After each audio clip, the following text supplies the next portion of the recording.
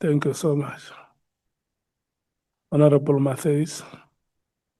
Chair, I think we should put it on record that the MKP party are looking very dashing with their suits, and the newly appointed SG even has a tie on. Thank you, Chair. If you remember what I said when we congratulated Honorable Nomvalo on his appointment, that the Secretary General is the personification of the organization. The way he dresses, we see the organization. The way he walks, we see the organization. Yes, you must go and look at the pictures of Walter Sisulu. You will know what the Secretary General is. Chair, it's about today's proceedings. Even if I was not appointed, we're going to wear like this. You must go and see the pictures of Reverend James Kalata. You will know what the Secretary General is. Go and look at the pictures of Tseki Soplaki. You will know the Secretary General. I will want to start by requesting the House to applaud my members today. They are meticulously dressed. They look fastidious. Can we give them a round of applause, the Honorable House? Thank you so much. You look very exquisite today. And I want to thank you so much, honorable members. This is the day the Lord has made. And I can see that the Spirit runs through your veins today. The day of the 6th of July, General Mkhwanazi, is the day the Lord has made. And the day of the 7th of October, 2025, is the day the Lord has made. And today is the day the Lord has made. Praise the Lord. Hallelujah, honorable souls. Honorable members, do we have apologies?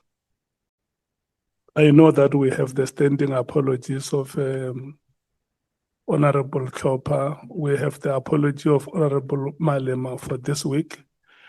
Can I check if we have further apologies? Honorable Sangon? Yes, Chairperson, we have the apology of the Chief Whip. He will join us after 12. He's engaged in the Chief Whip's forum. Thank you, Chair. Okay, thank you so much. Honorable Skosana. Thank you, Chair. Honorable Mwango said I must pass his apology. He'll join us late. He's chairing a meeting now. Thank you. Thank you so much. The Democratic Alliance, Honorable Breitenbach.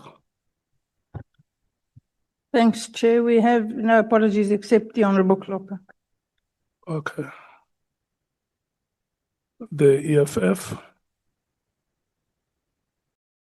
The PA. No apologies, Chair. The FF Plus. No apology. Thank you, Chair. The Action SA. No apologies, Chair. Thank you so much. Because today is our last schedule of our appearances, or the last appearance on our schedule.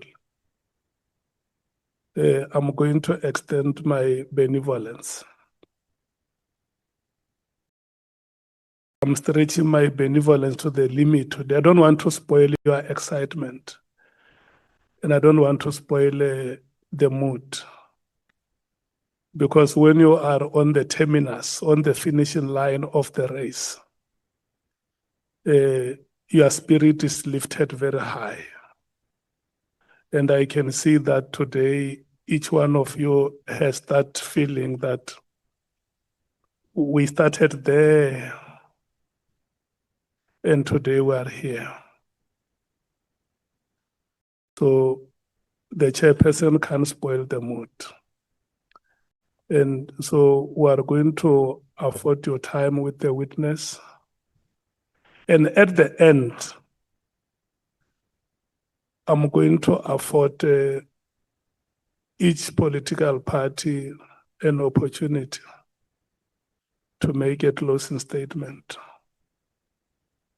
not on the evidence that would have been presented, but the people of South Africa who have been following us every day, sending us messages, giving us feedback. Sometimes the microphone is not loud.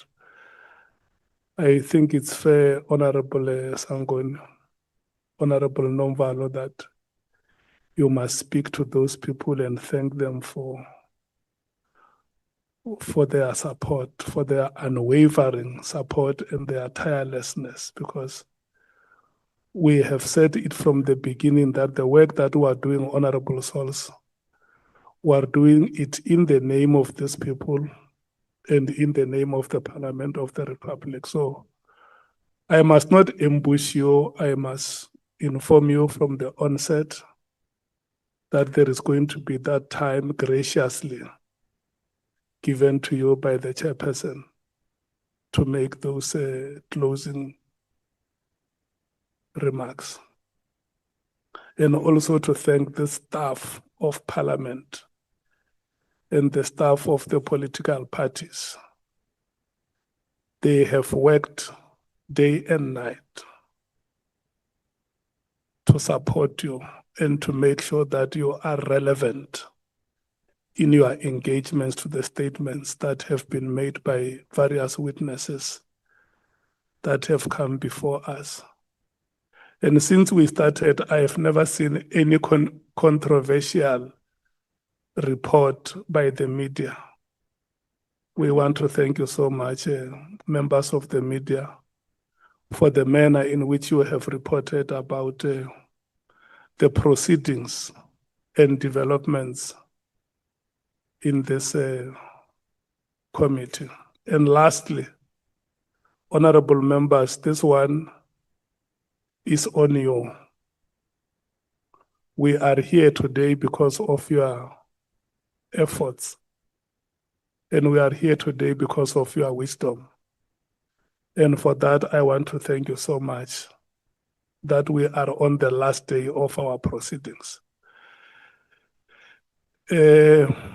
Advocate Arendse, are there any remarks that you will want to make? About the happy time we've had together, Chair. No, that will come later. I mean, Oh, okay. now with the proceedings. You must also prepare yourself to come and say something. You will be the first, in fact, to say something. I'll first have to consult with my yeah, biblical leader on my I'm far just right. preparing you to know.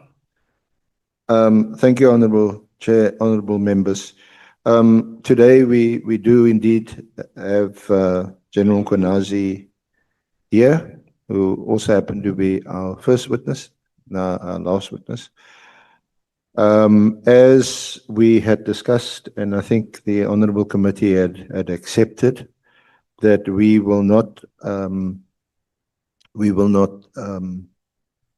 prepare a further or additional or supplementary affidavit, given that there's a lot of moving parts, as it were, in this whole saga, if I may call it that. Hardly would we have deposed to an affidavit, signed it when something else cropped up. So even today, we have an exhibit bundle of some exhibits that have come in pretty late.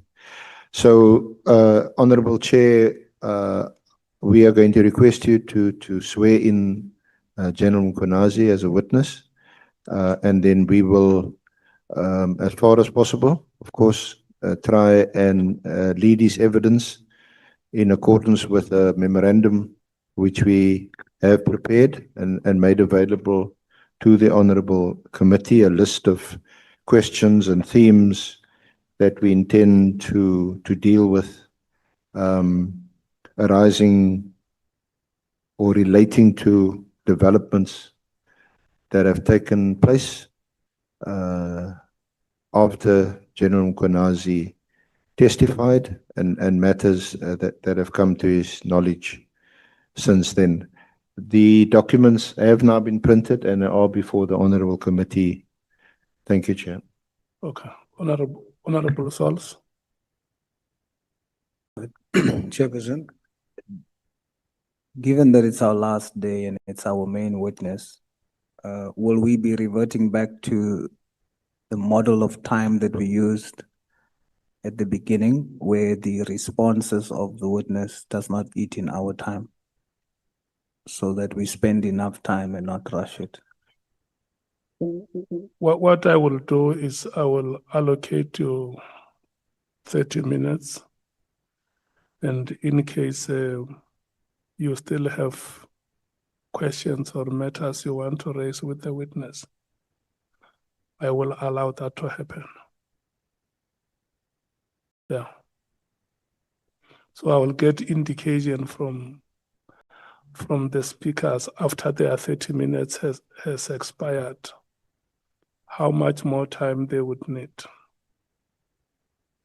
Yeah. But we will do that without prejudicing on others. Because I know we will always want to use the first speaker as a measure. We can agree, Honourable Sols, from the onset that we will allocate 30 minutes. And if the Honourable Member has to go beyond 30 minutes, it must not be above 45 minutes. I think that will be fair. Is that agreeable to Honourable Members? Honourable Skosan? I second that, Chair. Thank you. Thank you so much. General, good morning once again and welcome.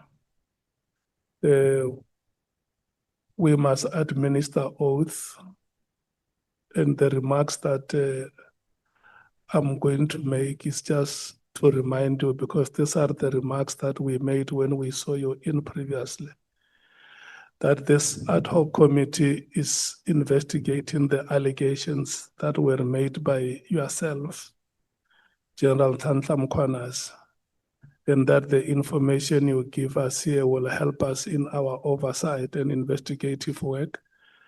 The allegations include, amongst others, the alleged unlawful disbandment of the PKTT, the Political Killings Task Team, otherwise known as the PKTT or NPKTT. Number two, the alleged moratorium on the filling of vacancies within the South African Police Services, the SAPS. And number three, alleged corrupt relationship between members of the public and senior leadership of the SAPS, and lastly, alleged political interference within the work of the SAPS. And we have also, we also want to remind you that the evidence or the statement that you make here and the oath that you take here is in terms of an Act of Parliament of 2004, which we call the Powers, Privileges and Immunities of Parliament and Provincial Legislatures Act. And further, that you are reminded that by law, you are required to answer fully and satisfactorily any question lawfully put to you, or to produce any document that you are required to do so in connection with the subject matter of the inquiry, notwithstanding the fact that the answer or the document could incriminate you or expose you to criminal or civil proceedings or even damages. General, be reminded that you are, however, protected in that evidence given under oath or affirmation before a House or a Committee of Parliament may not be used against you in any court or place outside Parliament, except in criminal proceedings concerning a charge of perjury or a charge relating to the evidence or documents required in these proceedings. And once again, please be reminded that in terms of Section 17, subsection 2 of the Powers, Privileges and Immunities of Parliament and Provincial Legislatures Act, a person who willfully furnishes a House or a committee with information or makes a statement before it, which is false or misleading, commit an offense and is liable to a fine or to imprisonment for a period not exceeding 2 years. You are required to take an oath or affirm that the evidence you are about to give is truthful. Which one do you elect? I'll take an oath, sir. You have elected to take an oath. May you please follow me as I dictate this. May you please say aye and state your names in full. I, Nhlanhla Mkhwanazi, Say that the evidence I shall give swear that the evidence I shall give shall be the truth, shall be the truth, the whole truth, the whole truth, and nothing but the truth. and nothing but the truth. And so help me God. So help me God. Thank you so much. You are sworn in, and I'm going to plead with you to stay with us until we release you from your oath. I'm saying this statement because by now we have human experience of witnesses that may stand up during the proceedings and release themselves. So I'm pleading with you to stay with us until we release you. Thank you, sir. May I also plead that perhaps we should be mindful of the time seated there for health reason. I don't think it's good enough for individual to be seated in one chair for more than 2 hours. Yeah, we there will. might need to be some consideration of We that. will give you convenience breaks. Thank you, sir. Today is the last day of our proceedings. Maybe before I hand over to Advocate Arensa, I just want to hear from you, General Mkhwanazi. Before we start with evidence, is there anything that you want to say regarding this proceeding since we started with you from that day until? How do you feel if I was going to ask that question? Yeah, no, thanks. I'm not a parliamentarian, so I will not necessarily, maybe it might be wrong for me to judge the proceedings, but indeed, Chair, I've been observing, being worried at times on the posture and the attitude that I see on some of the members in Parliament that seems to prejudge things. My understanding is that the committee's job is to listen to evidence, probe, but not make conclusion on their own that certain things are wrong or certain individuals are wrong. So it is that which was a bit of a concern to me, because if you recall back onto the clips of those sittings, you will have found such instances. But other than that, I think it's been encouraging to see Parliament, especially this ad hoc committee, to work these long hours. And I must take my hat off from the committee members, because at times you'll go to the gym and you come back and you are still sitting, and you fall asleep, you wake up and you're still sitting. And I thought, yeah, no, never seen Parliament work this hard. And I'm sure South Africans are quite happy about that. I am pleased with that. Thank you so much. Thank you so much. Advocate Arensa, how much time would you need? Honorable Chair, yesterday we underestimated, and I think we required a further hour or so after we said from 10 to 1. We're making a bit of a late start also. It's almost 10:30. Assuming you take the lunch break at 1 and you take a full hour, then we would say 3:30, 4 o'clock. What are you suggesting? That we be given until between 3:30 and 4 o'clock. Until 3:30. Yes, Chair. If we shorten the lunch break, perhaps.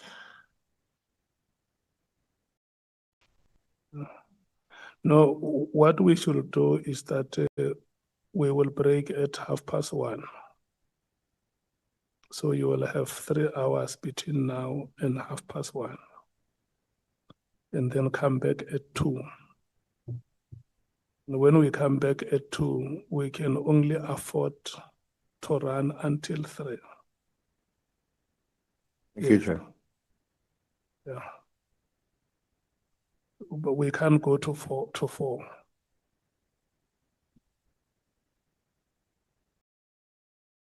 Honorable Nomvalo. No, thank you very much, Chair. Chair, I'm not being inconsiderate, but I just want to make a kind plea to the Senior Council. We also have an interest on issues to be raised by the witness before us. And the evidence to be tested is very vast because there are many people who came after General Nhlanhla Mkhwanazi, and some discredited his evidence, some corroborated with his evidence. So there are many issues which we have noted. So I want to appeal to the Senior Council and his team that they should not treat today's proceedings similarly to other proceedings that we have held before. May they allow members more time because there's a lot of us, Chair, and we're only given 30 minutes and they get hours. So I believe that amongst themselves, they can collectively agree on how they can best summarize their session. So that is my kind plea, Chair, that at least we give them between now and 1:30. And then when we come back, we give an opportunity to members. It's a kind plea. Thank you very much. Okay. There is the proposal there. What is the take of Honorable Sangoni on that proposal? Thank you so much, Chair. Chair, our attitude has always been that we shouldn't make the issue relating to time to reign supreme, while it's actually compromising the quality of the work that we ought to do. So our proposal would be that let's run until 1:30. Then at 1:30, we then gauge how far they have gone. But I think they've listened to the plea from members that at least they must be able to squeeze themselves in. Then at 1:30 or at 2 when we come back, we can gauge how much time then we'll allocate them further from 2 p.m. Thank you, Chair. The DA. Honorable Breitenbach.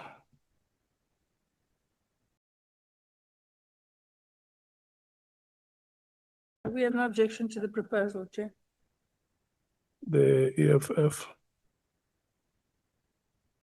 Agreed to the proposal, Chair. The PA. Honorable Sols.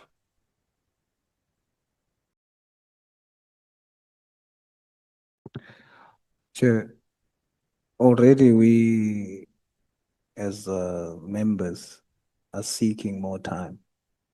And I think it is not correct for the evidence leaders to have the posture that they have ample time. So if we are expected to be disciplined and manage our time, the same should apply to the evidence leader.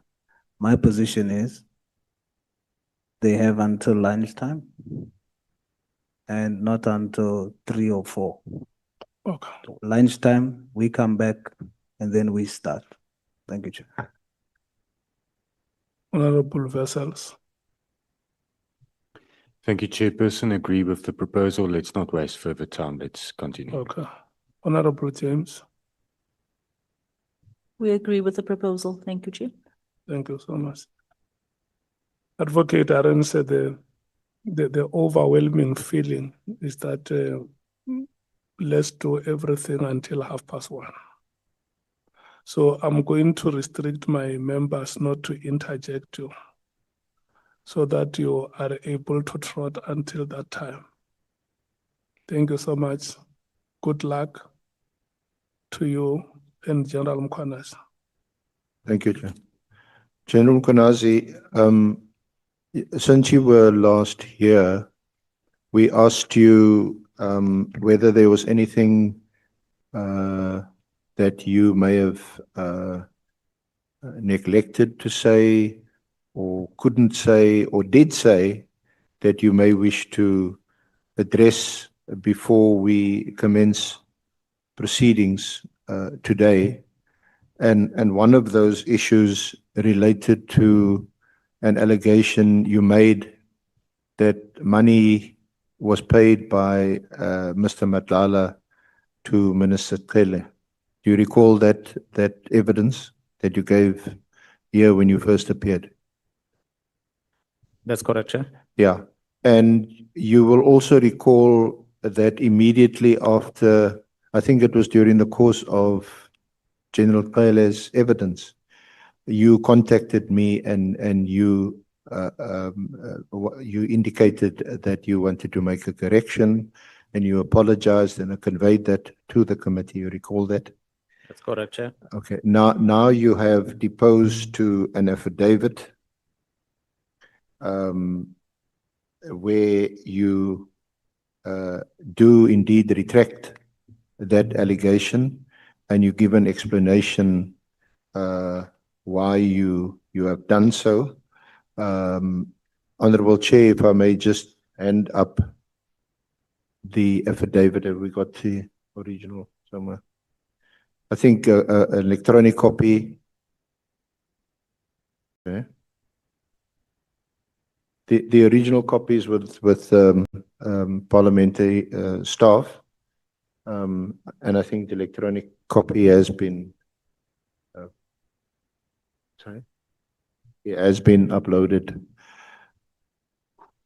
So, General, perhaps if you have a copy in front of you, or you can perhaps just discuss it fairly briefly, if possible. Thank you so much, Honorable Chair. I had made a contact with the senior counsel just before General Cibia was led into his testimony last year, and I retracted something that I had responded to one of the members that had asked me a question with regard to the communication between General Cibia as well as Usmut Matlala. Honorable Chair, subsequent to that, I deposed of an affidavit which I think came to Parliament dated the 24th of October, where I was it 24 October, if I'm not mistaken. No, yes, 24 October 2025. I think there's a typing error here on my statements at paragraph 5, because it says 24. I think I've made it other error, but it was 2025 when I submitted that statement. Honorable Chair, I am trying to explain on this explanatory witness statement that I've presented to Parliament today, that when I appeared here, in my founding affidavit that I presented before this ad hoc committee, I made it clear in that affidavit that the information that I was presenting before the ad hoc committee, it is information that I had obtained through documents that I would have perused and the people that had shared information. And what I was presenting was a collective effort of the men and women out there that are finding it challenging for them to carry out their task. So at no stage I had claimed that everything that I presented was solely from me. So it's information that will be provided to me by colleagues that are working on things. As I'm sure everyone knows that I am stationed in KwaZulu-Natal.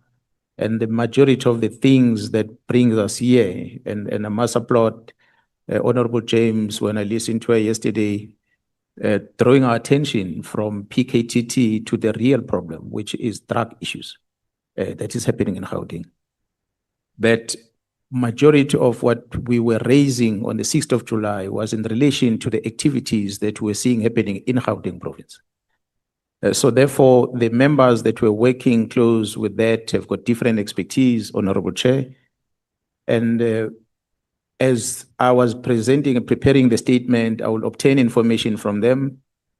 Some of them are analysts that will be providing information, and information that brought us to come together so that we can discuss this. Honorable Chair, in my statement, without going through it verbatim on every paragraph, I want to draw your attention especially to paragraph 7 or paragraph 6, maybe let me start there, and I'm going to read it into record, if you permit me. On paragraph 7, on this explanatory witness statement, I'm explaining that in preparation of my evidence before the committee, I relied on information provided by the analyst in relation to the cell phone data of Mr. Matlala's phones. The analyst that worked on this was Miss Nhlanhla, who is a lieutenant colonel in the South African Police Service. She's the one that conducted the analysis of the data from the 2 mobile phones of Mr. Matlala. Colonel Ketsegile subsequently deposed to a statement wherein she explains how the error occurred. And the statement, I'm sure the members have, the statement that she deposed. She says, during the execution of her duties, she was, of course, in the presence of myself and other colleagues, who include the generals that are working on this case, where there was a projection of the data downloads of the cell phones of Mr. Ket Matlala. The 2 cell phones where the information came from Mr. Matlala was a iPhone 16 as well as iPhone 15. And it was discovered during these downloads that there were communications on cell phone numbers of General Cele, and General Cele's numbers were saved on these phones. And the numbers are reflected on my statements at paragraph 7.2.1 and 7.2.2. As you can see, these numbers were saved with particular names, Ndosi and Cele. For those who does not know, Ndosi is a clan name of Cele. So you'll assume that when a person talks about Cele or Ndosi, he talks about the same person. The analyst then explained that in the very same phone, there were also chats that were coming from 8 different numbers, which is reflected on paragraph 7.3. And this communication that is dated the 27th of December 2024, it was a communication between Vusmus Matlala and the person on this number that he had saved as Babndos. So right at the onset, you'll assume that Babndosi might be a Cele person, not necessarily General Cele, but might be a Cele person because it's a clan name. But where the error happened, and honorable members must see there on record, and we are reflecting that especially on paragraph 7.5 of the statement. The number that is reflected on paragraph 5.2.1 above, which reads 072-207-3518. That is the number of General Cele. And the number that was communicating on text with Ket Matlala that was saved and saved as Babndosi, or the address that Matlala uses, the number reads 072-204-3518. So on the glance, as the members can see, the two numbers are almost similar with a difference of only 1 digit, right in the middle. That's 1 digit that differentiates between the two numbers. The system that an analysis notebook that the analyst was using in punching the numbers and tracing the communication, I think the system drew a different number because of this confusion in the middle. Now, the analyst does submit a statement, or she has submitted a statement, both before this committee as well as on a criminal investigation that has been investigated by IPIT as a result of a case of perjury that Mr. Adams, the honorable member of this parliament, have opened as a result of that error. So she did submit, which we will have to account for on the criminal investigation. But she did submit her statement to explain how this error occurred. So we were upfront to withdraw that statements made. We've put in a statement supplementary in that regard, and we are here today to submit an explanatory statement on how this error between these two numbers occurred. Honorable Chair and members, we also believe that the very same Matlala made the same error. He might have been under impression that he's communicating to someone else, Ndosi, Babndosi, that he addresses as Babndosi himself. Why do we say that? We say this because, Honorable Chair and members, the owner of the number that the mistake happened resides in Mpumalanga. His name is here. I'm not going to read it for privacy, but the members is reflected on the statement. The owner of this phone number has given us a statement as well, where he explains that he received a number of messages, WhatsApp messages with bank records, statements that he did not understand what was it about. There were a lot of them. And he then responded to try and get a conversation from the person who's sending him these documents. He sends him a message, he said, hey, and then the person responded. And next thing, there was an exchange of a bank account because it seems like Matlala needed to put money, give money to this person. And this person gave him capital account. And this Matlala deposited the money into this account. And this man was appreciative, he's unemployed, and he said he took some of this money, he gave it to his girlfriend. And he wanted more money because he doesn't know who's this person that is donating the money to him that he does not know. It is then when Matlala realized that looks like he's talking to a wrong person. And Matlala says on the WhatsApp message, who are you? So he's asking this guy that he has already given the money to, who are you? And this person explained, no, I'm so and so. So immediately after that, Matlala deleted all the messages that he had sent. He retracted all those messages from his phone. So a statement from that owner of that cell phone is here. The downloads from Matlala's phone does show those messages that the members or that the witness is talking about that were sent by Matlala to him. And they are reflected, attached to the statement, at the back of the statement, that the members will be able to see them. Right at the back, there's quite a lot of messages that Matlala had sent to this guy, and he later deleted all of them.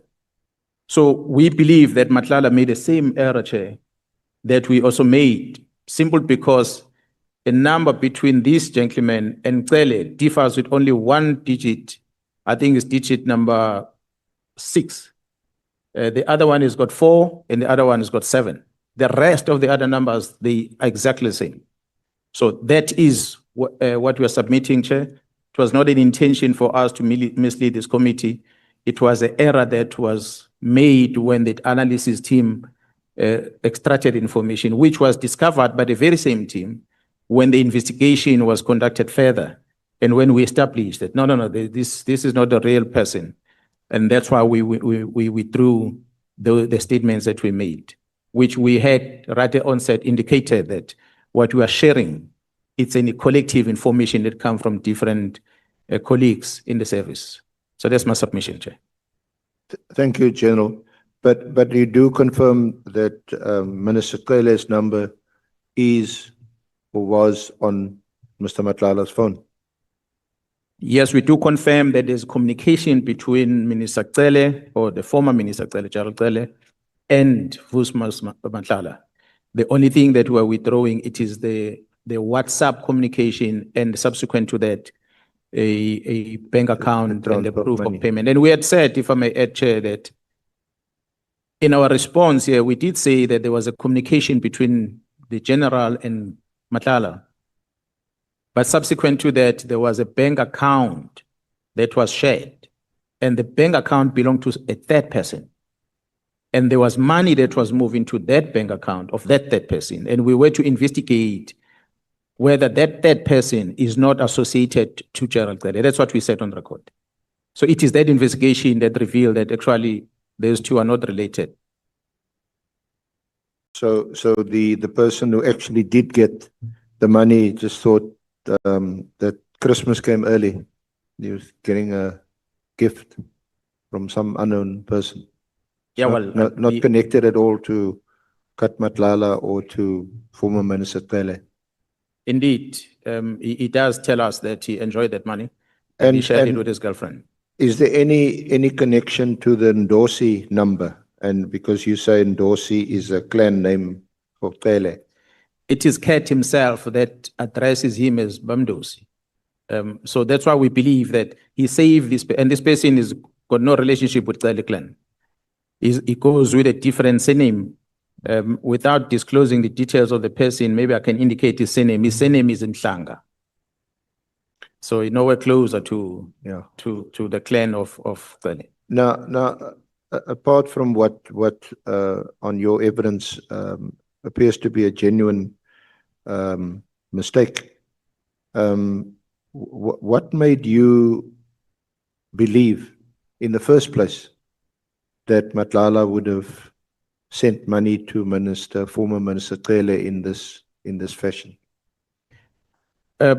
Honorable Chair, the investigation team, as they were interacting, and we get to see the communication between General Cele and Matlala and the relationship that is between the two of them. It is that what became suspicious as to, but why would General Cele associate himself with this person?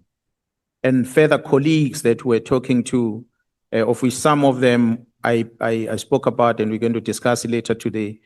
A colleague of mine who's the head of human resource management in the South African Police Service, that is Lieutenant General Nhlanhla, who had indicated to me that Gerald Cele was adamant to want to see him in order to discuss the contract that Matlala had in the police, because there were no orders coming.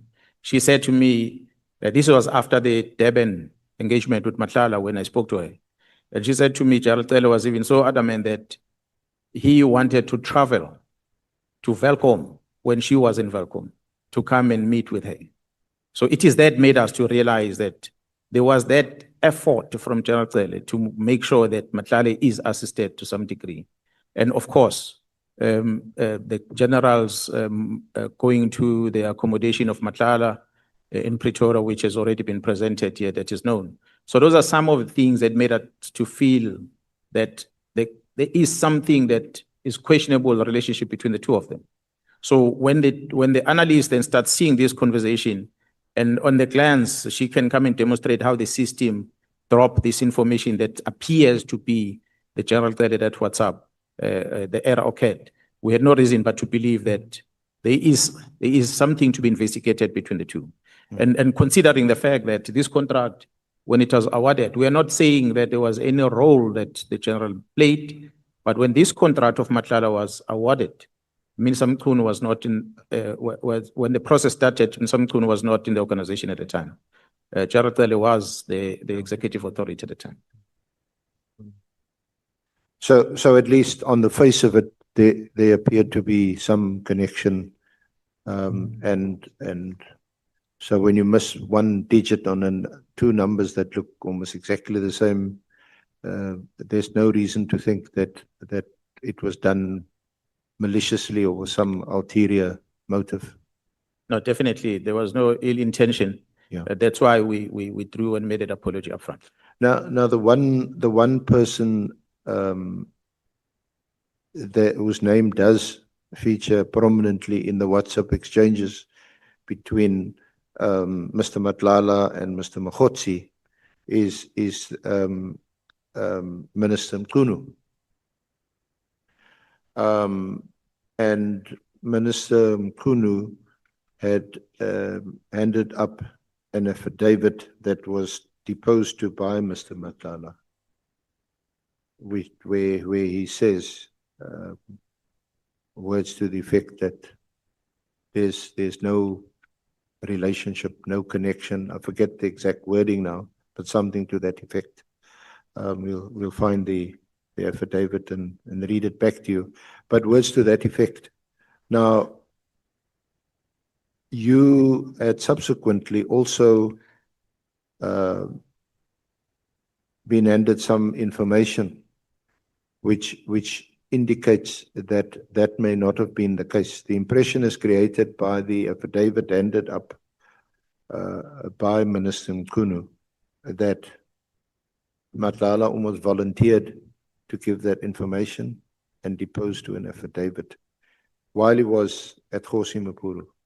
Now, you have made available to us, which I will ask that they flight a handwritten letter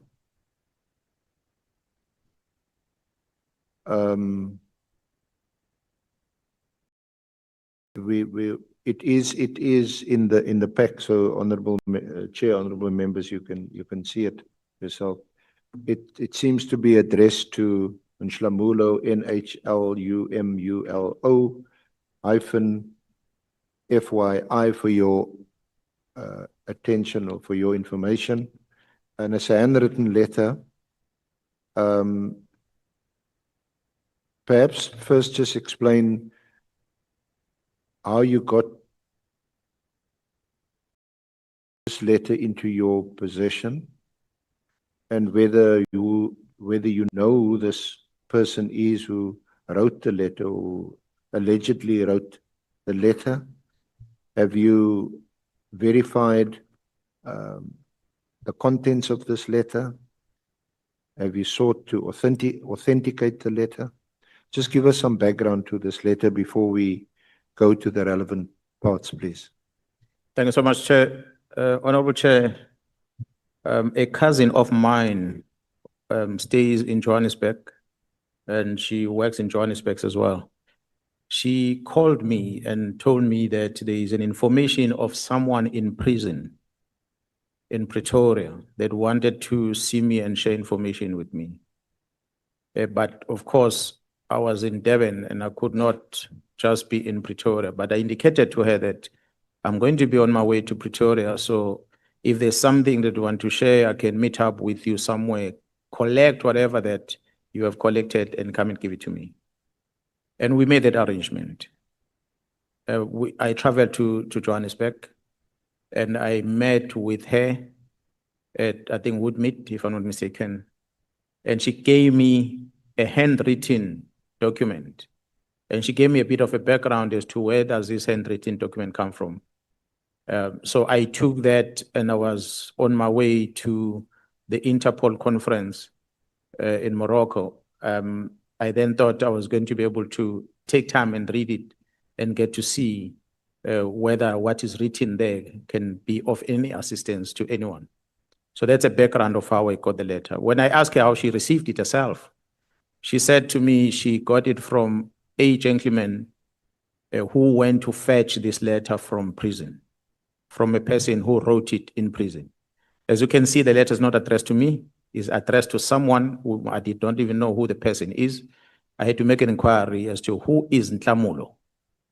And my cousin then explained to me that Nhlanhla is a member of MK party. I don't know if he's a spokesperson or what title does he have. But the person that wrote the letter is a friend or is a person who grew up with Nhlanhla, so he knows Nhlanhla very well. And as a result, that person was addressing this to Nhlanhla. And apparently the intention was to ask Nhlanhla to bring it to me.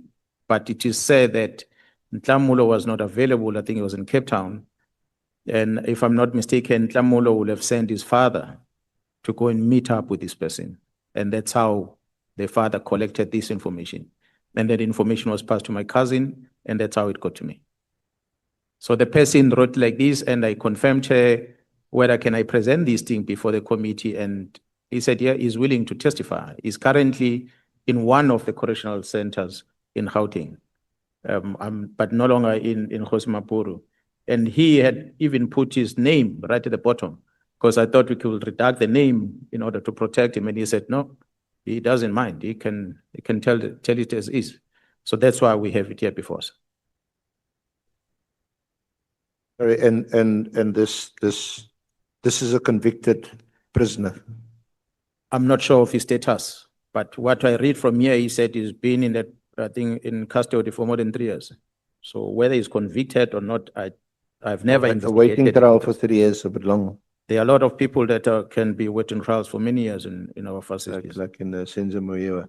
But so his name appears to be Jermaine Prim. It's right at the end of this letter, just above the digit 8, Jermaine Prim. Yeah, right at the end is written Jermaine Prim, and he signed it. Yeah. Now, this letter is Jermaine Prim, the author of this letter. Is he writing this letter on the basis of information that he is now getting from Vusikat Matlala? What I was informed is that this person was in the same correctional facility with Kat Matlala, and he interacted with Kat Matlala throughout the whole process. In a matter of fact, what the information I have is that it was just the two of them in the cell. Now, you haven't verified this for yourself or through your investigating team or through any investigating team? Yeah, well, no. I've shared this information with the team in Gauteng as they are investigating some other cases in Gauteng, but not necessarily me, myself, to get involved with that investigation. Now, you agree that there are a lot of names in this letter? According to what is written, this man, because I established as to how did he gather the information. Information I got is that Kat was telling him things, and he will take a pen and a paper and he will write these things down without Kat knowing at the time. So that's why I was worried about this coming out in public, that maybe his life will be in danger. And he said, no, he's no longer even in the same facilities, so he doesn't mind. We can make this public. What he writes here is stories that he was told by Kat inside that correctional center. But he also makes his own remarks about his own issues here that has got other names. As I said, it's not something that has been investigated by me. I'm sure the team that gets to see this, they will interview him and try and get more information, because there are somewhere in this statement of his where he makes some allegations against some of our senior public figures of government. But that is in brief. I would say more than 90% of what is here, it's what it's been told to him by Kat Matlala.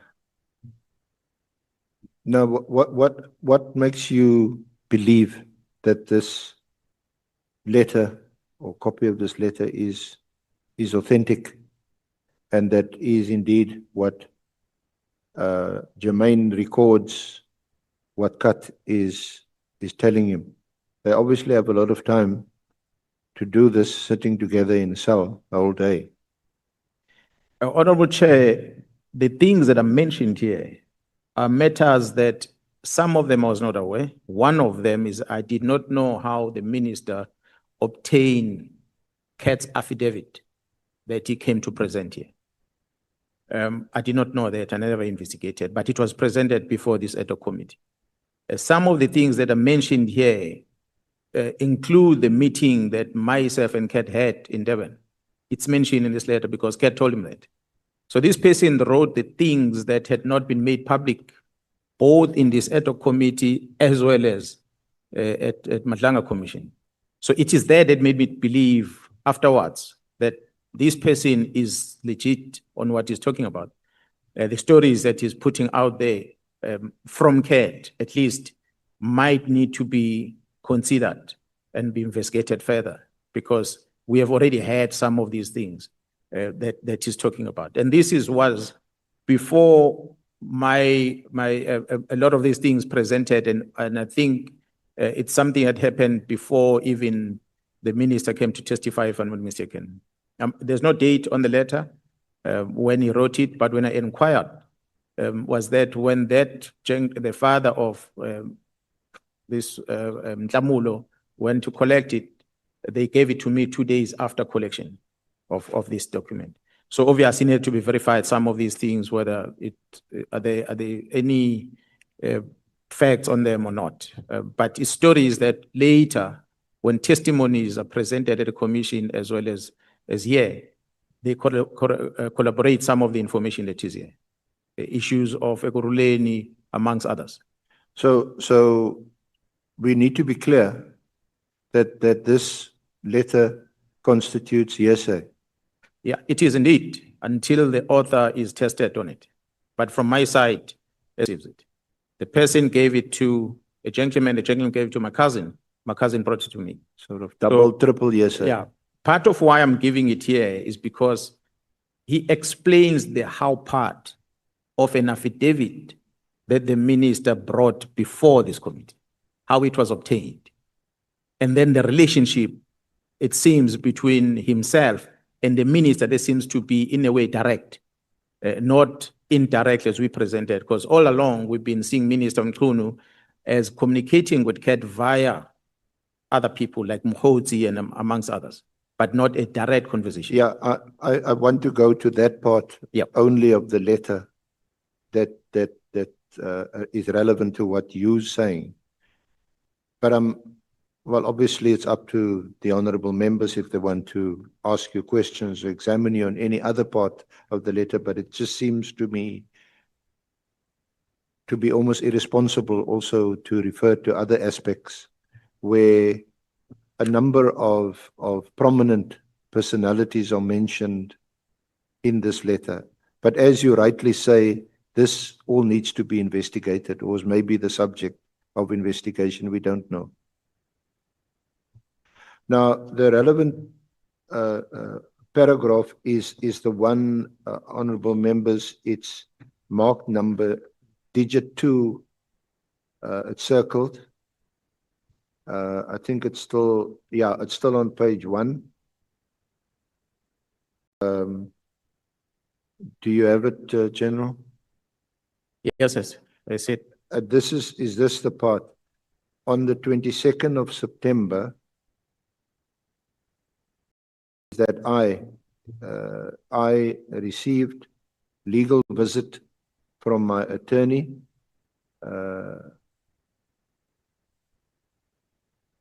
Natasha, somebody, or can you pronounce that surname?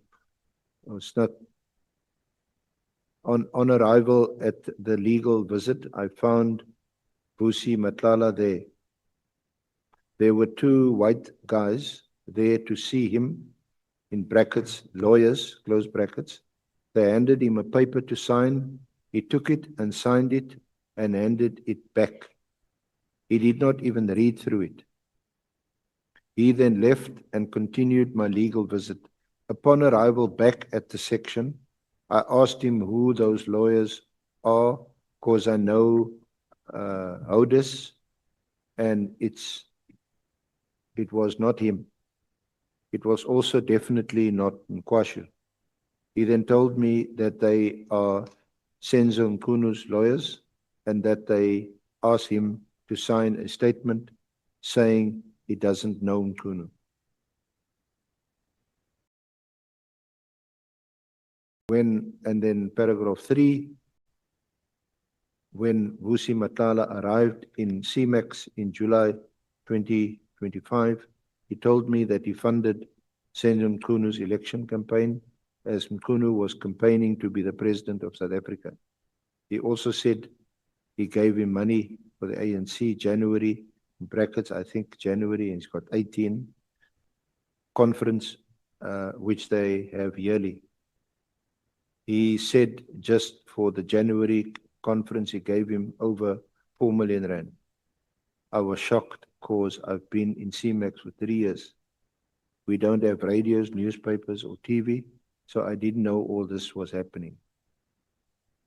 He told me Senator Mkhwanazi is the Minister of Police. He also told me about his case and the police. We spoke daily. He said that he's friends with Cibia, who is head of investigations and detectives in SAPS. He went in depth and said that Cibia told him to open a case against Mkhwanazi. He said Cibia gave him information of the special task force having kidnapped some lady who works at forensics and then seizing her computer. Seabir also told him that Mkhwanazi is under investigation. He told me many other things about Seabir. Then paragraph 4, a few days after signing the statement, which Mkhwanazi sent for Vusi, he told me that Mkhwanazi sent a message to his wife explaining that he is happy, that Vusi must just sit tight, and in quotation marks, help is on the way, close quotation marks. Vusi said, he said, help, all in capital letters.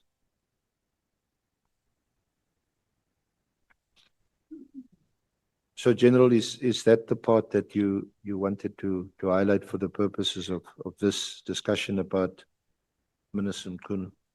Honorable Chair, in this 8-page statement has got too many things that are relevant to this committee.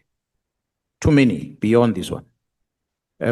These of the statement of Minister Mkhwanazi doesn't start on paragraph 2, it starts from paragraph 1. The events that happened before the lawyers were spotted in prison. That's what I'm saying is something can be investigated. If the phone records and the visitors registers of these correctional services will be able to prove whether such visits happened, was this statement obtained from the prison, and so forth. This person is telling what Kat told him. But beyond this, Honorable Chair, this person talks about things that we did not talk about here. And one of them was the meeting between myself and Vusi Matlala in Durban. It is here in the statement because Vusi Matlala told him about it. That's why he makes a reference to it. I wanted to get there after. Yeah, after this. but what I'm saying, Chair, is that there's just too many other things that are here that might be relevant. There's Katisomolife's issues here that this man is talking about. There are border issues here that are part of the letter of the minister.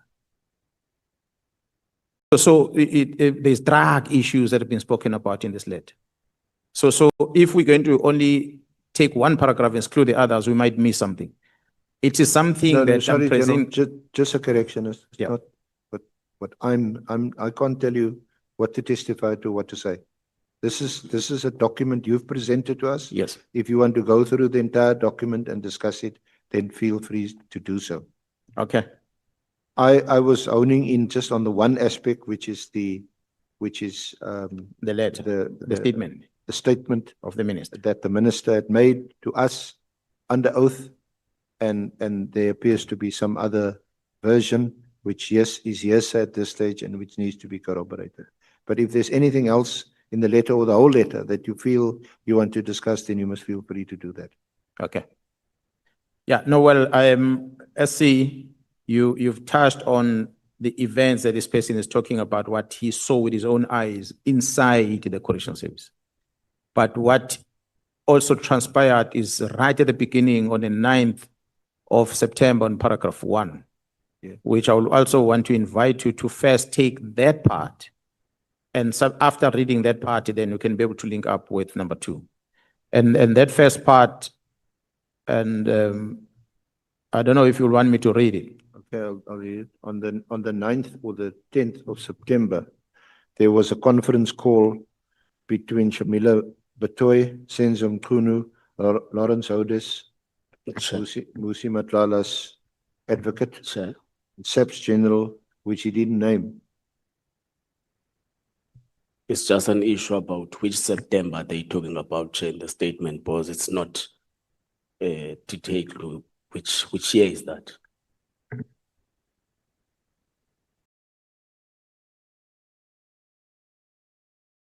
Chair, if I may respond to that. The statement is as it stands.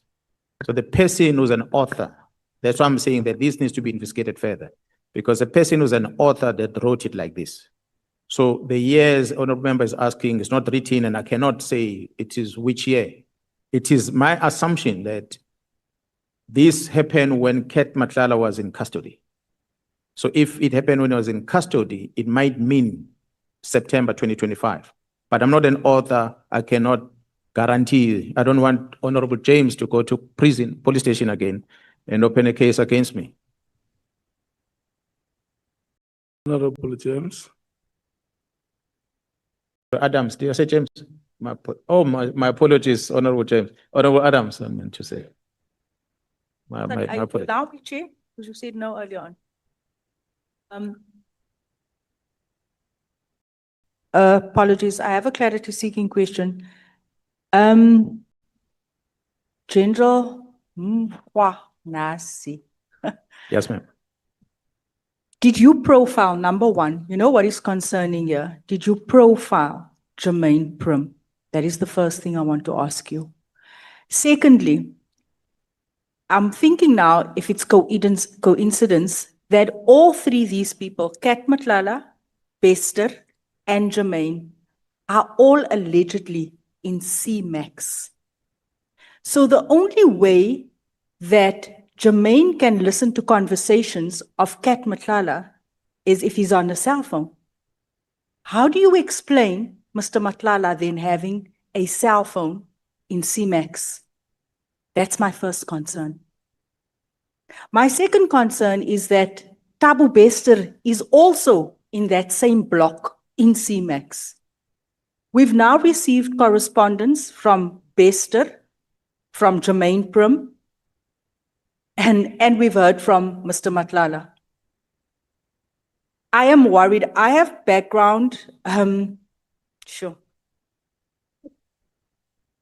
Without compromising myself for this. I think I'm going to leave it at they are in CMAX. Why do they have access to cell phones? I'm going to leave it at that for now. Thank you.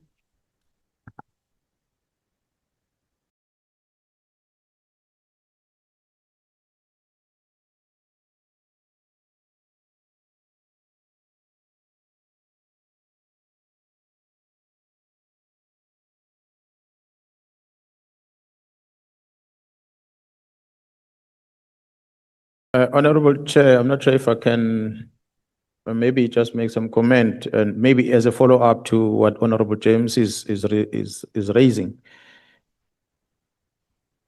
I'm trying to find the actual paragraph here, but in this statement of this gentleman, this person alleges that Kat Matlala has freedom inside the CMAX. He is very close with the head of the facility. That's why he can get around and can get things done with ease. So it then explains that, and he says he was sharing a cell block with the two of them. They were together. Obviously, we found the cell phone thanks to the Commission of Correctional Services that dispatched in a suspicion after the address that something might be happening in that cell. So the commissioner phoned me to send people to go, he said he sent people to go to the cell and they found the phone. And luckily that phone has helped us with a lot of these things we investigated. How did the phone get to Kat inside the cell? It's again the question mark, but what this man is saying, the relationship that Kat has with the head of the center and some officials within that center, it's clear that Cat can get whatever he likes inside that place. I'm not going to explain part of the reasons why there was a motivation for him to move away from there, but that's part of the problems that has been experienced, which the head of correctional service, the commission, also identified. Thank you.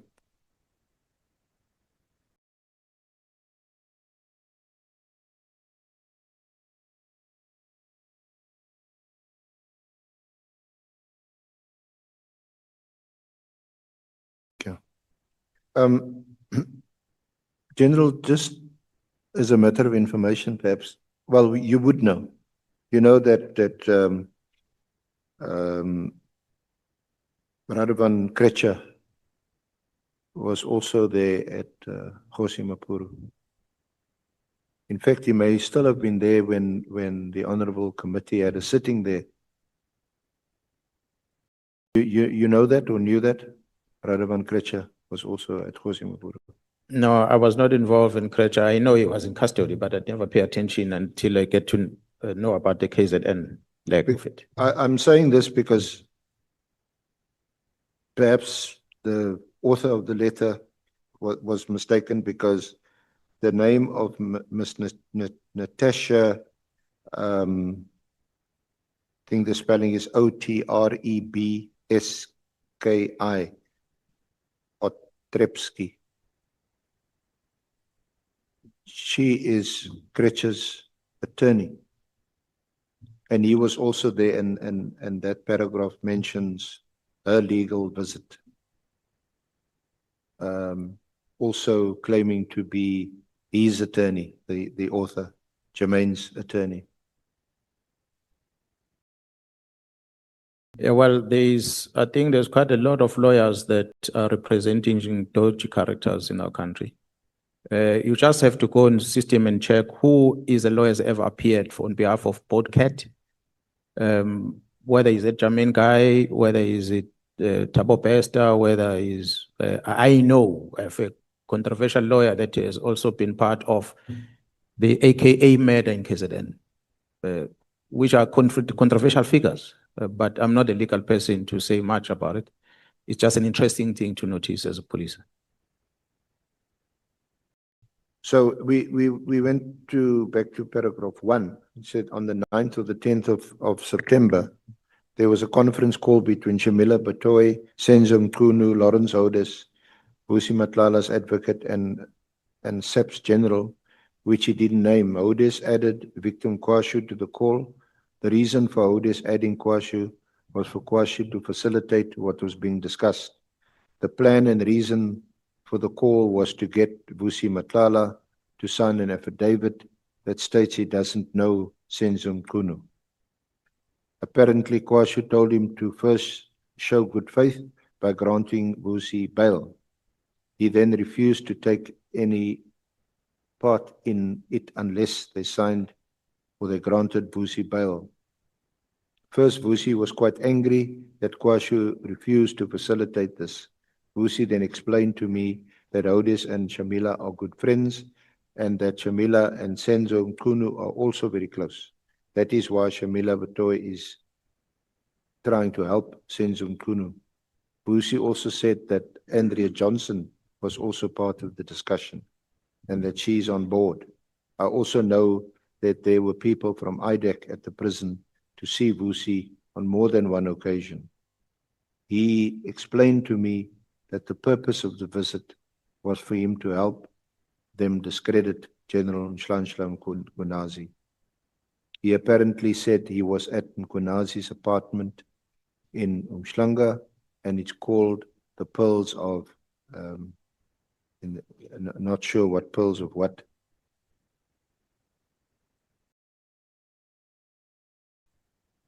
So General, that you say is also then, and it's something I wanted to come to, which is matter that you also didn't tell us in your affidavit or in your oral evidence. Can I just raise this? It was mentioned to us for the first time. The allegation of response, yeah. This was stated in Mr. Matlala's affidavit at paragraph 126, meeting with General Kunazi. I met Lieutenant General Kunazi at the Pearls.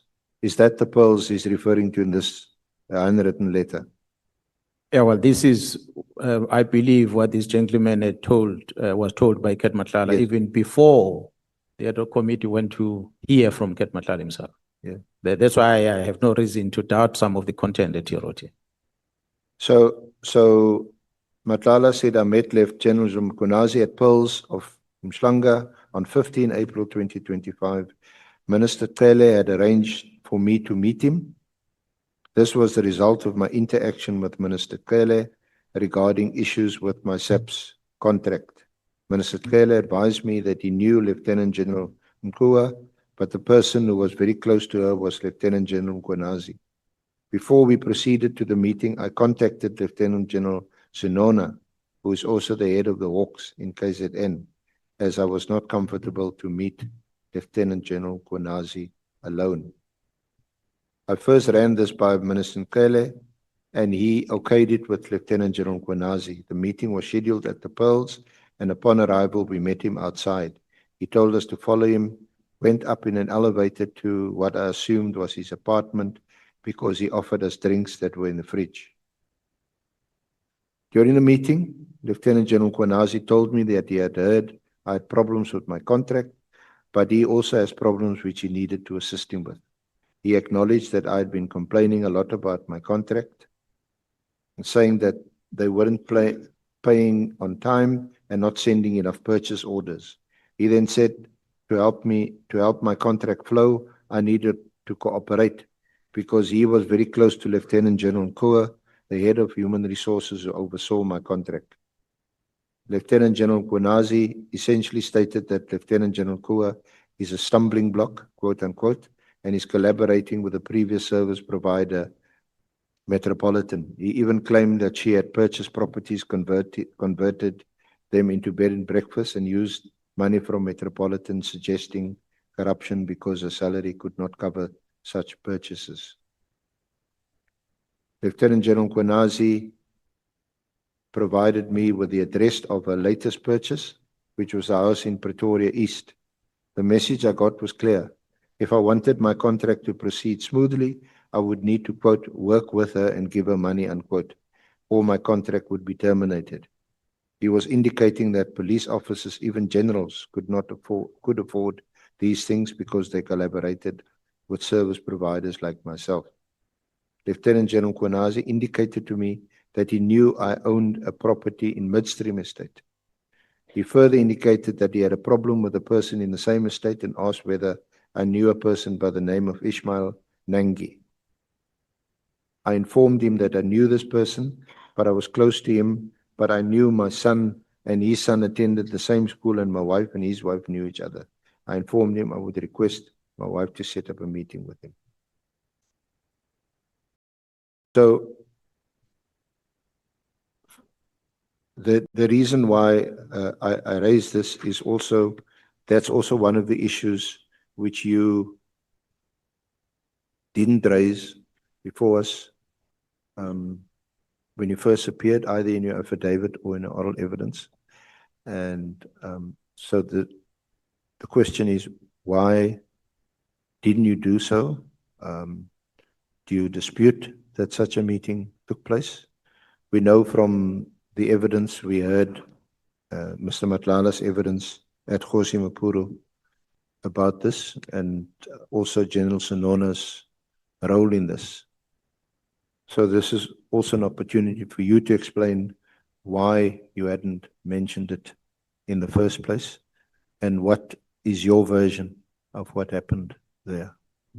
Thank you, Honorable Chair. When I appeared before this ad hoc committee, I was presenting in the main the incidents that are prohibiting the police from executing their duties. where we believe the minister has enabled these people to block the police stations. And of course, not the minister doing the bad things, but the people that are doing the bad things are police officers, and some of them within the entire value chain of justice system officials that are participating on this matter. The meeting of Matlala, we did not see it as a need to present it because it was a meeting that was helping the investigation to uncover some truth about that which the team in Gauteng was investigating. So Matlala, when he met with me in that meeting, he was afraid of the people that he was talking about. And he made it clear that what he's sharing with me in a straight language, you'll refer to as snitching to people. So he was giving out information that would have compromised his safety. So he was giving out information that if it were to come out, maybe his life and his family would be at risk. What I like, that's why we did not communicate. But what became evident to that is that the person who facilitated the meeting, Sona, when he appeared before Matlanga Commission, he was afraid to name those names. And when Kat appeared before this commission and introduced that meeting, I was not in the country. When I became aware of it, I then sent a WhatsApp message. I actually tried to phone Sona. He didn't answer the phone. When I sent him a message to outline what the meeting is about, the same message that after sending to Snona, I shared with yourself, Senior Counsel on the. Yes, we'll ask for that, if it's possible, we'll ask for that, those WhatsApp messages to be flighted. But continue in the meantime. Perhaps what I can say then, Chair, is I've indicated why didn't I introduce that meeting, that I did not see the need of that meeting to be discussed before this commission because. Members, Chair. Yeah, and the letter from Sanona's attorney. So you can refer to it, General. Thank you. Okay. Honorable Chair, I still feel that Matlala was used by people to try and paint a picture that as a person who looks like a bad person, but he also met with me. And as a result, people will start questioning my credibility. I did not disclose the meeting, and I'm glad that he is the one that introduced the meeting because the people he spoke about are subject to the investigation by the GCI Ops in Gauteng. And I did not want to disclose it because I had made a commitment that I will not disclose any meeting that he is giving me as an informer. So that was the reason. But he introduced the meeting. You didn't. This meeting was Lieutenant General Kumalo aware of this meeting, or that the meeting was going to take place, or did you already discuss with him as the investigating officer that this meeting would take place? Thank you so much, Honorable Chair. Perhaps the members must give me time to listen to this story because I don't want you to get it halfway. How does it happen that I get to meet Matlala right at the beginning? And when the members are listening to this, you're going to tally with a sergeant that was sitting on this chair from Mpumalanga that was brought by Mr. James to this house to come and open a case in Cape Town that allegations of kidnapping and torture. Mr. Adams. Oh. And I'm looking at you, Honorable James, but I'm saying the name again. I don't know. My apologies. It's the second time I'm doing this. I'll take the fine, ma'am. Sorry about that.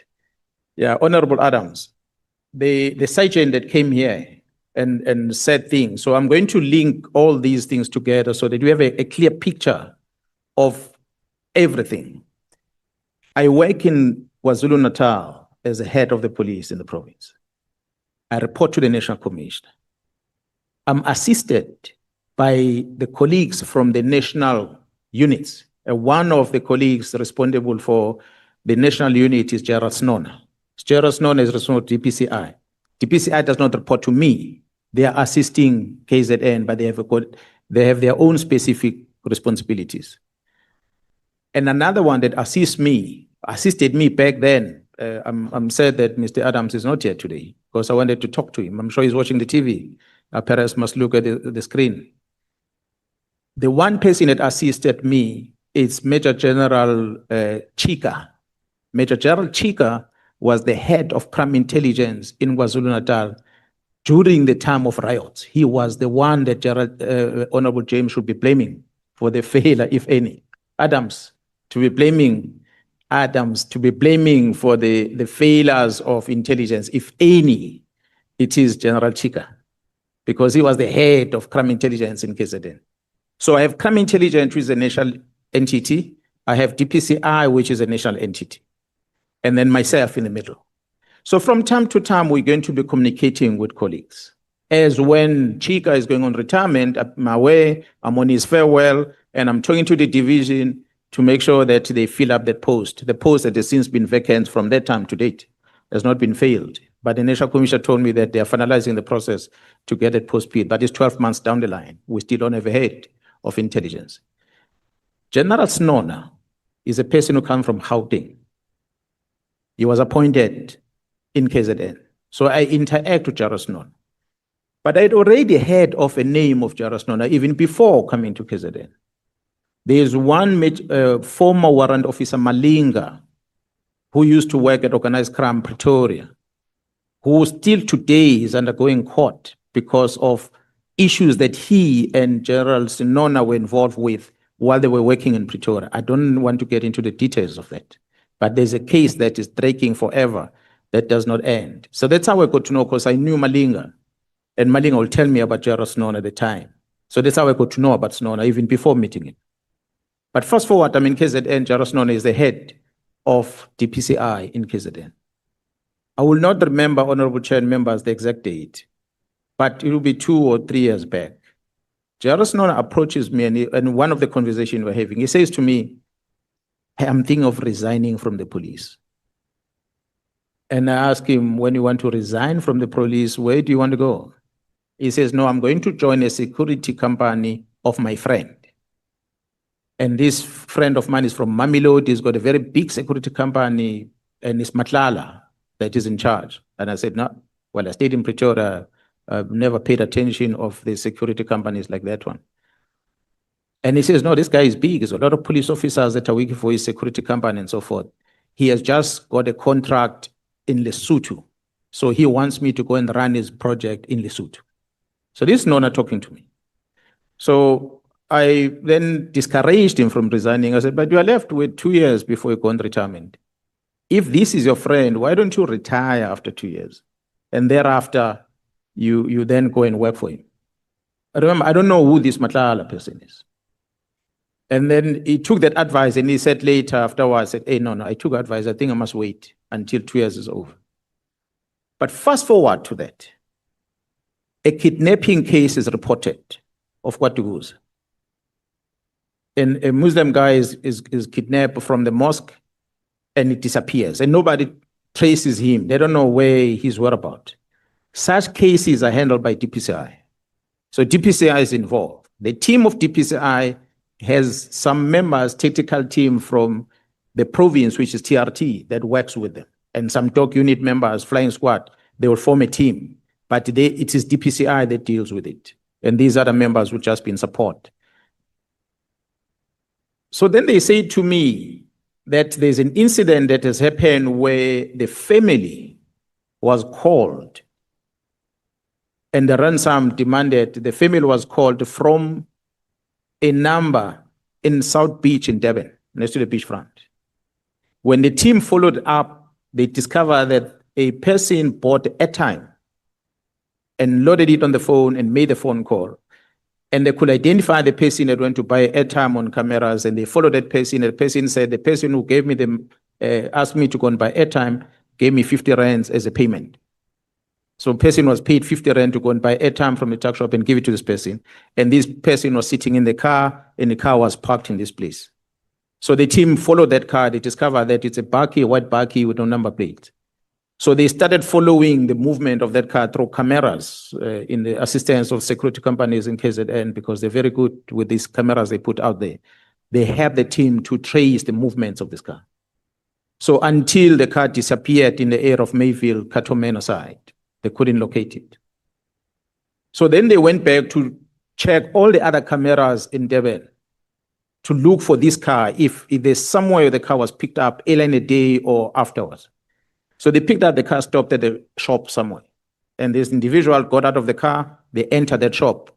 So they went to that shop and they downloaded the footage and they identified two gentlemen in that footage that came from the Baki. And one of the people they identified was Mr. Nangi, which was well known from the police as one of the high profile wanted person on kidnapping in Mozambique. So that's immediately the team knew that means it's Nangi that is behind the kidnapping.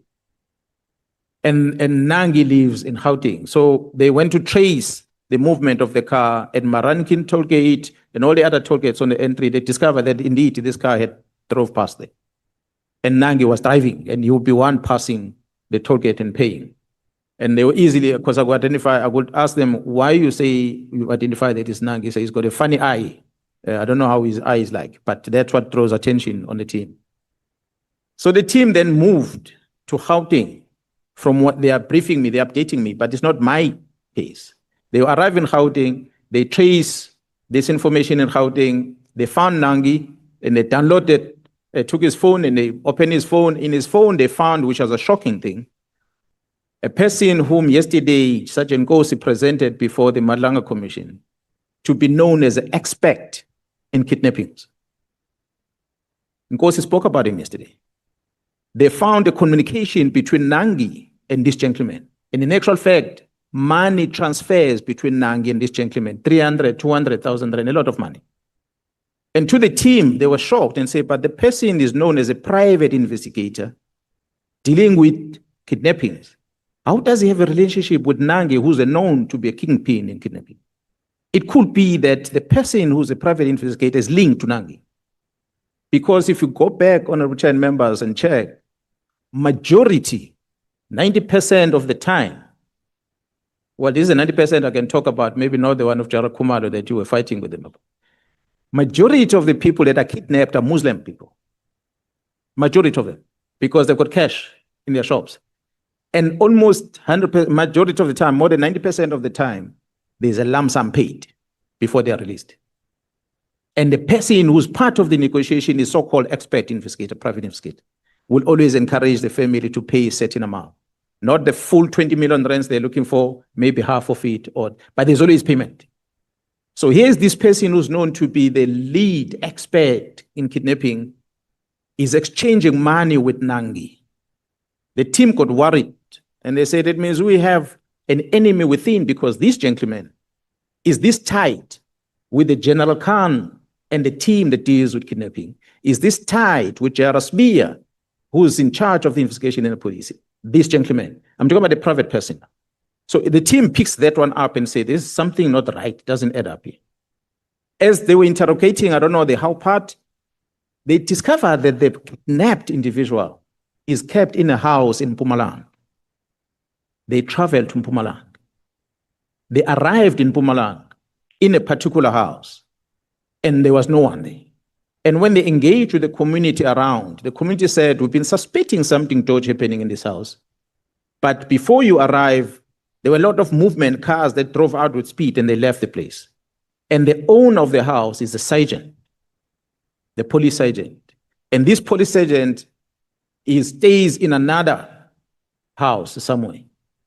And they directed the police to the next house. So the police moved with speed because they're looking for a kidnapped person. They went to the next house. When they arrived in the next house, they were told, this gentleman has gone to Mozambique. He has crossed with the person that's kidnapped to Mozambique. And the team then engaged with the people in Mozambique and said, looks like there's someone there in Mozambique that has crossed with the person that is kidnapped. So, and I heard there was a talk of, when he was sitting here, he was talking about the video that was available. There is a video available of a shop close by that shows police cars coming to the property and the police cars leaving the property. And later, the community is all over the place there. And later, the house is on fire. And the medical people come in to attend to that house. The video is there.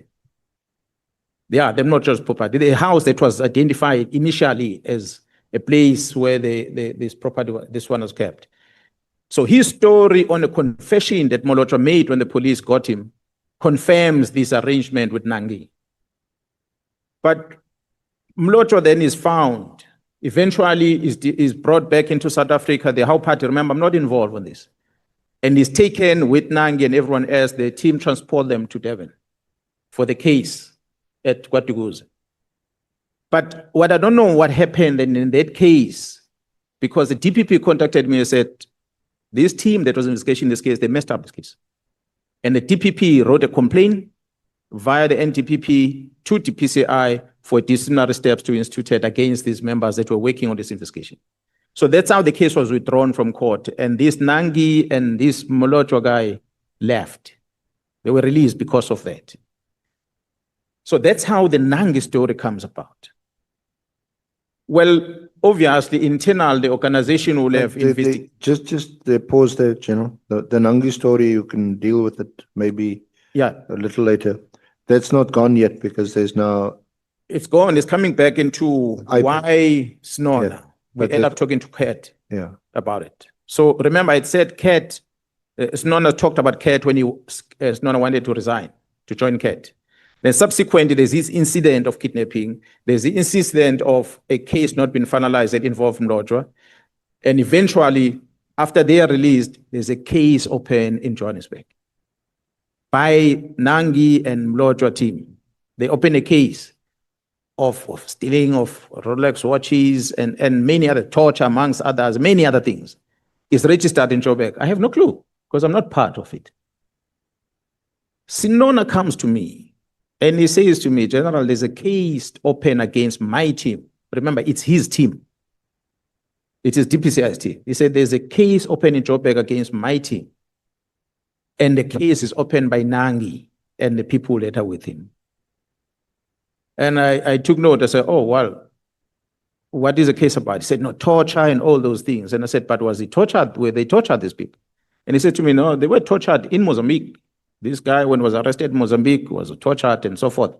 But Snona sounded like he was not even part of the team. When the team was doing all this movement, he was not there. But I know today he's also facing a disciplinary case. I don't know why is he facing a disciplinary case, but I'm not part of it. But he tells me this thing. He said, there's a case open in Joburg. Unfortunately, you, Jerome Mkhwanazi, you are one of the accused in that case. So I asked him, why am I accused on a case that I don't know? He said, no, they're alleging that we're part of this. So I just laughed it off. I said, it's one of many other cases that will be thrown on me. Maybe someone influenced that. I'm not going, well, I guess if it's there involving the police, IPT will investigate like many other cases. So we end there with Snona. Few weeks later, Snona speaks to me again, face to face, and he says to me, General, I found someone to help withdraw that case against my team. So then I asked, but when you say you found someone to help withdraw the case, how is this person withdrawing the case? He said, no, this person spoke to one of the complainants. So I asked, who is this person? And he said, Vusmus Matlala. Now I already know the name Cat. And I said, but okay, you said you found him. How did you find him? So no, I was with him in Gauteng. And I told him that there is a Nangi guy that is opening a case against my team. And Cat took the phone, he called Nangi. This is what Snona tells me. That Cat took the phone and he calls Nangi. And he told Nangi that, hey, don't get involved in this case. Why did you open a case? And Nangi said to him, it is Seabir that influenced him to open a case. But otherwise, he's no longer going to participate. Now, IPT must come and explain. Since the case was registered, a year later, nobody's ever come to me. What is happening on that case? Could it be that the main complainant on the case did not want to cooperate anymore with the investigation? If that's the case, he's going to check out on what Snona told me that he was told by Cat. Because that means Cat influenced that Nangi not to participate in the case at the time. I suspect, I don't know, but I suspect Nangi is the main complainant. Perhaps that's why Mlotha was brought by Adams here to become a complainant on a similar case. here in Cape Town. But I'm not on that. I'm just saying that's how the Nangi name came into the picture. It is Cat that tells, it is Sinona that talks to Cat about Nangi to drop the charge. So that's what got me more interested to ask more about the relationship between Sinona and this Cat guy. So when I asked him, I said, but you wanted to resign to join his company, and now we are telling me that he's helping you to stop the investigation. How do you know this guy? Then Sinona says, we grew up together. We were playing soccer together. Then I remember I said, but you said Cat stays in Mamelodi and you are from Social Move. How did you grow up together? This township are far apart. He said, no, we're playing soccer together. That's how we know each other. Remember the time, I don't know the age of Cat. I don't even know how old he is. He's just telling me about they grew up together and that's how they got to know each other. So I had no reason not to believe him. So I said, so he's your brother, eh? Is that close to you? He said, no, he's my brother. Then I started saying to him, but there's investigation happening in Gauteng where this Cat is got issues that are questionable about him. So you sure you're not part of the wrong? He said, no. Cat is, I know him as a clean guy, he's my brother. Even if you check the phone communication between me and him, we are brothers. So I had no reason not to believe the head of the Hawks in KZN when he tells me this, that Cat is just a brother. I finished the conversation, I talked to Kumalo, I said, Sinona has this close relationship with Cat. Maybe when we check the downloads of Cat, we must run the Sinona's phone and see if there's any communication between them. So that's how the extract of the communication and the relationship between Cat and Sinona was discovered, because it's Sinona that disclosed the relationship between him and Cat.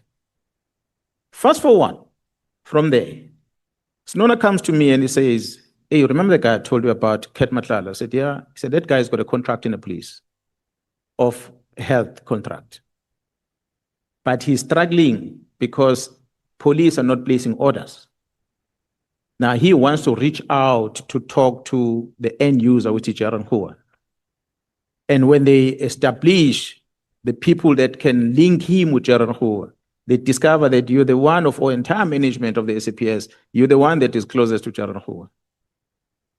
Can you arrange a meeting?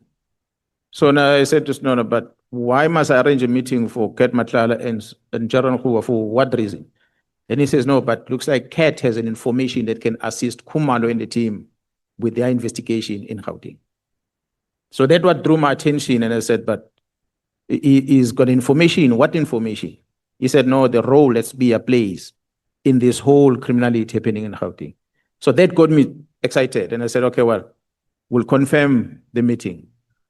From there, I then contacted Jara Kumalo. I said, Jara Kumalo, this is what I'm aware of. Must we have this meeting? So we agreed, no, let's have the meeting. But let's control the venue where the meeting is. And let's wire the place so that you can record everything happening in the meeting. Hence the flat. That we have to discard, get a flat, a place where we can go in, nobody can trace us. Anything happening there can be on record. I was hoping the day that Cat is going to say he gave me money, because I was going to come and show you that there was never anything handed. I'm glad he didn't, because there was nothing.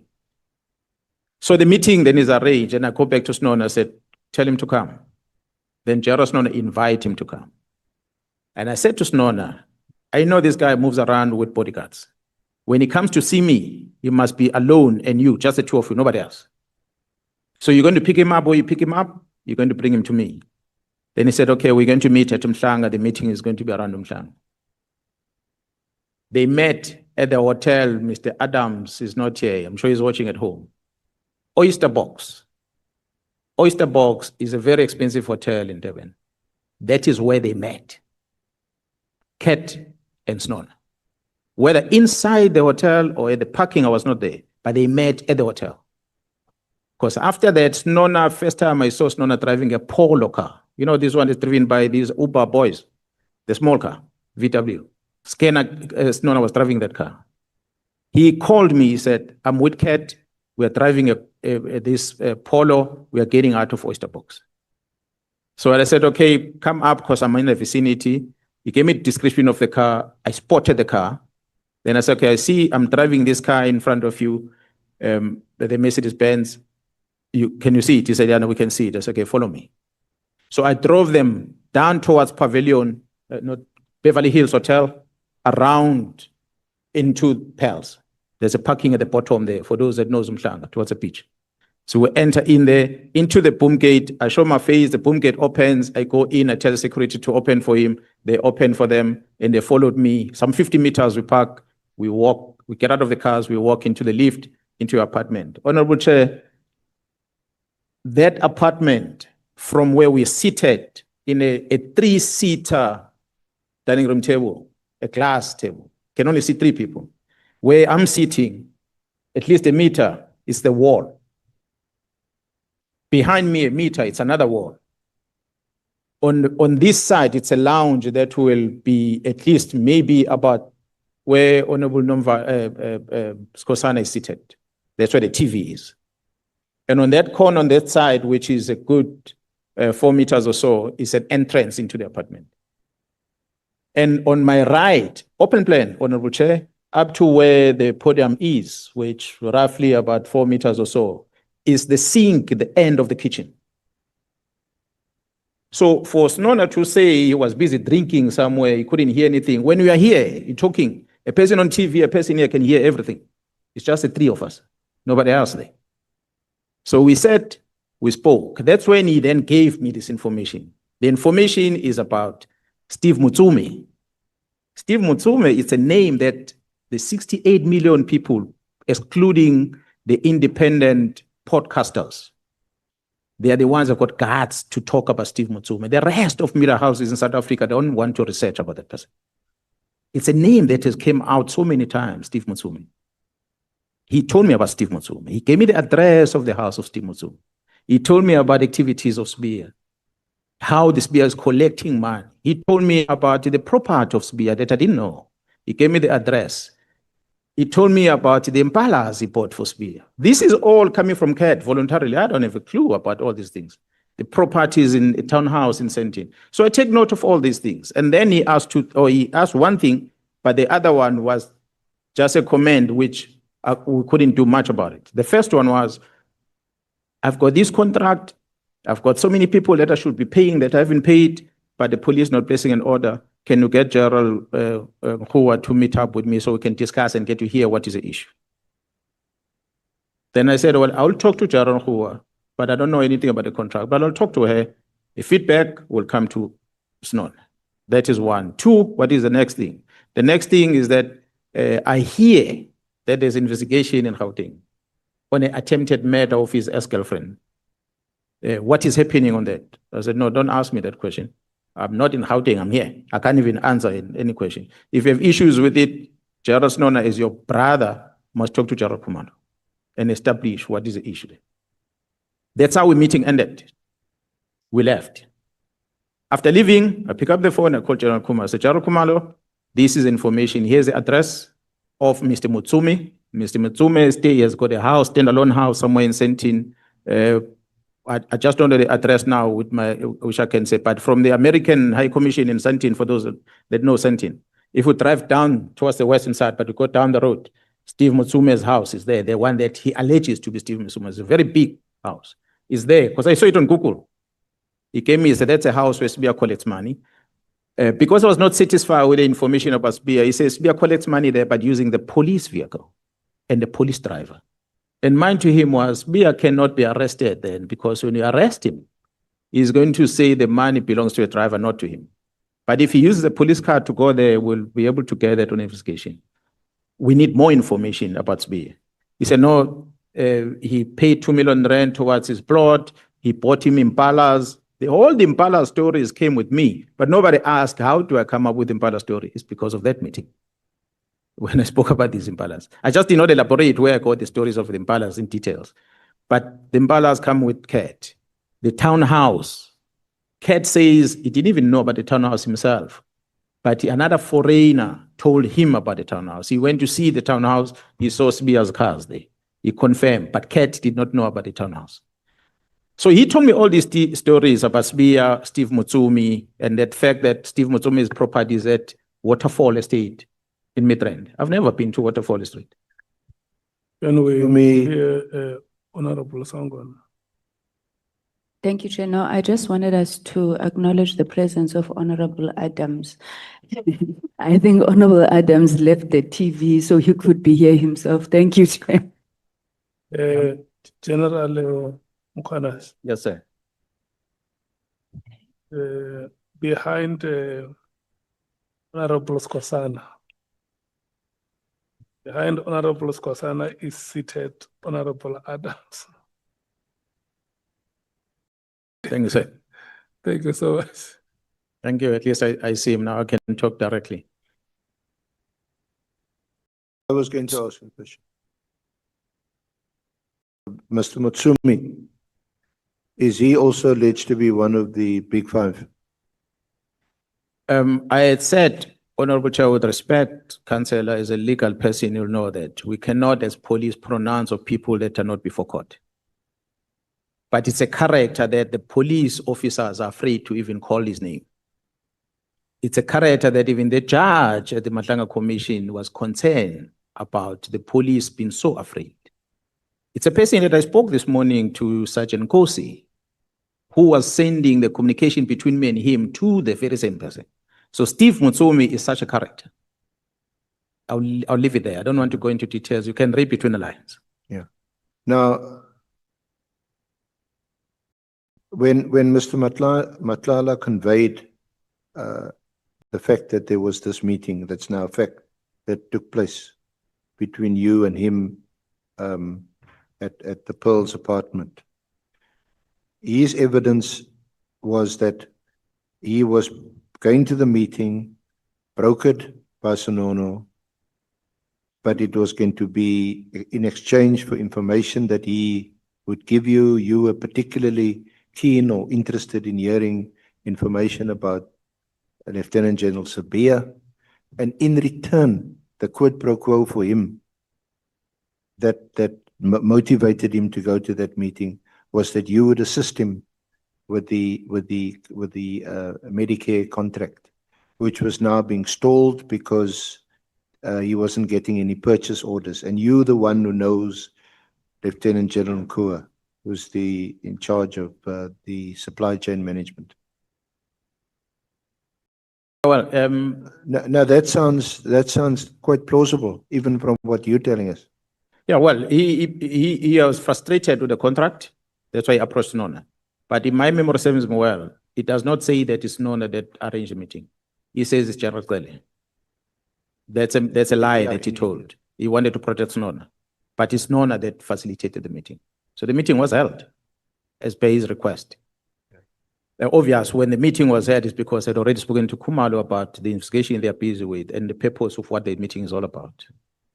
So the meeting is then held. I said he then, after sharing this information about Cibia and Steve Mutsumi, he then tells me about his contract that he wants to take Jaron Hua. I said, I'll talk to Jaron Hua, but the feedback I'll give it to Snona because I don't know you. I'm not going to talk to you. That's one. Two, I had said to both of them, Snona and Kurt, that the information you're giving me about Cibia, I don't think is sufficient enough to get Cibia arrested. Yes, we're going to investigate the issue of the impalas that you paid for him, but the least can ever happen if we don't have any criminal linkage is that maybe he didn't declare that at workplace. It can only be a departmental thing because he would have received it as a gift. If you have contributed 2 million rand to his property when he bought his property, and again, is it a loan or what is it between the two of them? So the information you're giving me is not strong enough to say Cibia has done these criminal activities. But he kept on saying, no, Cibia is a dangerous man. He controls a lot of things there, investigations and the likes. But I wanted something tangible. Then he says, no, well, we'll arrange something tangible to give it to you. Then I said, but don't give it to me, give it to Khumalo because the investigation is in Gauteng. And I can tell you, Honorable Chair, that subsequent to that meeting, after giving feedback to Jaro Khumalo, Snona made a contact with Jaro Khumalo, and Snona sent one of the TPCI members to go and give a statement to Jaro Khumalo and the team about the corruption that Jaro Cibia is involved with. And Jaro Khumalo can attest to that because the statement was given subsequent to that meeting. So that's what I'm trying to explain, how this, me getting to know Kat existence, the story about Nangi, and the meeting with Kat, the purpose of the meeting and the outcome of the meeting, where the meeting was held, all that, I wouldn't have came here and said, Kat told me A to Z, because I was going to be putting his life in danger. I was going to be compromising the very same investigations that are happening. So I did not invite him. He asked to meet me. And Jaran, who I did talk to her about that, she can attest to that. And it ended there. Is it quite normal or is it usual for a person in your position or perhaps any police officer investigating a case to meet with someone who is either known or is suspected to be involved in criminal activities, especially the ones seriously alleged about Matlala, in exchange for information? Because by now, before that April meeting, you must have known there were articles about him in the News 24. There were issues around in fact, this very tender where he is seeking you perhaps to intervene and to assist. In meeting Kat, was Kat coming to give information that is going to assist with the investigation in Pretoria or in Gauteng specifically. So a police officer will meet a person who's providing information, not meeting Kat to socialize and party. I'm meeting Kat because he wants to come and give information.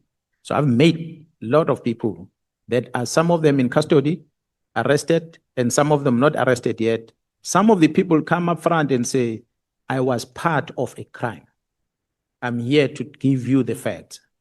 And they give facts and they incriminate themselves, and we take it to the prosecution, and there's negotiations done, there's less sentences and so forth. So that is part of the investigation. That's why I'm saying that investigation is not in KZN. So when Nona approaches me with that information, I paused him and I said, I don't deal with things here in KZN of Kat. All these investigation of Kat and Gauteng. So let me first verify with a person in Gauteng. That's why I engage with Jared Kumalo and the team. When they say it's fine, I can meet him, that's when I confirm to meet him. Otherwise, I was not going to meet him because I was not going to do anything with the information that he was giving. Just to round off on this aspect, what is it that you want to highlight in this WhatsApp exchange with Sonona? What then happened, Honorable Chair and members, is that last year I'm attending an Interpol conference in Morocco. While I'm in the conference, I received a communication that Kat Matlala is talking about the meeting me and him had in Paris, in Devon. And for me, I was shocked to say this is a person who was snitching to his own people, but he's the one who's introducing the meeting. So I found it interesting. But because I don't communicate with Kat, I then communicate with the person that brought Kat to me. I phoned Jarasno. Jarasno didn't answer the phone. I called again, he didn't answer the phone. I then called Jared Kumar, because remember, Jared Kumar knows about this. I phoned Jared Kumar and said, hey, I'm trying to reach Snona because I'm told Kat is talking about the meeting we had, although he's twisting what the purpose of the meeting was, but he's talking about the meeting that we had. And Kumala then says to me, he just laughed it off. He said, you know what? I don't think Snona is going to answer because Snona is scheduled and then he was going to get caught. I don't know how he came to know. Maybe the media that communicated it. Snona is scheduled to appear before the Matlanga Commission on the same day that Kat Matlala is supposed to appear before this committee. So which means the two of them will have most likely spoken against each other if both of them were in these two committees simultaneously. So Snona might have thought, let me excuse myself at the Matlanga Commission so I can listen to this one. So he was excused at Matlanga Commission. That's why he did not present last year. He only went there this year. So when I call him, he's not answering. Then Kumala says perhaps he's not answering because he knows what his friend is talking about in prison.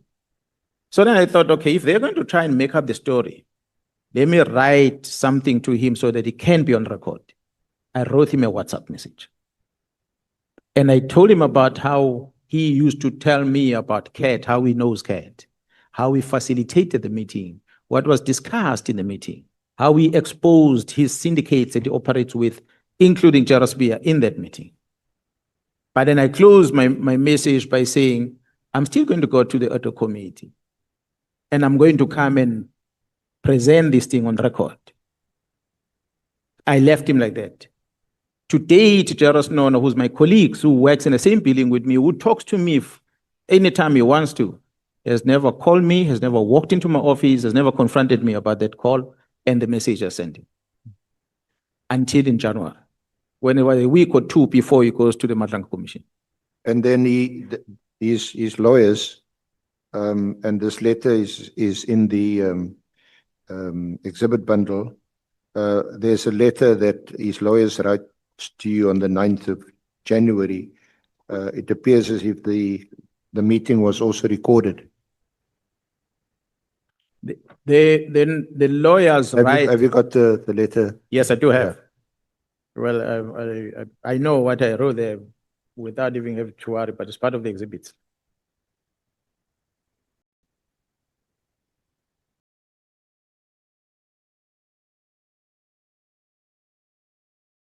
Maybe just while you're looking to find it, this is from Rudolph Beloy Inc. We act for Major General Lesetja Senona. It's dated 9 January.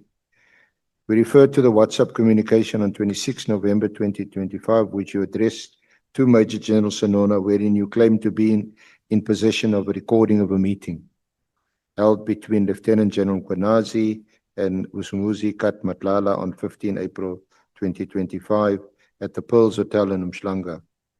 Our client accompanied Mr. Matlala to the meeting. They also attach a copy of the WhatsApp communication. The WhatsApp communication came after Mr. Matlala's appearance and testimony at Parliament's Ad Hoc Committee to investigate allegations made by Lieutenant General Nhlanhla Kunazi on 26 November. Major General Senona considers the tone and content of the WhatsApp communication to be threatening and intimidating. In the said communication, you state that Mr. Matlala, by disclosing the meeting of 15 April at the ad hoc, invited you to make the recording public, and that in so doing, it will put Mr. Matlala's life at risk.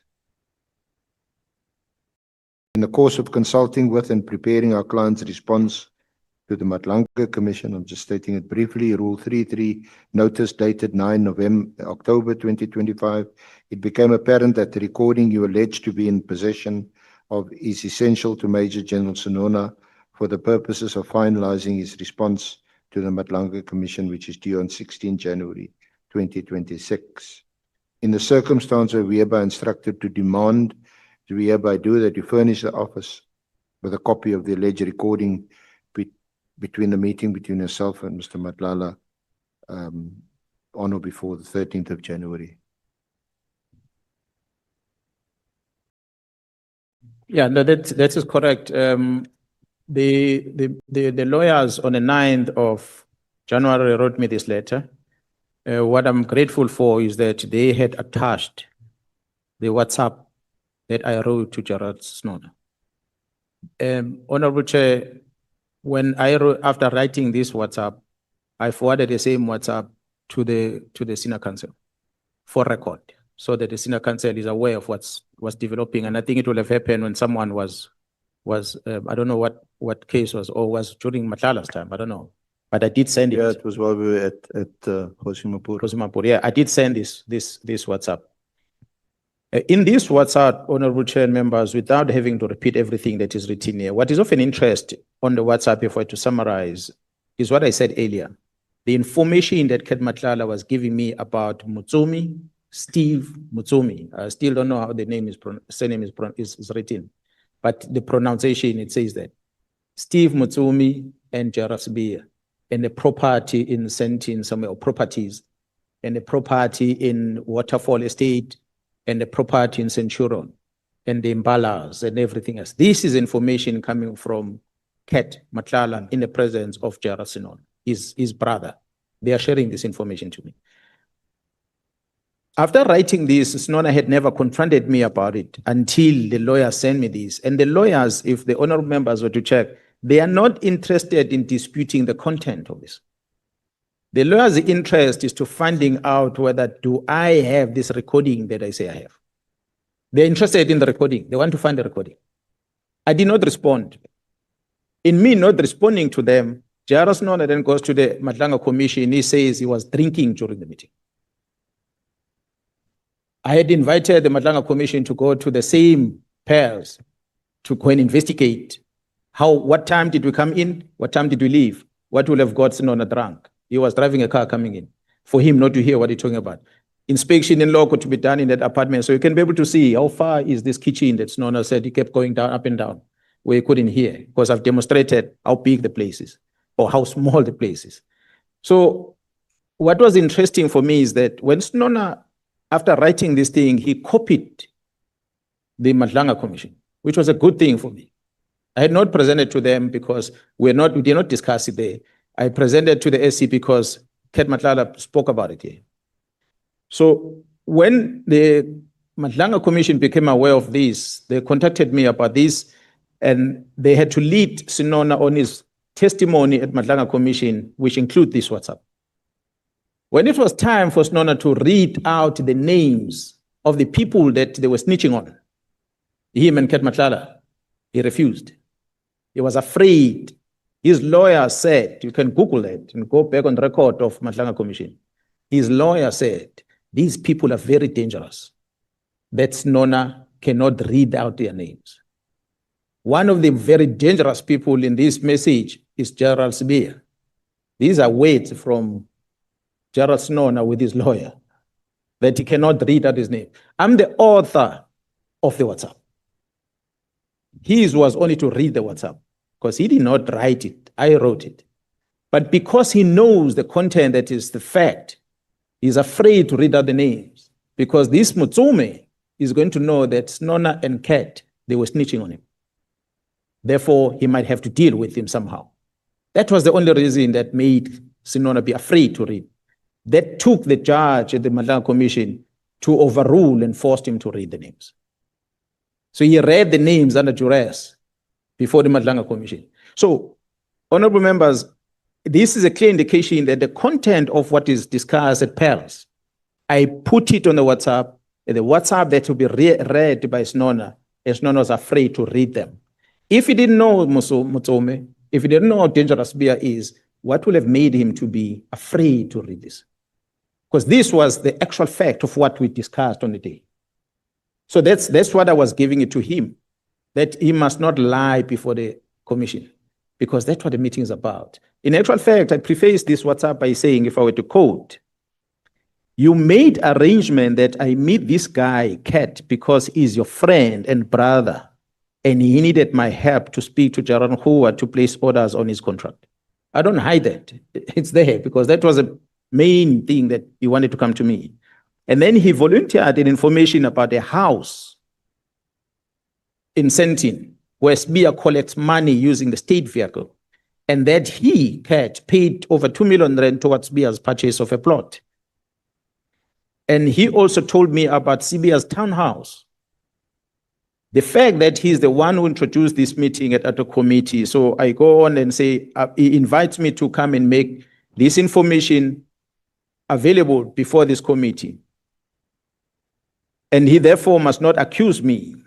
That's what I say on the almost another paragraph. I hope you won't blame me for risking his life because I have to tell the truth about our meeting.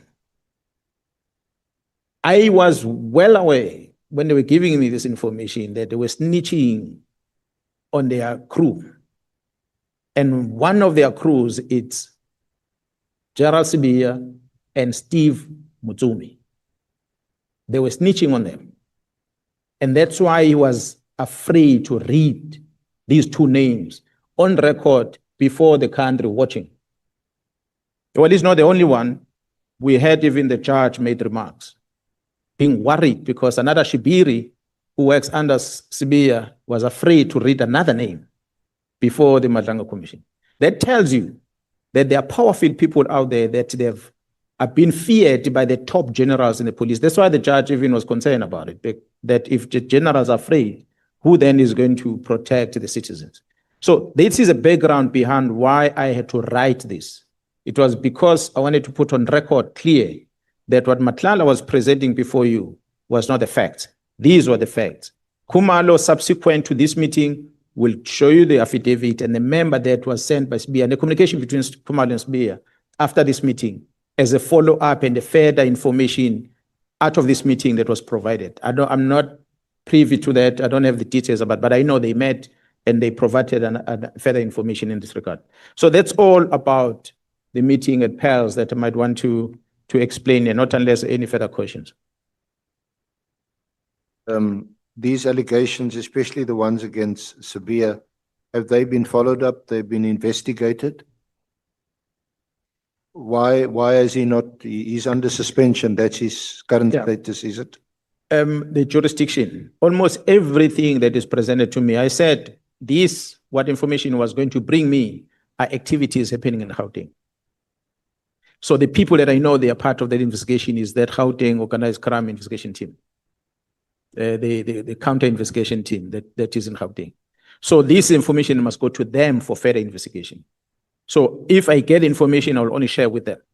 So the details of what are they, how far are they with the investigation, I think they're in a better position to come and present.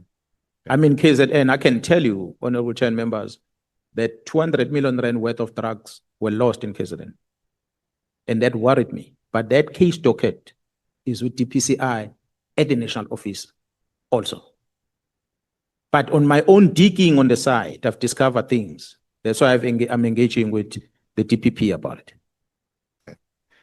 Which unfortunately seems to link the very same characters we're talking about in Gauteng. Just talking about drugs getting lost while we have the benefit of having you here.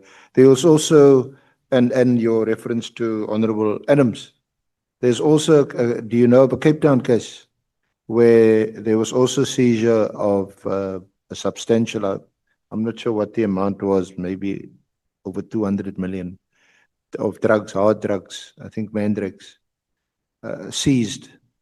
But when he made further inquiries about the matter, it appeared as if the drugs were gone, they were lost. And the only inference that he can draw is that those drugs are now out on the street, and they've been put on the street by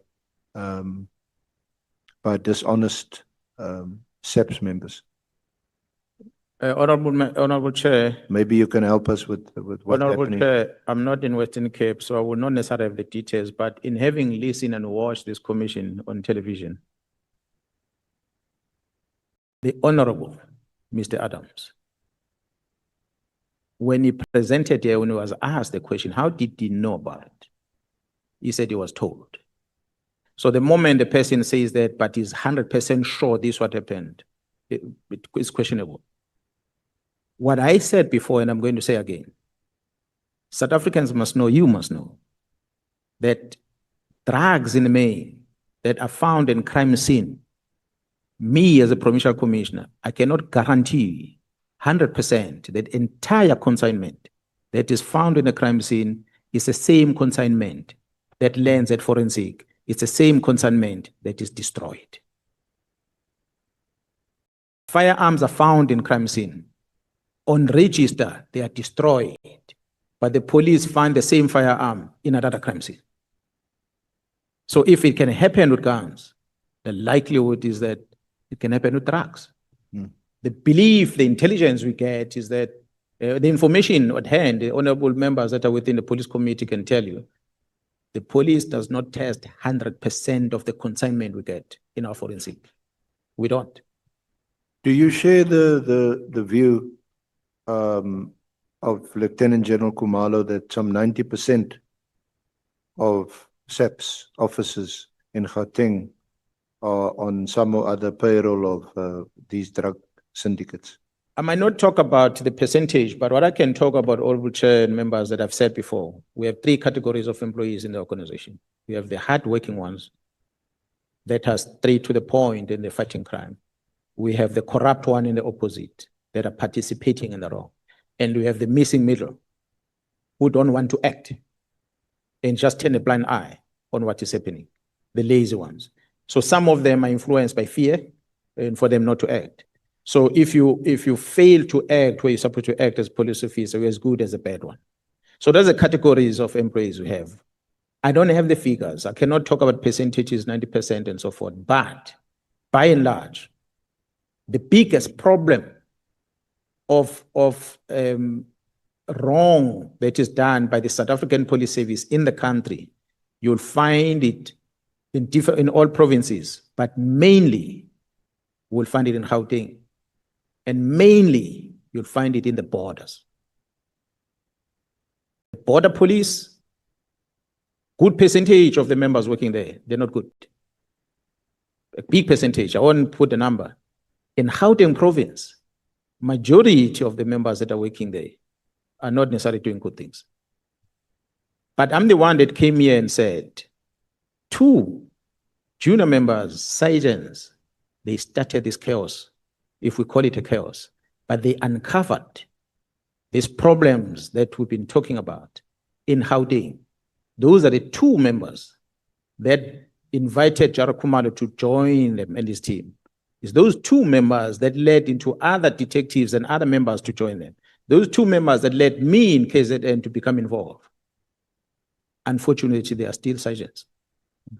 Despite all that, they are still remain sergeants. They are still not sleeping at home. They are in Gauteng. So we can't say the entire Gauteng is bad.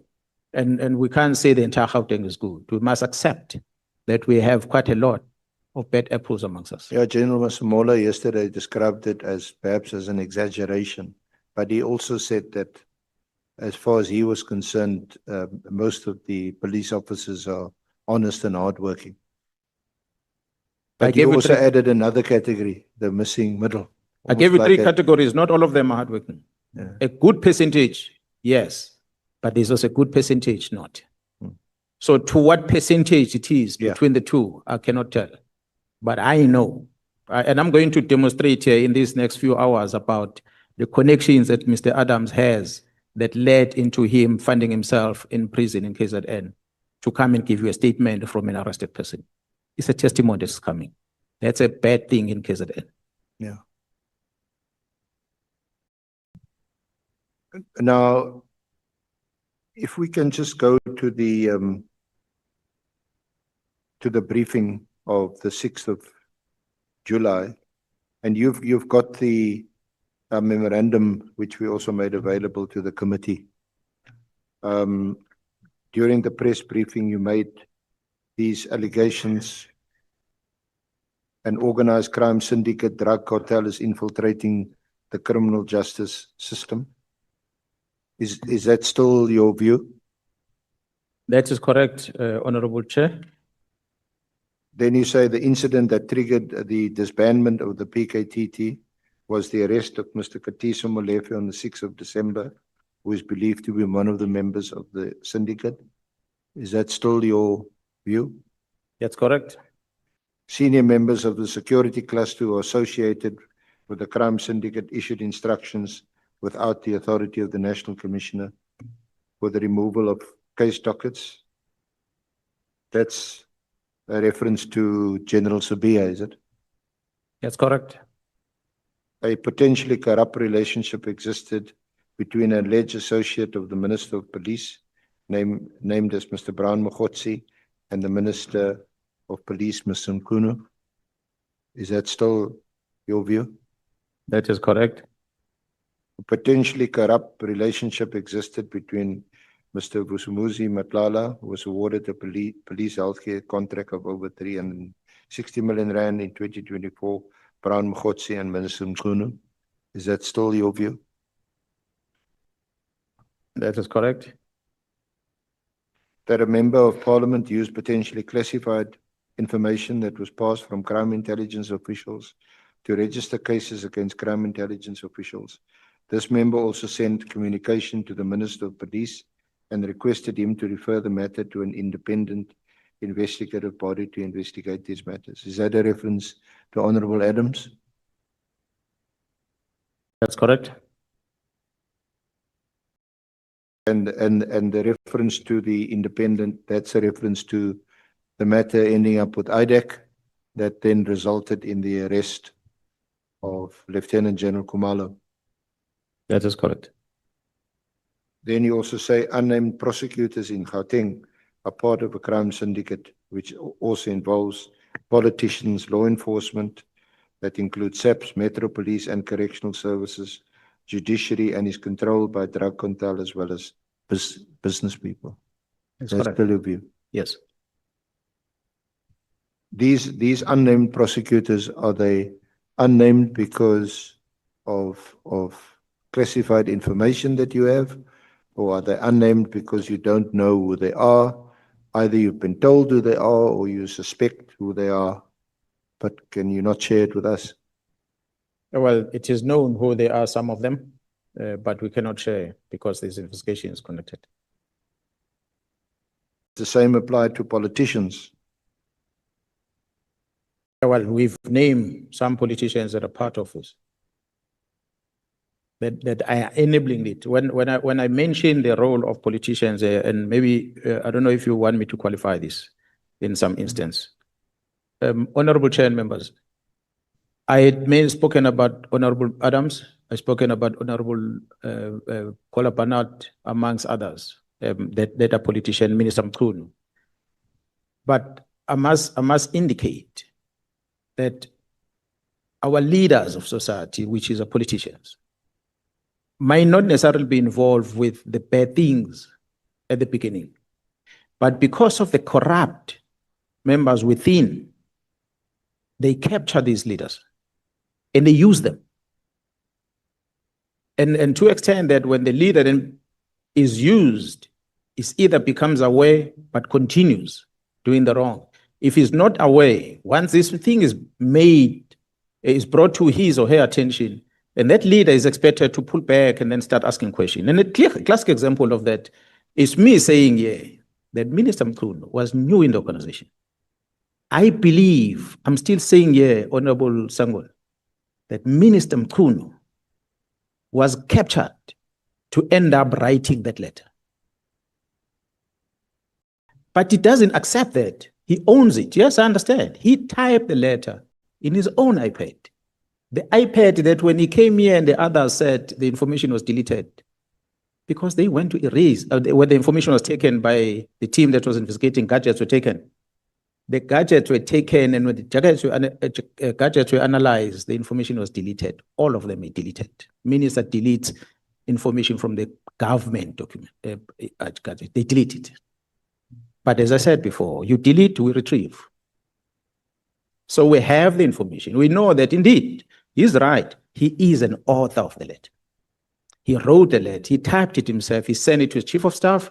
Chief of staff send it to the PA. What sits in the letter is an electronic signature. It's not Mkhwanazi signing it.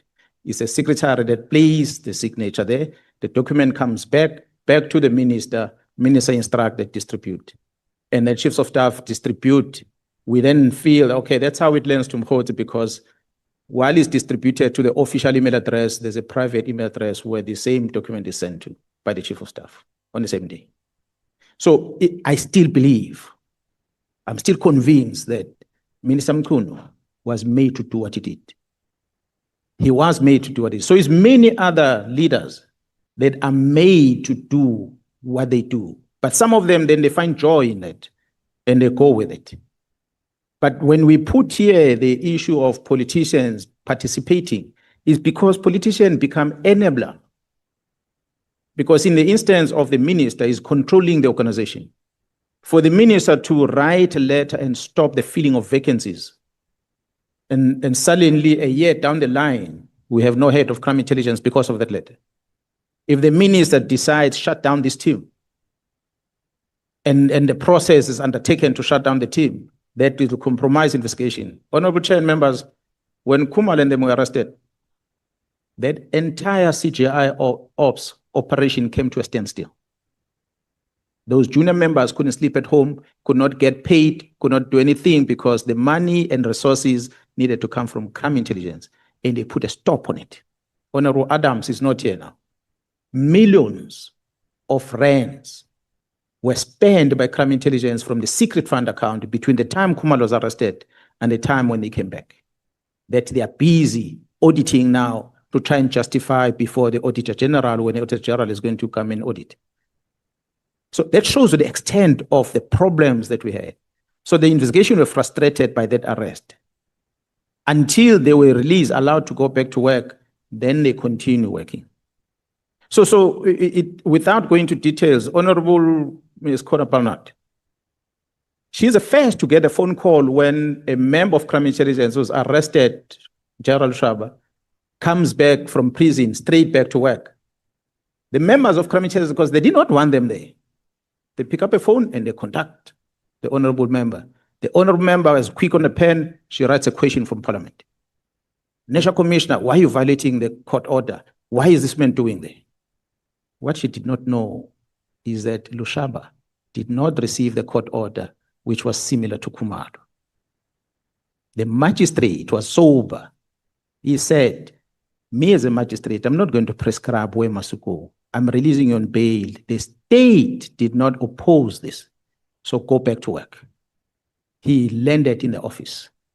What came out of that is an honorable member that writes a letter saying the National Commission is violating the law. You must arrest Lushab. So this is just to show you how the politicians have been used. The honorable member can tell you. She received the response, but she was fed the wrong information. So she will end up with the stigma of saying she's working with the team because they don't verify information. You take it and you jump and you run with it. You know, I respect the leaders of our side. Honorable Adam sitting here, we still call him honorable. Despite the fact he called himself a thief, that we still call him honorable. The reality is, once they start getting involved as leaders on things that are supporting the rot within the justice system, working with the criminals outside, business people outside, it then compromise our leaders. Each one of the parliamentarians represent millions of South Africans, so we cannot undermine their presence here. Regardless of how they behave, they represent people. So we must respect that. I will still call them honorable, despite how I feel. But it's that which I want to indicate as we have it here, that yes, the members, the politicians and the members of parliament, they still participate in things that they shouldn't participate in. So I will ask that they will have to pause next time they receive information, interrogate information coming before them so that they make an informed decisions. What we also see in the directive, Minister Mkhwanazi's directive of 31 December 2024, is a reference to not filling posts in crime intelligence and the reference to the border police, border management. Did that surprise you, or is that unrelated to the termination of the political killing stars team, the disestablishment of that team? Or do you connect those three things? If so, why do you connect them?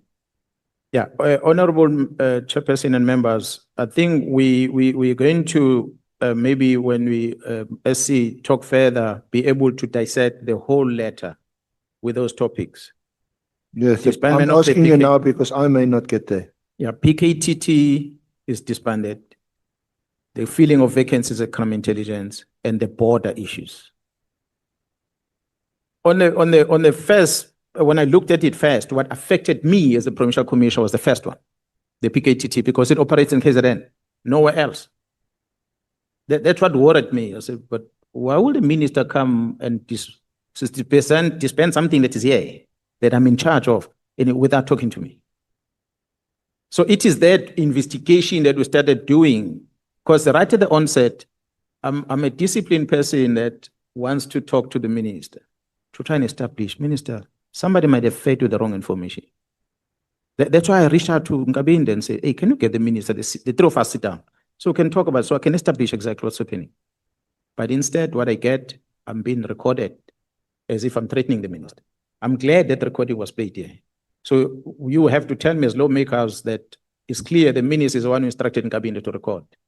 Is that not a violation of the law? I'll leave it to you to advise me on that one. What should I do with that? But they record me because there's a certain agenda that has been pushed. The minister has fed something else. Had I called the minister directly, perhaps he wouldn't be here, because he would have realized what he's been made to do. That is wrong. So that's what was a problem. But the second part of filling of vacancies, I did not understand. But as I started paying attention to what's happening at crime intelligence, then I realized that it is crime intelligence that influence him. That minister must not allow these vacancies to be filled because they're going to be filled by people that they cannot control. And I thought, okay, this is what's coming. But what about the borders? So when we link the chain and we realize there's criminality, and majority of the criminality of ours, what is investigated, that link the PKTT, touch the borders, because these drugs come from South America into the country mostly. Could it be that there's something to do with the borders? Until Gerald Musikiti arrived here and she submitted this statement about their engagement with the minister, which made her realize that the minister is talking about the borders because the minister wants the police to withdraw from the borders and hand over this whole policing of the borders to the border management agency. So it's all these things that become clear as the time progresses that ordinarily I didn't know about it at the onset. But as we were putting it together, we were linking it with the drugs. But the latter, why intelligence, why the borders, we didn't understand. But as the time progresses, then we start realizing, okay, this is how all these three subjects are so important to the minister on the 31st of December. Was this letter of the 31st of December 2024 also a prelude or precursor to you and General Masamolo possibly being arrested, or that your arrest was now imminent? Honorable You Chair, had the subject. theory that you called this press conference on the 6th of July to preempt your arrest. Honorable Chair and members, I've said it before that I'm going to invite you if honorable members are not going to get to that, but it should be on the annex, the affidavit from BMA that involves that sergeant. Yeah. That he had ran with the abducted person to Mozambique illegally. So BMA says so. That he crossed to Mozambique without going through the system. And he only came through the system when he came back. The statement under oath. Yeah, you can refer to the letter. It's the Home Affairs. It's in the bundle. It's in a bundle. Yeah. Lot was. It's item 5, honorable members.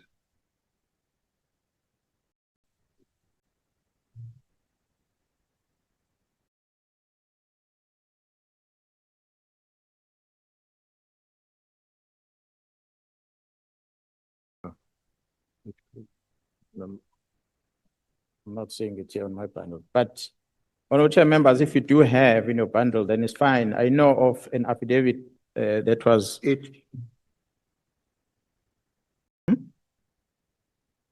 this. Oh yeah. Immediately Here's after the Home Affairs. After the handwritten letter. Yeah. So this is a person that the team investigating the kidnapping tells me they are tracing this. They found Nangi and they chased Nangi to Mpumalanga to a house. The man is not there in the house. They follow to other addresses. They are told the man has crossed to Mozambique with the victim. And the victim was released 2 weeks later and dumped next to the garage in the north of KZN, next to Mozambique border at Mangus. And was blindfolded, he did not know. But the DNA of the victim was found in the very same house that is alleged to be burned, which is a very interesting thing. The DNA of the victim was discovered by forensic in the house that was allegedly burned, which confirms that the person was kept in that house. So it's a very interesting thing that comes with this sergeant that is allowed to come here by Mr. Adams. Home Affairs says this man did not cross the border. The information the team says he ran with a criminal into Mozambique. Home Affairs says he didn't cross it. When he came back with a temporary passport arranged by the commission that side, this is how he was registered coming back into the country. This is a man that is a police officer who's been working in that border police for many years. It's a police officer who runs a funeral parlor. I wonder what has been moved with those funeral parlors between Mozambique and South Africa. I want the parliament to investigate such. These are credibility of the people that came here. But nonetheless, he speaks about the imminent arrest, a case I mentioned open in Johannesburg. Sinona says to me, he speaks to Nangi to drop the charges. It's a year later. I've not been approached by Apita about that.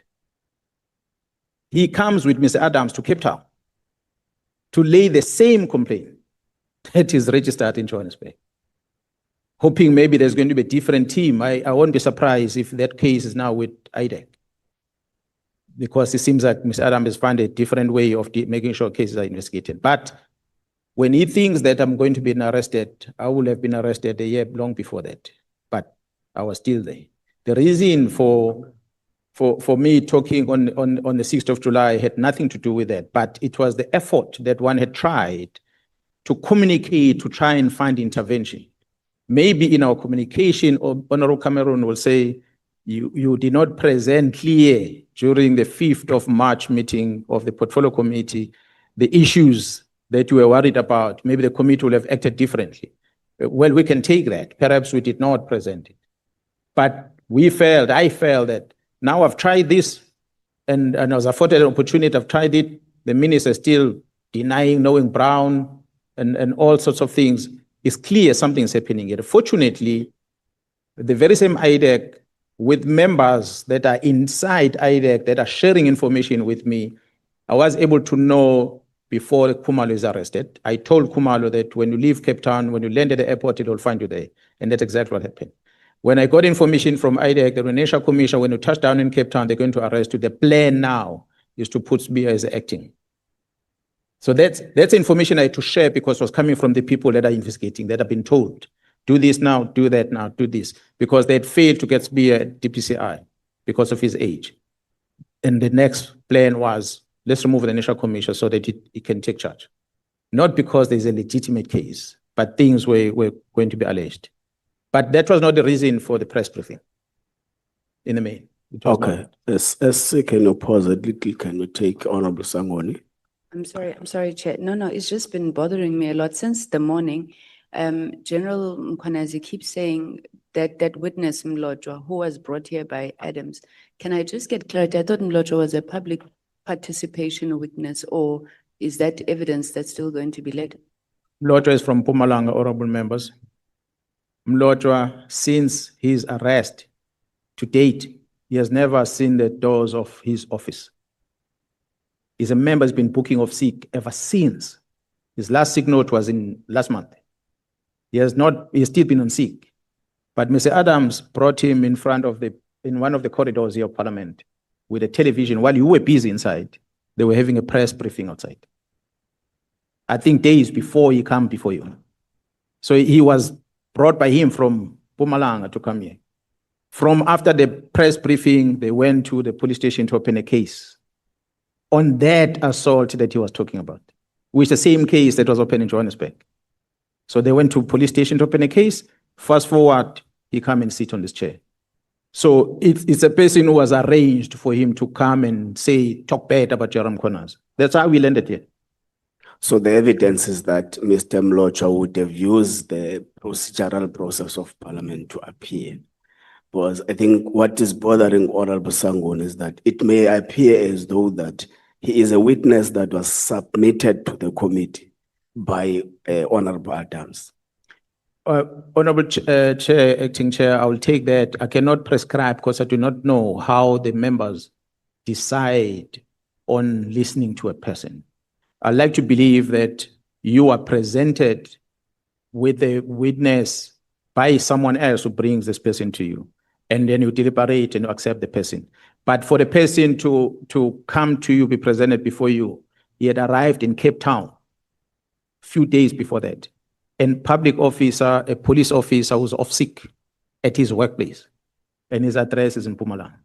So for him to travel from there, come here, have a press briefing, go to a police station, 2 days later is in Parliament. From the layman point of view, we might conclude that perhaps this has been part of the arrangement. But to take that, and I don't want it any way to accuse the committee for having done wrong. But what I meant to say, he came here and was accepted to appear before the commission, present the story. Proceed, yes, thank you. Thank you. Did you want to make your follow-up? Just- No, no, Chair. Honorable Sangoni requested a follow-up when you're outside. Yeah. So that's what we're closing. That's why I was taking back to the SC. Now, Honorable Tace is doing another follow-up. I allow you to recognize her. Honorable Matisse, you are duly recognized. Acting Chairperson, your last day for acting. Lieutenant General, so you're saying that he opened a case in Cape Town regarding the torture, I'm told so. or his alleged torture, I'm rather, told so. a few days ago, before he appeared here. That's correct. And then he also reported here that a case was already opened in Houghton Police Station almost a year ago. So That's it's correct. all the same thing. That's correct. Okay, thank you. We just need to get the case number and follow up on that. Thank you. Yeah. Evidence leaders, you can proceed. If members eat your time, at 1:30, you must indicate to me how much time you lost to members, and I will compensate you. It is their decision that you must finish at 1:30, remember. General,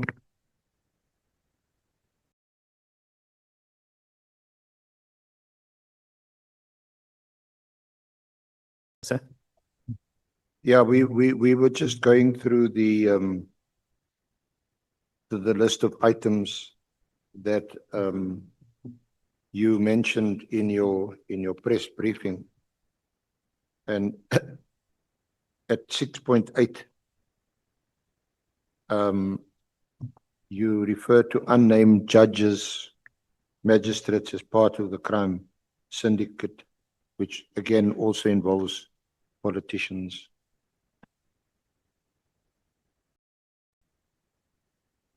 We didn't, do you have names for us? Again, is it what you know, but you can't disclose? Has it been communicated to you that you can't give the names, or do you have names and for some reason you can't make it known to us? Yeah, Honorable Chair and members, at times I know we are in a country that is governed by the legislation, so we have to follow the law on things. That's why we cannot name a person if we have not necessarily arrested a person or have an evidence presented before you that says a person did A to Z. However, we have evidence that is part of the criminal investigations where recordings and documentations are available as part of the case dockets, where the actions of officials that are given a responsibility to make sure that the law is upheld are deliberately manipulating that. So a classic case that I'll put before you. I'm not saying that this is a person that I'm accusing of, but there's a classic case. Bail conditions in our country are prescribed, but the powers for bail are given to the presiding officers.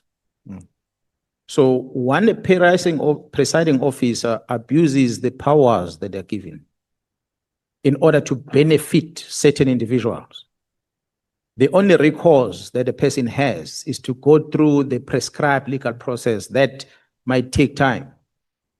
So while you're undergoing that process, the evil deeds that are planned, they continue. So I'll draw attention to a typical example that not me, but the judge have said it, which I made a reference to Ms. Korabana, what happened with the release of one of the police officers that was arrested. The magistrate released the man and says, go back to work. But another magistrate released other people on the same case. And the magistrate says, do not enter any premises of crime intelligence in the country. I'm drawing comparison from the two professionals in the same court. Why would they come up with those conclusions? Call it an error. But they've been to court to try and argue this thing. The very same magistrate doesn't want to listen to them, and he keeps postponing until eventually he want to withdraw himself from the case. The magistrate, the court says the magistrate erred in coming up with General, in coming up, SC, allow me, the magistrate erred in coming up with a bail condition that the state did not ask for. So in that case, I'm using that as a typical example.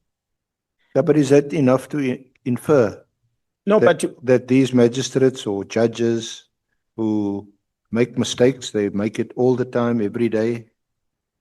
Everyone involved in the criminal justice system, that's why we have a system of appeals from the lower court to the highest court, so that mistakes and errors can be corrected.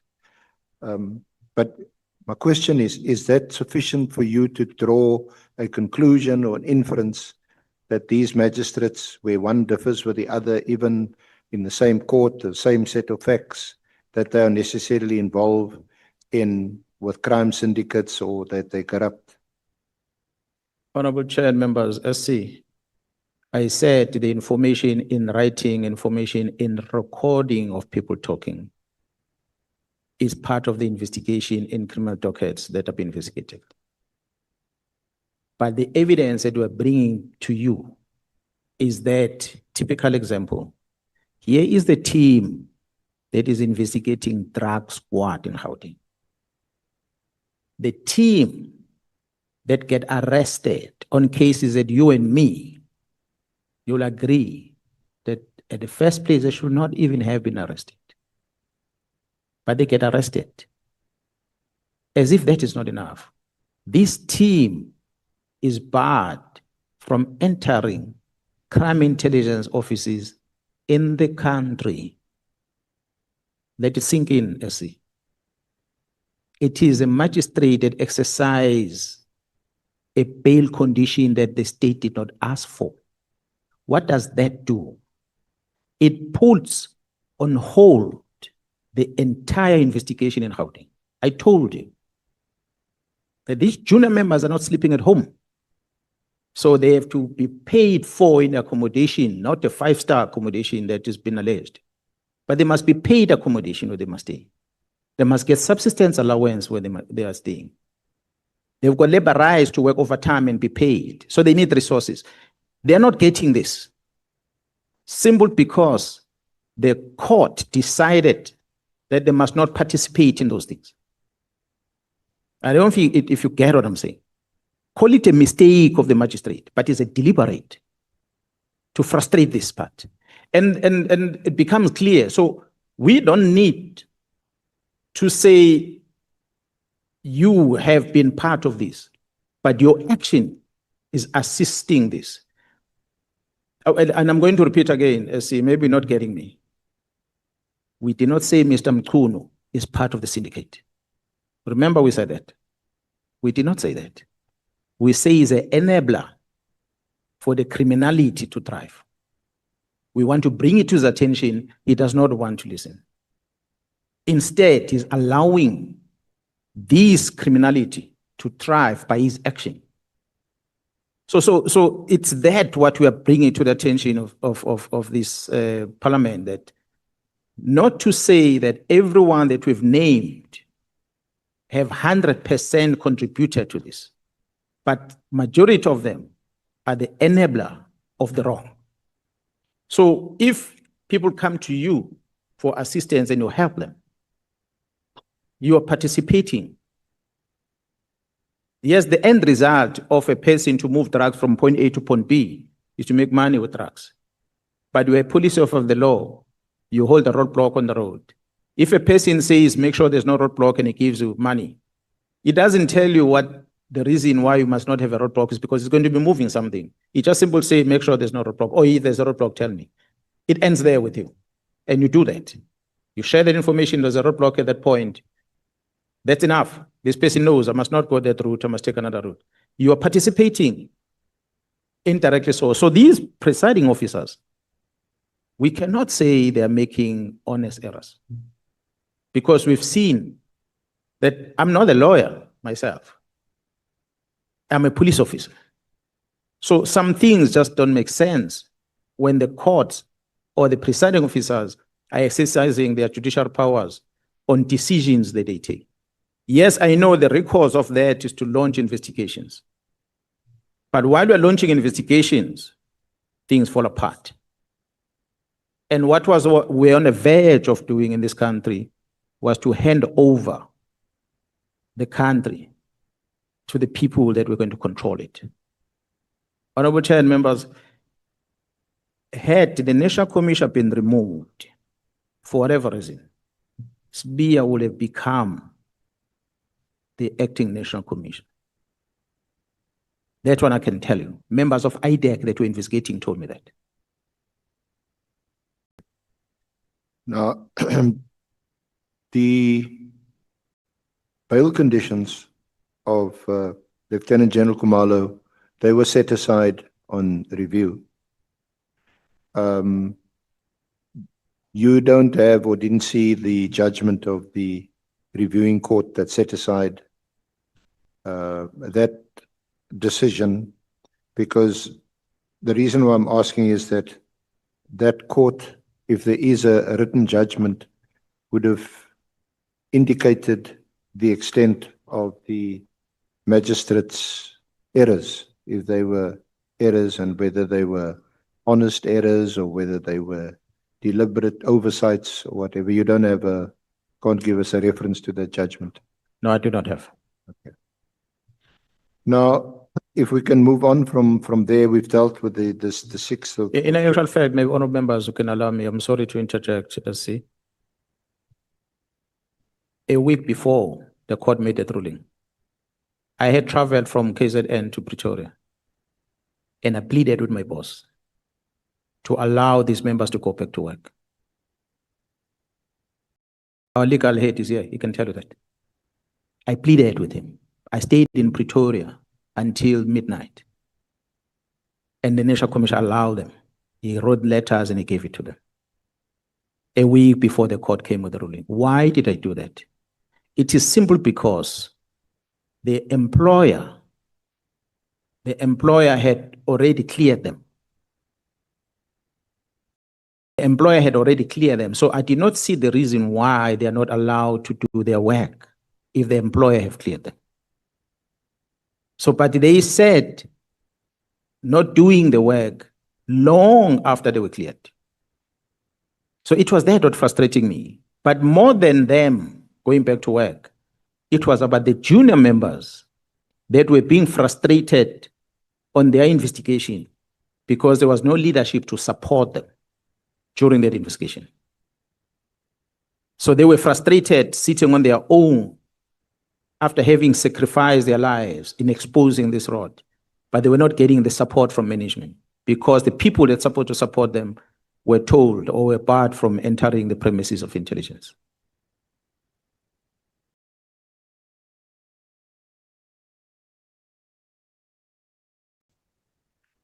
General, my colleague Advocate Mkhwanazi has just referred me to the to the judgment.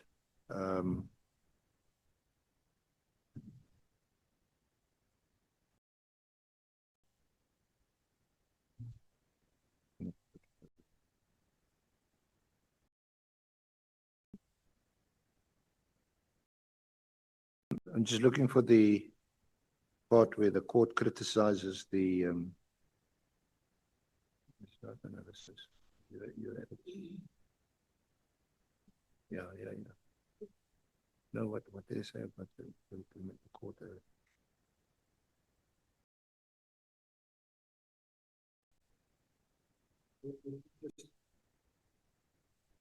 They refer to in fact, the last paragraph or second last paragraph of the court's decision. It's a single judge decision. The finding is that the court accords decision to impose the bail condition appeal against was made without identifying any supporting facts. It is arbitrary and incorrect and does not reflect a proper exercise of judicial discretion.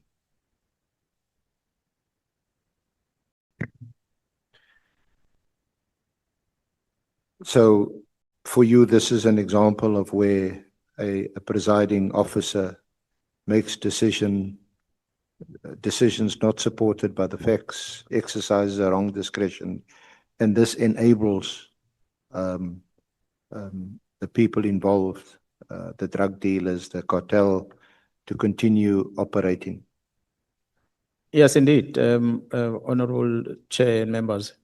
It's a worrying factor because you can see deliberately that it's not a mistake. It's a deliberate act. Okay. Now, just to get to the press briefing, just what triggered the press briefing, and what steps, if any, did you take to avoid having such a press briefing? Were you compelled to have one by circumstances? And what were those circumstances? Yeah, well, Honorable Chair, I said it before last year when I presented that I had reached out to the National Commission. I tried to reach out to the author of the letter, the minister, within a day after learning of this letter. And I was not granted an opportunity. I tried again to reach out to the minister later part of the year. He still would not afford me an opportunity. I tried to engage with the National Commissioner to raise concern about this and to try and get the minister to sit around the table, and that was not successful. I reached out to Honorable Cameroon, and I think it was in February when I asked Honorable Cameroon to allow me to appear before this portfolio committee so we can talk about this. And I'm grateful to the Honorable Cameroon that he did allow me, gave me that opportunity. Although the meeting could not sit in February, there were postponements. I think it was scheduled to sit twice until it ended up in March. And we appear in March and we raise these issues, but the minister just dismissed it. And later I learned that there was a meeting on the 6th, the day after the portfolio committee, where this matter that I had raised was discussed, and I was not even invited to be that meeting. And subsequent to that meeting, there was another meeting in Johannesburg where they were discussing the same issues. So a lot of things that had happened, which I tried to inquire about. I wrote letters to Kumari to explain why the dockets were taken. And I raised this thing with the National Commission. I asked the National Commission, did you authorize these dockets to move? He said he didn't. And I pleaded for him to give me a statement to confirm that. So it was my last option to say, there are three arms of government, and all three of them are appointed by the people of this country. If we're trying through the executive, the minister seems to be supporting the wrong that is happening. And I'm talking to my boss to get through to the president about this thing, and I'm not getting any positive response. That means the executive is not helping me and the team. So then I moved to the legislature, parliament, hence the 5th of March. But what comes out of it, it doesn't seem to go deeper into this. And for me, I feel maybe there's nothing else I can do, because what I see here, the other third arm of government, which is judiciary, seems to be part of this chaos. You just read the judgment. So a procedure to judiciary is for me to write and take this long for an investigation to be conducted that will come with the result after a year. And this is quite urgent.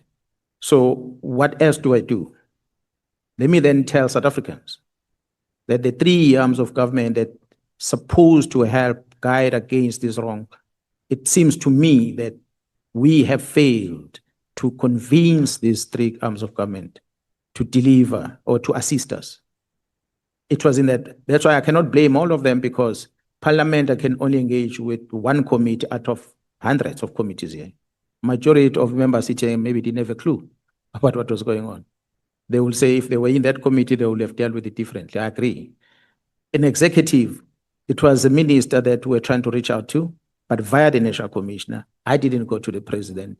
The president might turn around and say, but you never brought this thing to me, Mkhwanazi. So why are you complaining? But I couldn't get directly. I could only via the National Commission to get there. So it's a frustration I have. The Chief Justice might turn around and say, but Mkhwanazi never brought this thing to my attention. But how do I get to the Chief Justice? Again, I must write via my boss to take it to that route. So those are all platforms that I felt in. This thing has got to a stage that, and I told the National Commissioner, give these facts to the president. And the National Commissioner asked, give me the content. We prepared the content and we gave it to the National Commissioner, we were supposed to discuss with the president. And then we left. So when I was addressing the nation, I felt it is important for me to present this content. We can't wait anymore. That's why we presented it on the 6th. And the role of the media, you had this press conference. It was prominently, very widely advertised. The example of Matlala's tender, it appeared in the media, it was investigated. In fact, we heard from General Masimola, quite worrying, that had this not been raised by Minister Mkhunu in a briefing they held on the 24th of December, just almost a week before the directive, where he flagged the award of the tender to Matlala. That was as a result of the media. Now we know, I don't think we need to debate that these media and media platforms are used for many different reasons, different purposes, different people, different agendas, different narratives. But will you accept that the media, together with Parliament, the courts, the people of this country, have an important role to play in addressing and correcting many of the things that you've highlighted that are wrong? Many things in this country have been exposed because we have a free press. Do you agree? No, 100%. Okay. 100%. I agree. I've said when we were doing the press briefing on the 6th of January that if it was not for media, South Africans were not going to hear us. Thanks to the media that we could hear. Thanks to the very same media that makes South Africans to be informed about what's happening here. But to the extent that the bad ones amongst us do capture some officials of the media, we must not turn a blind eye that we have the bad ones. I've raised some journalists. There's one typical example, and I must say, and I've said it before, a media house employs people. The journalists that are employed, some of them are in the pocket of the wrong people. One typical example is this: when a senior investigator, Bongani Mtakane from the Sunday World. I'm not inviting you to go and read Sunday World because they're going to make money out of you. But they've got a tendency of writing a lot of negative things. Here is an investigating officer. You might have heard of a matter of Calvin Matibeti that I'm in court with recently. In his office, I'm not saying him, but in his office, someone is asking for an ID number of an individual. They give the name, say, profile this individual, we want his ID number. They get the ID number. That ID number lands with this journalist. Here's it. And this journalist writes a media inquiry to the South African Police Service and puts this ID number and says, so and so with this ID number, explain his role in the police. We don't respond because we say, POPI doesn't allow us to come and talk about details of people. What the journalist does, he writes to the Minister of Police. He says, Minister of Police, I've sent this complaint to this question to the police. They don't want to respond. That's how desperate this Dagane person is. And to date, they have not published a story, but we have the media inquiry from him. So I'm just simply saying that amongst the media, they cannot be clean. If we are saying in the police, we've got bad ones, the media might be as bad as we have. So we can't say journalists are good. Media is important as much as the police is important. Yes, we've got bad people all over the place. Yeah, so media, it mustn't be conceived. Media all over, and as you pointed out, prosecutors, judges, magistrates, politicians. Our best chance and our best hope is to ensure that the good prevail over the bad. That's correct. And that is why your media briefing on the 6th was so critically important, because it has opened up what a lot of people have known and suspected for many years. Yep. So that's good. So, but you don't close down certain institutions, for example, the media, or restrict just because of that. You're going to always have bad media, bad press, bad journalists. I'm going to ask my colleague, Ms. Mkhwanazi, to deal with, and just to ask about an update on events subsequent to the 6th of July.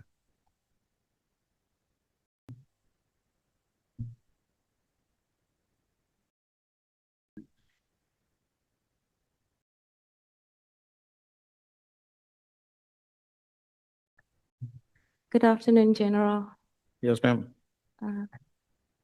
I intend to refer to the events or rather from paragraph 9 onwards of the memorandum, the items listed therein.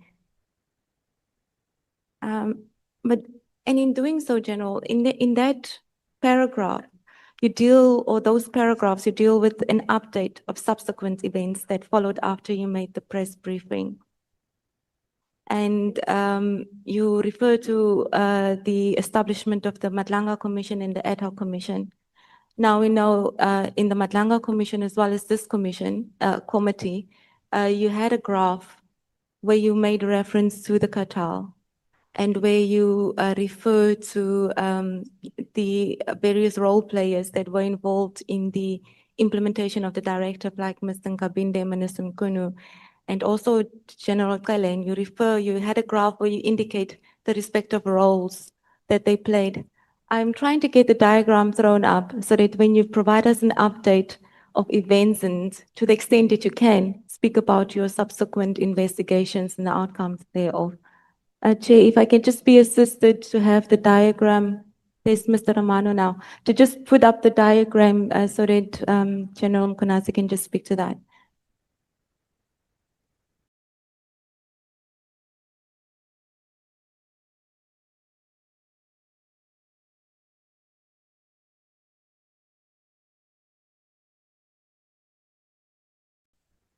General, while Mr. Romano is putting up the diagram, maybe let's start with, we now know that the Nhlanhla Commission was established and this committee was subsequently established. You've spoken about your perception of the committee and that you've been watching the manner in which the witnesses that have been called, which you recommended and which other witnesses recommended. Do you have a particular view before we get into the issues, and did you want to identify certain issues that came out of evidence that were given by those witnesses that could assist in you giving an update on subsequent events? Yes, Honorable Chair, I said in my opening remarks that while I appreciate the decision taken by the Speaker of Parliament to establish this committee, and also appreciate the President of the Republic from when he appointed the judge to preside over the commission that is running in Pretoria. But one being a citizen in the country, taking time through the media to watch the proceedings as they unfold, we get to notice what is happening at the Nhlanhla Commission, and we also get to see what's happening before this House. And the concerns that one will have, appreciating, as I said earlier, the long hours that the honorable members are putting into this, sacrificing your sleep and stuff like that, and interrogating facts. But when we see committee members that have a posture of seems to suggest that they are in a corner of Mkhwanazi, or they're in a corner of Mkhwanazi, or they're in a corner of Cibia, or they're in a corner of Nkunu, and so forth. It is that is disturbing for me. I expect honorable members to keep neutral. A one person who said, I'm not saying that he's a good person, Honorable Souls. When one person says that person is driving a particular agenda, and I said to that person, Honorable Souls might be analyzing things in his own way, and it does not necessarily mean that it's wrong. But when he's aggressive towards one person, and he seems to be praising the others, he then sends a wrong message. But allow the questioning of each member of parliament to go on the way they want it to present. But what I was worried about is that there are some instances where the honorable members will seem to be more relaxed towards a particular witness that appears here and don't probe it. So when I'm here, I expect the fireworks to come my direction, and not only the applauding what I'm doing. I might appreciate, yes, it's human to talk good about me and to show me that you appreciate. Yes, I appreciate that. But there are things that you need to get to find out. So you should not put back and ask questions in future. Well, you've done now, this is the end. But I would have expected in future that you become aggressive to everyone as you are aggressive. Honorable James and everyone else will experience that. And until we come and we present before you, why are we saying what we are saying and why are we doing what you're doing? You don't necessarily say, pass a comment of a judgment that you're going to put in a report. You acknowledge what you are saying. You pose a question, you get an answer, you take note. If that answer doesn't satisfy you, you get a conclusion and say, Mkhwanazi is smoking something here. Make a note. Don't tell Mkhwanazi in the face that, because on the outside person who's in a favor of Mkhwanazi, they'll judge you. So, and the person talks something that you like, don't make it visible that hey, I'm excited about this, what this man is doing. Take note of it, make a note of it, so that when you deliberate, when you're together, you are able to say, these are facts, this is fiction. And this is what we must do going forward. Then you come up with a report. So we must guard against that in the future. That is my only observation that I had, and I thought when I have an opportunity, I'll address it. And I did raise it when the chair gave me the opportunity earlier. Then, General, just with reference to that diagram, you provided us a diagram that listed some of the, or at least only two of the syndicate members that you've identified during your investigations because they were arrested.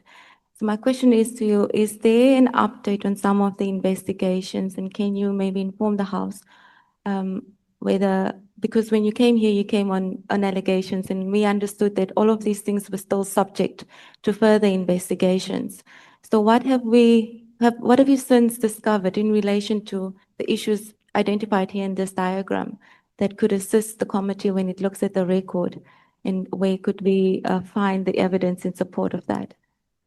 No, thanks. I think everything else other than the red dots that you see on the diagram involves those that's supposed to assist the police in making sure they bring the perpetrators to court and the prosecution is done correctly and the convictions are realized in court.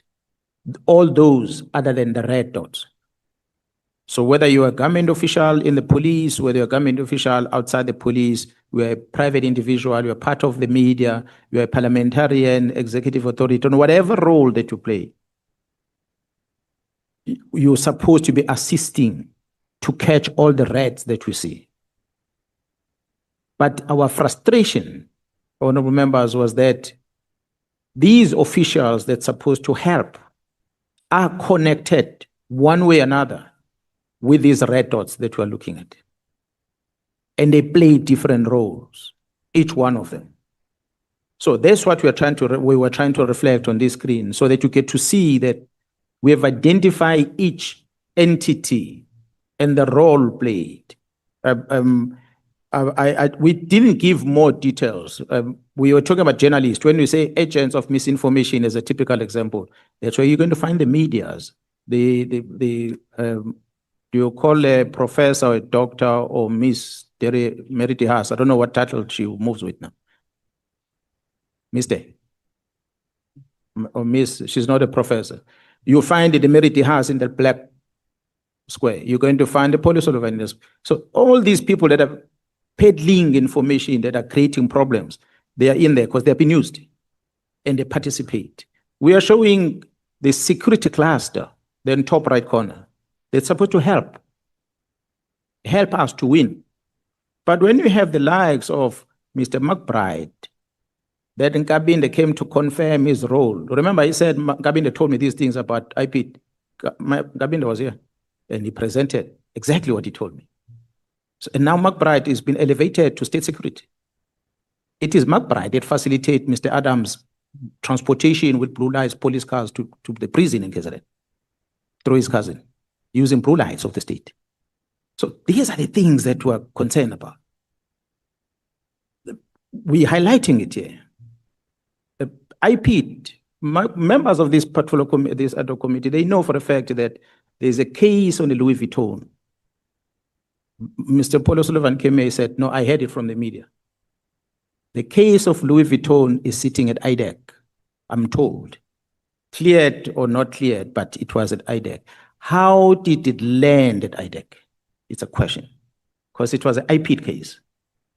It went to IDEC because it migrated with the IP members under Sisoko when the IDEC was formed. They took these dockets with them to IDEC.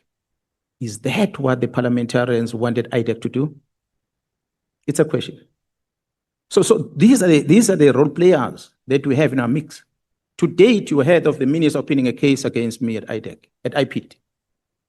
To date, say a year later, I was told by IP, the minister complained. A week later, no, the minister didn't complain. The same head of IP, he goes and tells the acting minister that no, this complaint came from the chief of staff. He whispers. To date, nobody tells me about what's happening with the Mpangeni case. These are the players, officials we have in these places. So we are trying to show the picture of who does what. General Cele is here communicating with Cat. He came here and he confirmed that. So we're trying to show that there are people here in our organization, within civil society, that are playing certain roles to allow these RAD to operate. Honorable Chair and members, it will be one day we're sitting under the tree, maybe we'll talk, that the almost duplicate of what we know as union building in South Africa was run in the farm that belonged to one Mr. Mswati in Pretoria, where politicians will account, business people will account, the whole lot will account. Give the list of those that have made a turn that they've had to account, you'll be shocked. So when you have such, and we see that Mswati is no more, and someone else is taking over from him, the name that the media are even afraid to pronounce, Steve Mutsumi, amongst others, and nobody says anything about it, it means we are allowing the bad to continue to happen. So we are having these red blocks. We are not saying they're the only ones. There are mainly red blocks. But what brought about the letter of the minister was as a result of these ones. There are many others that we still need to attend to. Yes, General, just on that, because we've also been paying attention to what's been happening at the Nhlanhla Commission and also in front of this committee, and it does seem that a bigger network has been exposed. Would we be correct to say that it is in fact a bigger network, and there appears to be serious concern that, like you've indicated, senior officials in SAPS indicating that they fear some of the individuals implicated in the cartel and syndicates? It is that bad. We expose, honorable members, the activities of law enforcement. Amongst them was Metro Police. You've seen what has happened with the Gurulin. There's even a witness that was killed. And who kills the witness, allegedly, is an ex-colleague of mine, not just a police officer, but the member of the Special Task Force, the person that worked under my command. I was involved on that Saturday arrest, assisting the team to get him. It is that bad. The owner of the security company that gave him a firearm reached out and said, we had issued this man with a firearm that resembled the caliber of the gun that was used at Witness D. Please come and fetch it. Take it to ballistic and test it. I hope and pray that it is the gun that was used, because if it is, then we have a serious problem. But I'm grateful to that security guy for coming out and say, hey, I want to assist. I do not know if this is a gun he used or not, but he used to use this gun. And the gun is an AK that has got a mounting for this aim point on top. For those nose guns, once you have an aim point on top, it takes a second to release that shot accurately to the target. So wonder why the Witness D was killed. These are events that unfolded after. We might say we are grateful for what has been discovered, but we're also worried because there are still other people that are in danger as these things are unfolding. When you hear the general saying, we are afraid to call the names of certain people, it tells of the extent of danger that is out there. Are they currently, and this is my last question before I hand over to Advocate Arendse, are there investigations against these senior officials that subsequently have been initiated? Well, there are investigations. There is investigations against General Cibia that I know of. General Seabir that appeared, did not come here, but he appeared in Pretoria. And there are many other officials that are implicated. Ngosi, such and Ngosi is one of them. But there are others that I did not know whether the investigation has been launched, and some of them recently I've learned. Typical example is a general that was modeling in front of you here. There's investigations that has been lodged because of the behavior and the things she said. I don't know if you listened to what she had said on the record to Cibia when Cibia recorded it. I'd like to play it here so they can hear the person that we were appreciating to be one of the other members says you run a good opportunity of becoming a national commissioner. This is a typical person that was here that portray a certain image. He's one of us. I raised a complaint about that so that investigations can be done. And I'm told that there's investigations conducted. But there's a typical example of how manipulative police officers can be in getting their ways. I'll ask Mr. Romano to play the recording, but I'm handing over to Mr. Arunsa. The Cibia recording. There's the recording between General Cibia and General Sentumule. You can already play it there, or you want me to play it? Do you want to play it? I can find it. I can also send it to Mr. Romano.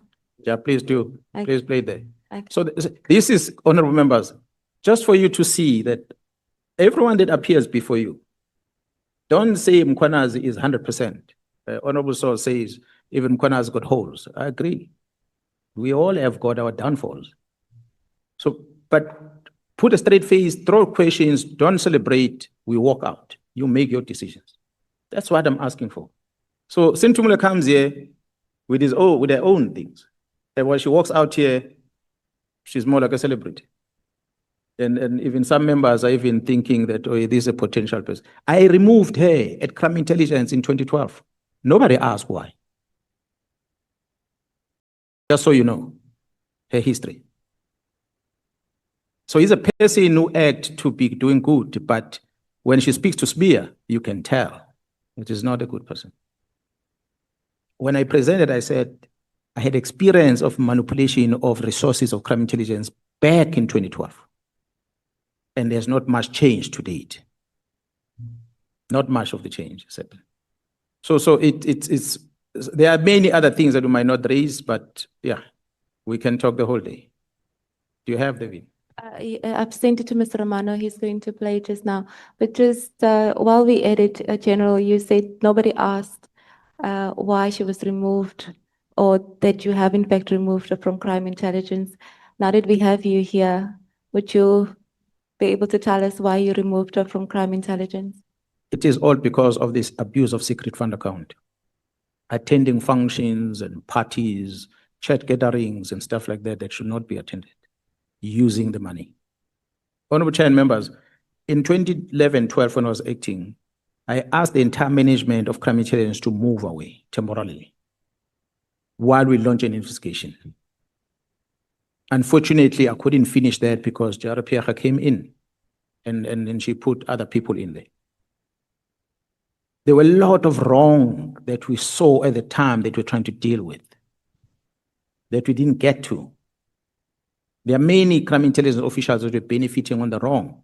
I'm sure the National Commission will have presented before you how Gerald Khan, the darling of some of the members in this committee, has been receiving payment on the lease of his own property to the police using secret fund account, amongst others. So there are too many wrong within crime intelligence been happening that we couldn't. So Gerald Sentumule was there at crime intelligence, the abuse of the secret fund account and the resources of crime intelligence that led into a removal.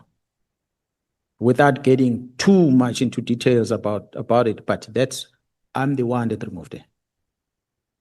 And fast forward, she becomes the general head of investigations in the police. Don't ask me how it happened.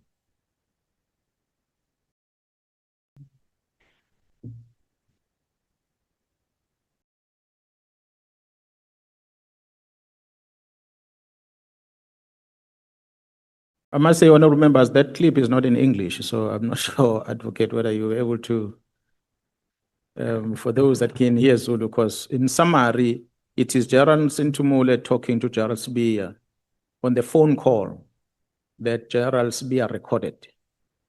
And Gerald Cibia goes to the Matlala Commission and he says, I recorded Gerald Sintumule because Gerald Sintumule had gone to the National Commissioner and he said things that I did not say.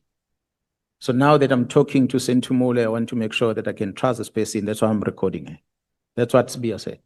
So he recorded Sintumule. And the recording, Sintumule is the one who's doing more talking than what Gerald Cibia is talking. And Sintumole is blaming the PKTT. Sintumole is rubbishing Colonel Kumalo, even said me and Colonel Kumalo, I think we are brothers or a father and son. She made all sorts of allegations unprovoked by Seabir. She voluntarily just said all these nasty things about all of us. And at the end, the conclusion, I'm not a closer person, I got someone to translate the words that she used at the end. I don't know who was she giving those, I don't know, is it what, mene get or something like that. Do you know that word? What is the word that she used? She used a word, funny word, that implies that her own boss has got no backbone or something like that. I wrote a complaint to the National Commission to investigate this because you can't have a general that behaves like this. If Cibia did not talk about it at Nhlanhla, we would not have known.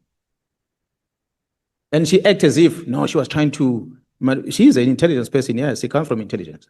She can manipulate and infiltrate people. So she spoke to Cibia about this thing long, honorable members, before these letters, I believe, of Cibia.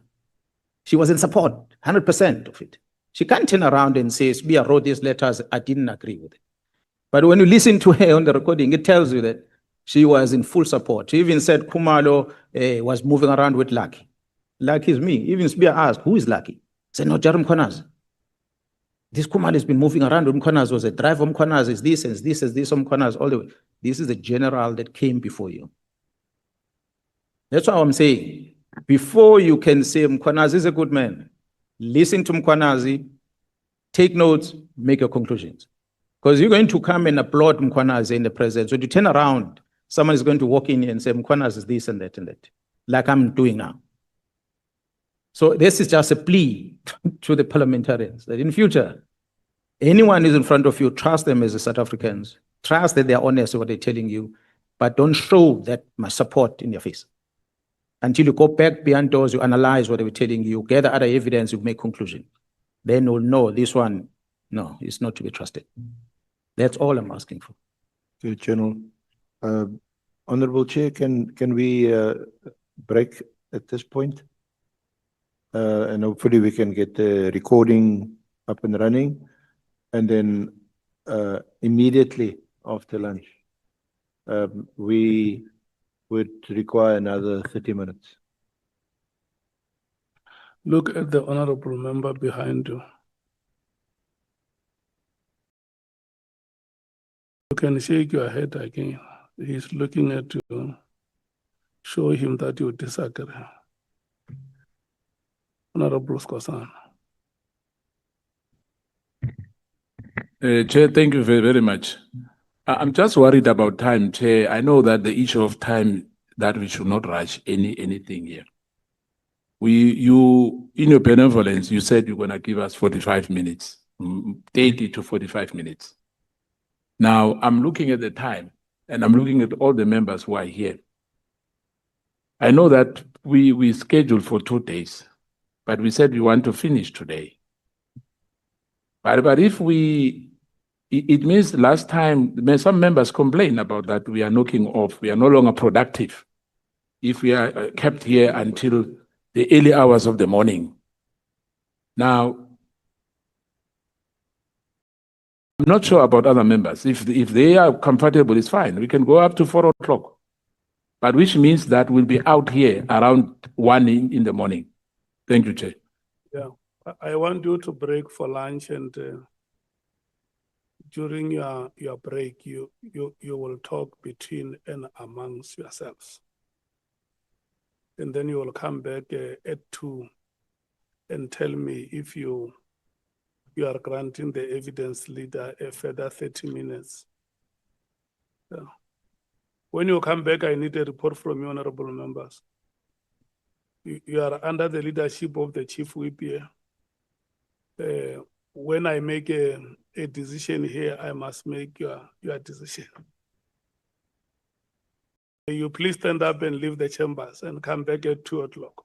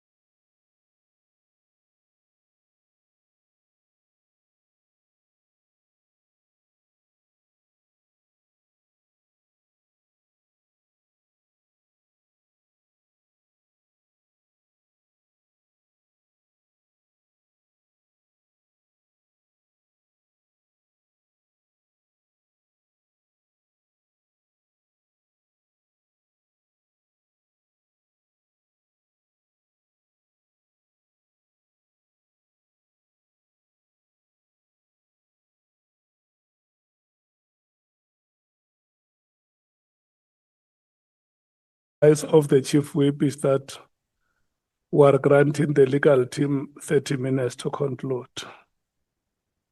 1 hour to conclude. Yeah, that is the sound advice from the office of the chief whip. It is not done out of favor, but out of consciousness that due diligence has to happen. Yes, we do not want you to come during the overview of evidence and point fingers at the committee and say, when I wanted to probe the following, you said no. Can we please go ahead?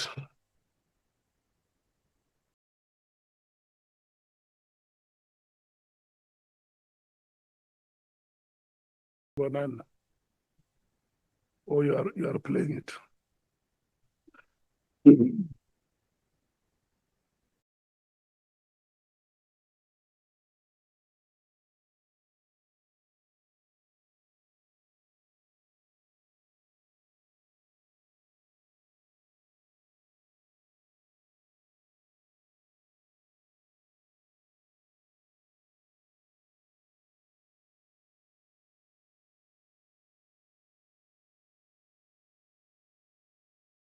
Did not play.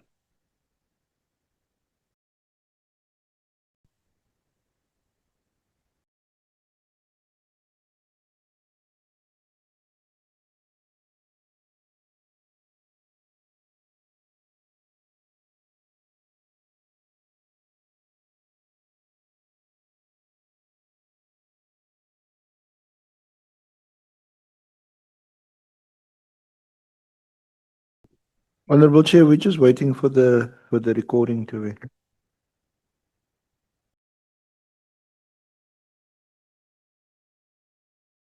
Shall we, Honorable Chair, shall we have permission to proceed in the meantime? Thank you. General Kunazi, you okay? Yeah, no, I'm good. You're still under oath? Yes, sir.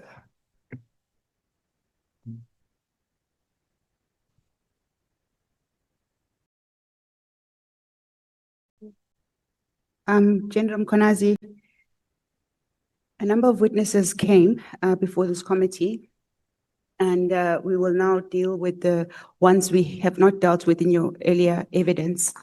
We will start with Mr. Paul O'Sullivan. When he came before this committee, he testified that you do not have security clearance, and this is at paragraph 72 of his statement. Before you answer that question, General Masemola took us through the process, the vetting process, and the difficulties that SAPS deals with in trying to obtain the security clearance. However, we have to put the question to you. Do you have security clearance?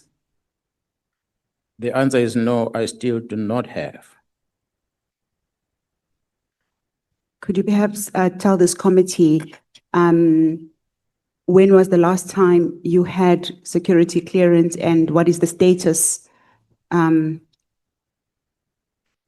Chair and members, the crime intelligence, which is part of the problems that we hear, under the leadership of Major General Khan, manages vetting section. In the vetting section, when the security clearance are done, you have to disclose everything about you. Where were you born, where you grew up, the primary school you went to, your friends, family, relatives, bank accounts, and everything about you, assets you own and so forth. It is that office that controls things. On the record, Honorable Chair, the members, my last security clearance, top secret clearance that I had expired in 2018. It expired in 2018. In 2013, I submitted an application to State Security. State Security did everything, polygraphy, everything, tick the box, but they could not issue that because there is Foster, who's an IP person in KZN, who said to SSA at the time that there's a case of, I'm told, a hit squad or something like that, that happened in KZN in 2013 that I'm implicated in. I've never worked in KZN in 2013. I was working in Pretoria. So that's the reason why SSA did not issue another clearance at the time. And nobody came with a feedback. I made an application to Crime Intelligence. It's on record, this. In 2022. Today it's not finalized. Crime Intelligence, according to the file that is with the Divisional Commissioner, is that they themselves are coming up with stories. One of the stories that Sunday World wrote a story about an allegations against a case investigated by IDEC against me. They apparently confirmed with Advocate Johnson, who wrote back on an email and said, yes, indeed, IDEC is investigating. The question again, how did IDEC get to investigate stories? How did they get, who referred that thing to them? Why am I not told about it? That's one. Two, there's a case allegedly that was open in Sinoville in Pretoria, where I was accused of interfering with the investigation. And the people accused, there is Patlane's wife, I don't know who's the third person. Again, nobody have ever come to me about it. This is 22, back then. Again, there's a case open, I think in Brooklyn and Pretoria, if I'm not mistaken, of a car hijacking. I'm the suspect.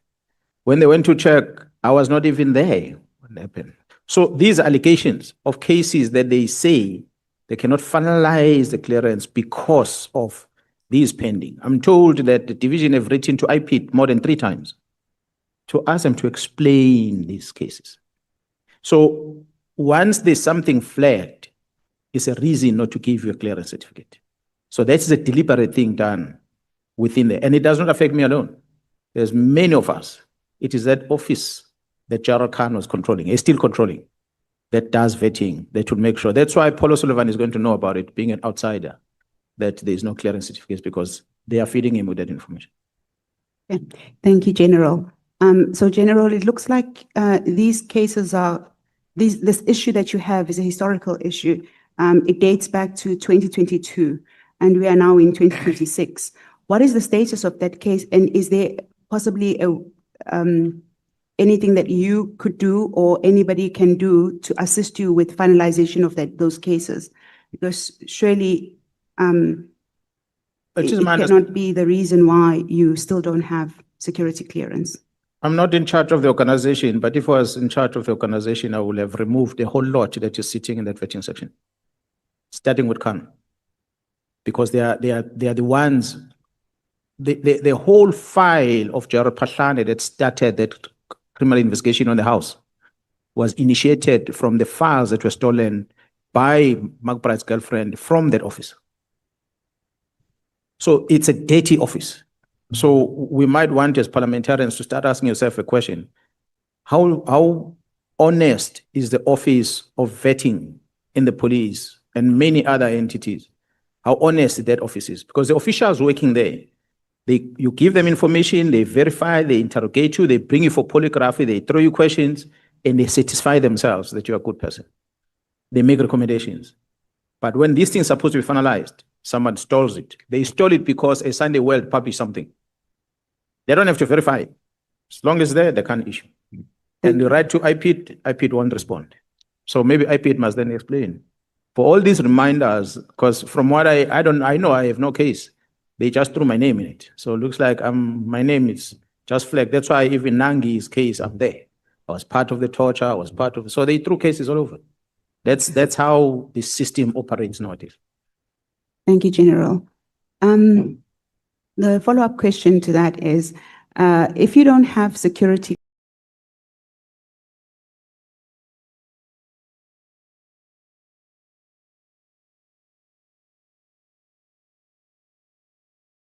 clearance, are you then able to access the secret fund?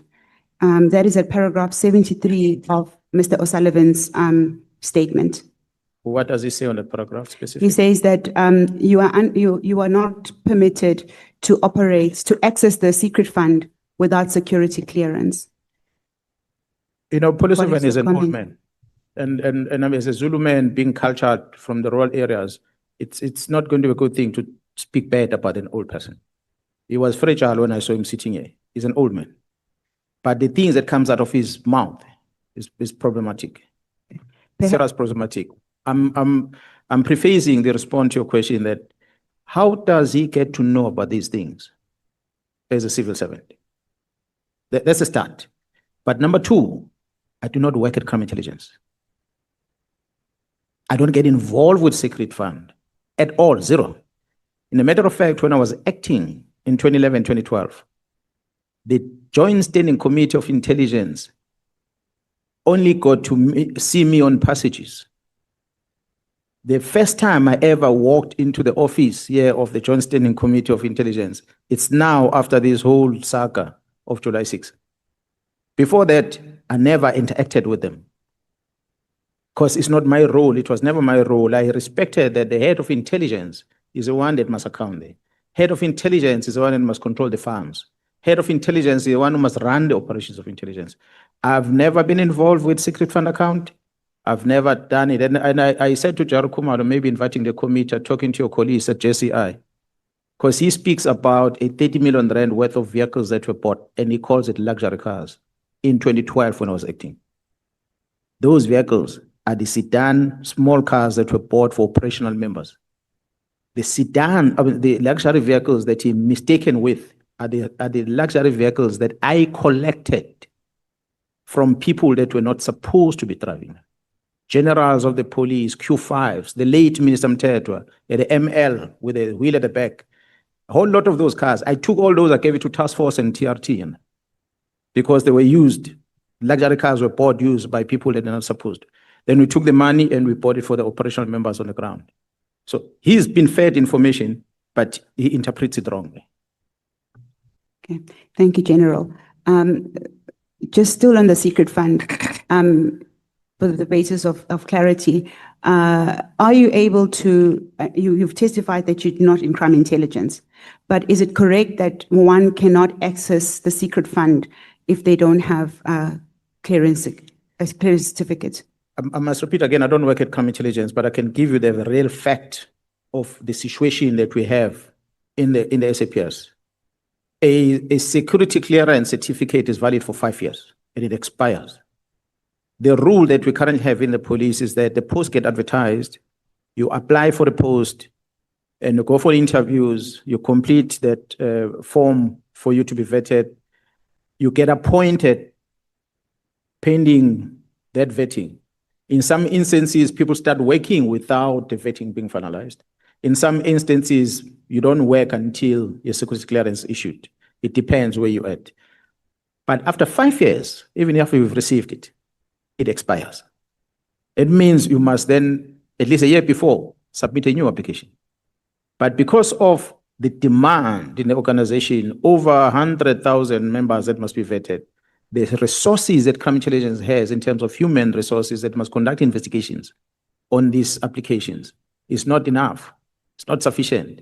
So that results to the expiry of the security clearance certificate. Mine expired in 2018. They cannot explain to you to date why I have not been issued with one, beside these cases.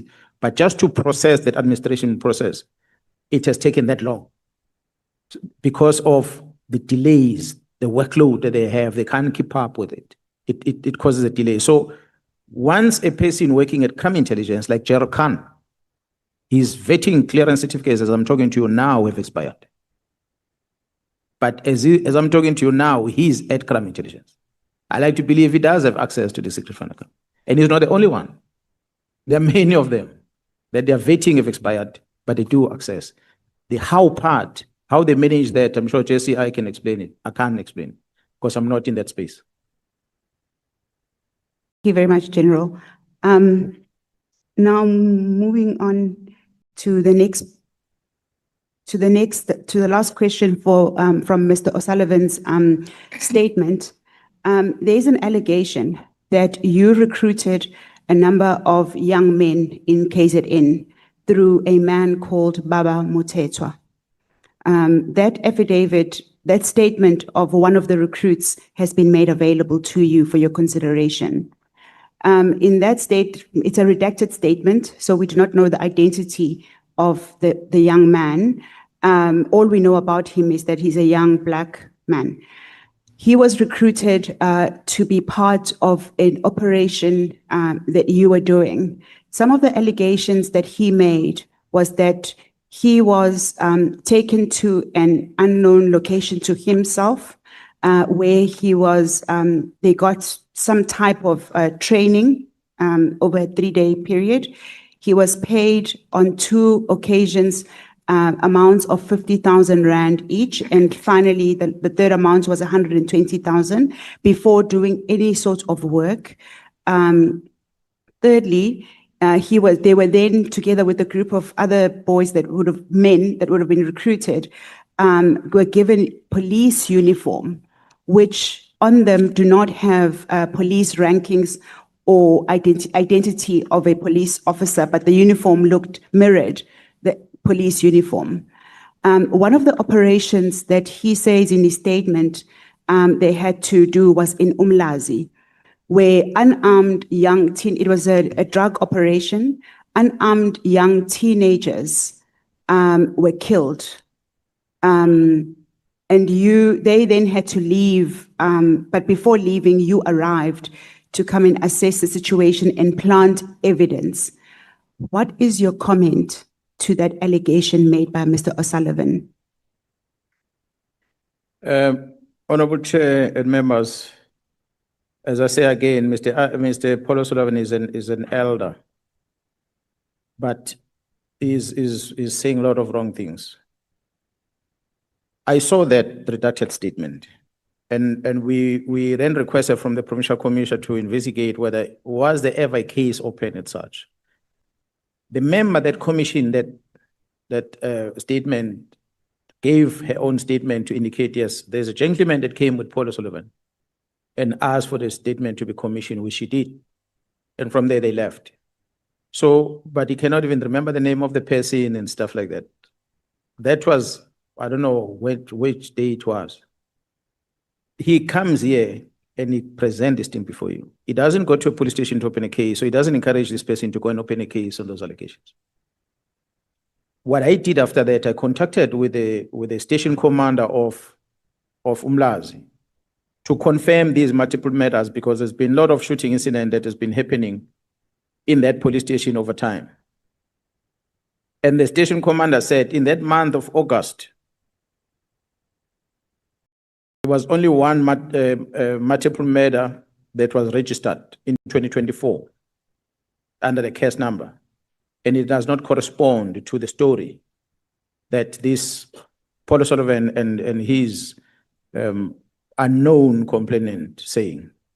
So I don't want sometimes to waste energy and argue and disown things that people are making allegations on and they cannot come and confirm. Let the person who opened the case go to the police station, open a case so it can be investigated. Alternatively, you must come to this committee and present the evidence. But as the head of the police in KwaZulu-Natal, police in KwaZulu-Natal have been involved in a lot of shootings. And many people have not been happy about that. And it's not one police officer, it's not one team, but all those that have been involved are police officers. So if this person says that he was not a police officer, he was recruited, they are making up the story to try and convince the committee to believe that there's bad things happening in KZN. Similar people that will sell stories to Meriti Haas, amongst others, they make them to believe certain things. That's why to date, you hear for any action, shooting, whatever, is PKTT. Those are the stories. I'm sorry, General. You can. No, it's fine. I'm just saying that stories have been fabricated, so there's nothing of that sort in KZN. Okay. You can investigate. Perhaps what we should do is leaving aside Mr. O'Sullivan and just asking the question slightly more directly. Are you involved in operations of this nature as alleged? Not at all. Did you make payments of 50,000, 250,000 batches plus 120,000 to various people who were doing operations? That's wrong. I did not. So you have no knowledge of this even, I don't have knowledge and I like to believe that it doesn't exist. okay. If we can then maybe play the clip if it's ready.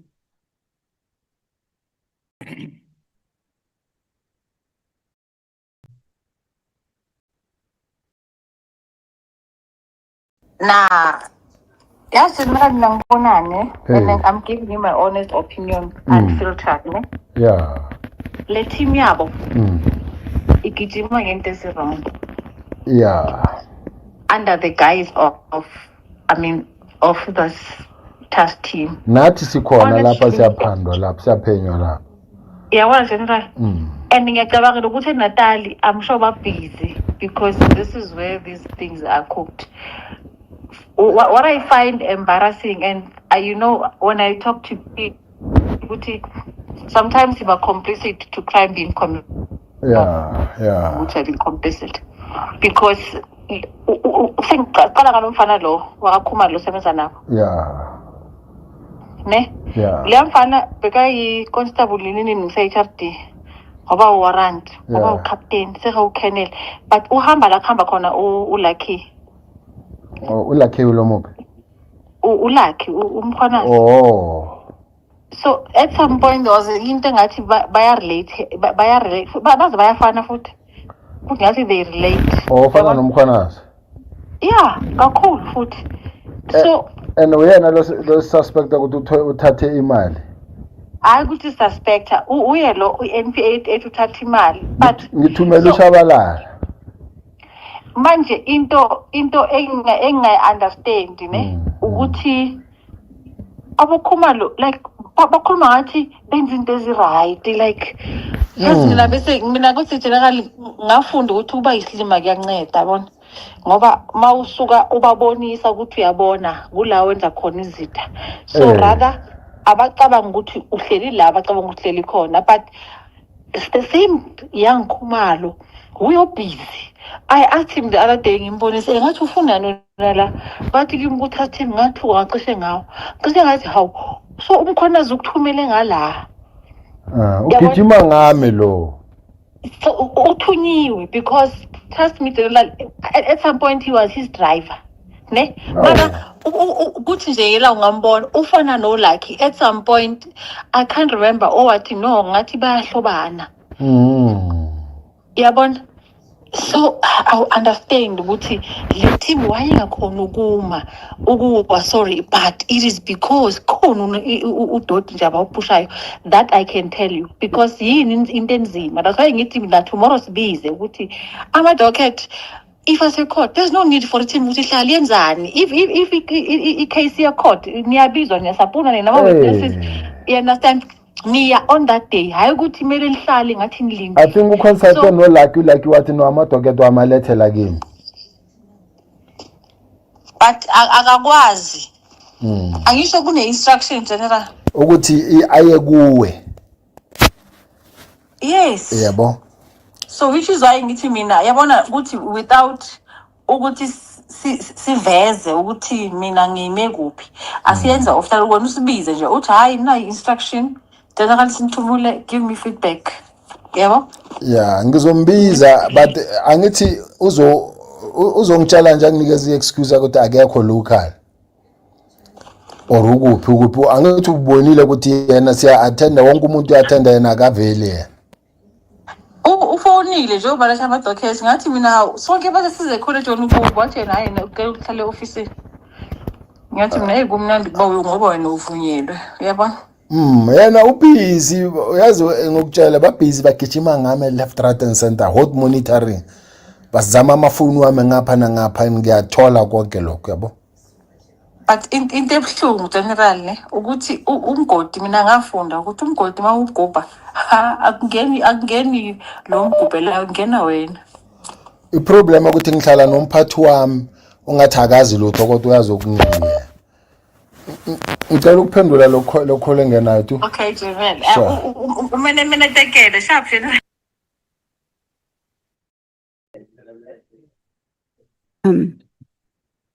General, just for the sake of the record, who are the persons that are speaking on the on that clip. It's General Sintumule and General Cibia. If you can just summarize perhaps what is the content, the basis of their conversation. The base of the conversation is regarding the case dockets and the investigation that the team is doing in KZN, which is PKTT, and the fact that Sintumule is in support of these dockets being moved away from KZN. He's even encouraging Cibia to invite both her and Kumalo to the college to come and account. So she seems to be the master of why these dockets came to her, according to the conversation they're having. Lieutenant General Sintimula came before this committee and she testified that she did not even know how the dockets arrived in Gauteng, and she did not even see them. Now, I'd like to take you to specific parts of her affidavit, just in light of what we have heard on the clip.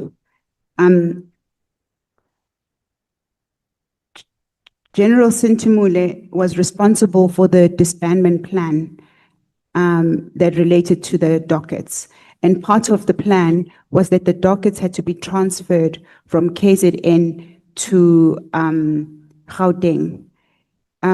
She was questioned by this committee as to, firstly, is she aware who gave the instruction for the dockets to be transferred? She testified that it was not her.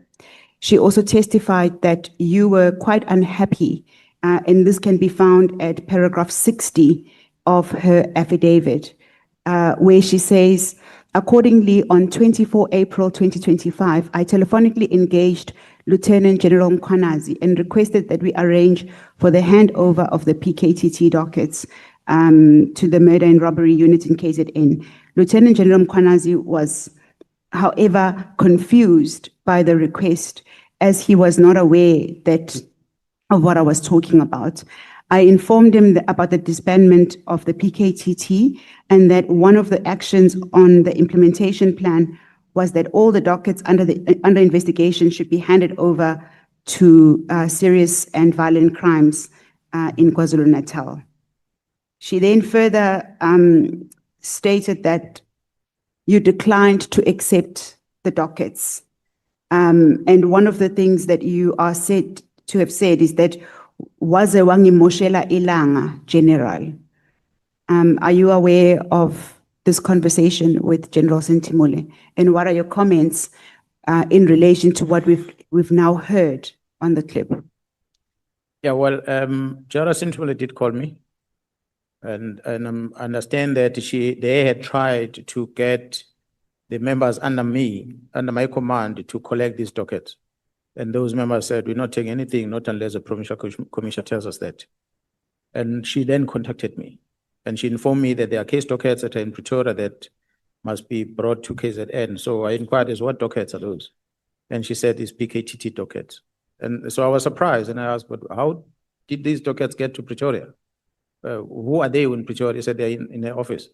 So I asked, but what are they doing there? Then he said, but don't you know, didn't they tell you that the docket, Cibia gave instruction, this docket must come to Pretoria? So I was concerned. I said, no, I don't know anything about the docket. So if you take the dockets to Pretoria, then you must see how you're going to deal with those dockets, because nobody told me about dockets going to Pretoria. So subsequent to that, I then sanctioned the team that is investigating PKTT to come to my office to give me a presentation to confirm what I'm hearing. Upon confirming, I then contacted General Kumalo. I even wrote to General Kumalo to establish that you are explaining to me, General, about how it came about, but I want it in black and white. So that's how the communication officially started at coming back to me. But she did tell me that. So in listening to this recording, and I'm grateful that you know, when there's no peace amongst thieves, you will see what you see. Because General Cibia recorded Sintumule. Otherwise, we were not going to know about this truth. And she then ran around after this recording was given to her before the Ad Hoc Committee, before the Nhlanhla Commission. And she ran to the National Commission, I'm told, she ran to General Kumalo to try and justify her action. She has not spoken to me to date, because she knows that she cannot approach me. I guess the only time we're going to talk is when there's an investigation somewhere where I need to come and testify if there's anything that I'm involved with. But this, I brought to this ad hoc committee to show the committee that what you see might not necessarily be the truth. This is a person who came in and presented herself as a good person. But this is what she's busy with. I don't have the date when this recording happened. Maybe it was shortly after the instruction or it was prior to the instruction. But from this recording, I deduct that she knew about the letters that are written by Cibia. Perhaps she might have been the author of those letters. Maybe she compiled the letters on behalf of Cibia. I do not know. Okay. Perhaps maybe we can then go to the next paragraph where she says, on the 25th of April, she called the National Commissioner and informed him of your discussion and the serious reservations that you had. I remember saying to the National Commissioner that there was no way that we could disband the task team and replace it with another task team, as that would make no operational sense. The National Commissioner advised that I engage with the DNC and he must decide on what to do with the dockets. The National Commissioner testified that at some point he told the DNC that he heard that the dockets were at head office and instructed that the dockets be returned to their station of origin. I suppose when I called him to give him feedback of my conversation with Lieutenant General Mkhwanazi, the National Commissioner realized that the dockets were still at head office. Hence, he said, your boss should decide what to do with those dockets. Now, listening to the clip again, and now knowing that General Sentimule and General Cibia were speaking with one voice in respect of the dockets and not necessarily what this committee was informed. What is your comment regarding General Sentimule's role in ensuring that the dockets reach the destination where they are supposed to, as instructed by the National Commissioner? Oh, I had listened to Gerald Kumalo when he said Gerald Sentimule kept coming to his office and he will take a cell phone and take a picture of boxes that were lying in the office before the dockets came so that she can send it to Cibia as an assurance that the dockets are here, which was a lie. That's what Kumalo told me, that she will take photos and send to Cibia. Said, no, I've fetched the dockets, because she was getting this pressure from Cibia. Subsequent to that, the dockets were delivered. So that's why I said again, Sentimule cannot be trusted. I could not trust her in 2012. That's why I removed her from crime intelligence. I cannot trust her now when she appears before these two commissions. And what surfaces after that is this recording. So it's a person that you need to trust with your own, risk your own life to trust. Otherwise, I still don't understand how she ended up being in the position that she's in the organization. Lastly, on General Sentimule, Lieutenant General Sentimule said that in response to this clip, she was using counterintelligence. Perhaps not, it may not be in response to this clip, but in response to her attitude towards Cibia, she used counterintelligence because she realized that she was not going to get far. What is your comment to that? That's why I'm a police officer and she's not. Because I'm a police officer, deal with facts and deal with things, not counter and make stories. So her whole career profession is intelligence. So if that what she was doing is fine, but in terms of the evidence before us on a criminal investigation, she did not disclose that what she did, which means she was part of the wrong. It's a clip that is going to make its way now to the team that is investigating the movement of this docket. She was never a suspect, but I'm now presenting to the team because it's a new evidence that we picked up that we thought she was not part of. All along, we're blaming Cibia alone, not knowing there's a player behind. So this is a person, I don't know in her statement what she gave about a profile career in the organization, but it's a person that has been moving up and down. This side promotion, this side promotion, that side promotion all the time. But I don't know how she got it right. But it's one of those that maybe as we conclude here, we need to then start talking about some reforms in the organization because she arrived and she ended up being a lieutenant general heading both crime investigation currently, and forensic service, the heart of policing. Thank you, General. I'd like to now move on to Mr. McBride's affidavit. Mr. McBride,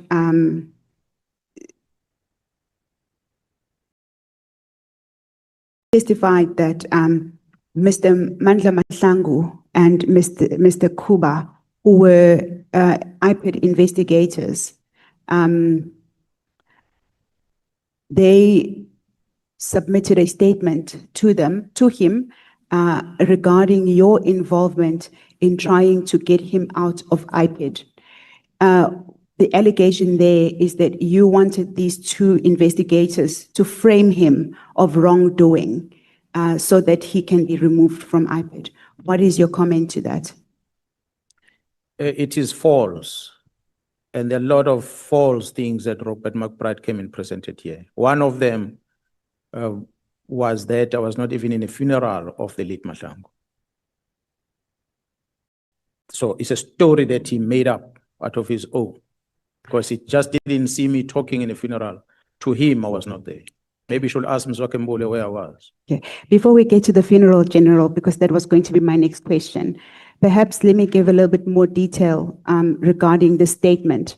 This offer that you made to the IPID, you allegedly made to the IPID investigators, was in exchange for a brigadier rank. If we could just deal specifically with that first before we talk about the late Nhlanhla. Okay, well, first, maybe let me start here. I don't know when date that he's talking about that I made that offer. I've said that allegations are false. There was never such. But I had heard in the process that from Nhlanhla that there was some intervention from someone from crime intelligence and on issues that they were investigating. I just cannot remember the name, but there were some interferences that were happening at the time. It might be mistaken me for that person. I'm not sure. But as far as I'm concerned, I have never interfered with anything.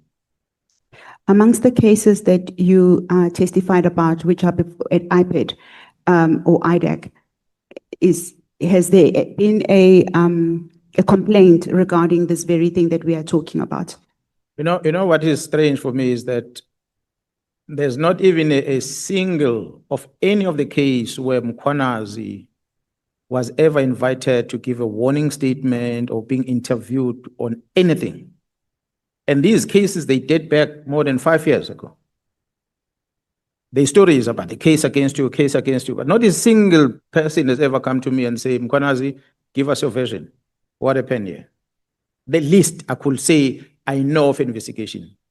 The only one ever that I was approached was last year when Minister Mkhunu, allegedly, according to what was in black and white on the letter from IPID, laid a complaint with IPID on a matter of Impangeni. That was the time when IPID wrote to me to give a statement to explain myself. Before that, there was never, to date. So I can't necessarily talk about cases that I was never confronted with. I don't know. They will make stories about cases. Like many other people can make stories about cases, but nobody has ever come to me to say, there's this case against you. Thank you, General. If we can now then deal with Mr. Nhlanhla.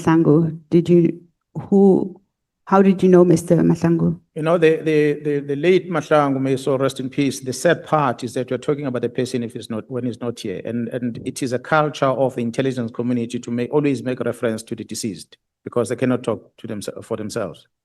The late Nhlanhla, I got to know him because of his brother.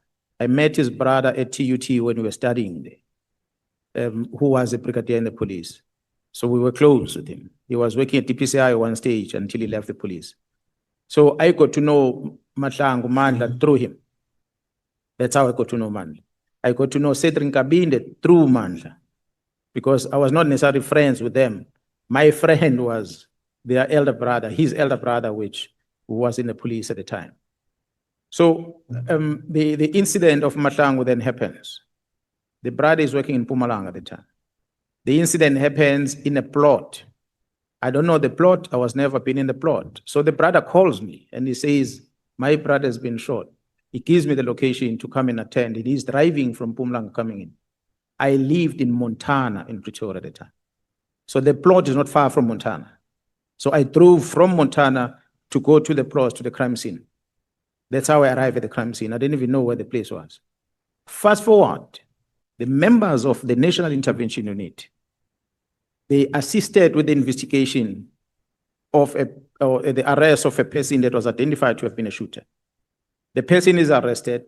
The members are interrogating this person, and this person tells them that we shot this one and we acted as if it's a robbery. We took this thing to a particular house somewhere here. We left it there, and according to the vehicle, we drove back to Joburg. And I was paid so much money. It's a policeman that coordinated this thing. But to date, there's nobody else been arrested on that case except the shooter. So we believe that there are people that were behind it, that hired this man from Johannesburg to come and do the job. The funeral is held. I'm in that funeral for Mr. McBride. I sat in a front seat on that funeral. But he didn't even see me. I don't know what he had in his eyes. I was in a graveyard. He didn't see me in a graveyard. I went back home after the graveyard. And I was not alone. I was there with my wife. So this is a man who talks things he doesn't know about, and he starts making allegations. I still believe today there's something behind the murder of Nhlanhla. Perhaps we mustn't look too far. We must look closer to the people that he was working with at IPID. I suspect something there with those that were closer to him. General, you are a police officer with many years' experience, and I'm not sure whether to couch what you've just said as an allegation or perhaps creating some type of suspicion. What informs that question? Perhaps you can just comment about that. Why do you say that? Why should that be probed? It is because the information I received from the National Intervention Unit members that interrogated a killer. But when the investigation is done, the people that the killer were making a reference to are not arrested. The killer is arrested. I think is convicted. But the people behind it, they have not been charged to date. So I believe that it's a case, whoever that is selling the docket in Gauteng, that remain unsolved, in my eyes. And that's why I'm saying I suspect the crew that was around Nhlanhla all the time, whether on his private capacity or at work. So when you hear some issues that were happening at the workplace, you also start to asking question mark whether couldn't have been compromised at work. Perhaps there's a possibility there. If we can then go to Mr. Nkabinde's statement.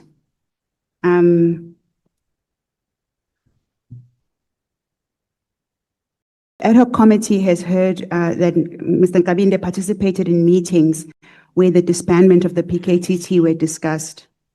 What was his participation in the implementation of the disbandment plan and his relationship with the minister? I must say, Honorable Chair and members, I was not in those meetings, so I cannot talk much about the role of Nkabinde except what I read and what I hear about. But other than that, I don't know. The relationship with the minister, I know it was as a result of a murder case that happened in KZN. Could you expand on that?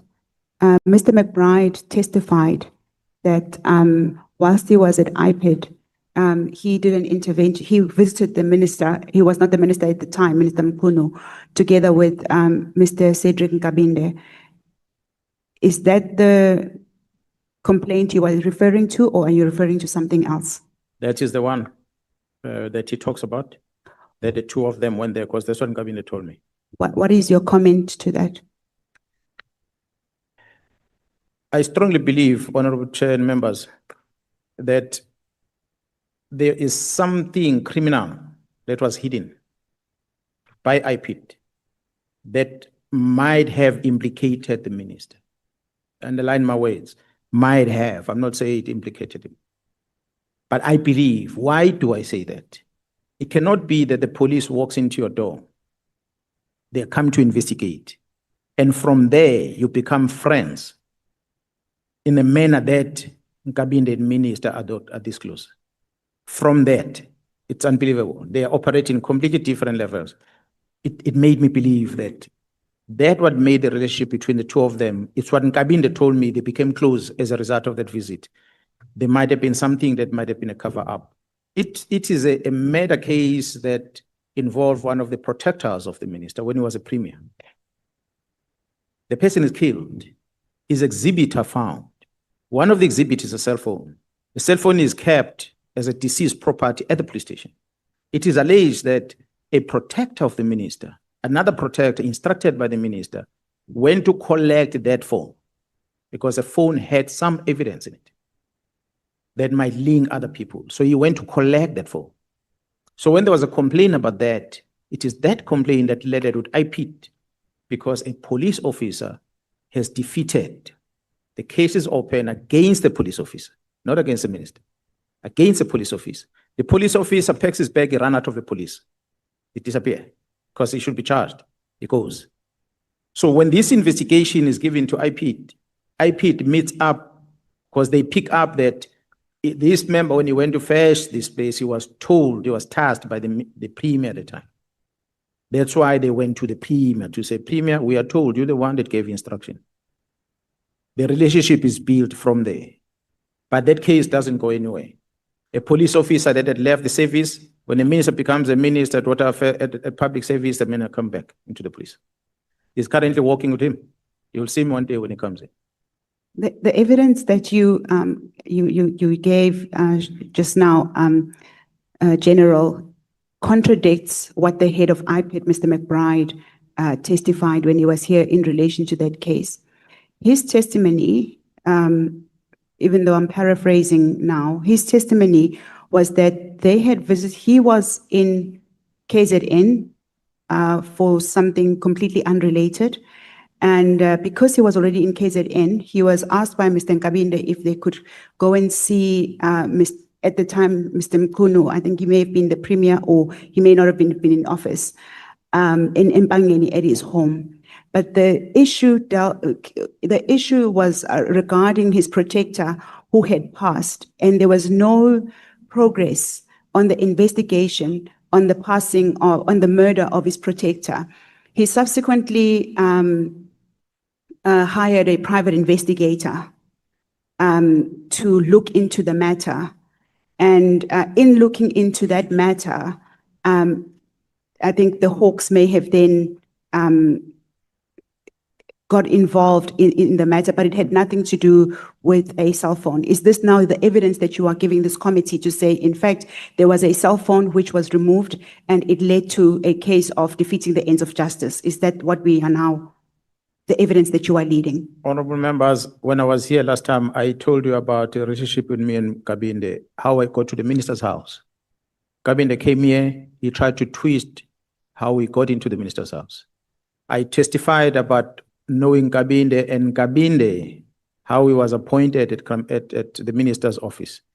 I came in and testified about Kabinde, how what he had told me about the operations of IP that involves Paul Sullivan and Robert McBride in a house in Sentin. He came here, he confirmed that.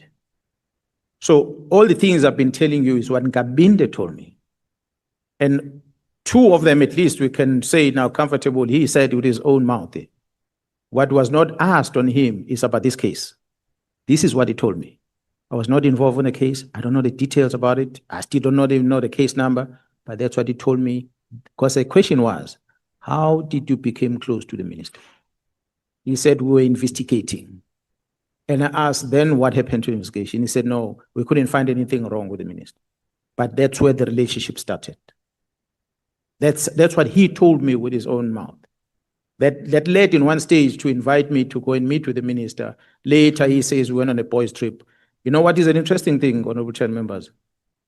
That day he came to the house. I told him that it's late, I'm going to drive, and you drive in my car. Not my car, my wife's car. My wife's controlled a tracker in that car. How stupid can Kunazi be going boys' trip with the wife's car that has got a tracker? We left, we drove there. It was late at night. I didn't have time to call the protector, so I drove myself. I had to do a tactical driving on the road getting there. The tracking device is available for this committee to download if you want. With the details of the car, the starting of the engine in Durban and Nhlanhla, the switching off the engine at the minister's house at Mpangeni, the starting of the engine in Mpangeni, switching off at Nhlanhla. We didn't stop on any toll gates because there's e-tech in that car.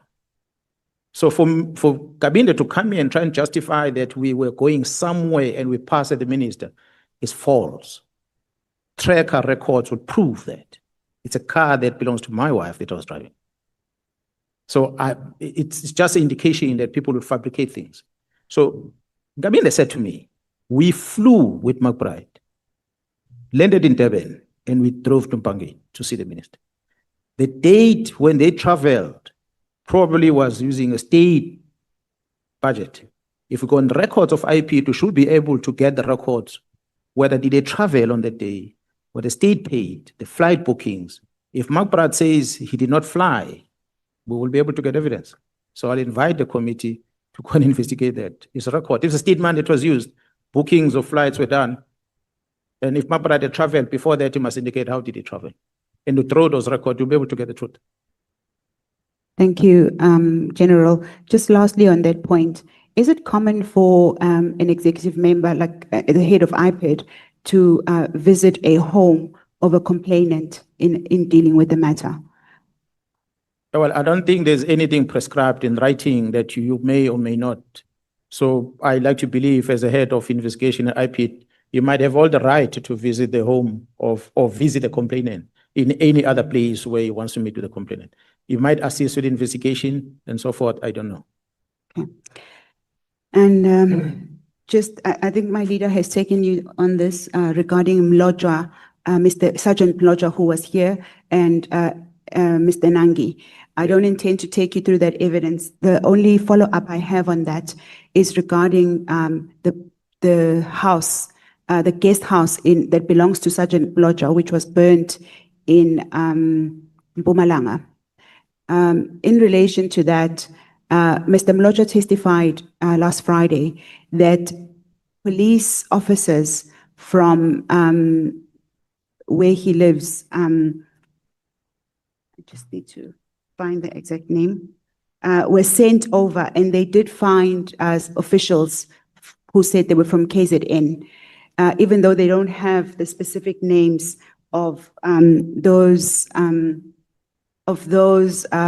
officers, but they did confirm that they visited the home.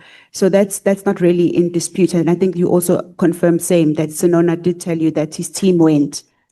What is new evidence is that DNA that was done to test the area showed that Mr. Zachariah Desai, who was the individual who was kidnapped, they found his DNA at the house. But what we also know is that the house was burnt a couple of hours after the police officers had visited. Just if you could perhaps confirm when was this DNA taken, and when were those results submitted? And are we able to find them on a docket or somewhere? Honorable Please guide us. Yeah, Honorable Chair, you see me looking on the phone because I was sending the team the video footage of the house, alleged fire before and after the times there, but it looks like quite a long video. I'm not sure if they'll be able to play it for you to see. The entire investigation is done by DPCI, not me and not my team. So the feedback and update I receive, I get it from Jarasnona. So I don't necessarily have much of the details as to what is it. My interest is, here's a kidnapped person been found, here's a perpetrator has been found. The details of how they go about, he keeps updating me on some of the things. That's why I cannot tell you, point by point, hour by hour, what was happening throughout. I can only share that which was shared with me. That's what I spoke about it earlier. So in as far as that team going there, what time did they get there? For instance, I didn't know from looking at the video, it looks like they arrived at night. What time did this guy come back into South Africa from Mozambique? And when was the date? I didn't necessarily go into details to check that. But what I know is that they came there, they left, a house burned. When you look at the video, you see police cars, although not clear because it's lights, and from the lights disappears. And later, fire comes up, and later the fire subsides and the fire brigade comes in, or a medical response comes in. That's what you can see on the video. If it can be played, you'll be able to see that. But anything else surrounding that house, even the DNA, I was informed that there was a DNA discovered. What is done before or after, I don't know. Okay. Which part of the house burned, which one did not burn, where the DNA might have been found, I do not know. Yeah, to be fair to you, General, you did testify that you were not present at all in Mpumalanga. I suppose the question was because of the evidence you gave that DNA was taken, but you've now confirmed that you received that information from General Sinono. The investigation team also updated me about it. Okay. If you could perhaps furnish us with those details. Thank you, General. Maria. Thank you, Chairperson. It's just one or two more questions that we'd like to ask General Kunazi in relation to the third directive of the minister. So I think General has covered quite a lot, and the intention was to allow the General to respond to each item of the directive. And I think the remaining item is the moratorium on crime intelligence that's also part of the memorandum. And under this particular heading, General, you've mentioned Major General Khan, and my colleague has asked you about your vetting in crime intelligence, and you've mentioned General Khan as a big obstacle, and that past and present divisional commissioners has had a challenge to get their vetting clearances. And I think it begs the question that I first would like to establish, because I think the name keeps coming up and not much has really been said about him in the ad hoc committee until I think today, really. So if you could maybe just explain to the committee what the relationship or what General Khan's role is, first of all, in crime intelligence, and then maybe also the relationship, because I think in the memorandum, what is suggested that there is a relationship that General Khan has with politicians and members of parliament. If you could also maybe just speak to that. I said when I started earlier, honorable members, that some of our politicians, yourselves as leaders of society, you get thrown into the wrong that we do. And you get trapped into that. And you end up siding with them when they do wrong. Crime intelligence has always had this type of people that are evil, that do wrong, but they make use of the people in high position, in powerful position, to manipulate. I cite General Khan here for few reasons. One of them is that, and this is something that comes from his own mouth to me at times. Maybe before that, we have seen an amendment of regulations in the South African Police Service over time. Police regulations, employment to be specific, and ranks. To the extent that the ministers in the past changed these regulations because they were influenced by certain things. Minister Mthethwa, the late, went against the Constitution of the Republic, where the Constitution says there shall be commissioners in the police. By Minister Mthethwa at the time, introduced the rank titles of generals. We are generals today. But the Constitution doesn't call us generals, it calls us commissioners. Regulations were amended, that violates the law. That is but one example. Other ministers came after that. We know of how Minister Mthethwa benefited the wall that was built in his house by crime intelligence. We know the former president with a swimming pool in his house, justified by crime intelligence that it is a fire pool, amongst others. We know of the new regulations that have been published by the former Minister Mbalula, where he then says, I'm taking these powers away from the Act the act that says initial commissioner must appoint. But the minister says you shall not appoint on senior management, not unless you consult me. That's what Mr. Mkhunu used to freeze this post. It's a regulation against the act. It's the powers that the minister granted themselves that do not belong to them. Because the act does not give them those powers, but they took them through the regulations. Minister Mbalula, when he first changed these regulations, he was responding to what he deemed as an abuse that was happening in the police. We had a Lieutenant General Motiba that was acting. A person who joined the service in 1991, Major General Khan, was promoted overnight to become, from a colonel, to become a major general without advertising a position, and he skipped the rank of a brigadier. There was no justification for that. So, but Motiba felt he must promote him from this rank to this rank. And Khan became a general. We are calling him general today because of that. But Sorry, Chair, if I may, apologies for interrupting you, General. May I ask just a quick question for clarity, Chair? Yeah, I think I'll allow him to conclude the response, and you will come up, because she just asked a very short question. 100%. Yeah. so Major General Khan get promoted by General Motiba at the time, obviously with the support of the HR. But then I think the minister was upset about that. It looks like there were some things that intelligence were doing that might have been used as a reward to Khan, which the minister was opposed to. Then the minister, through secretariat, decided to change the regulations.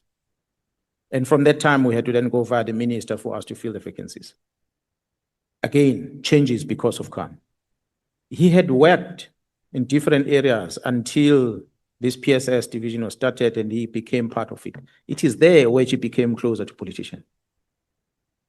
I'm sure majority of the people that are in the building, let me not say the African National Congress, honorable members, but the people that are within that building of the headquarters of the ANC knows Khan very well because he brags about it.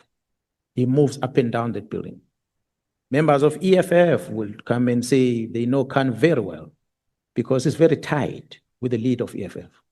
So Khan is this person who has played politics to get his way. And that's a danger that Khan brings into the picture. I said he's in charge of counterintelligence in the police. He was in charge of the vetting section where all the profiles of everyone sits.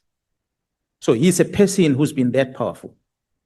So Khan started fighting with Khumalo, and he will come to me and complain about Khumalo. I will ask Khumalo. Khumalo will simply say, Khan's appointment is this post, which is support. The only thing I'm asking him to do is to go back to his post. He doesn't want to, because Gerald Jacobs had moved him, or before that, he had moved him away from there to counterintelligence.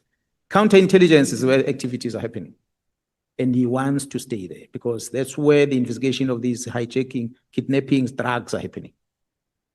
So he wants to be there. But the fight with Khumalo is only about the position. That he doesn't want to be here, he wants to be there. So Khan remains a person that causes a lot of issues to date at crime intelligence. In the past, it was not him. There were many others. But at this present moment, it is him, the key player. And we believe it is Khan that influenced IDEC to behave in the manner they behave. Yes, others might have come in. For your information, at one stage, Khan, if I'm not mistaken, no, not Khan. Someone presented here that Atis Mohoti, who said, I had myself and Gerald Cele facilitated a tender for one company in KZN to be issued tender, and that is Magma Security. That's when I realized, after reading that, and I said, okay, now it's clear. Mohoti is just an information peddler.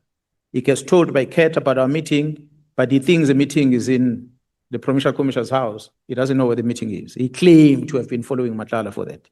He hears things about this, he claims it's his. He hears things about Thabo Bester, for instance. He claimed he was part of the Thabo Bester. So he claims a lot of things, Mohoti. One of the things he claims is this one of Magma Security. Then when I saw that, beside me having received WhatsApp messages from Mkhwanazi on discussions of crime intelligence, that only person within crime intelligence can share that, Mkhwanazi writing to me and say, Khan is going to update me. It became clear that Khan is a big player in crime intelligence. Now I know him and the Inspector General are very tight. Now come Khan here, I was talking about the issue of magma security as an example. I'm going to wrap up quickly. When I arrived in KZN to come and act in 2018, I did not know magma security. Khan introduced me to magma security. And when I met with magma security, and he was breaking apart what they're doing, that they are helping with CIT cases and many other cases in the country. And I happened to see ex-police officers that are now working for this magma security. And when I arrived there, places later was in the news, a lot of murders. Magma security showed me the whole chart of the syndicate that's operating places later. We're able to deal with those criminals thanks to that magma security. So I built a relationship with that magma security from that day. Now Khan knows their capabilities. He knows what they're capable of doing. So I believe, thinks that a lot of things maybe that are happening are assisted by magma security. They are a good team. I must say, sometimes they provide information more than what I get from intelligence. And being a private sector, it is Khan that is introducing. So in intelligence and almost everything happening in their intelligence, Khan is in a center. So I was trying to indicate that regulations are changed, it's Khan. The member of parliament, Mr. Adams, runs around all these other places to open cases. He said to you here, he decided to go to Soweto because he loves Soweto. Soweto is hundreds of kilometers away from both airports, Lanzera or Tambo. He had no reason to say he's going to Soweto. I can tell you. He went to Orlando because there is a member of crime intelligence in Orlando that works with Khan, that walked with him to a police station to go and open a case. One of the ROC members, the member that is in the list of the people that Ket Matlala paid for to come to the January 8th statement. As we see the evidence from Matlala's bill that Mkhwanazi gave him, he said, these are the people who must book their flights. That Colonel is in that list. And it's a Colonel that works with Khan like this. And it's no mistake, I'm presiding over a case against Khan of drugs and Gauteng. In that case, I cleared him because the people that were wrong, that arrived there, that I felt that the organization should have dealt with, they were not dealt with, but they were dealing with Khan. But what was strange in the testimony is that, Honorable Chair, a member of Flying Squad in Soweto, after learning of what's happening in Eratin, that member decided to phone Khan to come to the scene. Khan arrived in the scene being mobilized by a member from Flying Squad who works in Joburg. Why did that member choose Khan of all the people to come and attend the drug issues? I said to you, and I'm saying it again, big consignment of drugs were found there. Khan left it with the PCI. The question remains, did all those drugs arrive at forensic? Were all those drugs destroyed? The modus operandi can tell you. Don't steal on the crime scene. Take it. En route to forensic, we swap it. When it gets there, it's diluted, and the forensic analyst will test only 10% of it. So you might be clear of not having done wrong, but you know you're going to benefit out of this same thing. So in all what is happening that we see nowadays, honorable members, information lending with the honorable members from crime intelligence, it comes from that office that still has Gerald Khan in the mix. I don't know why it does not have a security clearance. You asked me earlier. It still doesn't have, but it's there. So it's majority of the things that I feel, the not filling of the vacancies directive of the minister, it is because Khan wants to dictate who must control where. Because these are senior positions of crime intelligence. If they are filled by Kumalo, they won't have control over that. I just have one last question on Khan, because we've seen Khan's name come up. Can we take the follow-up from Honorable Camera? Thank you, Chair. Sorry, Advocate. Apologies, Chair. I'll be very quick. The first one, just for the record, General, you said it was Major General Khan that was promoted overnight. Was there wasn't there another one? They were both promoted overnight, if I'm not mistaken. I'm not 100% sure, but what I know, what angered the minister Mbalula at the time, Khan's name was the one that popped up. I don't know who else might have been promoted at the time, but I'm And- sure the organization can provide that information. And well, I can qualify it with both General Khan and General Moodley. What was their relationship with Richard and Luli at the time? Honorable Chair and members, I cannot tell. Khan at the time was junior, the time of Moodley, but Moodley was a general already in KZN, the time of Moodley. So at the time of Mdluli. So I really don't know the relationship, but what I became aware of is that they were operating in opposite directions. Okay. They were in different camps, the two of them. They didn't get along very well. I don't know now whether they are colluding somehow, but from what I heard is that they were in different camps. Thank you, Chair. My closing question, Chair. Yeah, it must be the last. Yes, Chair. General, you mentioned Khan's disciplinary hearing, and we've heard it from Mr. Adams. Honorable Adams has spoken about General Khan's disciplinary hearings. We've heard it from Brown Mkhwanazi as well, and we've seen in the WhatsApp chats that Mkhwanazi and Matlala were also talking about General Khan, and there was reference that money should be asked from Khan. Are you aware of a relationship between General Khan, Mr. Mkhwanazi, Mr. Matlala, and to a certain extent, Honorable Adams? I mean, he mentioned, and I don't know if he just happened to have known about the disciplinary hearing or whether he has a certain relationship with General Khan. Look, in the relationship between Khan and Mkhwanazi, other than the messages that Mkhwanazi sent to me, which in some of those messages, he had presentation of classified information from crime intelligence, where crime intelligence were presenting their policies. So he took a screenshot, or there was a screenshot taken from there and was sent to Mkhwanazi. Mkhwanazi then sent it to me, that screenshot. When I asked him more details about that, Mkhwanazi told me that Khan will brief me. So that's how I got to know that means Mkhwanazi and Khan are in talks. Other than that, I don't know much about their relationship. The other relationship, but again, this one is suspicion, it's not confirmed with anything other than what the Chief of Staff, Kabinde, told me. He said, Khan has been trying to get to the minister, but he has not been allowing him. But Khan found a way of using Mkhwanazi to get to the minister. That was when I asked Kabinde, who is Mkhwanazi? And then Kabinde told me, no, he's a person who's close to the minister. That's how Khan got into the minister through Mkhwanazi. So that's all what I heard about the relationship. Between Matlala and Khan, I don't know anything except what I heard from Mkhwanazi, from Matlala himself, saying that he used to give Khan money as well. But Khan was demanding money. He was not just giving him because he didn't done something to him. He was always demanding money, that he must give him money. But again, it came from Matlala. I cannot necessarily come and be 100% sure about that. The Khan and, you said it's Mkhwanazi and Khan and? I asked about Honorable Adams. Or Honorable Adams. Yeah, because you've mentioned him here. What I know between Mr. Khan and Honorable Adams is that where we connected first was this case open in Orlando. That's where we connected. And we connected Mr. Adams with Mkhwanazi because the person that Mr. Adams went to see in Orlando is the same person that Mkhwanazi flew down here. That's where we connected them. But beyond that, is the visits that have been happening at the Inspector General of Intelligence by Mr. Adams and Khan visiting there. That's how we got to know the relationship between the two of them.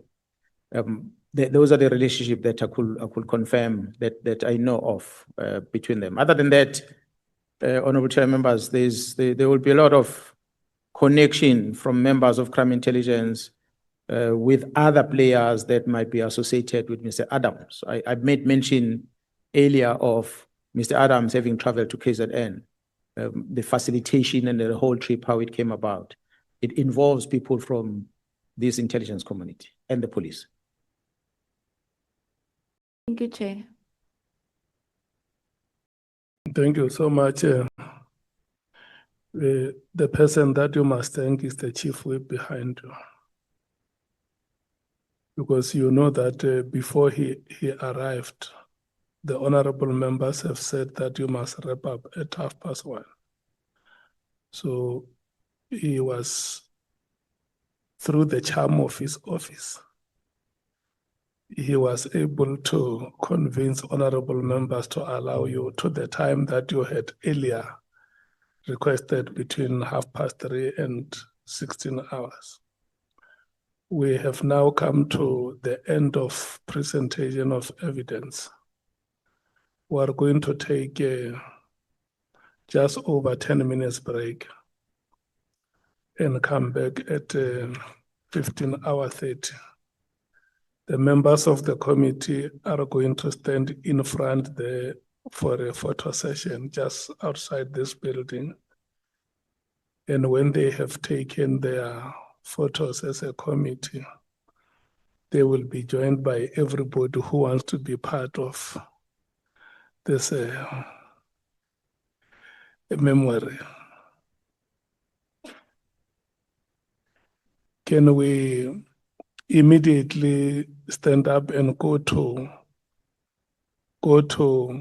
the place that the chair is directing you to?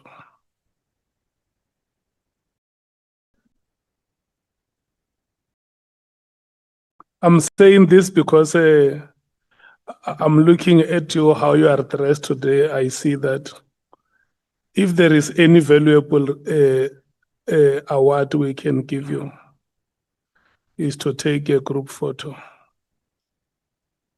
Yeah.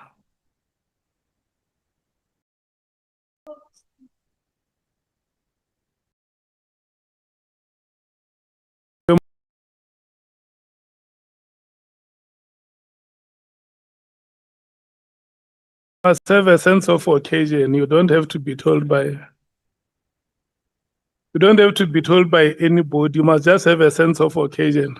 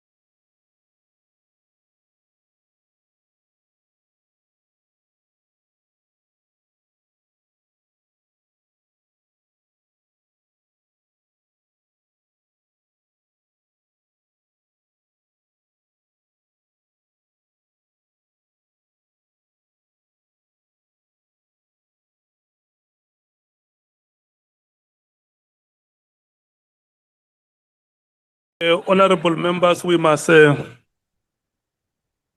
proceed.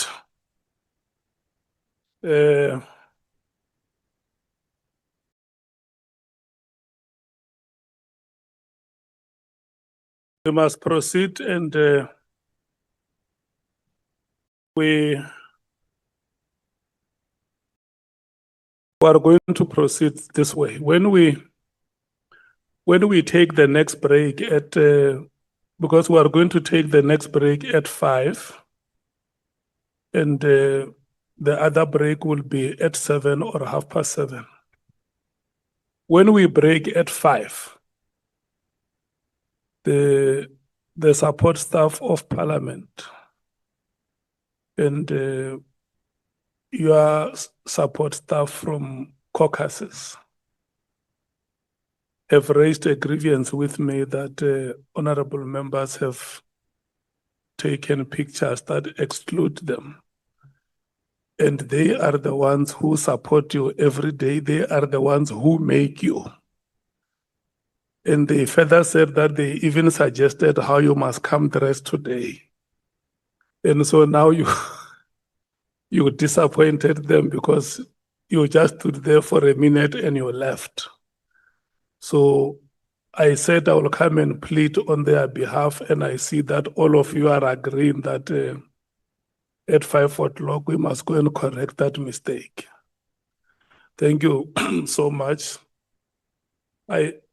We are going to allocate every speaker, the full-time speakers, full-time members, 30 minutes.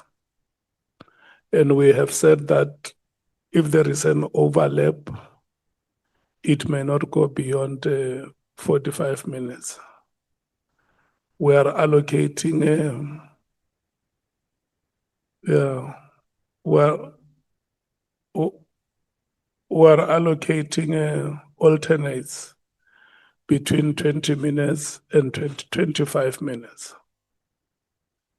Can I get an indication who is starting in the African National Congress? Honorable Nhlanhla. Thank you very much, Chair. It's now 15:33. Thank you very much. You will start at 15:35 and your time will expire at 5 minutes after 16 hours. Thank you very much, Chair. General Mkhwanazi, good afternoon. Sabona. Do you love to park? Second, Do you love to park? do I love to park? Yeah, Yes, I do. you do. Yeah. Why did you send General Seabir a song that says we'll kill them at night whilst they are sleeping? I did not send it to Sibia. Isn't it too? It is Sibia. now me understanding that the person whom I had sent that song to was Sergeant Nkosi. Sergeant Nkosi sent it to both No. Steve Mutsume and Sibia. Sergeant Ngosi says you sent him a song that says last motherfucker standing. Breathing, sorry. Then the other one you sent either to Seabir or Cibia, I don't know, but the Cibia was complaining about it. That you send people midnight songs that you'll kill them at night while they are still sleeping. No, I did not. He can show you his phone. I did not communicate with Sibia and send him anything. So But you he did send might the be song. reading something from somewhere. What I believe he might have read or listened to the song that I sent to Nkosi, because Nkosi looks like Nkosi did send it to him. Okay. No, that was in passing. Yeah, he's a good artist. He was a good artist. Chair, I think in respect of what the general has submitted relating to what would be seen as an affidavit handwritten by Preem. My worry firstly is that it looks like it will be hard for us to question the general around the contents of that affidavit on the basis that he does confirm that he got it from someone else who gave it to someone else who took it from someone else, and he can't surely verify or confirm the contents that are contained in that affidavit. And if you check the nature of the affidavit, Chair, it's an affidavit that has not been commissioned. It's handwritten. It has not been commissioned. Yes, there is a signature at page, I think page 8 at the end of that affidavit. And looking at the contents, Chair, it contains a lot of serious big allegations against a number of people who are presiding actually over a number of institutions of government. So I would suggest, Chair, that we first seek for a confirmatory affidavit from this prime person, and two, we request the National Commissioner of Correctional Services to confirm in detail to us if there are people who would have been in at Hosimaburu Correctional Center who requested to see Mr. Prim in relation to this matter. Do they have in their record any form of visit to Mr. Matlala on the 9th or 10th of September 2025? Because the allegation contained is that it's the lawyers of the minister who went and to see Mr. Matlala in a way of trying to do some affidavit. I'm sure the affidavit was meant to, for the appearance, according to the allegation, was meant for the appearance of Mr. Matlala before the committee. So I think, Chair, from where I'm seated, was he himself will find it difficult to confirm some of the contents in respect of that affidavit. Moving forward, Chair, I want us to go back, General, to the Mlochwa issue. The evidence leader did ask some of the questions. Before you go ahead, must just concretize this and make sure or ascertain that the request that you place on record here has been captured by the Secretariat. Because I did. When I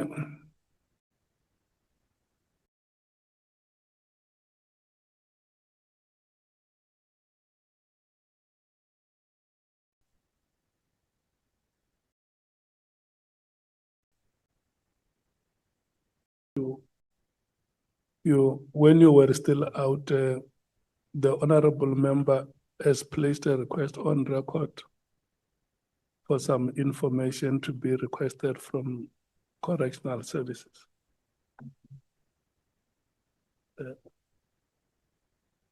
Okay. But I just wanted to make sure that that the request is recorded, honorable member. You can proceed. Thank you very much, Chair. Thank you. That is confirmed. So, Mr. Mlochwa, General alleges that you unlawfully arrested and detained him on the borders of Mozambique without any form of a warrant, whether it's a session seizure warrant or a warrant of arrest. He says to this committee, you called, or when I'm saying you, I mean you, maybe you or one amongst your team, called the authorities in Mozambique that he must be delivered to you at the border. So he was made to walk across the border through barefoot, being transferred from the Mozambique authorities to your team. And when he was in Mozambique on the basis of working as part of his business operations. What's your comment on that? Yeah, well, I cannot confirm in terms of how in details he was arrested. What I know is that when they conducted the departmental investigation at his workplace, they had to confirm his legal status in Mozambique. And it was confirmed that the man was in Mozambique illegally. The Border Management Agency submitted a statement where they confirmed they don't have his records crossing the border. The police in Mozambique participated in assisting with that investigation. They engaged with the office, South African High Commission office in Mozambique to help bring the person back. And as a result, the South African High Commission that side issued a temporary passport, one-way transport, for him to be brought back into South Africa. So how did he get to Mozambique? I'm told by the team that they say he was running away with a victim. They took him to Mozambique. That's why he did not clear at customs. So if he was on business, he would have stamped his passport to go across. He came here and he said his passport was taken. But for me, the passport is not the issue. The issue was the authorities that are responsible for stamping the passport, they register you in the system. His name doesn't appear there. So which means, indeed, he did not cross legally. Okay. He played a video of you here in relation to the burning of his house. And he says it is not true that the house was burnt by the community. You guys are doing a cover-up. The police or whoever was working with the police at the time, including a private individual who's a brother to the alleged person who has been kidnapped, connived and did a cover-up, burned the house and said the house was burnt by the community. And he actually brought an affidavit, handwritten affidavit, that he claimed was from the ward councillor. Are you aware of that? No, I'm not aware. However, I saw the videos that were played before this at the committee. I watched them. Okay. So he says also, there is a shop just across, close to the property that was burnt. And the police there's a camera in that shop. So police went to the owner of that shop and paid 2,000 rands for them to get the footage and destroy it. What is your knowledge about that? I have the footage from that shop given by the same police that he alleges they destroyed. Do you know about the 2,000? No, I don't know about the 2,000. But I know about the footage and I shared it with the evidence leaders. It's a footage that I was saying that we can fly to there if you so wish. If the team investigated and destroyed it, why did they share that with me? Because they claim that it is part of their case. Okay. He also alleges that you, amongst the people who drove them to a farm, tortured them, made them strip naked, made mockery of them. And he said, your attendance in the torturing was confirmed by his co-accused. That someone who was in the room or in the house or wherever it was in the farm said, because his eyes were wrapped up. So someone said to the co-accused, please tell your co-accused who has arrived. And that person said, is the Provincial Commissioner of SAPS, General Mkhwanazi, who has arrived in the scene where they were tortured. What's your comment on it? Well, there's a total lie. What I'm glad is that if there is a case open to investigate, it would uncover those things.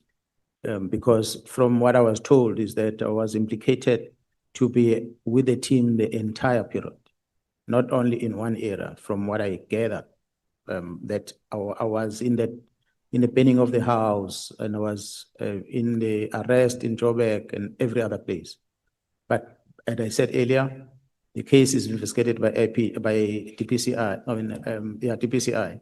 So I don't know the details, the date when they came in, how they booked them in and out of the correctional facilities, and what did they do after that? I don't have the details. So okay, that's fine. I think let's pass this. Okay, the issue relating to. He says he is a co-complainant in the Nangi case that I paid against you. Are you aware of that? That's what I was told, that all three of them that were arrested, they opened a case. That's what I was informed by Judicial. So I have not seen a docket, neither engaged with the investigating office. So I don't even know who the complaint is, except what Judicial told me. Yeah, he also says he got a confirmation from Nangi that you sent Matlala to speak on your behalf that the complaint must be withdrawn. Honourable Member, what I can confirm, what I can tell you is that there is an allegation that the Nangi story was discussed at the meeting at Nhlanhla. I've presented before this committee that the Nangi story is Nona that told me about how he and Ket Matlala communicated with Nangi. So if Nangi, beyond that, shared the message with that member about it, that indeed there's something that Matlala was talking to him about, it's up to them. I don't know. I don't know what's the story. Like I say, I've never been consulted about that case, so I don't know anything about it. To say there's a case, a story, well, the details of it, I don't even know the case number sitting in. Okay. Who is Mr. Mutsumi? It's $1 million question. Honourable Member. I'm glad you're asking that question because Nona, who was in a meeting with me, Matlala, when they told me about Mr. Mutsumi, the Mutsumi's property, the location and everything, and how he and Cibia operate, they were afraid to read the name. He was afraid to read the name when he appeared at Matlala Commission. And that made me realize that when they were afraid, at the time when they were telling me that I must not disclose that, and eventually when it had to be disclosed at Madlanga, they were worried. We listened to the evidence at Madlanga, how the name of Mutsumi keeps coming up. We hear from even Nkosi as I was testifying, how the name of Mutsumi. This morning I spoke to Nkosi, he phoned me. I asked him, I said, who is this Mutsumi? Why do you share my details to Mutsumi? What is of an interest? Mutsumi was mentioned by Ket at Nhlanhla. To me, it seems like Mutsumi is a big player. I then engaged, of course, after hearing them with the team in Gauteng investigating. So I don't want to give details about that, but his name is somewhere in the mix and very prominent for that matter. So one would be justified to quickly make an assumption that he may be part of the big five cartel we're speaking about on the 6th of July. What I can tell you that Mutsumi seems to be a powerful person within the police and outside the police. Very powerful. But not in the employ of the police. When I'm talking about the police, the stories are saying that it looks like there's some influence on appointments of the head of DPCIs in different provinces. It looks like he is the one who may have expanded or extended the capture amongst police, senior police officials. Yeah, well, his name, the way it comes out, and when you see the media not profiling the person and putting him out there, it just tells you the extent of perhaps the influence that the person has in our country, that even the big trusted journalists don't talk about. Okay. Let's now pass and talk about your reporting line as the Provincial Commissioner. Who is your immediate boss? General Masimula. General Masimula. That's correct. General Cibia alleges that in terms of the structural arrangement at SAPS, you are supposed to be reporting to him, and that's not the case. He makes it appear that you're supposed to report, but defiantly, you are not reporting to him. No, I do not report to any of the generals in the police except the National Commissioner. Neither any of the provincial commissioners report to anyone else except the National Commissioner. Okay. Let's take it back to the meeting between a police official and a criminal, as you call it. General Seabir testified that the meeting was successful to an extent that the mediation was signaled to be successful by the gesture that you even shook hands there at the meeting. Honorable Chair and members.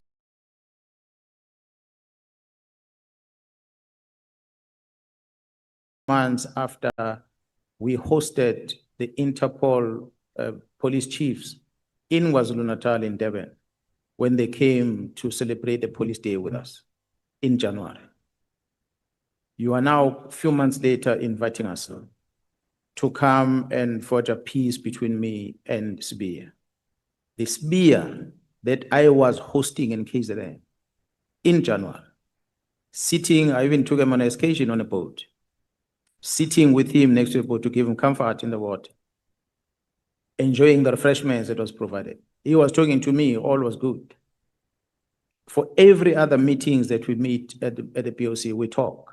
Sergeant Nkosi kept coming to me and said he wants to arrange a meeting between me and Cibia. Cibia is asking to meet with me. So I kept asking Nkosi, I said, what is it with Cibia? Because I go to the meetings in Pretoria. We interact there in the meeting. Why doesn't he tell me what he wants to tell me if there's something? So I did not understand what is this peace talk about. So because it was proven in that meeting that it's not clear as to what the fight is about. So that means we must go back and work as we're supposed to be working. So that's how the meeting ended. But I learned later that Minister Mkhulu did good to Cibia about the meeting. Actually, the meeting was supposed to be engaged by Minister Cele before. Because Cibia had approached Minister Cele and Cibia had approached the National Commission to arrange the same. But the reason I'm told that Cele and the National Commission did not do that meeting is because of Sintumule, who told them that Cibia told him that Mr. Mbalula from the EFF is the one who he spoke to organize the meeting. Mbalula from the EFF. Mr. Mbalula from EFF? Oh, sorry, yes, Mr. Oh, yes. Malema from EFF. I'm bad with this mixing up of names. My apologies. Mr. Julius Malema from EFF was going to I have a problem with names today. You always twist them around. Mr. Julius Malema, these are allegations. Mr. Julius Malema, Cibia has spoken to Julius Malema to arrange a meeting between me and Cibia. So there's no need for the Minister Mcele and the National Commission to arrange. So this I hear from the National Commission. Why do I say this, Honorable Chair? Is that after Cibia testified before the Nhlanhla Commission, Cibia says to the Commission, I recorded Sintumule because the National Commission had confronted me about what Sintumule told him that I said. And as a result, Cibia felt that he must record Sintumule. Hence the recording we're listening to here. That was Cibia justifying why he recorded Sintumule. So when I asked the National Commission, I said, Cibia is saying this, is it true? The National Commission said, yes, it's true. We were sitting in a police jet. And Sintumule told both, I don't know how the conversation came about, but he told both Cele and the National Commission, he said, no, Cibia he said he's sorted, he has asked Julius to help him to set up a meeting between himself and Jerome Kunazi. So maybe there's no need for you. That's when the Minister Cele and the National Commission said, we're no longer going to be part of that. So I then discovered that means this peace talk was not starting with Minister Mkhulu. It's something that should have been done back then, was not done. But then in my own analysis, where this peace talk come from, in the main, I think it comes from the fight that we had over the AKA matter. That investigation of AKA, which Cibia wanted to interfere with. I suspect, I don't know the reason for that. But subsequent to that, I believe that the other things happening in Gauteng, and he felt that maybe I'm closer to Gerald Khumalo and the other people. Perhaps to have him getting things done, he must come through me. I don't know. Did you shake hands? Well, I cannot remember whether we shook hands on the day, but we spoke. You smoke a peace pipe? Not peace pipe, we spoke. Do you consider General Cibia a criminal? From the evidence that I had picked up before the July 6th and what I've heard now, what Matlala told me about him is true. And you still maintain that there can never be peace between you as a police officer and him because he's a criminal? Well, there was, at the time I made a statement of peace between a police officer and a criminal, not necessarily saying Cibia per se. I can tell you now that there cannot be peace between me and Gerald Cibia. Okay. Now let's take matters to the PKTT. Yes, sir. Amongst issues that were testified here by both the minister and General Cibia was that amongst a lot of reason that has led to the directive of the 31st of December is a work study of 2019 that has enlightened the department to do away mostly with non-permanent structures. Hence, it led to the dissolution of the PKTT. Are you aware of the work study? Where when the minister came to display it here before the ad hoc committee, but as a senior manager in the police, I was never briefed about that work study. Okay. Then amongst other things is the fact that it became too costly to run the PKTT.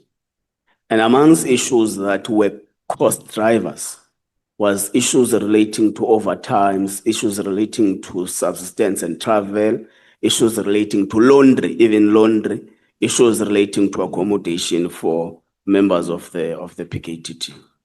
Would you agree with such assertions? Allegations were made and they've been disputed by the Chief Financial Officer of the South African Police Service that appeared before you. So it is not true. Okay. Now, part of what would have been testified before the committee is that this thing of some senior SAPS top management members appearing surprised with the 31st December letter is actually a fiction because there would have been numerous meetings that sat between the ministry and the top management of SAPS who actually worked towards a plan for the dissolution of the political killings task team. So have you been part of those meetings? If not, are you aware of such meetings and all that? Well, I was never in any of the meeting that sat and discussed the dissolution of the task team. Hence my effort to try and reach out to the minister in January as soon as I learned of the letter, which was not successful. I've been in the meetings where the minister has been chairing.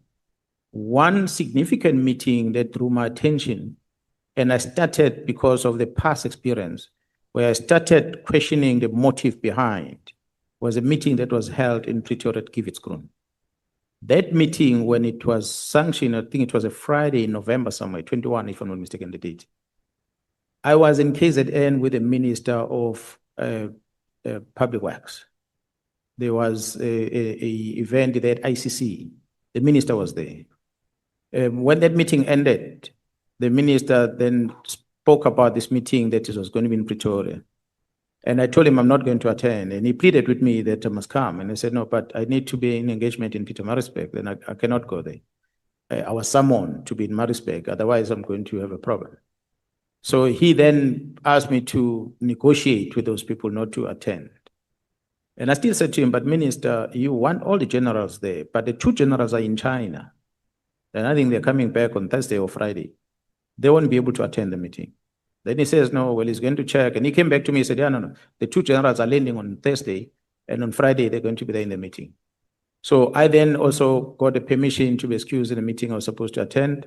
I went to Pretoria because all the generals and the police were invited. So we went to Kivitsgrund.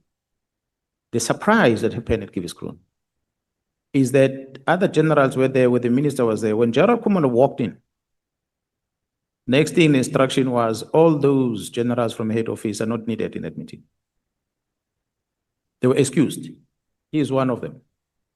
They had left their offices, canceled their diaries because of this invitation. When they arrived there, I think because of the presence of Kumalo, things changed. So they were all kicked out. It was only the minister, the national his deputy, the national commissioner, head of DPCI, ourselves as provincial commissioners, and the deputies that were there. Only. But what was discussed in the meeting that was of concern? We were given a lecture by Vusi Pikoli, who's a legal advisor of the minister. He gave us a lecture about the Constitution, about the Act, that we, for the past 30 years, we've been enforcing. He was lecturing us about it. The powers of the minister, this.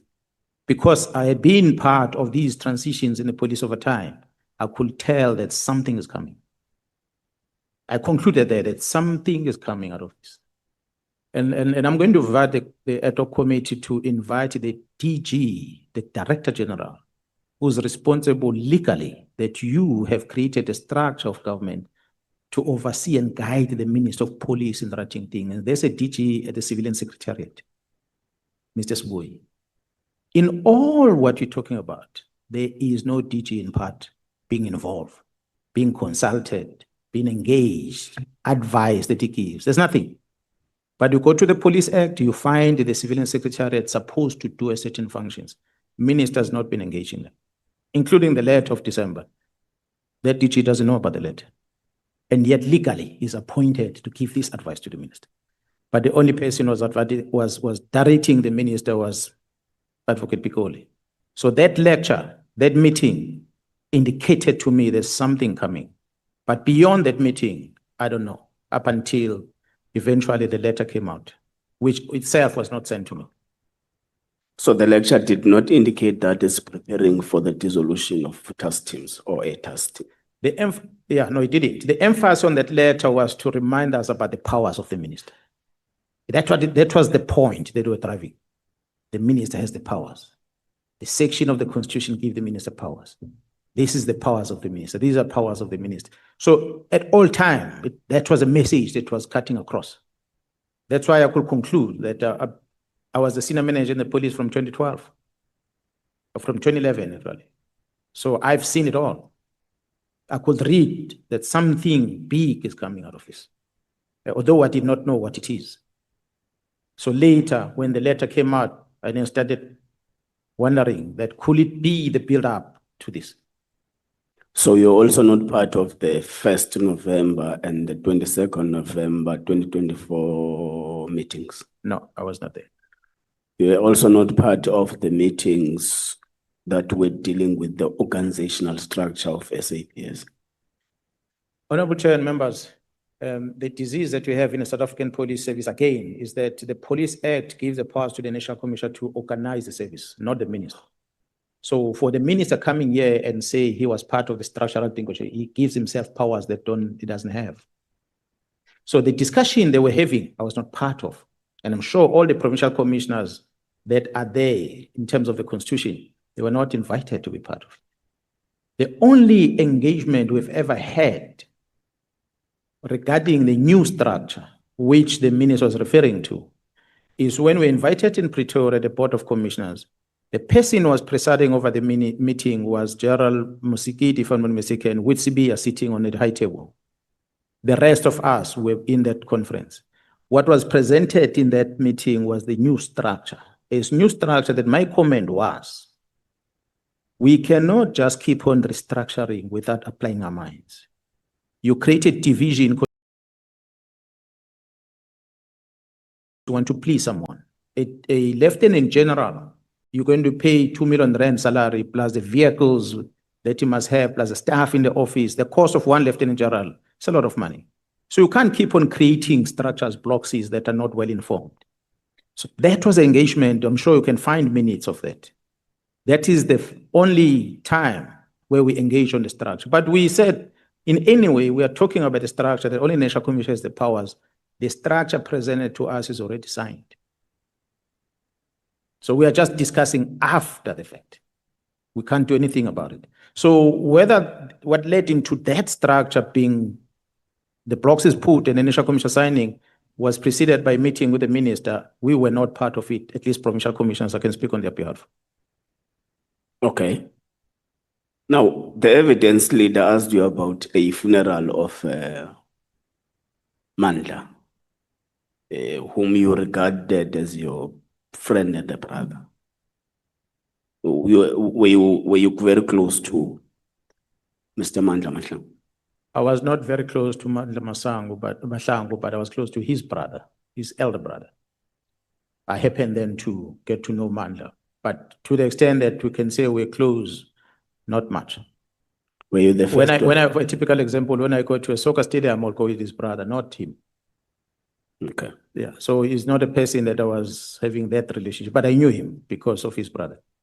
Were you the first one or amongst the first people who arrived at the crime scene when he was shot dead? I will not remember exactly who was there, but to the extent that the brother called me to go to the crime scene, so someone might have witnessed the murder and contacted the brother. And for me to travel from Montana to get to that plot, surely there might have been people in there. I cannot remember because it's not what is in my head, but definitely there will have been people in there. But who it was, What I know, his brother was not there because he's the one who asked me to come to early. But do you understand this insinuation in that statement, without having been expressly said, is that it may happen that you would have known about that prior it happened, hence you were amongst the first people, if not the first person to arrive at the crime scene. And it goes further when it is testified by Mr. McBride that time Kunazi was even in HR. So an insinuation that people who would have been expected to arrive earlier are the police officers on duty in preventing crime. So do you understand that kind of insinuation? Definitely. Definitely, I do understand. I think that's why I kept on saying, honorable members, that I think that case needs to be started afresh. There are things that are not being brought into the open about that case. I don't believe that everything that was done to close that case was justified. That case might need to be reopened. Some things that are hidden in that docket. I'm grateful for the fact that, as we say, I was at HR and other places, minding my business in Montana. The person that mobilized me to get there is a brother. Had he not called me and give me the location, I would not have gone there. Even his house, Nhlanhla, where eventually I ended up, was his brother that took me to the house. Because otherwise I did not know. I was always meeting him at the brother's house in Central. That's where I was always meeting him, not where Mandla's house was. So Mr. McBride making an insinuation that goes all the way to me not attending the funeral. At least from my side, the brother knows everything and he was there and he saw me, not even me alone, with my wife there. So that's the advantage that at least I have. So for the fact that he's making those statements, it makes me suspect that perhaps Nhlanhla's murder might involve people that he was close to. Another insinuation in respect to Nhlanhla's murder is that Nhlanhla deposed an affidavit to IPID that implicates you of having a hand in trying to sabotage the case against General Phahlan.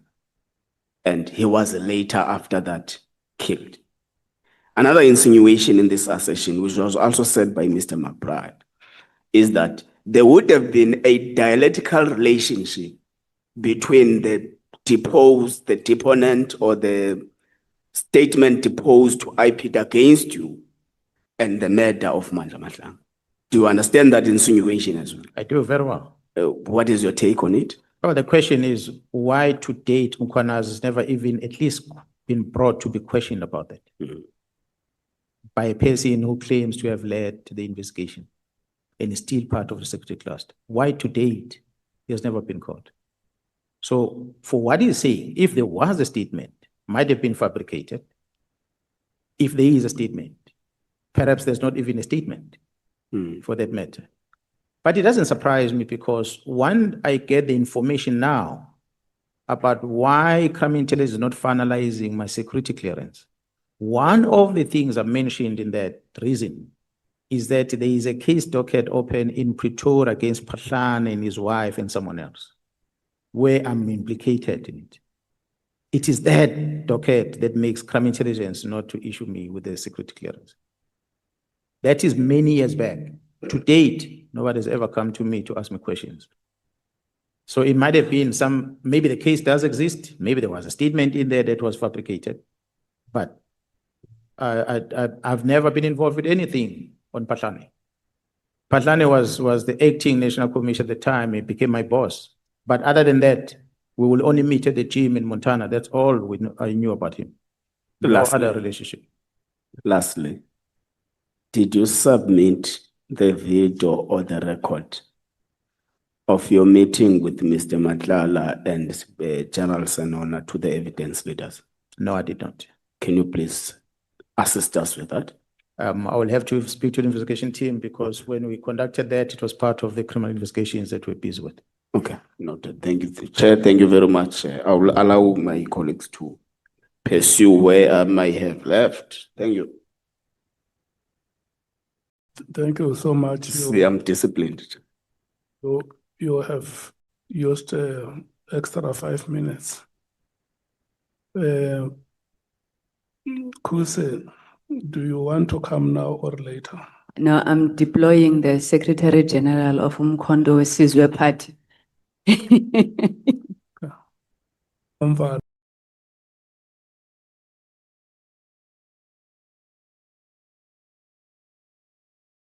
No, Yeah, no, I accept the deployment. the new I'm accepting. Secretary General from Yes, Chair. from the box. Yes, Chair. Remember now when you speak, you no longer speak as an ordinary honorable member. Ah, Chair, no. Don't do that to me, please. You speak as Don't do that, Chair. you speak as leadership. And what we want to see from you is the leadership argument.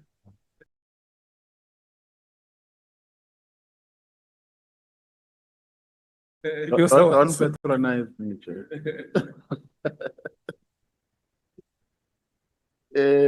Good afternoon, General. Maybe let me, before I go further with my questions, do what my colleague here has been doing since we started, Honorable Souls. When we had an altercation with him, I accused him of doing motivations and reading scriptures for witnesses instead of asking them questions. But today, I think I must do what he did or what he has been doing. I think, General, for the bravery that you displayed on the 6th of July last year, you deserve to be commended. I know many people want to accuse us of favoritism. You are a police officer.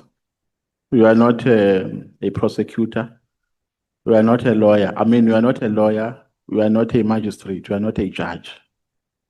A constitutional and a statutory obligation of a police officer is to investigate and arrest based on prima facie evidence.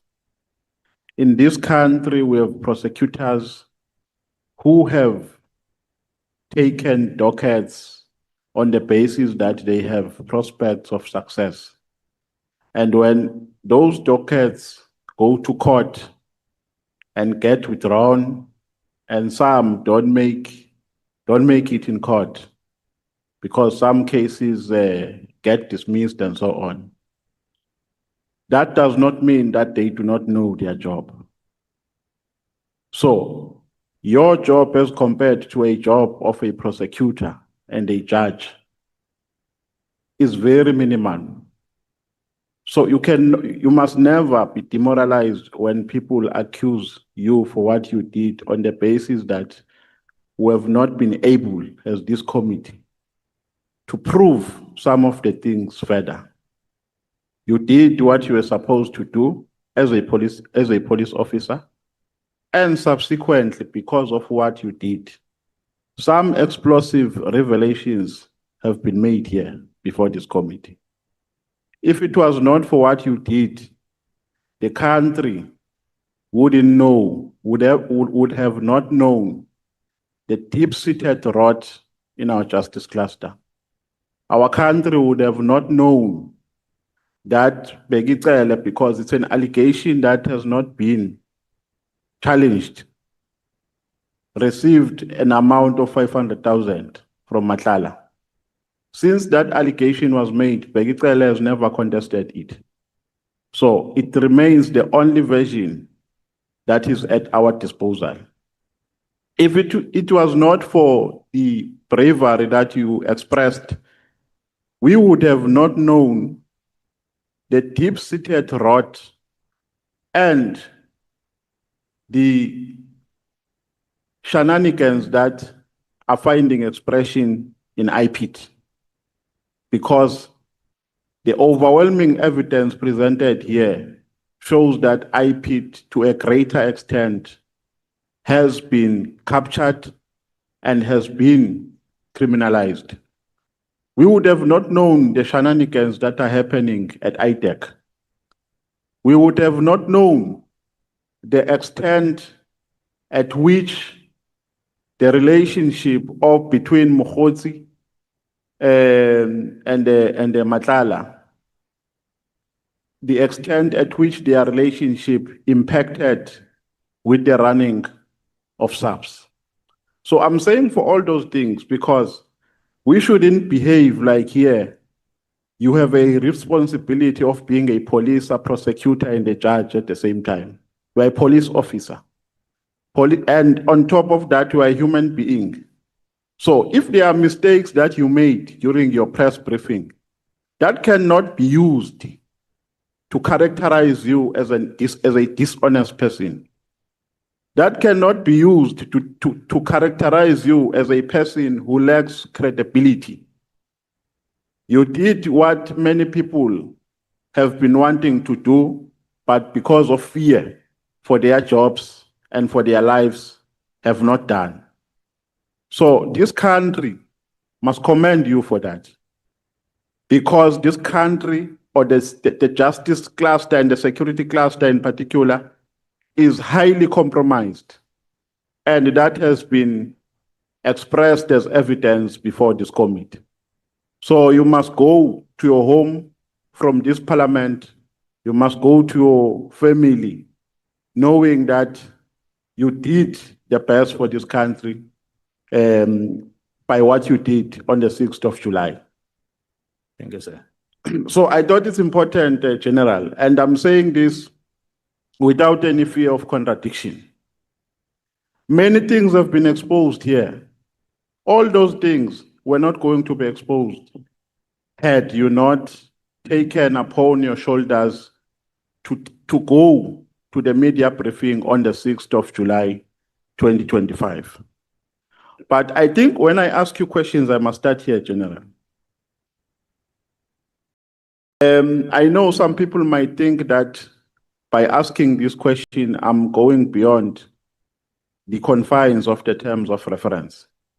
I'm not, because within the terms of reference, there is a term of reference which says we must investigate the alleged infiltration and abuse of SAPS. I'm not quoting it verbatim, but it is within that context.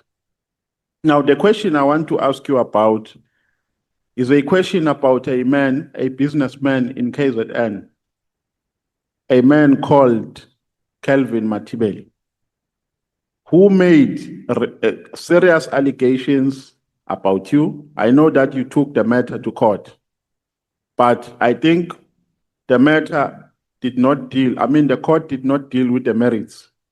It only dealt with your application to interdict. So all the merits that, and the allegations that he raised when he spoke about you were not dealt with. And therefore, they have not been tested by any court of law, and they are not under any judicial scrutiny. So the allegations that he made, I think you know all of them, General, but I will summarize them. He says, you are working for business bosses. He further says, you are using the police to settle scores, and the police are doing dirty work. They target KZN police.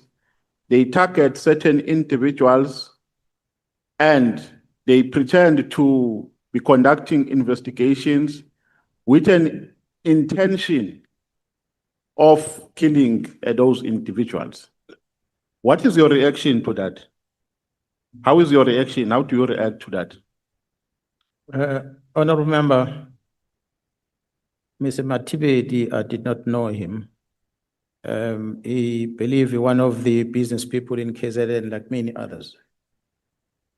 But what I become aware is when I'm told about the things that the man is writing on Facebook, comments he makes about me as a person. But what is interesting on that is that he even includes the issues of Minister Mkhwanazi and what we are discussing here. And when I inquired more, then I established that he's a person who's very close to the minister. So he made a lot of false allegations and allegations of things that are coming from the media, amongst others. It's a given. There are people that are loyal to Mr. Mkhunu.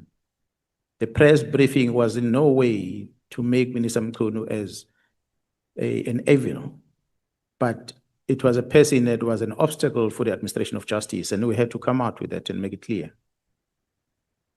But the people that support him, like Motibedi, came out strongly and started throwing accusation around. So it's for that reason that I took it out of my own to challenge him. And he made use of the media, amongst others, to make those stories. Again, as I said about Minister Mkhunu, he's a person that's been fed the wrong information. The least the man can do is to stand up and say, I was told by so and so this information about you. Because me and him never met, but now I know his face, and I hope we'll meet very soon. We're in court now. And that was the first matter in court. We are following on that because they've not honored that court order. So we are continuing with the court process on it. Obviously, there are many other actions that are going to follow thereafter. Thanks to him for having come up and start making that noise, that we started getting to know a lot of things about him from his staff that have brought to attention. That's why there was a search in his properties in different provinces, because his staff are starting to share some irregularities that are happening in his space. Not because we wanted to do that. It is because of what he exposed himself, being influenced by the people that influenced him. The allegations that he made that involved taxi people, I would be happy if you were to mention which taxi person or company or family is talking about. But to my conclusion from after investigated about who is he associated to, because I did not know he's in a taxi as well. I thought he's just a businessman that run tenders. Later I learned the dog is in the taxi environment. In actual fact, the police arrested some of his security guards. I think about 2 of them, if I'm mistaken. But when they were arrested, those security guards were protecting one taxi boss in KZN from Inanda Taxi Association. He's a chairperson there. His surname is Getsemani. When that Getsemani was arrested after invasion of a site, a mine in KZN, the police responded. They were arrested. They were detained. His guards, his Matibeti's guards, were amongst the people that were arrested. So that what triggered Getsemani to start accusing the police on a lot of things.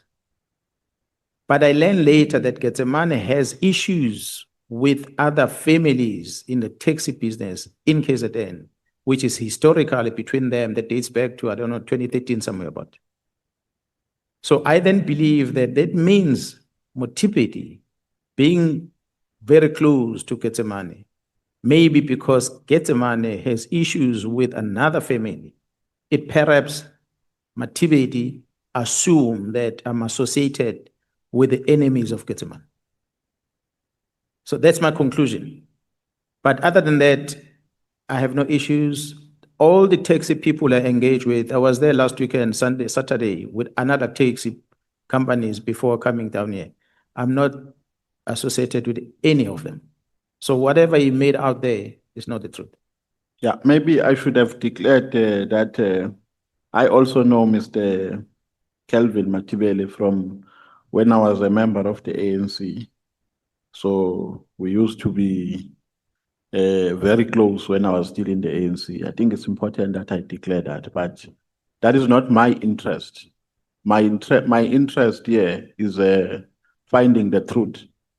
And I want to establish the basis for his allegations. Because he says, General, at some point, the police, I don't know whether it was the PKTT or the NIU, raided his house.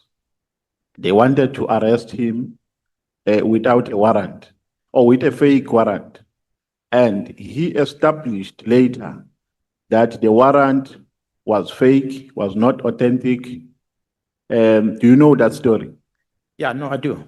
I do. Perhaps let me, Honorable Member, from my assessment of Mr. Mativeti, and I believe that that's what I'm saying. If we're to sit with me here and he be honest, that he comes and blames me about things without even having engaged me in the past, someone fed him that information.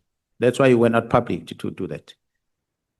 Mr. Mativeti, when his two guards are arrested, it is because Mr. Getsemane had engaged with a chief in KZN. That's why the chiefs sometimes get killed themselves, because they become part of these tenders and conflict within the business people. The chief has shares in a mine, but the chief authorizes Mr. Getsemane in exchange of a Toyota Fortuna car that is given to the chief. The chief gives Getsemane the right to take over the mine. He's a shareholder. He's not owning the mine. 10%, I'm told, that is controlling in that mine. But this Getsemane goes to the mine, accompanied by guards. In this mine, he's not a wanted, he's trespassing. So he enters the mine and he says to them, I'm here to take over, I'm in charge of the mine. It's a quarry. Now, the people that are managing, one of the directors managing this mine, is contacted by the officials. And these officials contact him and say, hey, these people are coming here, they are carrying guns, and they are coming to take over the mine. This person then mobilizes the police, not Mkhwanazi, he phones the police. Police arrives, they arrest these people for trespassing. Mativeti's guards are there. That's where the first garage with the police comes from. Fast forward, an incident happened in December last year, allegedly, I'm told. An individual made contact with a senior police officer, a detective in KZN, and says, I am Colonel so-and-so from the Hawks in Gauteng. I'm investigating a case against Mativeti and I've got a warrant of arrest on Mativeti. Can you please help me secure this man while we are traveling down to Durban to come and take him? The police officer says, send me that warrant. And the warrant is emailed to a police officer. The police officer takes this warrant and give it to a captain to take the team and go to Mativeti's house. Remember, they're waiting for this detective to come down. And the verification of the legitimacy of the warrant is done separately. So the team arrives at the house of Mativeti. And when they get there, then they ask, where is Mativeti? The wife says he's not here. They say, no, we've got this warrant of arrest to come and arrest him. That's how he gets to know. They give the copy to the wife. That's how he gets to know the police are looking for him. And then the police communicate back, no, we don't find this person. And the police officer that sent them contacts the Hawks member, but he doesn't get the Hawks member. He may contact again, he doesn't get the Hawks member. So they continue verifying this warrant, they discover that this Hawks member doesn't exist. Then the police have returned. They didn't do anything in the house, but they delivered this to the family. So the police were acting, thinking that they are assisting their fellow colleagues from the Hawks. It later, fast forward, Honorable Member, discovered that that person who pretended to be the Hawks had used an email of the police in Eastern Cape to send that fake warrant. Date, stamp of the court and everything in it. And that person have defrauded many people, apparently is sitting in prison himself in Pretoria. So when you say the police general, are you referring to the PKTT? No. The Honorable Chair members, maybe let me repeat again. And I want you to always maybe help South Africans. A PKTT has always been made out of less than 200 members in KZN. 200. Their sole mandate is in black and white about cases of political killings and later traditional leadership. Anything outside that does not involve them. There is 19,000 police officers in KZN. 19,000. So it is the rest of the police that are doing the work in KZN and not PKTT. So was it a specific unit or the person who's contacted is a provincial head of one of the detective teams in KZN, in my office. He's the one who's contacted. Actually, the head of organized crime was contacted first, but he said, no, he doesn't have teams to go and assist. He referred it to his brigadier next door, and his brigadier then dispatched his team to go and help. These are brigadiers sitting at the provincial office. They are provincial heads of different units in the province. The PKTT is a team that sits somewhere else. They're not part of the management structure of KZN. They are just as an intervention for this. Yeah, no, because you know, the reason why I'm asking you further is because the impression that the allegations are giving is that there is a coordinated, concerted effort to deal with Mr. Matibeli as your project. So it's like he's your project. You are dealing with him in pursuit of interest of certain individuals from whom you are taking orders from a taxi industry. That is the allegation that is being made against you. So have you ever ordered the police now within your official responsibility to go and raid Matibeli's residence? No. Within your official responsibility? Well, up until the most recent one, where there were search warrants on his property, that's when I was involved. Prior to that, no. So what triggered the last one? I've got thousands and thousands of complaints that came from the Matibeli staff that were sent to me. So I had to act on it. But it comes from different people who are, some of them in Durban, some of them in Gauteng, some of them in Limpopo. I did not know that Matibeli has got offices in all these places. This is the staff that used to work, and some of them are still working for Matibeli. So they are talking about fraudulent contracts. They are talking about murder cases. They are talking about all sorts of things. So it's many of them. As a result of that, I then had to engage with my colleagues on the other side. They said, I've got this in front of me. We have to investigate. Of course, we had to then make an application to the court to get an authority to search. Authority is granted. Another application to another court to search the premises. Authority is granted, and so forth. So the investigation that I was involved with is the one that's happening now. But prior to that, from my understanding, there were 2 raids in his premise, or not 2 raids, but 2 police visits. One was in his house in December, which was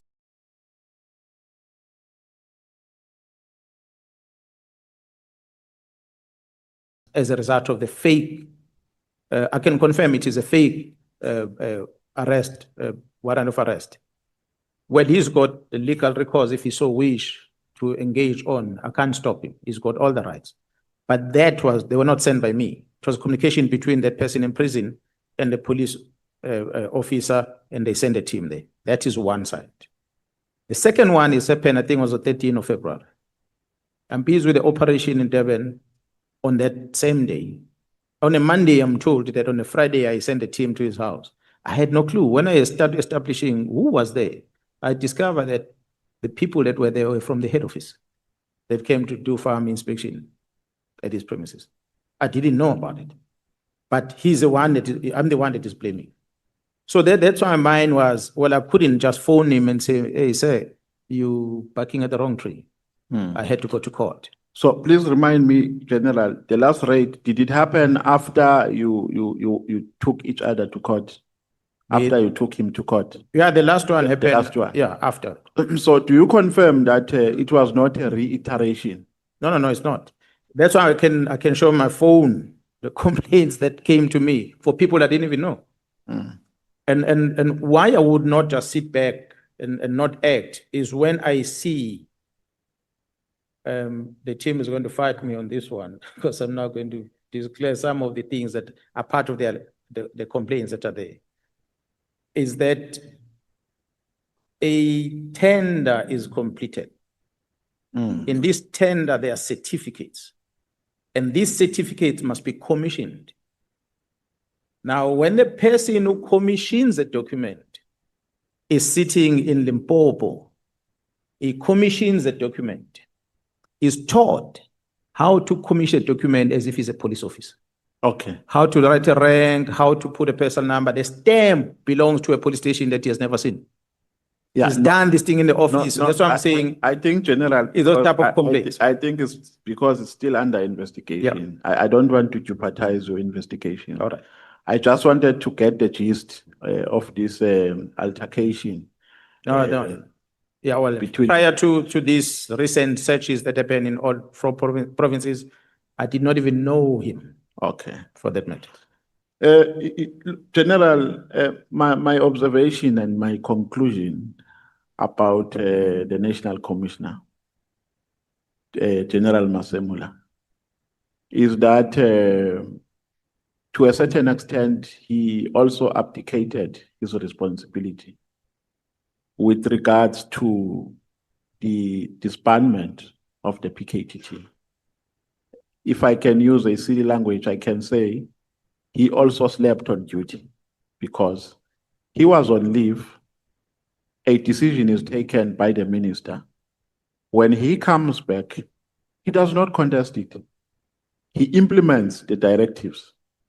He even goes to an extent of making a presentation in Parliament about and they start to implement a plan, a post-disbandment plan. So don't you feel that as a matter of principle, the National Commissioner also is to be blamed for this? Because if he knows his constitutional powers, he should have not allowed that decision. He should have contested it right on the spot. He should have said, no, Minister, you do not have powers to do this. We're not going to implement this.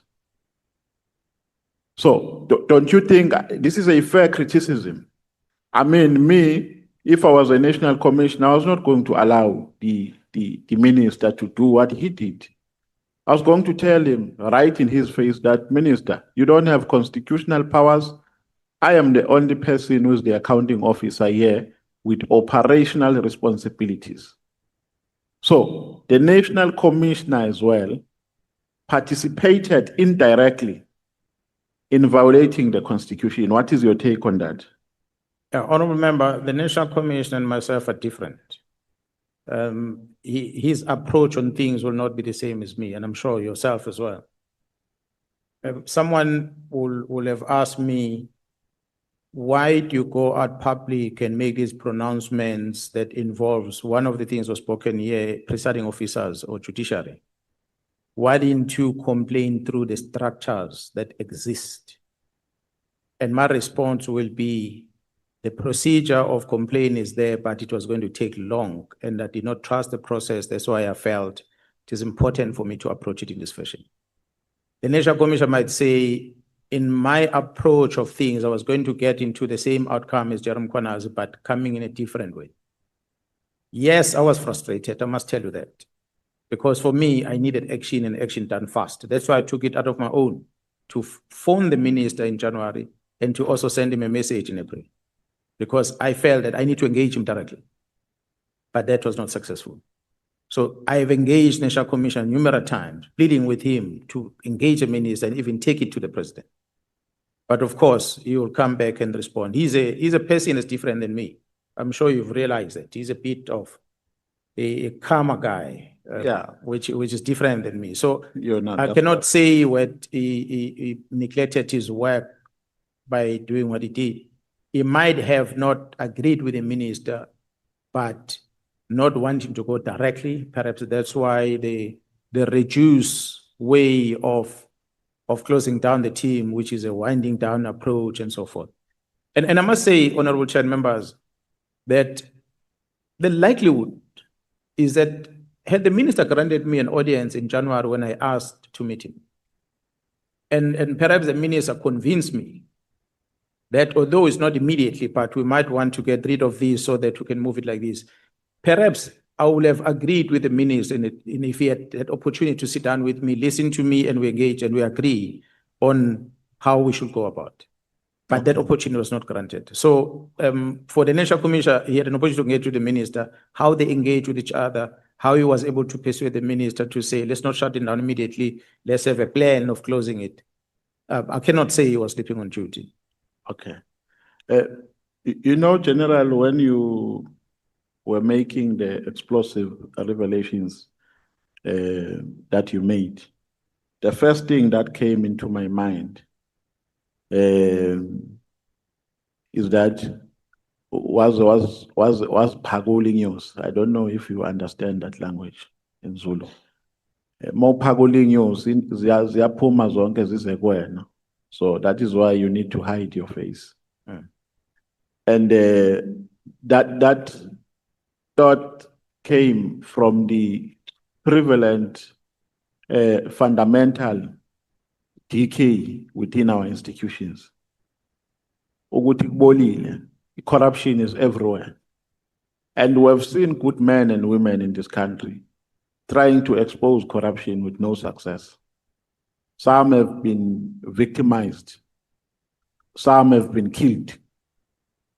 Abanye today, baneyintandane. I mean, baneyingane ezingenawo ama-breadwinners because they stood on the side of principle.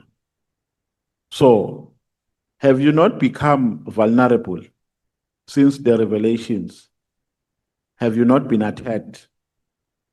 Has your family not been affected by this whole thing? How are you surviving? Because even people who don't know you, they know you now. Some are characterizing you as a rogue individual. Some are saying you are a killer. Some are battery inkabi, we poison inkabi, and so on. And I'm sure that affects your family as well. So, since the explosive revelations you made, how have you been surviving? Yeah, well, I said before, and I will say it again, we all shall die, and nobody will live forever. It depends how you die as a person. I'm not much of a Christian. Christians tend to be afraid of dying a lot, and yet they pray. But I'm not necessarily worried about dying. If death gets me, it will get me. That's why I can still walk out here and play with explosives. That's why I can walk out here and do skydiving. That's why I can do, because anything can happen there, you can die. That's why I can still fly from one point to another, not being worried that the airplane will crash. So death will catch us all. But I must say, honorable member, that this action of the 6th, I took a conscious decision that I will stand for the truth, knowing that indeed my family is going to be affected. I can't easily walk around anymore with my children and enjoy sitting in a restaurant and having a meal because people come to you. You can't go and participate in any other place where normal human beings go to because people come to you. I'm the person that likes freedom. I don't like to be guarded all the time. That's why I've said, and I'm saying, those who might be planning something, they must move with speed if it happens. Some are They don't. Some are saying, General, you did all what you did because you wanted to secure your contract. You wanted to be reappointed. What is your take on that? No, that is not true. It has never been. When I took the decision to go to KZN is because I thought I'll do my bit and I leave the organization. So the organization approached me in December and said, we want you to stay. And then I had my own condition. First, I had to go and discuss with the family because it was never my plan to stay longer. But understanding the situation that we were in, I had to engage with the family and say, this is the request that is offered by the police. What do we do? And we discussed, and I went back to the National Commission to engage on that one. Hence, I'm still waiting for the decision from the National Commission in that regard. So Okay. it's not me that applies. The law doesn't apply. Once you choose to become honorable chair members, I was sitting as a lieutenant general in the head office. And that employment was going to keep me there until I turned 60. But I voluntarily left that contract. And I took a 5-year contract with not a single cent in addition. I relocated from Gauteng to KZN because I wanted to come home so I can contribute in the safety of the family around where I live. So that after 5 years when I retire, I can live in a peaceful environment. So me going to KZN had nothing to do with the money or the contract. It was voluntarily. It's unlike a person who applies for the post of being a provincial commissioner. He goes for interviews, he gets a contract, and when a contract is coming towards an end, he wants to extend the contract. For me, it was different. I was a general already at this level in Pretoria for many years already. Okay. You see, when I was listening you talking about General Khan, I was asking myself if this committee has done justice to comprehensively investigate at length the allegations that you made. And I was saying maybe we missed an opportunity because the manner in which we have described the role of General Khan requires that he comes before this committee as a witness, but he was not called. The unfortunate part about this committee is that it is constituted by representatives of political parties. So it is not driven by principles of objectivity and impartiality to a certain extent. Some people become overprotective of their party interest.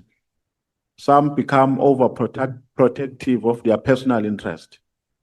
As a result, or ipso facto, they compromise principle and they do not arrive to issues that were supposed to arrive to. They just scratch the surface, and some protect, don't want the truth to be exposed. Do you feel, General, as the main complainant, because the reason why you are the only witness who has been granted an opportunity to come back is because we regarded you as the main complainant. Do you think this committee has comprehensively ventilated and investigated these allegations? Or we've just scratched the surface? Besihamba nje la emoyeni. Asifikanga la kufanele sifike khona. I'm asking this because we have not called any. I know that you said you don't have adequate evidence in relation to the judiciary, but it's open secret that the judiciary is not a paragon of virtue. They also have their smallanyana skeletons, but none of them has been called to come here. Do you think we've done justice as this committee? Leave the Madlanga, but this committee, which is structured the way it is structured politically. Yeah, well, in as far as the work that the committee has done, I was hoping that the reason for the minister to come up with the letter of the 31st of December was going to be investigated. Not just simple us being called here to talk about it, but I'm talking about a forensic investigation done from his gadgets, where this letter was compiled, his communications between him and his staff, Vusi Piccoli that he made a reference to, that he shared this thing with, and those legal structures that are established to assist the minister, like the DG at Civilian Secretariat. So those are the things that I was hoping were going to interrogate it thoroughly.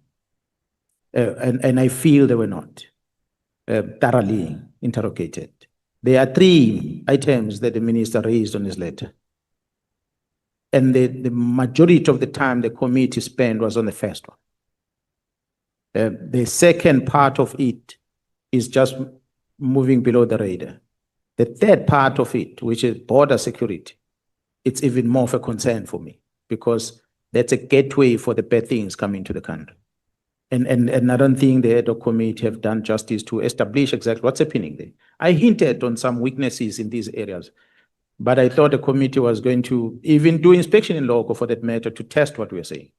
Whether really are we that open in our borders that things can just come in willy-nilly and without being checked? So those are the type of things I would have expected the committee to do. The time you were given maybe was not sufficient. Perhaps going forward, different structures, different committees, depending on the recommendation, will dig deeper, especially the portfolio committee on police, will dig deeper to find out what are the things beyond this ad hoc committee. Okay.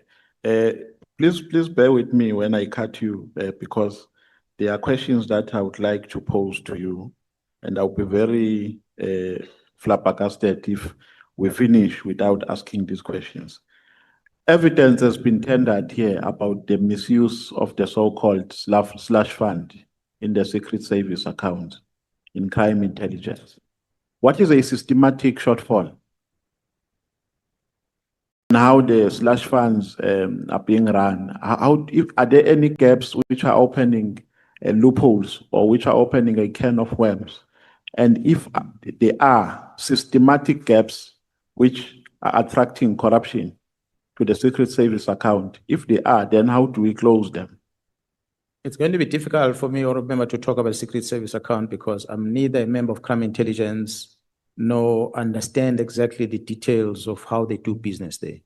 But one of the things that I picked up from the complaints I learned from the divisional commissioner, the Gerald Kumalo, and something I've learned when I was the acting national commissioner as well, was that the abuse of the resources becomes easier simply because there are these clandestine people that have been used. So a member is going to claim money on behalf of, and then that claim is paid, but that payment might not land to the person that is supposed to receive because of that system that they have within crime intelligence.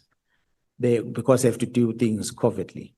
But also what became a weakness at the time which Arukuma was trying to close was that it is one individual trusted in decision-making to pay. So we came with control measures of putting a committee in place. It was aimed at trying to put some controls. But to go deeper to discuss issues of the crime intelligence or any intelligence community on how they operate, I'm not empowered to do that. I don't have necessary credentials to be able to discuss it. Okay. When you were here, General, I asked you about Minister Senzo Mkhunu. I think the question that I asked is, do you have evidence proving that he is linked to criminal syndicates and drug cartels? And I think you gave a very fair response there too, because you said there are matters that you are still investigating surrounding him, and you have identified some trust account and so on and so forth. Now, General, my perspective here at this stage is that there is no adequate evidence that links him to criminal syndicates and drug cartels. Where we find him wrong is in relation to the decision that he took to disband the PKTT. It is my view. I can argue it for a couple of minutes, but because I don't have enough time, it is my view that he does not have constitutional powers, and neither does he has statutory powers to do what he did. But with regards to the other allegation, there is no adequate evidence proving it to be correct. What is your take? I can't agree with you more, Honorable Member. I've said it before. I met the minister early in 2024, if I'm not mistaken, just before the elections. Elections come. The minister appoints chief of staff. It's a minister that I was introduced to as being the good man. So when a letter is written on the 31st of December, I feel I must reach out to the person that I was introduced to, so that I can be able to warn him about the implication of this, so that he can retract it. And I'm not granted the opportunity. So the events that follows thereafter, all the way up until I send him a WhatsApp pleading with him to meet so that I can be able to discuss this role of Mkhwanazi that has come to the picture and the Khan in them. The minister acknowledges that, but he still doesn't grant me that opportunity. And then other evidences that comes out, we then realize that minister was consciously aware about the intentions of the people that are rogue within the organization to shut down this team. To what extent did he know that they were going to shut down the team? For what purpose? I'm not sure whether we have the reason for that for now.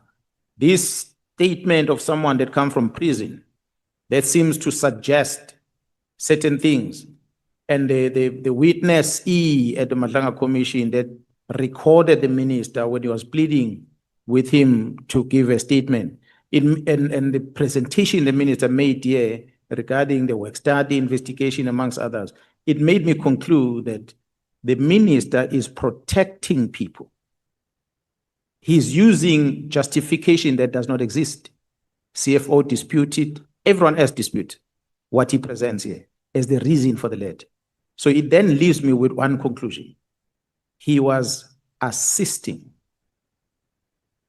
the Cibias, who in turn are assisting the cartel squad. So when you are assisting in that fashion, you might not be directly involved, but directly you are allowing the criminality to take place. So that is my conclusion. That's why I kept on saying, if he was honest, he was going to say, I was influenced by so and so and so and so and so and so. And you can easily forgive him for that. But he's not being honest about that. He says he's an author. If he's an author, then he gets into the constitutional question. What gives you the powers? That's what Thank you, General. Unfortunately, we have run out of time. Thank you very much. Thanks, sir. Honorable Shongwe.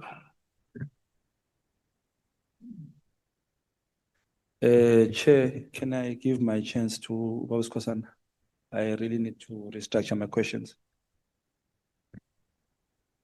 You have 25 minutes. Sorry, Chair? You have 25 minutes. The only time we have now is towards break. So we can't run for more than 25 minutes. No, it's fine. We can continue then. Kwale Nkosi. Inhlonishwa. Ngiyaphila mphathi. Siyaphila njani manje? Hayi asibonga.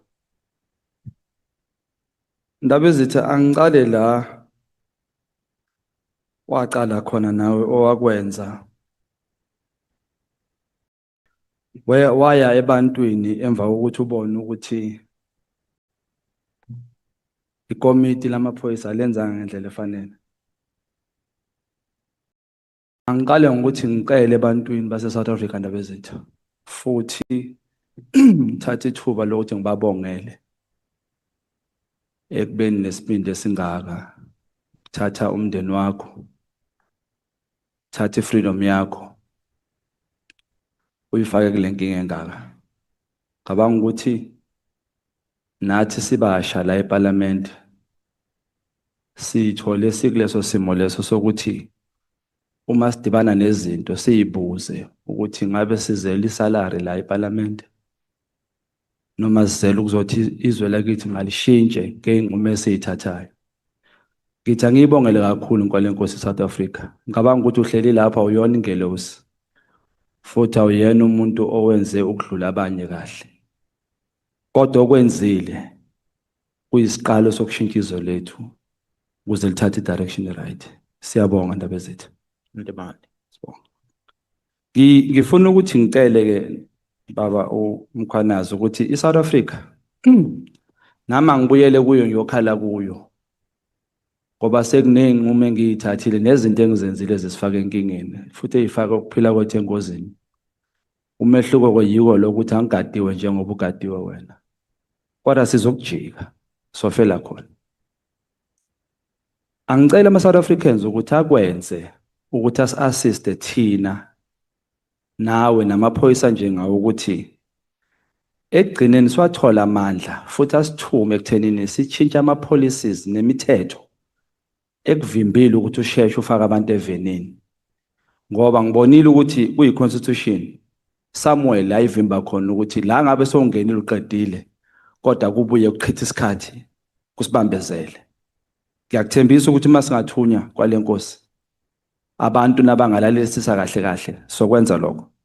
Ngoba uma sisuka la siyobhala i-report futhi siyobhala ama-recommendation to iParliament ukuthi lithathe inqumo. Angicele nje ama-South Africans ukuthi asibukelele. Kwale Nkosi igama elithi Pravin Gordhan,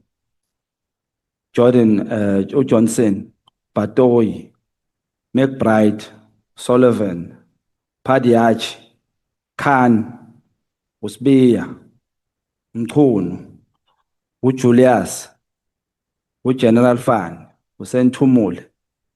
Angilungise lapha kuJulius mhlambe kuzozwakala kabi uJulius Mkhwanazi.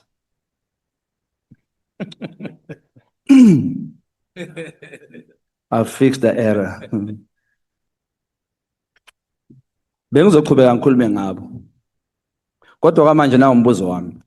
Kuthinte kumculi engimthanda kakhulu ndaba ezethu. Uzinqe imali. In the big five, who is Zingumalo? What we know is that amongst the people that are within the big five, that there are many business people that are associated with them. There are many politicians that are associated with them, and some of them has been spoken about in public. But it does not necessarily make them to be the big five. I said earlier, in one of the farm in north of Pretoria, it became like another arm of government, where all these high-profile people, business, politicians, and everyone were accounting it. So for now, what we have on the record that Zingumalo is one of the business people that are associated with the people, not to make him a big five, but because of his business interest that he had that involved some of the people, he ended up in that space, and he's not the only one. You will see a lot of photos, a lot of names of others. Does not necessarily mean that they are part of Big Five. They are associated with these people one way or another. It does not necessarily make them Big Five. So from the records that we have of Zingumalo, he's, I think, one of the people that became closer through the taxi finance, if I'm not mistaken. He was facilitating people in South Africa to get funding for taxis. And the taxis were controlled, or the Santaco was controlled in that space. So that's why I think he lands in that space and his name is popping up all the time. Ngibonge baba. Amaphoyisa njengalawa afuna ukuba njengawe, abopha abantu kwangempela. Kodwa sovalweni ngoba yacabanga ukuthi uma uzoba u-detective and uthola ukuthi uphethe information strong, kodwa muzoya phambili uyazi ukuthi le information izophuma. Ikhishwa ibona lamaphoyisa la ehlalweni eziphezulu. Siwasiza kanjani amaphoyisa njalo ukuthi aqinise idolo nesibindi ukuthi aqhubeka ephambili? Ngoba my concern is that amaphoyisa amaningi wabo aqoshiwe umsebenzi in general. Baqoshwe bafakwa ama-cases angekho, kuba nama-dismissals anga-understandeki, bese kuba nama-lawyers angenelela ukupressa labo bantu labo. Siwasiza kanjani amaphoyisa njengalawo ukuthi aqine idolo aye phambili? Yeah, well, the reason why government came up with the labor laws in our country, yokuthi umthetho uvikela abasebenzi. The police officers are affiliated to unions. So if unions are strong in defending police officers against the abuse, I think that is going to go a long way to support them. That is on one side. But on the other side, channels must be opened. And the only place I think the channels for me can easily be opened is through Parliament, the Portfolio Committee on Police. Create a platform, an opportunity, or a section within that can allow police whistleblowers that want to talk about things that are wrong in the police, that they see, or things that makes them not be able to do their work.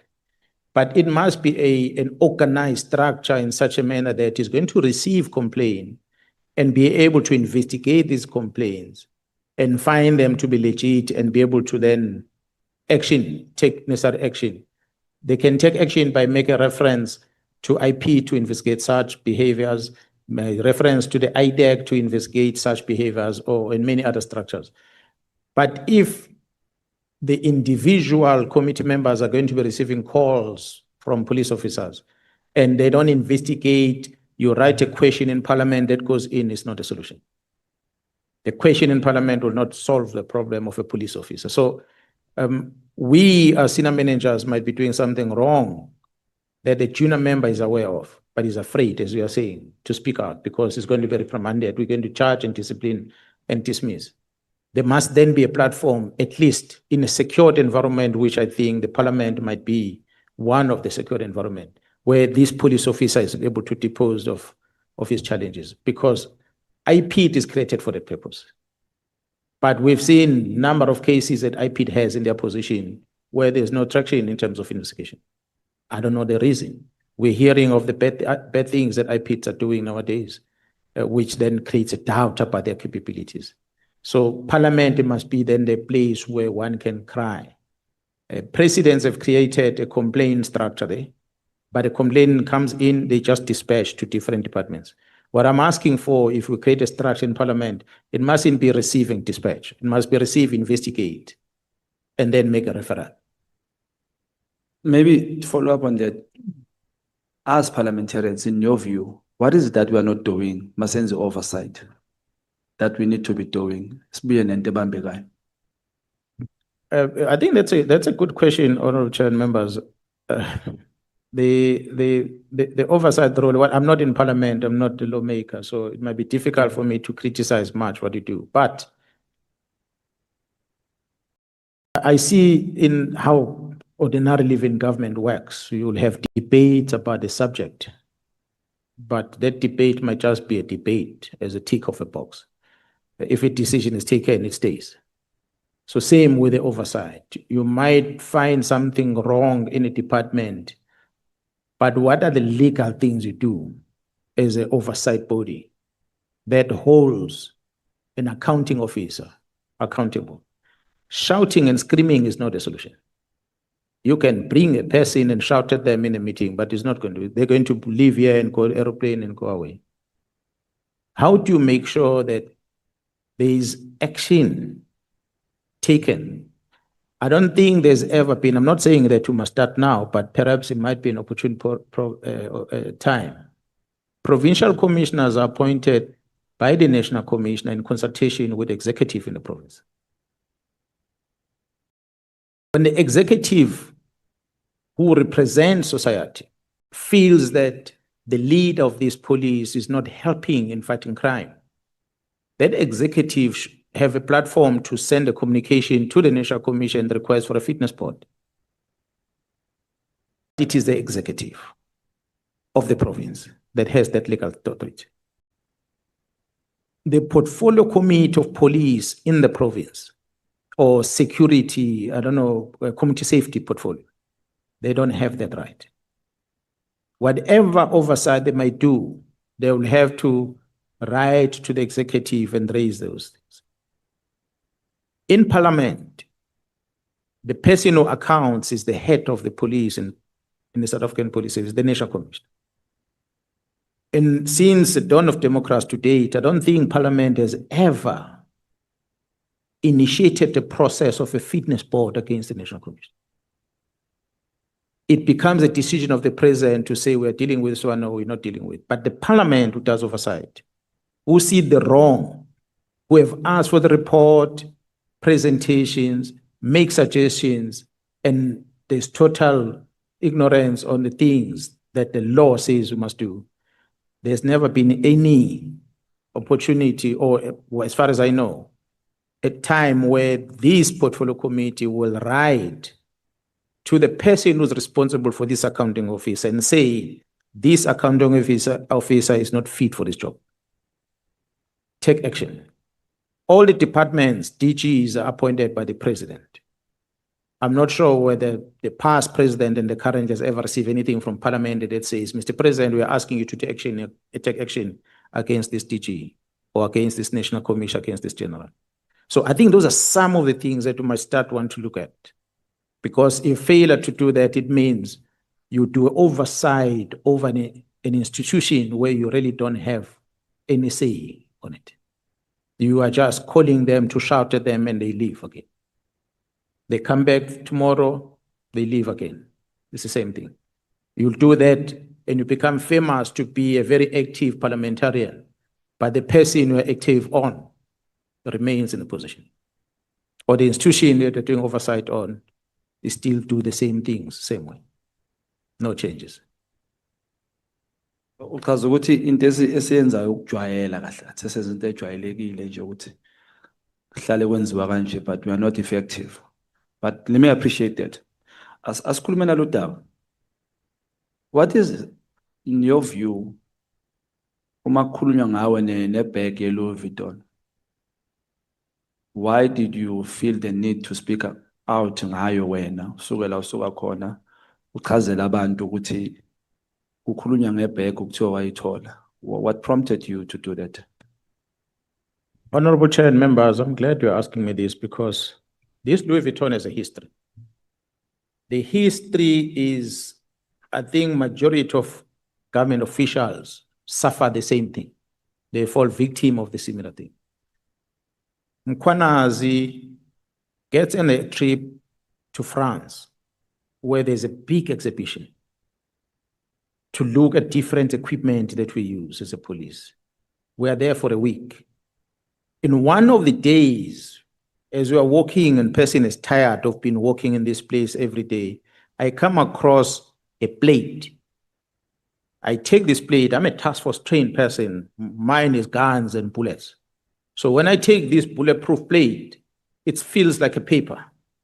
I take this thing and I look at what is written on it. What can it stop? What caliber of bullets can it stop? The numbers that are written here, maybe not to believe it. So I say to the person on the desk, I said, this is not true. This plate can stop this caliber. This person says, no, it can. I said, no, demonstrate this. Then he gave my details, said, no, we're going to send an invitation. I fly back to South Africa. We receive an invitation. I put a report to the acting national commissioner at the time, Ms. Patlan, and I said, General Patlan, we went overseas and we saw this. I'm interested to know about this because part of the problem we have in police is the death of police. They are dying because they are not wearing bulletproof vests. Portfolio committee have been parading us almost every single day. Police officers are not wearing these vests because they are heavy, uncomfortable. And here I am seeing something that is weight of a paper. And they say it can stop the same caliber of the weapons that we are protecting our members against. I want to test this. So General Patlan approves that, no, we can go on invitation back to Germany this time, not in France, to where the company is, to go and test. Remember, I'm the task force person and mine is managing the tactical teams. I'm not a ballistic expert. So I won't be able to go details about what this plate is supposed to have. That's why we have to get forensic people to come with us. A colonel from forensic in Cape Town came with us. So we travel, we go to Germany. In Germany, they take this plate, they put it in microwave with a high temperature degree. They take it after a microwave, they put it in a bucket full of water. They take it from there, they drop heavy object on top of it to mess up with the material of this thing. From there, they put it against the clay. And they ask us, what is the speed of the bullet that we use in South Africa? They load up this bullet and they shoot this thing. 7 bullets goes into it, not a single one goes through. 2 AK-47, 2 R5s, pistol, and the likes that goes into this. Nothing passes. And for me, it was a wow. I've never seen this. The clay at the back, it's an indication of the impact for those that knows the gun. You put a clay in the plate. When you shoot, the bullet may not go through, but the impact, the trauma is going to cause on the body, you're going to see on the hole that is going to be created on this clay. That size of that hole is going to tell you that the trauma, nonetheless, although the bullet didn't go through, but the trauma can kill a person. So the plate must not be able to allow that trauma. It must resist even that trauma. So this plate passes everything. I still asked the colonel that was with us, I said, why are we using such a heavy things and not this? So they asked us, what plate are you using? We said ceramic. And then our colonel says the reason we're using ceramic plate because in our specs as the police, we have the specification of a bulletproof vest that must stop an armor-piercing bullet. I don't know if you know the difference. The armor-piercing is the one that goes through steel. So the only thing that will stop that bullet is a ceramic plate. And ceramic plates are heavy. That is one. But 2, ceramic plate are easy to break. When you drop it like this, it can crack. So once it cracks, the integrity of it is compromised. This ceramic plate must be evaluated every 5 years. Do we do that in the police? We don't. So we walk around with bulletproof vests that we have been wearing for 10 years, thinking they can still stop a bullet, but we don't know because we're not retesting it. So that was a concern. I come back into South Africa. I speak to my management and I say, and I made a recommendation report, Gerald, I think we need to acquire some of these things and evaluate them with the aim of changing our bulletproof vest in the organization. But he says, no, well, start the process. Now, in starting the process, I'm the one that initiates this. So I engaged with General Arlo, who's the head of support at Division HRD, and I said, General, can we have a budget to buy this? Because remember, this is not budgeted for by supply chain. It's an evaluation. We want to evaluate a new product. So General Arlo makes the budget available, said, no, we can only afford so much. And there were about 200 of them. We make an application to the division that is responsible for buying, that is supply chain. We say, we request you to get hold of this. This plate is in Germany. We'll want to bring it here into the country so we can test this. With the procurement rules of South Africa, supply chain should have gone straight to that company and get this thing to come in, but they didn't do that. They went via a local service provider. How do they source the local service provider? I do not know. In my understanding, there was no one who was providing a service of that bulletproof in the country when we met with the company. But later we learned that no, there's a service provider in South Africa that can import this thing. So supply chain goes and buy through that service provider. First batch 200 is delivered as per our request. It comes. So we take these things to different units for testing. It's an evaluation procurement. Then Arlo come with a proposal. Arlo, he was working in at HRD. He says to me, General, why don't we increase this number of these vests from 200 to 1,000 so that we do the assessment of Pretoria West Academy? There's 2,000 students in that college. We do the full medical assessment. We give 1,000 of them these new plates, new bulletproof. We give the other 1,000 of them the older ones. After 6 months of running with these, we re-evaluate them medically to see the impact on their spinal cord and their bodies and everything else that the ceramic plate that is heavy has on the body versus this light one. So I said, but we're going to need money to do that. He said, no, we have some savings in the budget, we can do that. And I said, okay, so let's make an application. We do. But remember, we don't buy, we apply to supply chain. Supply chain wants to source these things, but obvious, the head of supply chain must engage with the CFO, which is Gerald Skete at the time. So then they decided, two of them said, but we've already bought this thing and it was beyond the money that we're supposed to buy on quotation, we must buy through tender. Because it's for evaluation, we're able to source it. But the second batch is going to be expensive for us to get it directly. Let's go to Treasury and ask for permission. They wrote to National Treasury. They asked for permission. National Treasury said, no, but you've got the 200 to evaluate. The reason you are giving for the evaluation of to buying the others, we cannot agree with it. Go on tender if you want to buy the others. So the response come back, and that way it stalled. To my understanding, because the response we got back from supply chain said, no, Treasury didn't approve, so we can't buy. So we live with it. We cannot buy. But I didn't know that the company that was procured from the 200, supply chain, when they received the second request from us, while they're asking for permission from Treasury, they told the company to bring more. The order is coming. And the company ordered. But when the company ordered, they got the finance, I'm told, from First National Bank. They got the loan and they ordered the staff to come into the country. But when Treasury said no to it, supply chain did not send an order to the service provider. So the service provider suffered because he's got the product into the country, costing millions, and he's got no order. That was his, I think, stupidity that he did. But when there were investigations that were done by IP and many other people, it appears that someone from within the bank, they approached these members and said, this person owes us money. He asked for money because of bulletproof, but he's not paying us. That is what started everything to say, this person received this bulletproof, and the investigation was lodged. I'm told they raided these companies' offices, but they realized actually there was no order from supply chain. So they seized these gadgets, computers, and they did everything. That is on one side. But on the other side, I had asked the SC to help me yesterday. Remember those numbers that I asked if you can open them for me so we can reference to? I don't know if you saved them. I hope you did. What I then discovered, honorable member, is that In me introducing this light vest, I'm making a lot of big business angry because I'm introducing something that does not exist in South Africa. So I'm coming to disrupt their business.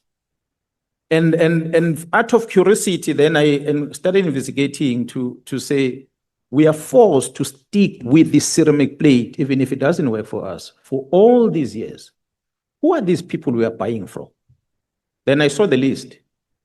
I think less than 5 companies or maximum who are solely responsible for giving us bulletproof vests since the dawn of democracy to date. So here's me coming up with something that's going to disrupt them. It's part of why there's this so much attack on me. But fast forward to that initial visit, there's another visit with the National Commissioner to the same exhibit, but we're going to visit the police there, then we pass the same exhibit. When we return from there, because this information now I asked from the National Commission, when we return from there, because there were many of us, one of us was Brigadier Leon from Forensic. She's the one who was always, when I was in the task force, I was receiving a lot of things that she was buying for research that cost millions of rand without tenders. She's the one who was bringing these things.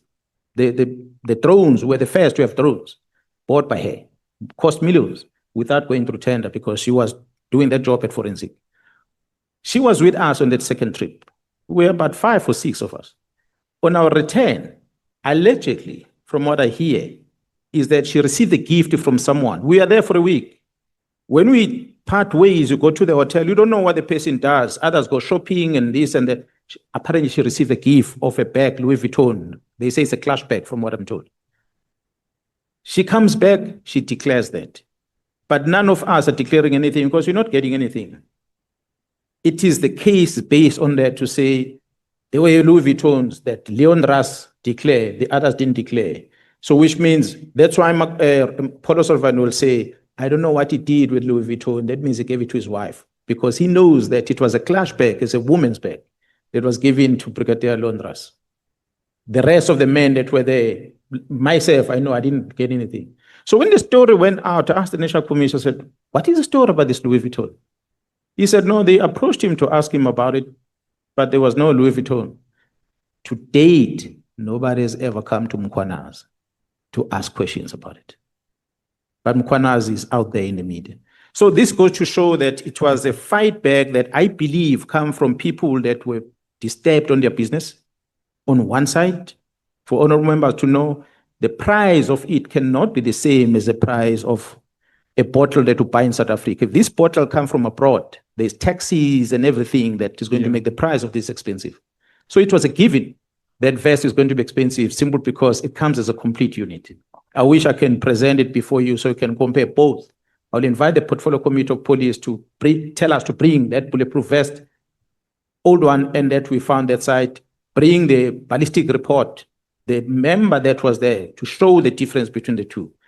I'm glad today these companies are starting to make the very same light plate, thanks to us introducing that. But I can say to date, we are still on ceramic. So I'll be Today, we are wasting still buying from the same companies. So I'll be wasting my time asking you ukuthi bekune 100,000 nuclear bag left because there was never a bag. So they talk about the clash bag. I don't even 100,000 rand. How does it even get to that clash bag? So you can see it's a story that was just made up. Makes sense. Unfortunately, people that shared with Mr. Paulo Sullivan, he then believed that this is the fact. Thank you so much. Bese ngizobuza ngoKhan. That must be the last question. Thank you, Chair. No, quick one. Why would General Khan, if there's all these allegations, you as his colleague and seniors, if I may say, maybe it's your senior, I don't know. Why would you and in the state probe such a person, nunama allegations angara and nimyekelele? I'm asking this because I still feel strongly ukuthi if he felt ukuthi yena is innocent of the allegations, he wouldn't come to me. He wouldn't invite me to a certain place to speak to me on a video call. He would be doing exactly what you are doing with the Louis Vuitton issue. In your take, what's that issue? I really don't know. I don't know because he's not working under my command. With all what I know, if he was working under my command, I would have taken action long time ago, but he does not work under my command. So I cannot be able to answer as to why there's no action taken against him. It seems to be, even in this committee, is missing. You know, we find a way of dodging everything. I do hope that the police commissioner will do something drastically this time. General Commando said he has dismissed over 30 members at crime intelligence. But that's not enough. There are many wrong members that are still there. That shouldn't be there. That have been part of the system. So we need to, I think General Khan is one of the richest general we have, maybe more richer than all of you. Walter kulizwe mfoka kwale nkosi asibonge baba Mkhwanazi inkosi ibusise. Thank you so much. We take a break. We come back at 20 minutes to 6. I want to remind you that your staff members want you outside again now. Thank you so much.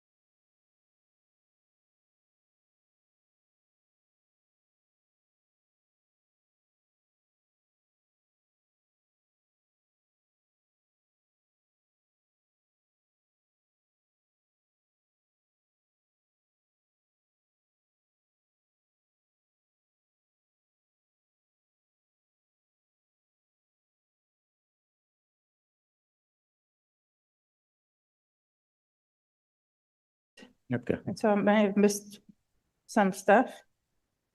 But on your own account, you've been a senior manager in the police since around 2011, right? That's correct. Well, maybe let me rephrase. A senior manager in the police is when you become a brigadier. So that will take me back to 2005. Wow. So that's a long time. And you clearly have a lot of clout in the police. You're a force to be reckoned with. Well, I'm a serviceman to be reckoned with, not the force. The issues that you raised at your press conference, these are not new issues. That's correct. Anybody who lives in South Africa who is even moderately knowledgeable That's correct. has some idea, perhaps not of the extent, but has some idea of these problems. That's correct. And they haven't been getting better, they've been getting worse. We're all aware of this. So while you were in the senior management of the police since 2005, and I understand a brigadier is not necessarily in the kind of position to do it, but a general certainly is.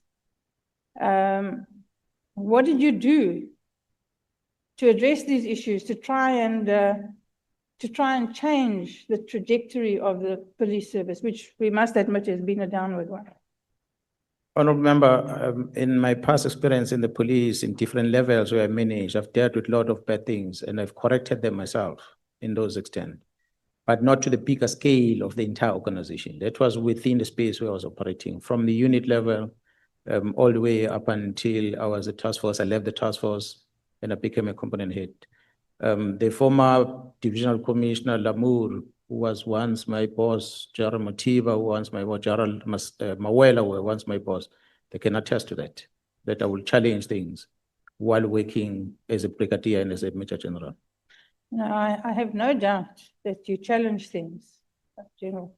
But the question is more, why on a greater level, why on a more broader spectrum? What did you do to change things in the police, to change the trajectory? Not unit bound. I understand that in your own unit you probably jack things up. But I mean, as a senior manager, your concern should be for the entire organization. So what did you do to do that? Yeah, well, beside the actions that we took last year, July, I had an opportunity to act as a national commissioner in 2011, 2012. Correct. The interventions that I started with there was to temporarily remove the management of crime intelligence because I wanted to clean house. Yes. Unfortunately, I didn't last in the office much. When I was removed, Jarpiaka came in, things went back to normal. So that was my attempt to try and clean things up. Okay. At the time, many people were being investigated, and amongst others. So what are the changes that you implemented in that short period? I think you were acting National Police Commissioner from around October 2011 to around June 2012. That's correct. So what are the changes that you brought in then when you had the chance? One of the things that was critical for me was to reduce the number of generals that we had. And one of the things I had said to General Standa, who was the head of HR at the time, that if any lieutenant general leaves, we don't fill that post. Whether that person leaves at the province, we move someone from head office to the province. But we must cut down, because when I came in, maybe I was a number almost 40 of the lieutenant generals that we had in the police. So that for me was a problem, because a lot of infighting at the head office especially. Just as a matter of interest, why are there so many lieutenant generals? Well, it ended up being a party thing. I get into a position of authority. I want to move my friend to that level. I create a division and appoint that person. That's really not a good reason. But well, some of the members ask here, why did the president appoint Mkhwanazi overnight and promote him to lieutenant general? I did not apply for the position. I just became a major general while was still enjoying 5 months to be a major general. Next thing, I'm promoted to a lieutenant general. You asked me whether was it a good thing. It benefited me financially, but honestly speaking, we are too many. And yes, I don't think it was ideal to even appoint me. There were many lieutenant generals that could have been appointed at the time, but they chose me. Well, in choosing me, automatically meant they must now elevate me to the same level with the others. And that cost the state money. I agree that there are way too many. Yeah. Now, the issues that you raised in your press conference are all important issues. But why didn't you raise them before July 2025? Why did you allow the position to become so desperate? If you did raise them, where did you raise them? And don't go back to the history of the portfolio committee. We know this. What did you do in the police to raise these issues? Yeah, well, we've had a number of meetings with the National Commission trying to address this. That's why I even engaged the minister myself directly, because I wanted to get to understand what makes him to come with this decision. And what I was beginning to see, up to April, I tried to reach out to him again through the WhatsApp, which he acknowledged, because I wanted to raise this with him internally so that we can resolve it. But it proved that I was not successful in doing it. So is there just a general apathy, a sort of a laid-back attitude?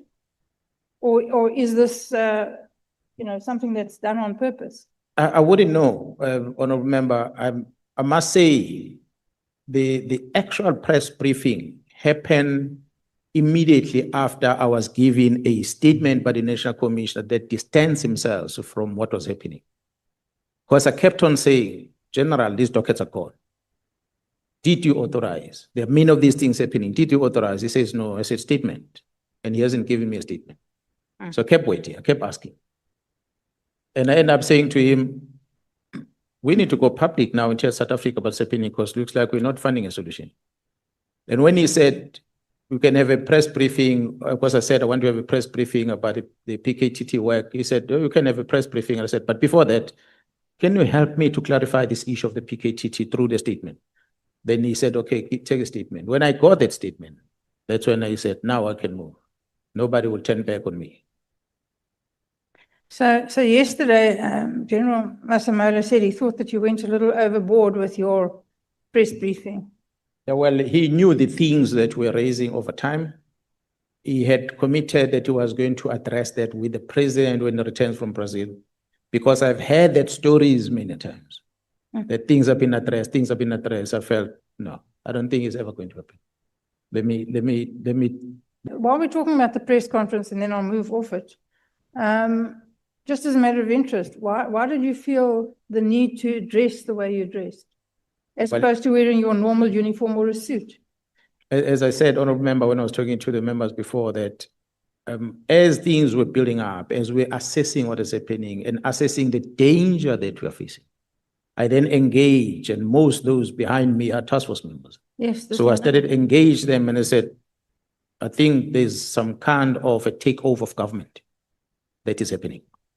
When people want to control security cluster, they are going to take over government. And we reached a stage where we must face an enemy head on. So let's communicate the message directly and indirectly so. I asked the National Commissioner for permission to dress like that, and he gave me permission to. I still had my uniform anyway. So that's why we put it on. Okay, I'm sure you're entitled to wear it. Why did you think that there was some force trying to take over South Africa? Yeah, we knew from analysis that we're seeing that once General Cibia ascended to the position of the head of the police, with the relationship that he has with other key players within the security cluster, from intelligence to the NPA to presiding officers, some within Judiciary, it is easy then for them to drive the country towards where they want. But what is a force behind them are these people that are controlling money. And the biggest pain on the people controlling money are within this drug business. That was a painful thing. And maybe members don't know, once you control the security cluster, you take over the country. Yes, that's where we were going. That's what we're seeing happening. So I assume that you don't have to do it now, but I assume that you can prove these connections between General Cibia, the NPA, and the Judiciary. Well, Honourable Member, you know the court processes about the admissibility of evidence. There are things that you can be able to admit in court, but the things that might be factually there but are not admissible in court. A typical example, if I were to come to you as a prosecutor and say, I've intercepted this communication between this one and that one, I've got this record of this one and that one, bank movements of money and so forth. The first question you're going to ask me, how did you access it? Certainly. Exactly. So for that, you might not accept it in court because of that. But it does not necessarily mean it's not happening. No, that's true. There's a typical thing that we have. We can prove things to you on facts, but might not necessarily be admissible in court of law. But because it's things that we have to go beyond the normal way of gathering evidence, because of the enemy we see before us, we had to gather information in that fashion. People were recorded and they were, while they're talking to each other, photos were taken and so forth. Are you saying that you gathered evidence illegally? We got that evidence through intelligence means. Yes, that's an answer to the question.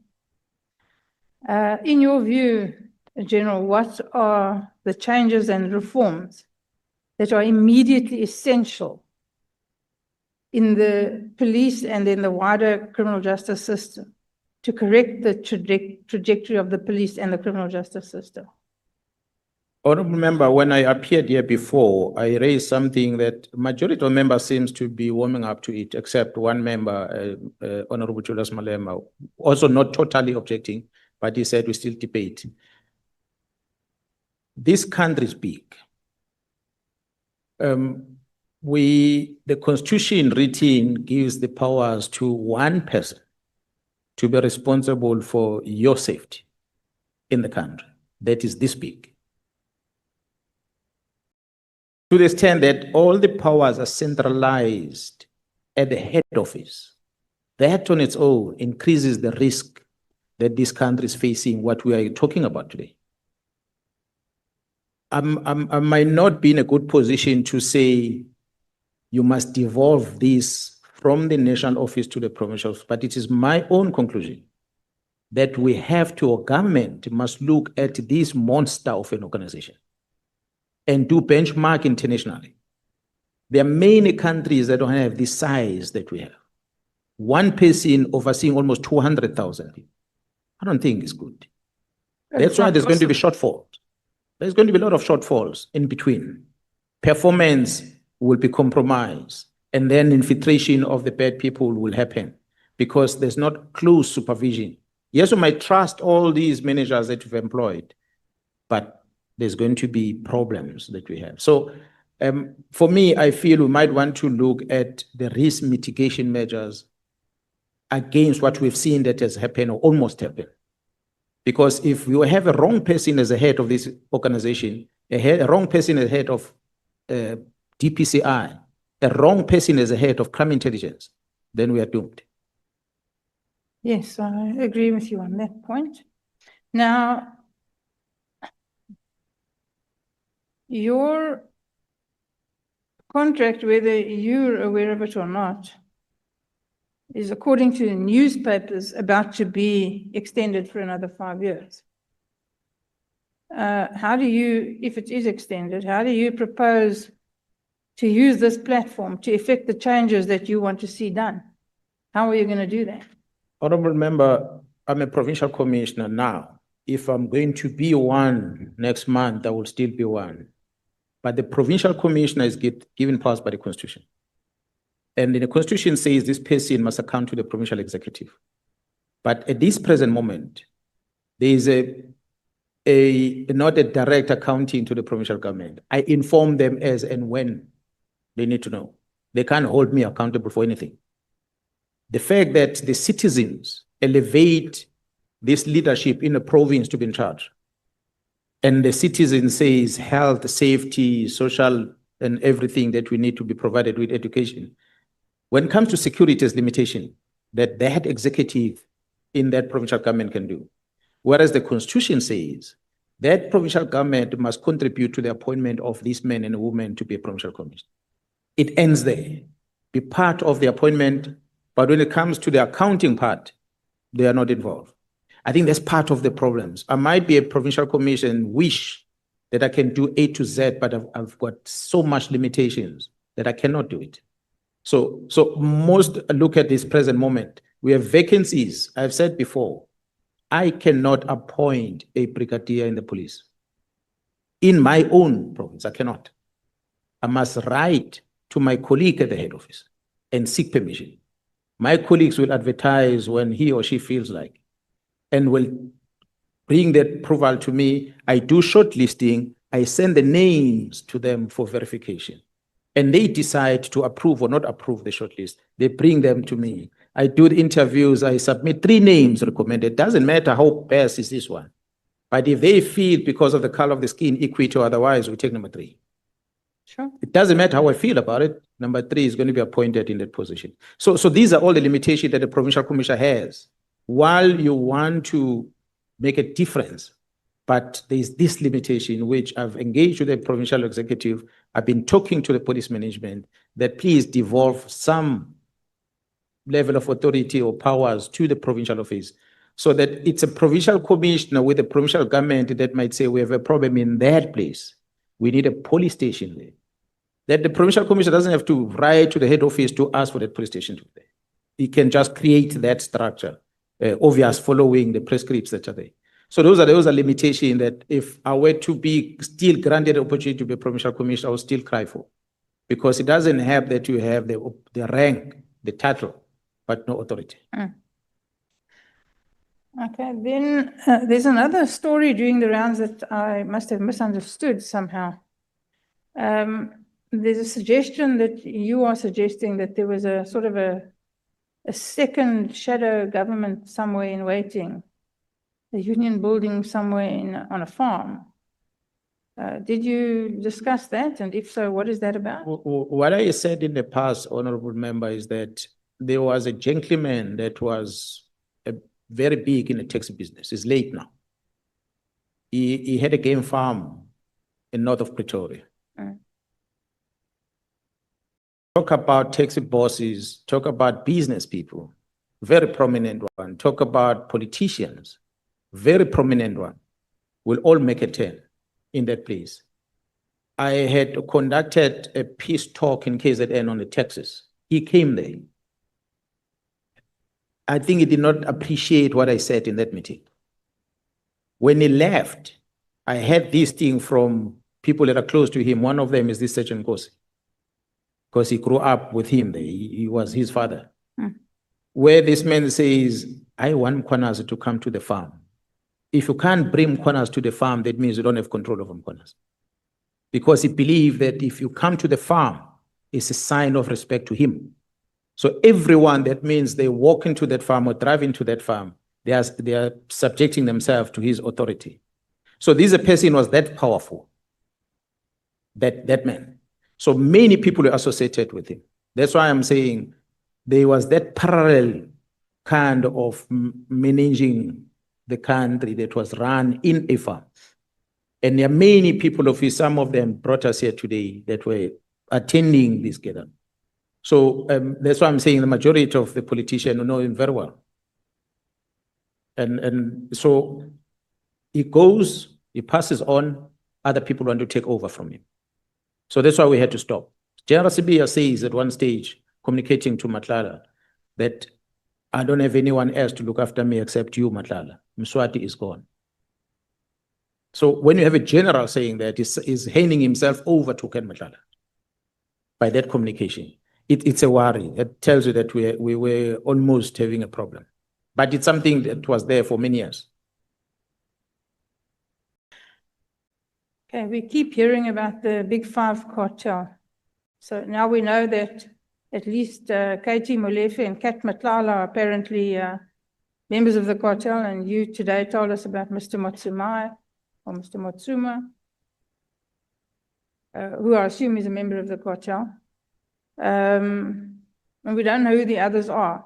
But what is being done to apprehend these people and stop this cartel business? There's serious investigation underway, honorable member. That's why we were fighting for that counterintelligence to be allowed to continue to work. Under your supervision, of course, so that they don't abuse whatever they are doing themselves. But that's what we wanted them to be allowed to do, because they cracked that investigation and they're running with it. And I might just say before everyone here that I might not disclose everything before the ad hoc committee because of the investigation. But the one famous person that is known as Vusmu's Cat Matlala, he was placing himself, he was trying to replace one of the big five. But he was actually a proxy of one of them before.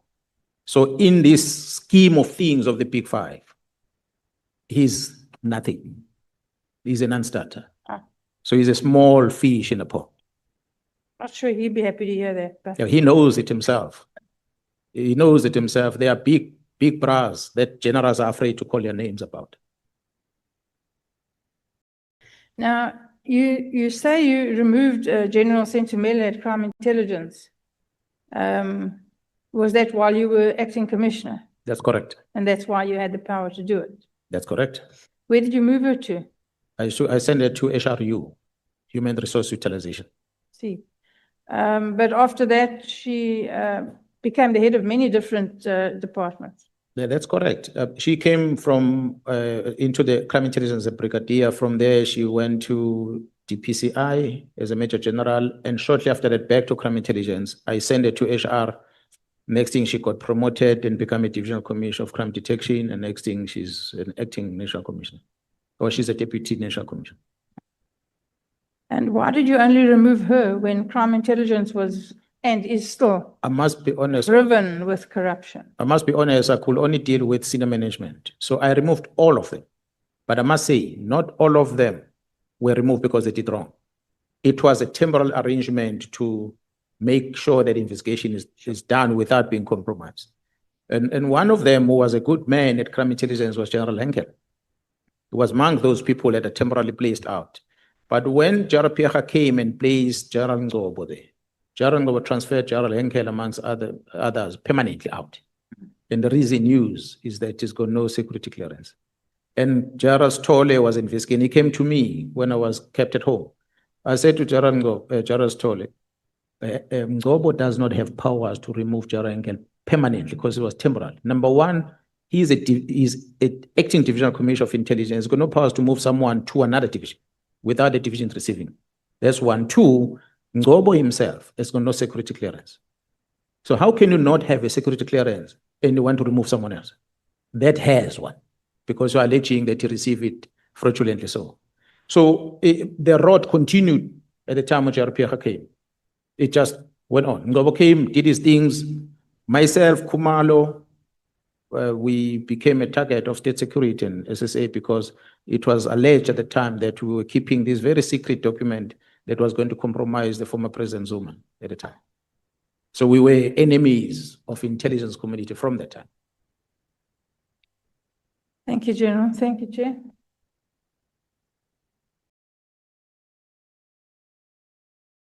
Is it your next, Honorable Kalapanat? Thank you, Chair. General, yeah, that were Chris Nkobo, as I recall, was found to have I did try and tell General Piecha, but she chose to ignore the information. And of course, it was found out he had a fraudulent matric certificate. So he was booted out. I'm right, yes? I heard about that, yes. Yeah, so that was a catastrophe waiting to happen. And no, he had no power to do any of what he tried to do. I absolutely agree with you that the policing powers should be devolved to the provinces. It's ridiculous that you aren't able to appoint who you wish to or need to or are experienced with. And that goes for all the provinces. So yes, I agree. It's this monolith where even the basics have to be ordered from one central entity. It can take months to get toilet paper to a station. I mean, it's a ridiculous situation. I think my honourable member next door has dealt with the big five that have been referred to over and over and over the last forever. The 360 million rand Medicare 24 contract, it's particularly strange to me that 1 minute the SAPS is accepting donations of bar fridges from Cat Matlala via General Sentimela. And she claimed here before us that Major General Tema, is it? Tema, yeah. Tema suggested that she should approach him, which she then did for the donation to the SAPS. And it was astounding to me. I asked her over and over, Surely it was clear to her that Matlala was deeply involved in serious criminal activities, specifically as a tenderpreneur linked to organized crime, contract killings. As everyone knows, around May last year, he was arrested for allegedly masterminding a botched hit on his former partner, the actress. But she approached him for a donation the year before, and even then he had a long history of arrests dating back to 2000, including a 2001 conviction for burglary.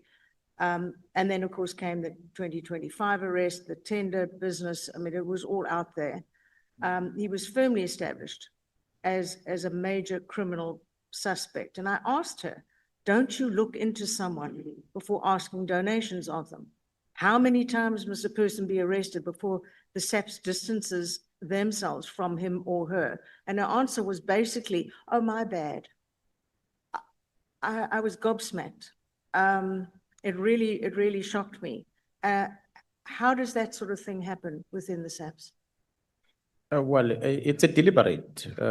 We tend to profile. Part of the donation process in the police is that you have to follow the process where you ask to accept a donation, and the person that is providing donation to you gets profiled as to who the person is, what business interest he has, the criminal status, and so forth, before the approval for you to accept the donation is made. So when you were told by senior managers that they received this donation and later they discover that the person is like this, the question is then, what was the procedure followed in receiving the donation from the beginning? Because if the procedure was not followed, they will definitely not know about CAT.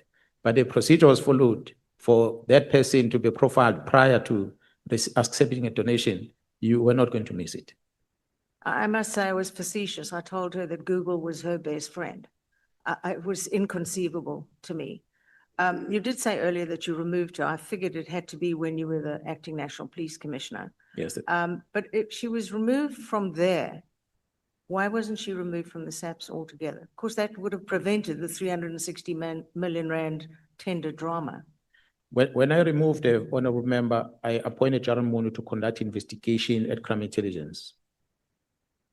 But before things were finalized, Jaron Pierre came into position. So I then had to go and sit at home for a year. Jaron Pierre then ran the organization. I'm sure you know well my opinion of that particular lady. Mr. Komotso Paklane came before us a number of times, in fact, having been dismissed from the SAPS and having a number of losses in court. He still professes his innocence. He lost his Labour Court appeal to overturn his 2020 firing, being found guilty of dishonest conduct. The courts confirmed he intentionally or negligently failed to implement the 46 million rand contract for forensic cameras. That led to a 24 million fruitless and wasteful expenditure. He faces various criminal charges in the High Court of fraud, corruption, money laundering related to multi-million rand police tenders. Now, there are links to criminal masterminds and missing police funds. Your opinion on the matter, is he a victim or is he a criminal? Well, if the court arrests you and they convict you, then you can call a criminal. He has not been convicted, but he's been arrested. A lot of the things that have been alleged are worrying. But from my little corner, on some of the observations that I'd made, there were question marks. There were indeed question marks. Yes, I was worried about how IP and Paul O'Sullivan came about these investigations that they did, which was to me a breach of security from the police or security of the country for a person private like Paul O'Sullivan to get to know about the construction structures of someone's property. However, I'm a policeman. Not to expect everyone to earn the same as I earn. Other people will have other source of income. But when you start seeing your colleagues to live a certain lifestyle, you begin to wonder what leads into this. And I'll give an example, honorable member, that part of my discovery, I had gone to a BMW in Montana. I bought an X5 and I was paying installment of that X5. They still gave me a discount, I think close to 100,000 rand, but it was still expensive monthly payment. A month or so later, a colleague of mine, we are sitting and talking. She tells me that her car was damaged and is sitting on bricks. She's not able to service it. So I asked her, why don't you service the car? Because there's insurance. She said, no, I can't sell the insurance because I'm a single parent. I can't afford. I just bought a house that cost 3 million rand, which also raised my, I said, you're a single parent, 3 million rand house, how do you afford it? Because I can't afford it. I'm married, my wife is giving me some money also, but we can't afford that lifestyle. So this one says, I can't fix my car. I think almost 2 months later, the generals are fighting in front of me. I don't know the reason for the fight. So when I went deeper to try and establish, I discovered that this one who said cannot afford to fix a car, she now drives an X5. So where does the X5 come from? The X5 come from the same garage where I bought mine, but was given for free. Allegations. And I'm asking, but why would a person get the X5 for free? What did you do? Then I discovered as they were talking that it was a kickback from the purchase of the fleet of the VIP, the BMWs that you see for the VIPs. The modus operandi in the police, what I gather is that we hold the money back because we have a contract, Treasury negotiates a contract with different companies to buy cars. And we must buy from the manufacturers of cars, not from a dealer on the corner of the street. But when you go to the manufacturer of the car and you want to buy, and the manufacturer says, I don't have the cars on my floor, then that manufacturer must refer you to a dealer that has the type of a car. But there must be a letter. Then you go to the dealer, you say, I want to get this car, then that's how you buy it. But you don't buy it direct from a dealer because it's not registered on a central database. You then need to get a person who's registered on the central database. So there's this gentleman who's registered on the central database. The person stands on standby.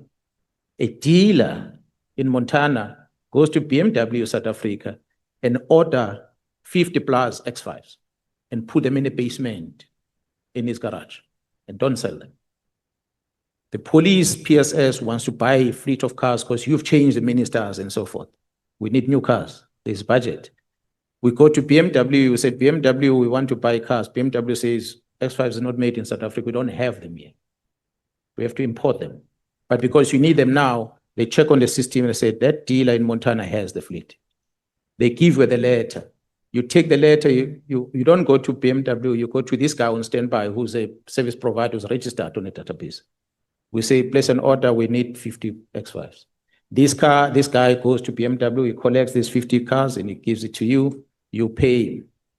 That's how, in return, the dealer releases an additional car as a bonus to whoever that facilitated the deal. So the purchases of these cars that come as a fleet towards the end of the year, over many years, have been systematically ordered in that fashion and there's kickbacks coming out of it. What have you done about it? So it's something that I picked up. Remember, I'm not part of this procurement, and I picked up there's something like this. And then I raised the colleague and said, but you need to open cases if there's something like this. But when the case, I'm told, landed in court, which some of my colleagues that you spoke about are in court today, I was happy. And one of the officials said, but we need that dealer. Because I confronted the dealer when I went to him. I said, you sell me a car, and I must pay so much installment, but you give my colleague a car for free. How is it possible? He was angry with me. There was a lockdown in 2020. The first opening of international travel, that gentleman sold his company. He was on the first flight out of South Africa to Canada. He's in Canada this week. So he knew you were. So it's a syndicate that has been running for that long. So that's what I'm saying now. When you start seeing colleagues living in a certain lifestyle, You know. Mkhwanazi driving a car that is installment of 20,000 rand. He stays in a house that the installment is 20,000 rand. Children goes to school where the school fees is more than 10,000 rand. How much does Mkhwanazi get? These are the questions that That's why we've called for lifestyle audits over and over. long overdue. Yeah. Look, if we're taking a more global view, is it possible that the batches of drugs and weapons that go missing from the SAPs virtually in every province are part of a system run by a particular individual or a group of individuals pulling the strings and with deep internal knowledge of the SAPs and their activities nationwide? They know when they're going to pounce on a huge drug haul or whichever, And as you said previously, some of it then disappears. And are they not perhaps linked to global syndicates? Now, there are, of course, global syndicates running drugs, child trafficking, prostitution, CRT heists, kidnappings everywhere. They're earning a fortune and they pay for equipment that can basically leave any police service in the world in the dust. They are that powerful. They can fly in under the radar, fly out, drop off, pick up children, off they go. It's happening globally. Is it possible that our problems are linked to those? It's an intentional problem. You're correct, Honorable Member. Our people in the country and in different provinces, these big five we're talking about is just the tip of the iceberg. Yes. There are big boys out there that have not been spoken about. Some of them in Cape Town, some of them in KZN and many other places, different races that are running these operations. The modus operandi is to import these things into the country. Majority of the time, they come under goods that have been imported and they get a lift from the container of a legitimate business that brings things in. Because so that when it's checked, you can be discovered. What is strange always amazes me, and I ask a question, I don't get answers. When you hear from the members of both DPCI and Crime Intelligence telling you that we have an information of a shipment, they travel from Pretoria to Durban and they've identified a container. And indeed, in that container, there's drugs. How did they know about it? They'll tell you a source from abroad. Those are the questions. But they don't just say, we've identified Mkhwanazi, we leave you the container and they leave. No, they don't do that. They say, we've identified the container, we take it, we go to a police station, we book it in as SAP13, we book it out immediately, we put it in our cars, we drive with it to Pretoria. So what's happening in between that? So I've raised these things as a problem. That's why the Nhlanhla is looking at the methodology of making sure things like drugs, when you find the drugs, you must destroy it almost immediately. But with there to be legislation amendments with NPA on that regard. I'm still trying to work out who and which police officers were the ones who, during the riots around eThekwini, went to the harbor, ordered them to pull down a container that was 3 containers up and to drop it in an empty room and then leave. And of course, it was filled with ammunition and it was then looted. And I know full well there was a truck offloading boxes of ammunition into the Lacey Road settlement. I told both police stations, to the left and to the right, I had people watching. Neither of them arrived. Nothing happened.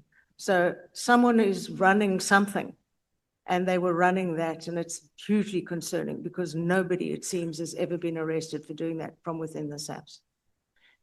Part of the problem, Honourable Member, I will not know exactly how it came about, but part of the problem, provincial commissioners, Honourable Bredenbach said, what will you do as a provincial commissioner? I don't control the borders as a provincial commissioner. They are controlled by the division at the head office.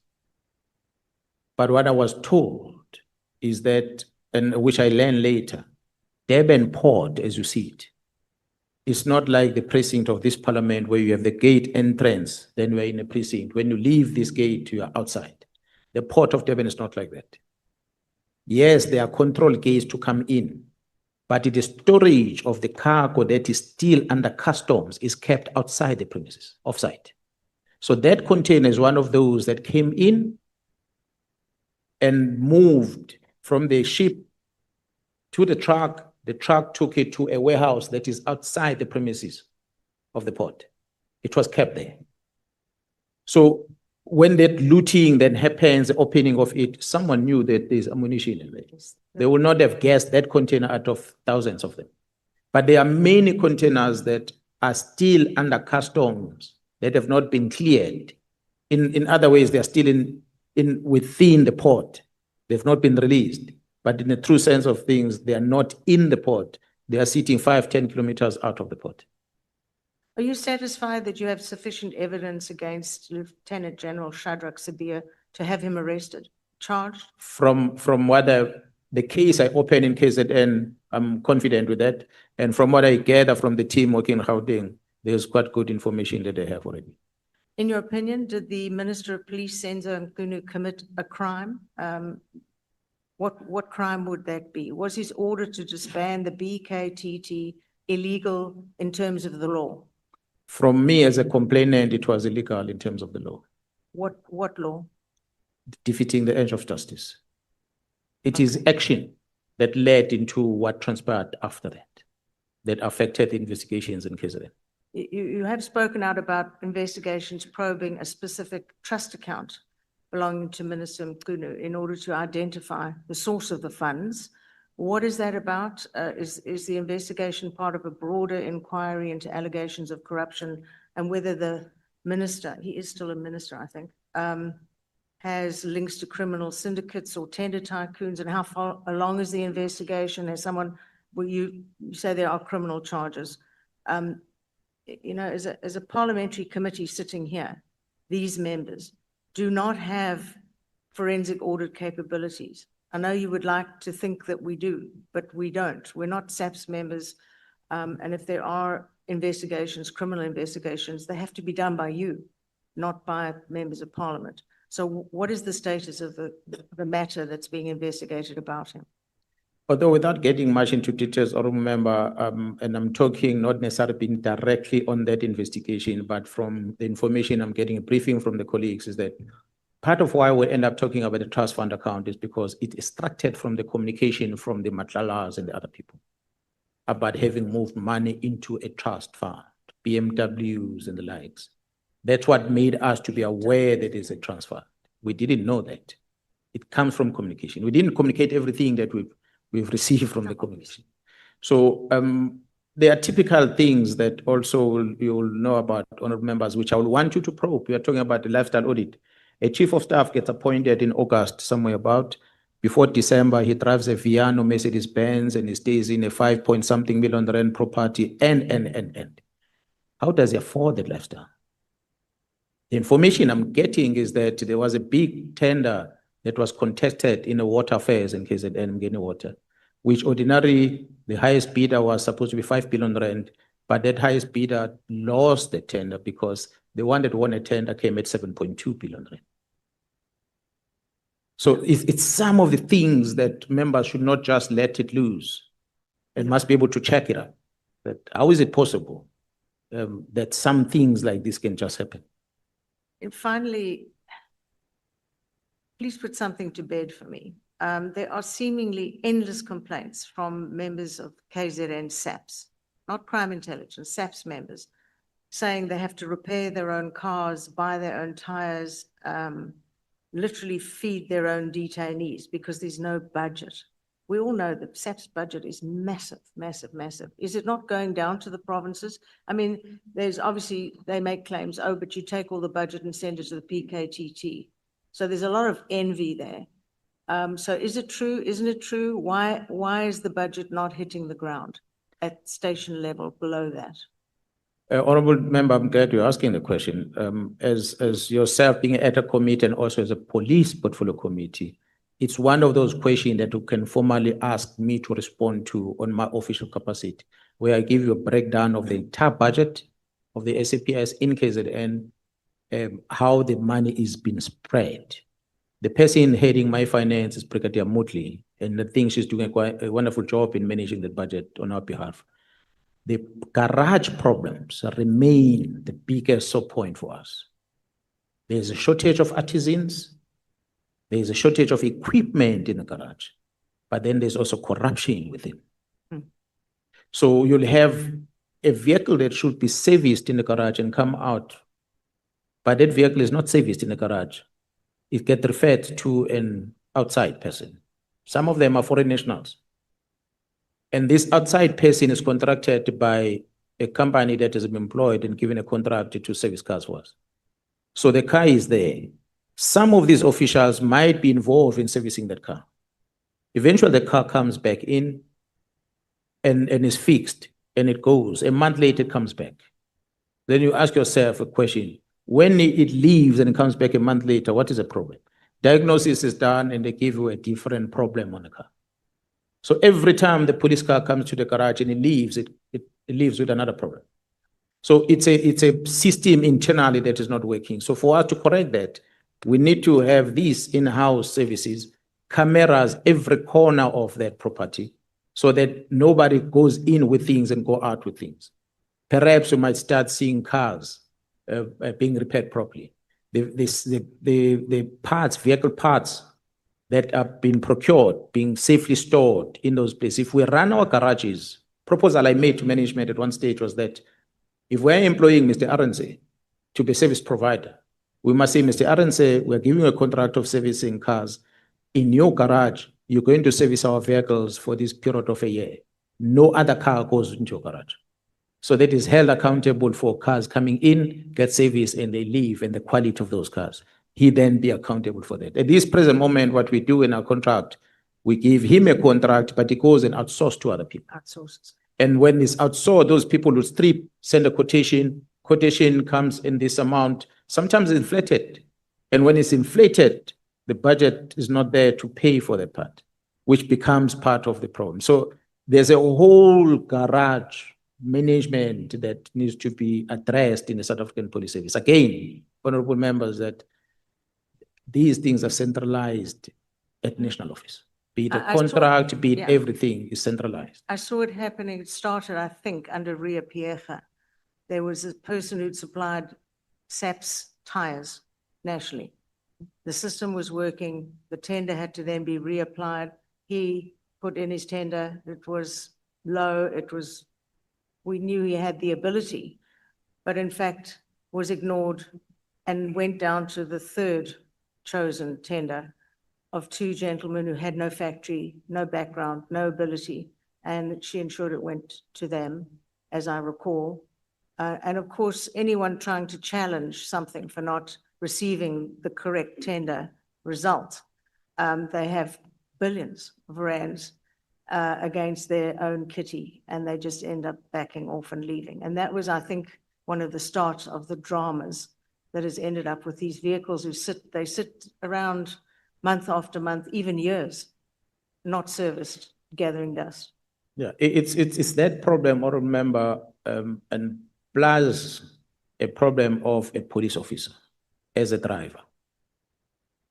The way we drive a state vehicle, we don't drive it the way we drive our own cars. No.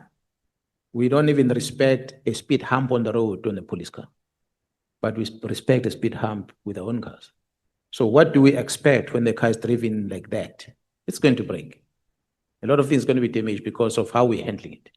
We want to punish a police officer. We still, to date, the risk of the organization don't have any employment condition that compels a police officer to drive a car. Or to have a state license. Yeah. License. A lot of them just don't bother. They might have license, but they say, I don't touch a state car. Yes. So pretty soon, we'll have cars parked and nobody drives them. Some Because stations on do. an employment condition is not a compulsory thing to have. So those are some of the things that one talks about, which is a risk to the organization.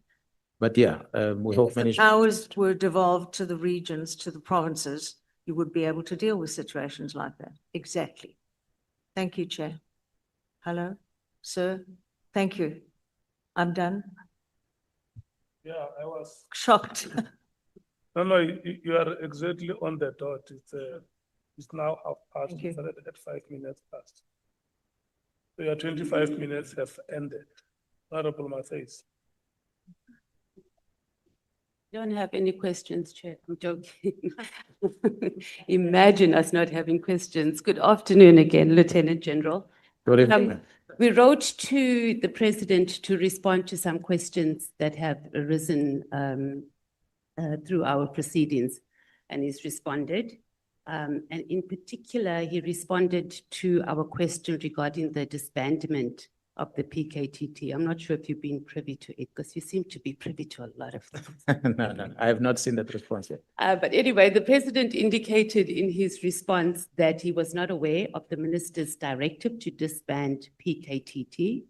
He did not agree with the view that the IMC had ceased to exist in the 6th administration. And President Ramaphosa further stated that the Minister was unaware of, or was aware rather, of this position, and he did not support the conclusion, the conclusion that the PKTT was operating unlawfully. And pretty much you are saying he did not endorse the decision to disband it. And he indicated also that as late as February 2025, the PKTT was still continuing to do its work and had not been formally disbanded. and that was according to his knowledge. So this evidence differs very greatly to what Minister Mkhwanazi told us, because he said that the president had supported his decision. So I want to give you an opportunity to respond to that, but not too long, please. Okay, Lieutenant General. Honorable Chair and members, I can still repeat. Mhm. The Minister Mkhwanazi was influenced to write that letter by bad people. He must admit. If he doesn't admit before South Africans, he must admit at least to his boss. He was influenced. That which he presented here was trying to justify the actions, but he was influenced. So we pushed him, because that brings me to the next question. We pushed him on that, and I'm sure you watched his testimony, and he was very clear that it was his own decision, and that he has taken responsibility for it. So do you have any other supporting evidence that he told the committee that it was his decision? So you saying your view is that he was pushed. Besides you having a view, do you have any concrete or evidence that can, or where we can go to get that information that he was pushed? Well, when you assess the relationship that he has built with these people and the meetings that he's held, Jeremy Musikiti at one stage, she writes about how the minister was talking about the border issues and transferring of functions to the PMA. This is Musikiti saying that. I was not in those meetings. So, but when you assess all these activities that were happening, then you cannot help but to reach a conclusion that these three things listed in the letter were not coincidental. They were strategically decided upon on the 31st of December, when the National Commission is on leave, that it must be commissioned like that. The very biggest one for me is that now this thing has come out.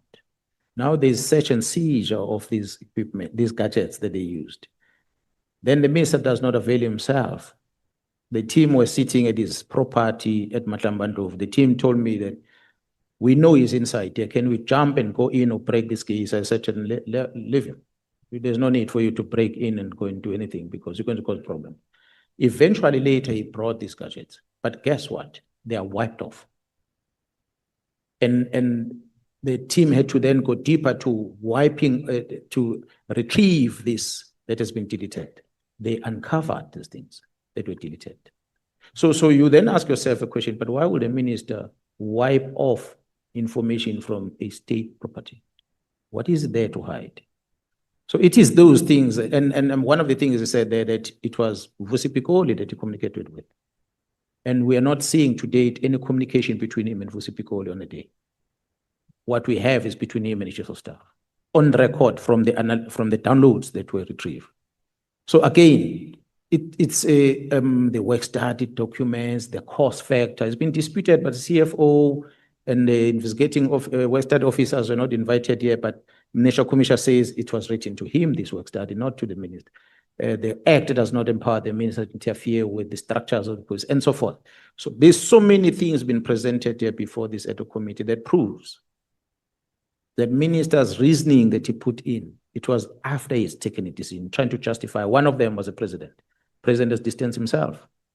So we can't help but conclude. For me, where I'm sitting, he might have been part of the squad that was doing bad, but I still strongly believe, I give him that benefit of doubt, that the minister was influenced.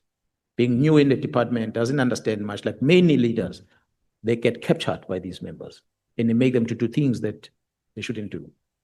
So we wouldn't at this stage have access to the messages that were downloaded on his gadgets? Well, most of them are with the team that's investigating in KZN. Okay. That is dealing with the case, and I know in Gauteng as well. But So KZN is the one that is, I'm sure, through the engagement. And who's in charge there at KZN? Would we be able to access that? There's a Brigadier Gnane is a lead investigator, but he works with the prosecutors from the NPA in KZN. So, as I said, I'm a complainant, so I don't get deeper into understand exactly. They just brief me. I talk about things when they update me about the status. But otherwise, I don't necessarily know what they do and where are they with the case. I would have wanted them to be in court in December already, but they have not been in court. So I think just as far as our legal team and evidence leaders, perhaps we should look into if we can access that, Chair. Thank you. We want to move on to the movement of dockets because I'm just a tad confused here. So when you were here the last time, you said you only found out about the dockets when they were already moved, right? And then, let me just open this thing that's just closed. When they were already moved. So we've had the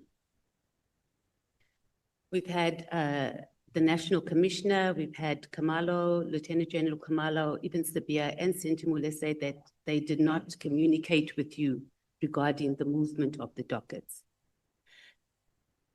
And I might have misunderstood what you had said earlier, Lieutenant General. Did you know about the move that the dockets were gone, or you only knew they were gone after they had already left? I became aware when Jarasin Tumule called me and tell me that dockets are in Pretoria and you need to come to KZN. Okay, so it was how I understood it. We still don't have an explanation, and none of them could give us an explanation, and including you. Why would your team not tell you that they were moving the dockets, including Kamalo? General Kumalo, I said before, and I'm saying again, I was upset with him because the team was reporting to him on the chain of command. So the team was not talking to me directly on day-to-day. They'll talk via him to come to me, updates and everything. When I want to engage with the team, I go via him. So when he felt this pressure in the head office, I think he felt that they might as well just comply with this thing now, Sentumul and them are involved. And he forgot, he omitted to talk to me about it. So when I became aware, I told him to give me a statement to explain that. And he knows that I was very upset with him, what he did. So even none of the members in your team knew that the files, or rather the dockets were going, even to just even send you a message to say, hey, Chief, they're coming to take these dockets? Well, we have not built that relationship of the members that are going to bypass the command structure and talk to someone else. So very disciplined like that. Yeah, well, that's why they've been successful in what they're doing, because they follow the protocols that we've established. So, and we try to support them as much as we can. But they are free to talk about grievances that they have. But on work-related matters, even if they need resources, that's why at one stage I took vehicles that were reserved for the king. Because they did not have cars, I took those cars that were parked and gave it to them to work with. Just to touch on just quickly, because this is based on your first testimony and what we've had later on from other testimonies. So you know that both Honorable Collard Barnard and Honorable Adams have been witnesses here. When you gave testimony here before, you were very firm that if you continued being pushed, that you can come with more receipts. Do you still hold that view about our members of parliament being involved? Yes, I can, Honourable Member. That's why I said before, that when I spoke today, that our political leaders become victims themselves because of intelligence. So as much as the members might think good, I spoke about Mr. Adams was here. He might think he's doing what is good for what he's doing, not knowing that it's actually been used to do wrong. So the evidence then is left behind that, okay, this one did this one did that. That's why I cited some examples about Mr. Adams, how he ended up at the prison in Devon, police officers that were part of it, the blue light motorcades and so forth. It's evidence that we did not present before the ad hoc committee, which we can present if we are pushed to do that. So do you maintain that both the members of parliament that we had as witnesses, they were just being used unknowingly and they were not deliberately part of any sinister activities? I like to, all the ones that we mentioned, Mr. Adams, Ms. Collard Barnard and everyone else, they receive information from intelligence that tells them about things. And then they take a responsibility of acting on it without realizing what is the ultimate motive. That's why I said earlier, a member is released by court with a bail condition that says go back to work.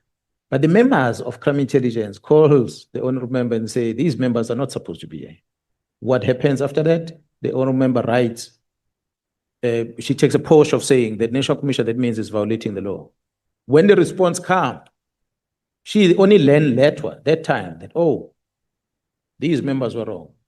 But it's after the fact. At that time, when she made that noise, guess what happened? The National Commission removed the general from crime intelligence at that time because of that noise. He removed that person and said, okay, go and sit somewhere else until the dust settles before we bring you back. Well, some of the things that the members are going to talk about are legit.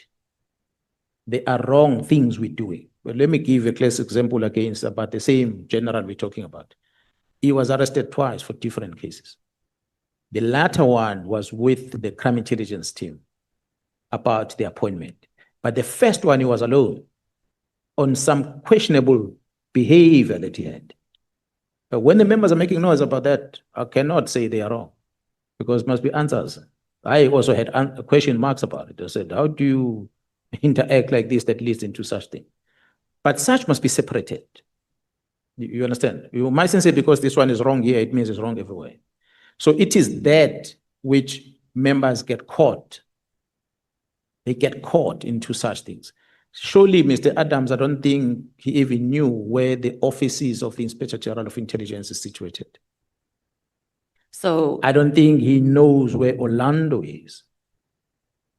If it was not the members that drove him to get there. but you maintain that they're not intentionally involved. They I have agree. just been used. So what I'm trying to say is that they get information and they act on it. So it's not that they're involved in setting up. No, not in the planning. Yes. Yeah, okay. they become That's what I enablers. want to know. Okay. Yeah, yes. it's the same approach as said about the minister. All They right. become enablers of the people who are doing wrong That's by good. using Okay. them. Okay. So they're not involved in the planning of whatever is going on. I don't behind the believe, scene. we don't have Or you evidence to don't think- prove that okay. they're part of the planning All to right. some degree. So that clarifies a lot. Honorable Adams, from what you know, is he under surveillance? I'm not at crime intelligence, so I'd rather not talk But about. you know things. Yes, I do, but I can't talk about the you can't operations tell of us. Okay. intelligence. And then you said he got blue lights. Who from who? I think there was an abuse of resources at the time by the member, which was facilitated by a police officer for that matter, for him to land in Durban, Who was the police officer? Do you a know? cousin of Robert McBride, who is a police officer in KZN, who arranged with Mr. McBride to be picked up by Metro Police from the airport and driven on blue light Metro Police. into the prison. And he arrives there, he signed as a member of parliament. The prison believes that he's on an official duties and he leaves with blue lights back again to the airport. So how can we get confirmation about this besides you telling us this? I have Can it we in write black and to white. Metro? I have Beg your pardon? statements, I have entry into the prison, I have statements of the members that drove him. Okay, we know that he went there because that's not disputed. I'm talking about the blue lights. There's statements on that already. Sworn There's a statement. criminal case open against Mr. Adams. Because honorable chair members, and again, what became known, what made Merity House and many people start making noise, including Honorable Adams, about PKTT and the case of Sindiso Magado. The obsession with General Khumalo and wanting to manipulate that everything is about General Khumalo, that blinded them.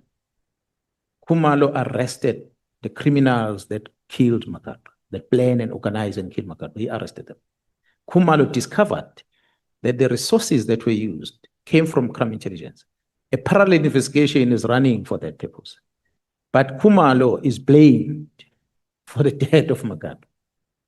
So because their members are trying to drive a different narrative. So, and then the member of parliament, Mr. Adams, doesn't pause to analyze this. Had he done that, he was going to get the facts and be able to realize that I'm now interfering with the police operation by going to this criminal that is convicted and getting some statements and trying to paint a different picture. So these are just but one example of many of those instances. So just on the blue lights again, you said that you've got a sworn statement.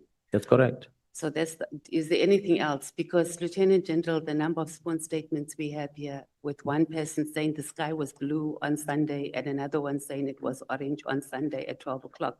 It's going to blow our heads off when we go into deliberations. So is there anything else that we can access or you have access to?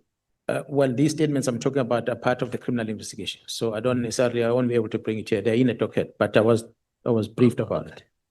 No problem. The apartment you went to at the Pearls, whose apartment is it? Well, I think the person that assessed me to go, I won't give his name, but he was renting that apartment himself. So why didn't you meet at the Oyster Box? Because they have meeting rooms there. Why did you decide to go to the The Pearls? plan was to control the space where we're going to meet this guy, so that you can be able to dominate what's happening there. You can't go to Oyster Box and sweep. You mean you? I beg your pardon? Who's we? You mean you? Me and Gerald Kumalo. Oh, okay. So we plan it together to say, find a space, a place that no one else can come in, so that you can be able to do what we Were can you a do. bit nervous or unsure about what could happen? We already knew who's Kat. So I'm meeting Kat already knowing who is this person you are meeting. So you So can you're then therefore prepared. not risk not to keep records of this meeting, because it must build an investigation. And did you actually record the meeting, or you just said it was just sort of a, because you haven't given us the recording?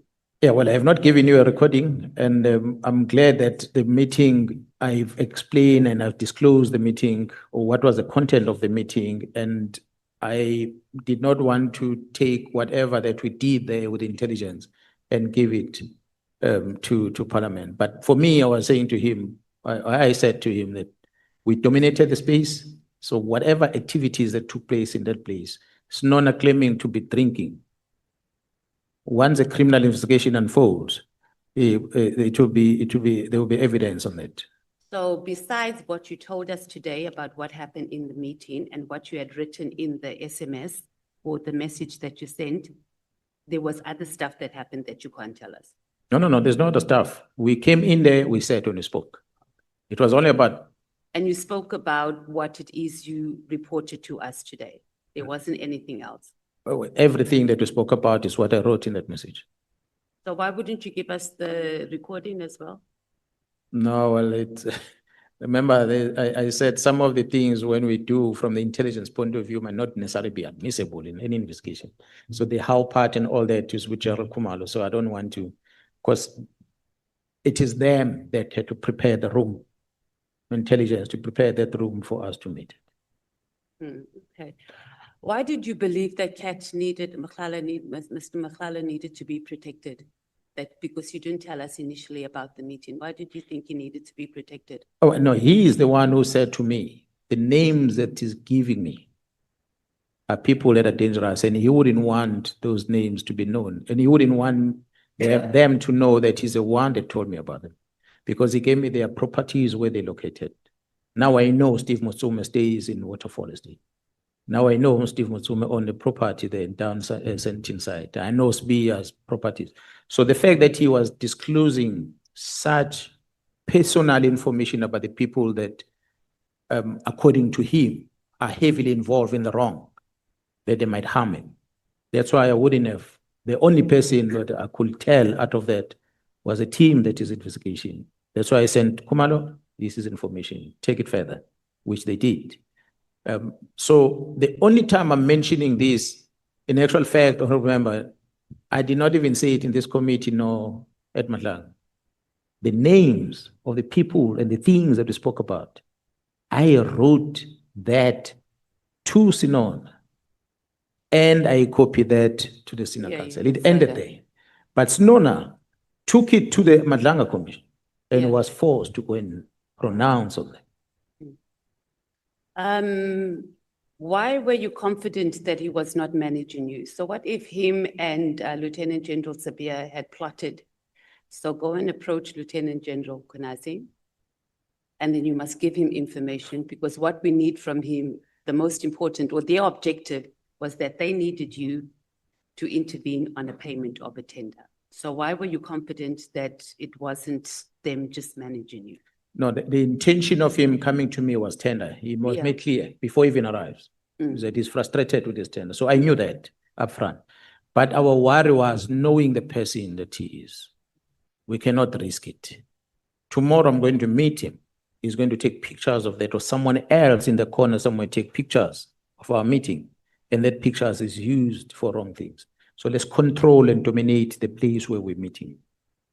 But you're not answering the question, Lieutenant General. Why were you confident that he was not managing you when he was giving you that information, and that him and Lieutenant Cibia were not in cahoots on how they should engage you? But what I'm saying, honorable member, is that right at the onset, the intention of coming to me was because of his frustration with his contract. That one I knew Yeah, right at the onset. right, yeah.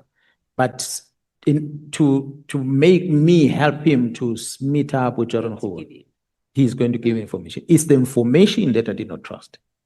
Okay. It's an information that he was going to give that we were not 100% sure whether he's going to be telling us the honest truth, or he wanted to capture us or me into his web. That's why we said we identify the venue, we dominate the venue, you must come to our place that we are controlling.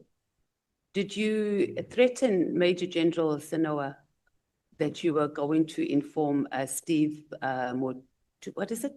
Steve Motsumi. Motsumi, yeah. I wrote that in a WhatsApp message. It was only in the message. There was nothing I never spoke outside to of him that. after that. I was actually making him aware that his friend that he brought to me, he's the one who spoke about the meeting. Now that he had introduced the meeting, the content of the meeting is going to become known. And when it's becoming known, he must not blame me for making it known, because he's the one who introduced the meeting. I did not introduce the meeting. And what did you know, Steve, or what did you know about Steve at the time when you sent the message to Major General Sanoa? Well, at the time, I did not know who Steve Motsumi. When he mentioned the name, I just took note of it. I knew Cibia. I didn't know about Steve Motsumi. So when I left that meeting, when I contacted Khumalo, then I discovered that, yes, indeed, he's in the radar. And what I've heard ever since about Steve Motsumi coming out all over, and the silence of the media out there about him, made me believe that perhaps we're on the right path. I want to go quickly also to just address something that Honorable Adams, your bestie, raised. He's gone. He's gone. He's here, don't worry, I'm sure he's here somewhere. Raised. Yes, sir. About the crime intelligence property that the PKTT members stay in. Yes. Right? Since then, our National Commissioner has responded and said there's crime intelligence properties that have been purchased, it's all above board. But are PKTT members staying in some of these crime intelligence properties? No, they're not. They're not. They're not. And I must also, again, I'm glad Honorable Adams is here. As I said, he also fall victim. He came here, Honorable Adams, and withdrew the statement that he had made against Khumalo when he said the riot in KZN happened as a result of Khumalo failure. He withdrew it. After withdrawing it, when he came here again on Tuesday, he withdrew that withdrawal. He said, no, it was Khumalo. I want to invite all the members to take the Human Rights Commission report. That's my question. I want to invite all of you to go and check at the PKTT deployment, the call-up instruction, the paperwork, who was deployed, where were they deployed, where did they stay, so they can see where was Khumalo when the riot happened. That whole period, I said to you, General Chika was the one that was my assistant, was heading intelligence. He retired last year. So he was in charge of intelligence, was a major general. Khumalo only arrived at crime intelligence in 2022. So again, information that was fair to the honorable member, which he came here and he presented his facts. Oyster Box, honorable member, it's a very luxurious hotel in Durban. I go there. Very luxury hotel in Durban and very expensive. It's only lunch, guys. There's no way that the police officers can stay there. If you want to prove that, go to Oyster Box and ask them. I don't sleep there. Go to Oyster Box and ask them to give you a record. That's a simple thing. Alternatively, the CFO was before this committee. Ask the CFO in black and white to give you entire cost of the PKTT from the first day to the last day. Cost for laundry, cost for accommodation, cost for the SNTs, cost for overtime. Okay. It's in black and white. It's accounted for. Yeah, we do have. So to simple throw a Beverly Hill, not Beverly Hill, to throw Oyster Box as if, no, it's not wrong. But what I must qualify then on this one, honorable chair members, is that the CFO is going to cap the money and say you can only sleep at the 800 rand property. When the members are working, they are going to go negotiate sometimes with the service provider and say, you are costing 1,000 rand a night. We're going to pay 800, that's our limit. But we're going to stay here for a month. And with that deal, the owner of the property will say, no, I take that because it's a long stay guaranteed income. It's fine, we can stay on this discount. So there are properties that members might be staying in. Maybe when you do a research on Google, you might find that the price is beyond 800. But go and check at the expenditure that the state paid for the property. It's as per the approval of the funds. So there's no difference. If Oyster Box had, which I know they didn't, if they had afforded members to stay there and gave them that discount to let them pay it 800 rand, there was not going to be anything wrong with it, because the money for accommodation would have been kept regardless of the place we stay. So it is that which we must always be careful about, because members will feed us wrong information. Just to come, you mentioned the Human Rights Commission report. So when you were here, you indicated that Becky Cele, the then minister, asked you not to contest the report because they had some adverse findings about you, the Human Rights Commission report. Me? You regret not doing it, yeah. No. On July unrest. No, the minister never asked me that. And we never discussed anything about contesting it. Not me, maybe the National Commission, not me. He has never spoken to me. They interviewed us in the Procedural report. I was there, the human rights. Okay, then maybe I must go back to your testimony the last time. From what I remembered, you spoke quite at length on the report, that there was a meeting, the national team that was set up in KZN, that you had suggested that there must be a shutdown of social media. They didn't do it. So you were quite unhappy about the Human Rights Commission report and some of the findings they made into you. And then you explained that your wife had just given birth and, you know, you had to deal with some of those issues. Okay, we'll park that for now because we'll just need to look into it, and maybe the evidence leaders can just do that. But I was under the impression that former Minister Cele had asked you to just let the report go because you were not happy. Honorable members, can I beg with the chairperson to please allow you this minute that I'm going to take from you, because I feel this one must talk about when Honorable Adams is here. The issue of that unrest that involves my child. Honorable Chair, if you will add that minute to Honorable Member, because I'm taking this time from you. Nice to be you, Lieutenant General, because you can even Honorable, put a minute. Honorable members. We get shut down very quickly. Honorable Adams is here and is listening to this. What pains me is to see a leader of society and coming here and talk bad about what happened in July. And I was there on the ground. I faced the fire. That X5 I talked about earlier that I bought in Pretoria. I drove that car alone in the car because I was isolating, because General Fazi had died and people that were General Fazi were with us in the operation. So I had to isolate. In that isolation, I had to go and see the operations. I got into my own car. I drove through Phoenix with my handgun, hoping that someone would attack me and I was going to fight with that handgun. If I die, I die. Because I wanted to see these attacks and these murders that were happening in Phoenix with my own eyes, with no escort. I drove that night. That's a sacrifice that I made. The riot starts and the riot ends, Mr. Adams. The ministers, they come down to KZN after the riots. After the riots, they visit KZN. Why do they visit? It's because their boss, which is the President of the Republic, is coming to visit the following day to assess the damage. So when ministers arrive late at the airport and they drive and they see what is happening around and we brief them, the following day the President lands. I'm the one who's doing the briefing. The following day the President lands. That time we're busy with the mop-up operation. We are cleaning now. The dust is settled. We are cleaning. The President arrives. I'm the one that takes the President around all these sites in KZN, in Durban. Me, this one. The president is satisfied and he hears the plan of how we're going to deal with this and investigation and so forth. He gets on the aeroplane, he flies out. 2 days later, we are busy with cleanup investigation. There's no riot at all.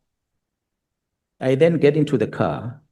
I drive with that X5 to Pretoria. And arrive in Pretoria, the following day, my wife gives birth, cesarean section. And she stays in a hospital, Mr. Adams, and she gets out the following day with the stitches in the stomach. I put her in that X5, Mr. Adams. I drive with her and that toddler, 1-year-old, for 1,000 kilometers, Mr. Adams. And I leave her with a family. I go to the aeroplane, I fly back to Durban.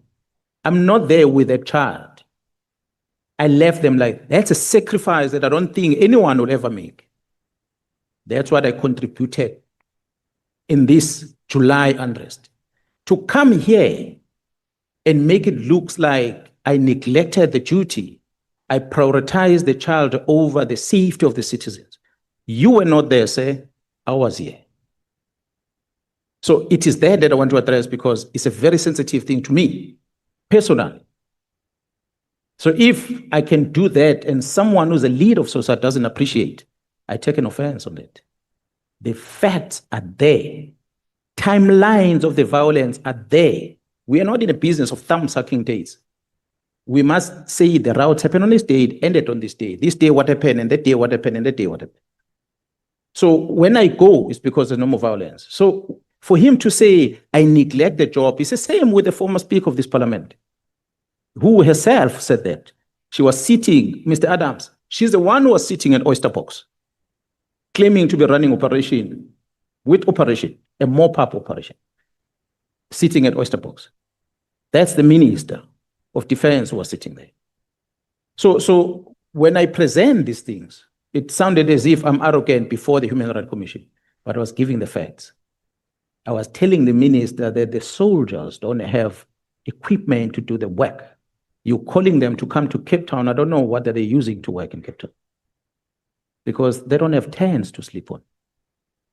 Thank you, Chair. Thank you, Lieutenant General. I think you and Honorable Adams must have a moment. Now at the room, one of us will come out. No. Give us a room, one of us will come.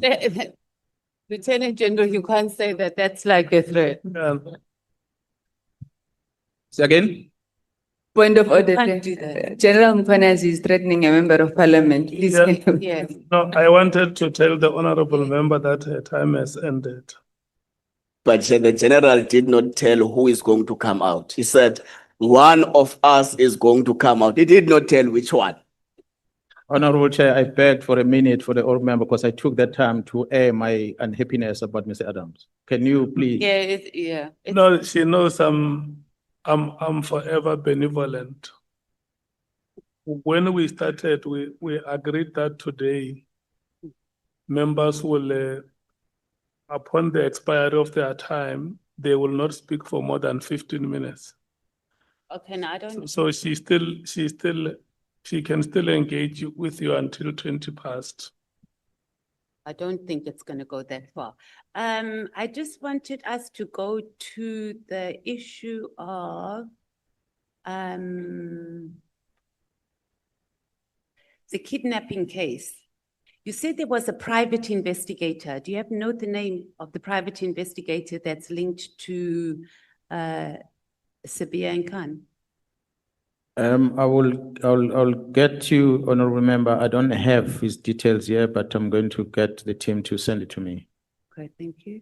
And then I also just wasn't clear, and I might have missed it. You said that the investigation was messed up, and that's why the charges were withdrawn or the case was closed. So on which side? Was it the prosecutors or was it the investigators in SAPS that messed up the case? I didn't understand what you were saying. And I think you also mentioned that there were some processes that were being taken against those who messed up the case. Yeah, well, I said earlier, honourable member, that investigations are run by DPCI. So I was not privy to the docket, the details of it. But what I know is that the DPP in KZN wrote and they nullified to prosecute. From what I gather is that the nullification of prosecution is not because the crime was not committed, but the nullification of the investigation is the method that were used in the investigation. One of the things that I hear that might have been an issue is that this Mlojwa, who had ran allegedly with a suspect to Mozambique, how he was brought back in. Yes, on paper, home affairs and everything, temporal passport to come in. However, the team was waiting for him at the border. So when he landed, they took him. So which means it was a way of bringing him in, but without using their courts processes in Mozambique. I suspect it's things like those that were technicalities that led into a withdrawal case. Not to say the crime was not committed, not to say those people that were arrested were not good, correct suspects that should have been arrested. But again, it's me talking from what verbally I was hearing from the DPP. information But that what was you- written down as a complaint was sent to via NDPP to DPCI. And I'm told there's a disciplinary case that is running currently against those members that were involved in that investigation. Okay, that's what I just wanted clarity on. So as a committee chair, if we can write both to the DPP and also to the, what's it, the DPCI to ask and give us details. The evidence leaders are not even listening. Our legal team is on the phone. So we can just write and get information and clarity about the case, because the testimony we had here was quite long and detailed. So it's going to help us in our deliberations. Lieutenant General Sentamule. So her CV that she presented to the committee was very impressive, Lieutenant General. And personally, I was very impressed. I think I even got teary at some point. So what is not impressive in your opinion about her CV or her experience with starting in a state security agency and then in SAPS? I have not scrutinized the CV, honorable member, but I believe that in a career in the organization might be impressive to some degree. However, one moving within the ranks in the police and the place where you're working, you have to go back and ask the credentials of the person. So for Mkhwanazi to wake up the next day and become the head of investigation, and he has never ran investigations in the past, there's always going to be a question mark. But again, management experience might cover that, might make up for that. So I do not know what her CV entails between the period when she joined the police up until now. But I like to believe the training, maybe the exposure of where she has gone to, a type of work that she was part of and leadership might have qualified her to be in that position, which means it might be an impressive CV. So I won't dispute that. I will not dispute that. But it's a person that on paper looks something else, but the behavior is something else. So you were talking about her behavior. We did, while she was here and giving her testimony, we did have a conversation with some of the colleagues that we felt that she managed us quite well. And she pretty much agreed. So she was not defensive about anything. She pretty much agreed with issues that we raised, particularly that she failed in her responsibilities for not being able. How do you not know who Kat Nhlanhla is and you, the deputy, deputy commissioner, etc. But she just kept saying she should know better. But having said that, you saying that the way she carried herself or her performance in her job, you removed her or you transferred her when you were acting national commissioner out of crime intelligence. Why? I've said it before, the abuse of the secret funders account and the resources of crime intelligence for personal use. So why did So she was just transferred. Was there any DC processes or anything that you Investigation, instigated? investigation were being conducted. Investigations that I did not see the end of it because Gerald Pierre came in. So up to now, there hasn't been, from what you know. So Well, when you transferred her, Lieutenant General, did you also instigate an investigation? That's correct. Into that, and then you left, and you don't know whether that continued or not. In what fact, I- she went through the ranks more. I like to believe that some of these investigations were stalled. One of them was Moodley. We had removed Moodley from crime intelligence. We've launched an investigation, but after we were gone, he was back at crime intelligence. So I think also as a committee, we should also write to find out what happened to those, particularly with Lieutenant General Sentimule. What happened to those processes? I think we're about to wrap up. Just about the criminal case that you said that you opened based on the affidavit that you received from the National Commissioner, and the main charge was defeating the ends of justice. And then you further stated that in your complaint in the matter that the investigation has been conducted by detectives in KZN, and that key statements, including from Lieutenant General Cibia, have not yet been obtained. That's what you told us the last time you appeared before us. Do you still maintain that there's sufficient evidence to support your case, and what's the current status of that investigation? Well, I can't talk about the investigation. As I said, honorable member, that I'm a complainant. So I gave my statement and I provided whatever supporting information to the team. The information last that I was informed about was that they were able to retrieve the information that were deleted by both the ministers, Seabir, Okay, so that's and the chief of staff from their equipment that was seized from them. So they were able to retrieve that, and then they did the analysis on that. So that's why they could highlight me Okay. some of the things that they picked up on. okay. So that's what you spoke about earlier. And then just to conclude, you, in your statement to us, you indicated, you spoke about the judiciary. And so far in our proceedings, we haven't had any evidence that has been led by any of the witnesses that speaks to systemic. I mean, we know that, you know, we say, yeah, the judiciary is corrupt, NPA is corrupt, whatever, but we haven't had any witnesses that has come here that speaks to the systemic corruption that is within the judiciary. Have we missed something? No, I don't remember. I think it's because it has not been interrogated as much. In a court process, you will have a complainant and the prosecutor and the accused on the other side with his lawyers, and there's going to be questioning that are done, systematic in that fashion. There are questions that I would have wanted to ask that might uncover things, but I'm not in a position to do that, and I don't have a representative in terms of prosecutor to be able to do that. That's why I couldn't probe some of those things. But for your information, honorable members, some of the things that are happening in our country, which I know of a person involved in drugs, a person who's working with us and giving us information, is that one individual is arrested for a crime, is released, is arrested, is convicted, and he makes an appeal and is released on bail pending the appeal, and is told by the prosecution that if you have X amount of money, you can pay for the magistrate to completely remove this case. Otherwise, if you don't have money, stay out of trouble. Otherwise, we will not call you back to court. The person is out pending an appeal.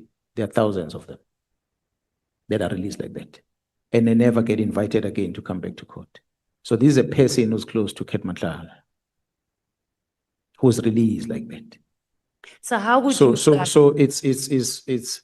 it's a collusion that we get between the police officials, the prosecution, and some of the presiding officers. And this is across the board. But in this case of these drug investigations that were happening, There are only few presiding officers that were picked up that participated in enabling this thing to happen. So how would you guide us in terms of us doing, or as we are about to conclude our investigations in that regard into the judiciary? Because we haven't touched heavily on that at all. I will say maybe we need to sit down with the Chief Justice or the judges themselves. And I'm glad we have judges like Malanga that is no longer part of that system, who's outside, who's busy with these things. You must sit down with them and be able to come up with Judge Zondo, who was probing some of these things. Sit down with them and be able to see how can we then be able to protect the citizen from the involvement of these presiding officers.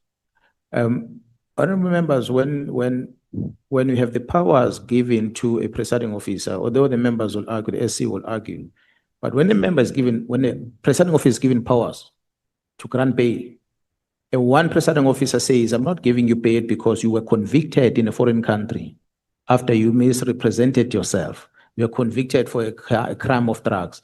You misrepresented yourself by giving a false particulars. You left the country illegally for that matter. He was convicted. So which means you are a flight risk. You've proven that you have left South Africa to go to another country in the first place. I'm not granting you bail. The cases you are facing are serious cases of murder and the likes. So I'm not granting a bail. But this person then goes into the higher court. And the higher court grants bail regardless of those conditions. Regardless of those conditions. And it still says, you're free. So a person is given bail of 100,000 rand. He gets arrested again. While he's arrested for triple murder this time around. The first one was murder. Now it's triple murder. He's taken to court. Another judge comes and say, yeah, well, yes, you're on bail, but we're happy with you outside. Let's make it look like it's a serious bail. Then they add 400,000 rand. This person is on 500,000 rand bail for murder of 5 people. How many must he kill before the judicial realize that he deserves to be behind bars? There are people that are rotting in prison that have not killed anyone. They were arrested for an assault, a theft, but they are denied bail and they're in prison. But there are a person who was murdered, accused of murdering 5 people and more, and drugs on top of that, but is out on bail. So you begin to wonder. So when you wonder, then you start probing more. That's why I'm talking about recordings that end up being made, that end up saying, okay, well, this is done in this fashion, this is done in that fashion. But for me, my position as a giving an advice is going to be difficult because I'm not in that space in interpreting the rights, the do's and the don'ts of the presiding officers. The judges that are now seized with these problems, perhaps are the ones that are in a better platform to come and talk to you. So they can be able to say, I was told that one of the presiding officers was someone to come to the Nhlanhla Commission. I hope he comes there. So perhaps we're going to begin to see things. Okay, thank you, Lieutenant General. I think something the committee that we could also do is maybe write to the Justice Minister and get information about bail that has been granted over the last 5 years on Schedule 5 crimes, so we can sort of investigate a pattern and who were the judges or the magistrates involved in that, and maybe a pattern will emerge, but it's something we should have done much sooner, but it could help us during deliberations. And just lastly, Lieutenant General, in the words of my honorable souls and what you have concurred, that you also have holes. You haven't told us what your holes are. Are you going to share it with the country? Well, I'm not a perfect person. I don't know what honorable souls when he talks about holes. But my understanding on his terminology means that everyone has got shortcomings one way or another. Nobody's perfect in this world. So there might be things that I might do as a police officer in my line of work that are wrong in law, that are wrong in front of the eyes of the public, but I still do them. If such I'm told about, I will acknowledge that, okay, well, I shouldn't have done that, I shouldn't have done that. does not necessarily mean that. Has anybody told you that you've done things that are wrong or you should have done better and that you've reflected on and you agree with? Well, I will be reprimanded at home. My wife will reprimand of things, and I'll reflect on my own and say, yeah, no, I was wrong in doing this. Even But at you're work, avoiding the actual question in relation even the to work, your job. you know, even at the workplace. Thank you so much. Oh, you see how you Can we get, you're gonna next, appeal for another minute for me, Lieutenant. we I'm must be, joking. Thank you. we Rita. must be consistent, honorable members. Mangazita.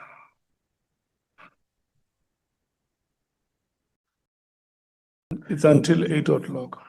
Well, thank you, Honorable Chairperson. Good evening, Lieutenant General Gwal.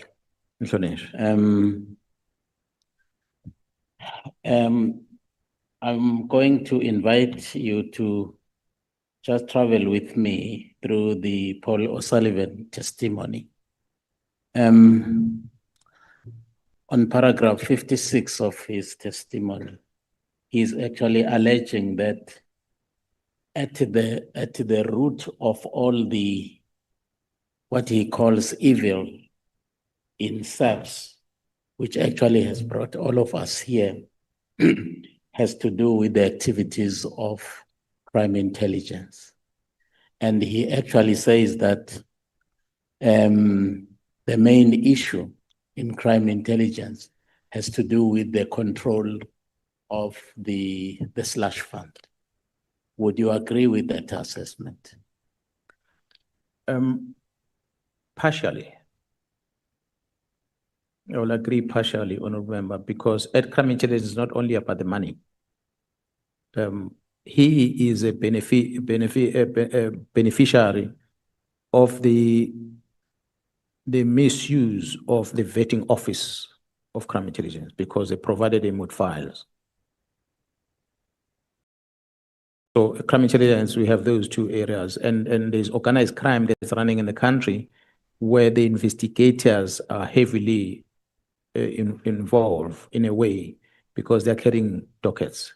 And what we see now with all these investigations happening in Gauteng, it is a result of an investigation that is happening.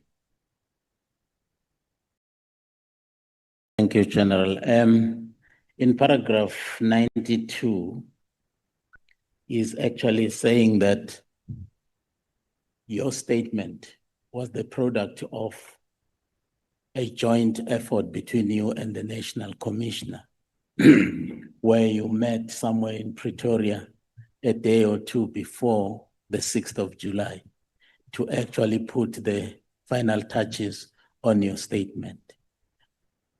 Did the National Commissioner have anything to do with your statement, which you actually presented to the nation on the 6th? Mr. Paul O'Sullivan will take the presentation that we made and be able to trace where it comes from. Mr. Paul O'Sullivan will have relationship with crime intelligence members that are going to tell him about the activities in the police. To the extent that he come and say, I was with the National Commissioner. He was not there. And surely the members that knows that we were together, how will they know? They're going to check our phones and say, okay, no, this man is with this one at this place. This document is produced at this date in this place. The person that I was with was General Kumalo and the members that are working with the investigation. That's a person that I was with. I had met with the National Commissioner a day before when he gave me his statement. So their mistake was that National Commissioner had met with Mkhwanazi, and the following day there was a report that was produced, which then was presented to the Republic. It's another sign of the access that Mr. Paul O'Sullivan has in the police for him to come and tell you where was a police general at any given time. General, on paragraph 19 of the Honorable Adams' testimony, he is actually saying that crime intelligence actually bought some property around, excuse me, Musgrave in KwaZulu-Natal. and he is actually vehemently arguing that crime intelligence had no business to actually acquire that kind of property, because in terms of the law, they are not allowed to buy property. Are you aware, do you know of any property belonging to crime intelligence somewhere around Musgrave in Durban? I do not know, Honourable Member. The property that I was briefed about, which crime intelligence were vacating from, was in Pinetown, an old dilapidated building. That's the only property that I was told. Again, not bought, but it was leased for them. They didn't buy it. But the properties that were bought by crime intelligence, I don't want to lie. As I said, I'm not at crime intelligence. For Mr. Paul O'Sullivan to even know about things like that, it just shows again the access that he has. Well, thank you, General. On paragraph 23 of Honorable Adams' statement, he talks about the arrest of Lieutenant General Khumalo and other high-ranking police officers. I'm not too sure who actually the complainant is and what their charges are. Would you share that with us? That is one controversial matter, Honorable Member, because Mr. Adams alleges that he received something underneath the door in his office. And he went to the police station to open a case. He says, Mr. Adams, he did not give the details of the case.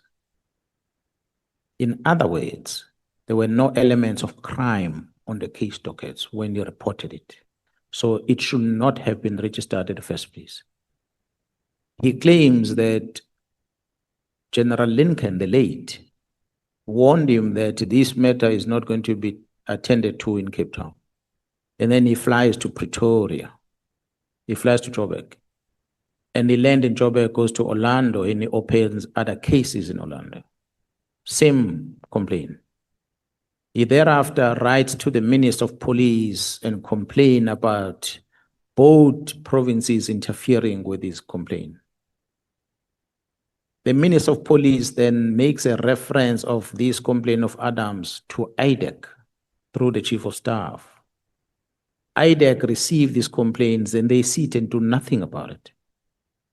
Until the day when General Khumalo and the team start searching Cat Matlala and arresting Molefe on the 6th of December. Then IDEC springs into action.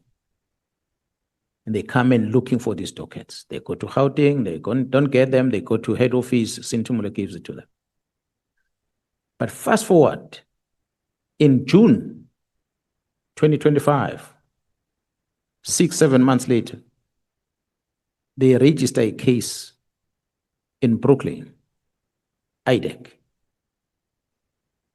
which a case that has got a complainant who's Mr. Adams, on the statement written in January, and then they arrested him. So then I wonder, the question is, what did IDEC do with these dockets that they picked up from Jarrison Tumul? They took them without the referral, but they took these dockets. What did they do with them? And now there's another arrest on the side. So I like to believe that an arrest in court, from the papers I've seen, is as a result of the case open in Brooklyn, and as a result of a complaint that came from Mr. Adams. But I will invite these members to pay very close attention on that case.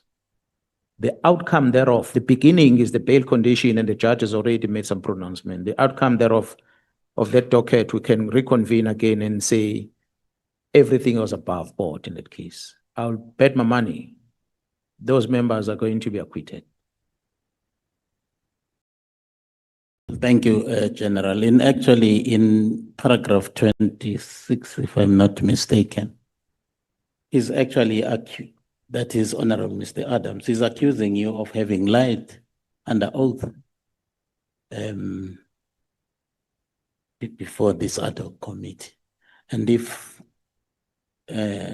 you like, I can actually read you the paragraph so that you understand the context where he's actually coming from. If you do not have the statement, his statement there, it's paragraph 25. And he says, General Mkhwanazi is an eloquent man. He is more charismatic than most. And the last time, or last line of defense for those who see the subs as their own ATM. He's now actually saying that you are the last line of defense for those who actually see the subs as their ATM. And he goes further to say, for those familiar with the facts of the matter, the show of force was a farce. As the most popular man in the country, he told lies that consumed the nation. And he goes on to say, both the press conference and his testimony at the ad hoc committee would have been dismissed in any civilized country by any civilized court. Yeah. That is on record here. Yes. I said when I came here before that you must invite this Mr. Paul O'Sullivan to come here. Mr. Paul O'Sullivan has got too much power in this country. But I don't know who gave him these powers. That's why he can stand before this committee and walk out. Because of the powers that he has. Sorry, General, this is Honorable Adams saying this. Oh, is it? Oh, yes. Yes, I'm reading from his. It's from Mr. Adams. Yeah, well, somebody says must give us a room. Honorable Chair and members, I was watching Mr. Adams when he was testifying here. When he's asked to state something, whether is it fact or not, he doesn't want to. He wants to explain. That's why I'm even drawing your attention that the man sits here and he says, I was wrong about Khumalo on July unrest. And I come back, no, I was not wrong, I was right. So how can you be? This is a sign, Honorable Chair and members, that school is very important. You have to learn to read. If you don't read, you miss things. That's very critical. So everything written in that statement is his own mind. That's what he thinks about. It's not the things that he knows as facts. He says that him and his wife were discussing and said the only reason for this press conference is this. He made a conclusion already. I'm glad he's not sitting amongst you here to ask questions to the witnesses that are coming here, because he already prejudged that which happened on the 6th of July as a member of parliament. School again. Thank you, Nkwali General. The PKTT, Honorable Adams actually told us here that the PKTT actually lives a luxurious life, and they are accommodated in 6-star hotel. I've never seen a 6-star hotel, but that was actually said here and is on record. Why I'm interested in that is that this is on record. If we leave it unchallenged, then it's going to go on as it is. So is the PKTT living in luxurious hotels, 6-star hotels? Are they living a lavish life as it was actually alleged before us here? Honorable Chair and members, Mr. Adams, what he presented there before this committee was false. The record speaks for themselves. The CFO of the South African Police Service came here and presented before this committee that the PKTT were the least expensive task team in existence. They never slept in any six-star hotel, neither at Oyster Box. It's a lie. The only way to justify that, he must come with proof to say here is a proof where they slept. He does not have that because it does not exist. Well, thanks, General.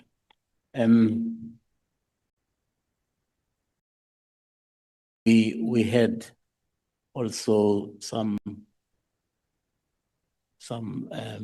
comments being made in under oath that Lieutenant General Mkhwanazi, quote unquote, is a constitutional delinquent. Do you regard yourself as such?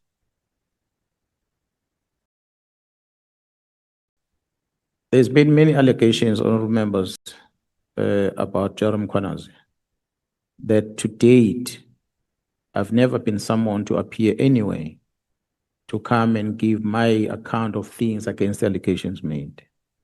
So every other allegation that is presented before this committee, it remains allegations that I can say here that I don't know about it and I'm not involved in any of those allegations. Thank you, Lieutenant General. When last did you hear from Miss Mary DeHaas? I had never heard from Mary DeHaas for a long time. I'm not sure if she's still around, but I've never heard of her. The PKTT, is it still operational? If so, what is the reporting line now? Do they still report to ultimately to the IMC as it was the case before? If so, is the IMC still meeting? Because we heard, through some other, testimonies that IMC last met, I think in 2023, if I'm not mistaken. I'm glad if it's true what the honorable member said earlier, that the boss of the minister dispute the fact that the minister say that the IMC ceased to exist in the sixth administration, which means maybe the boss might need to reprimand his subordinate for that, because it is the subordinate that said it, who's the minister. The IMC has not met since the days that we presented to date, has not met. The PKT is operating. I've assigned the Deputy Provincial Commissioner Jara to oversee the work that they do, whilst Jara Kumalo at times still gets some information about the activities they do, but Jara Kopal is overseeing what they do in KZN. There is a new PKTT that has been established. Some of the members from KZN has gone and joined the new PKTT. And this PKT has been established in Gauteng province.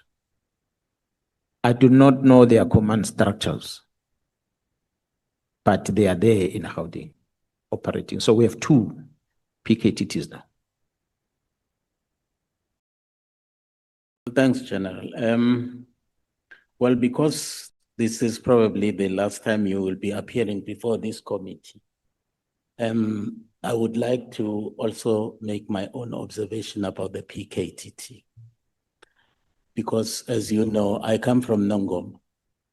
Nongoma at some point was the capital of political matters for the longest of time. And in fact, the first councillor to be killed in South Africa was at Nongoma. And for that matter, he was the mayor, Mr. P.J. Scott. And there had been dozens of killings in Nongoma. But the advent of the PKTT, I would say, actually drastically minimized that. Over the last 2.5 years, we have not had any politically motivated killing in Nongoma. So I would like to ascribe that to the presence and the working of the PKTT. So that therefore anyone who has any kind of doubts about the effectiveness of the operations of the PKTT, I would invite him to come with me to Nongo so that I am able to pinpoint the cases where the PKTT had been able to actually make some breakthroughs. And secondly, you know, as I do, General, that we've been actually sitting with what you would call faction fights in Nongo. There was a time when the two of us went to Kwamos, where more than 10 people had actually been killed in a period of 2 to 3 weeks. And since that day, when we addressed the community together, there's never been a killing or any other activity that actually, you know, women were actually, you know, sleeping in the field. You know, the children were no longer going to school, but we put a stop to that. And the third problem that which have become perennial in our area is taxi wars, as you know. Nongoma also is very notorious for taxi wars. And over the last 2.5 years of the activities of the PKTT in the area, we have not had any taxi war related killings. So again, I just want to say on behalf of the people of Nongoma, thank you so much to the PKTT. We are going to be approaching elections. And as I speak to you right now, today, there are 2 by-elections that are taking place in Nongo. Different political parties, they are rubbing shoulders without any incident. So that is also the result of the presence of the PKTT. So I'd like to thank you for that. Thank you, Honorable Chairperson. Thank you, sir. Yeah, we're taking a break. We are coming back at 20 minutes past 8.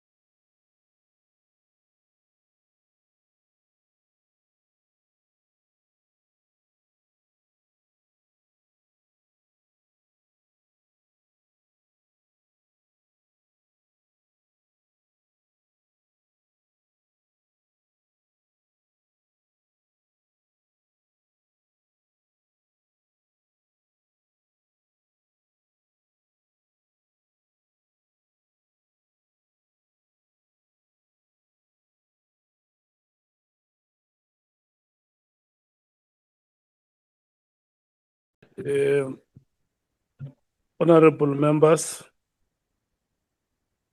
the chairperson of the Portfolio Committee of Police,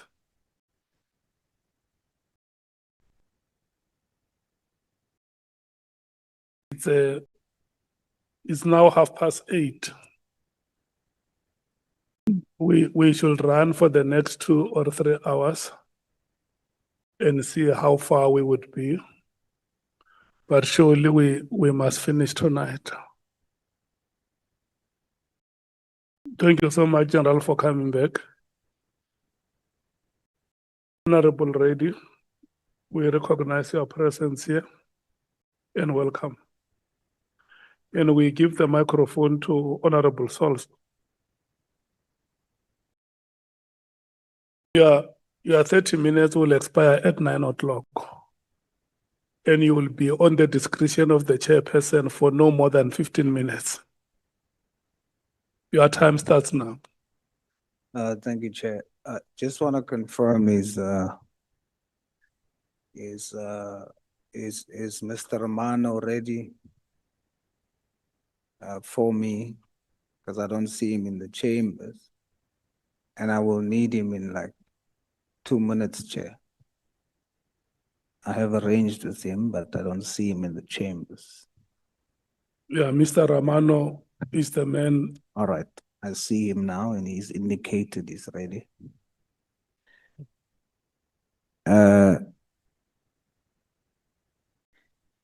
General, good evening to you. Good evening, sir.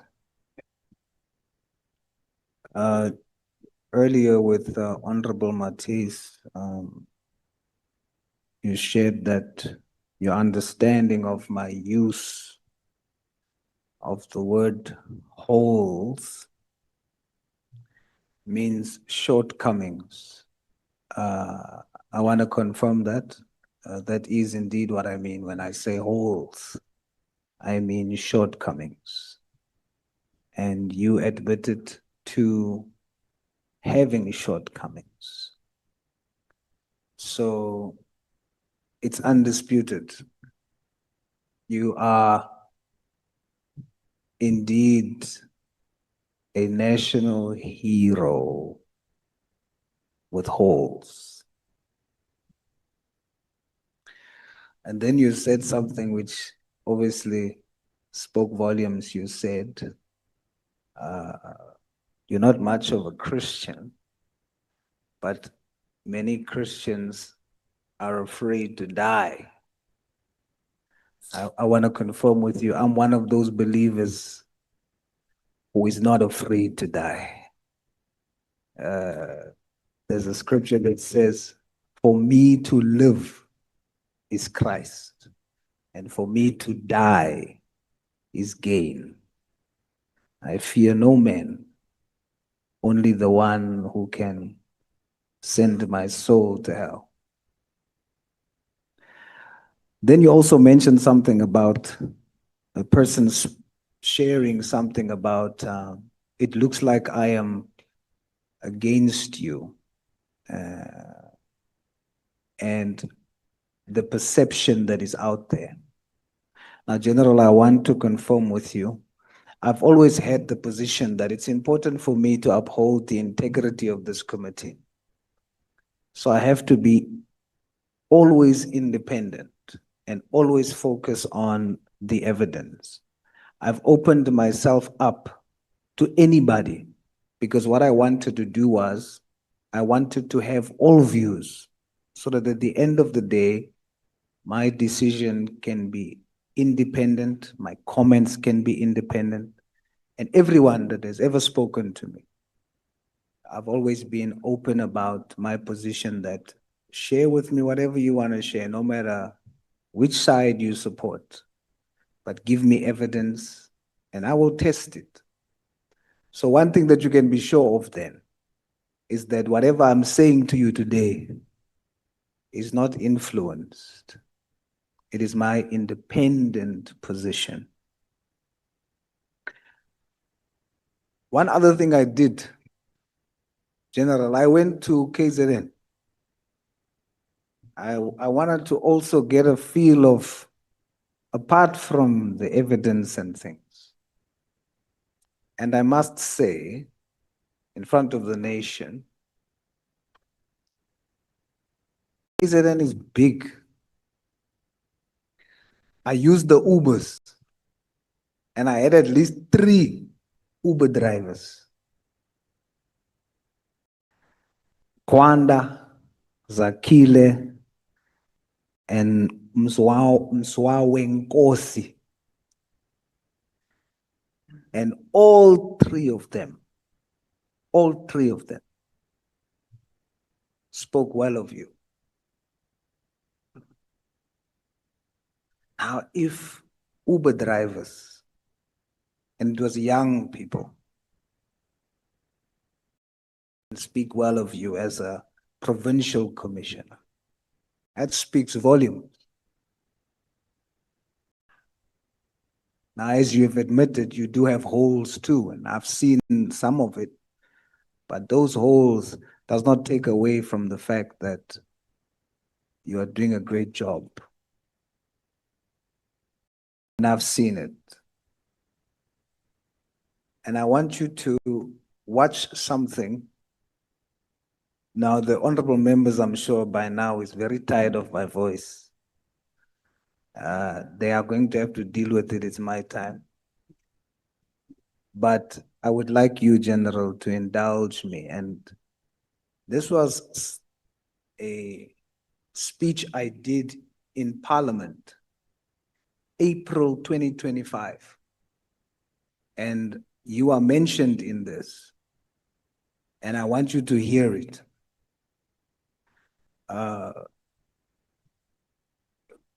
Would you indulge me, General? That's correct. I was just making note of that speech so I can be able to recheck it again. But I'm listening. I was about to say, as you were.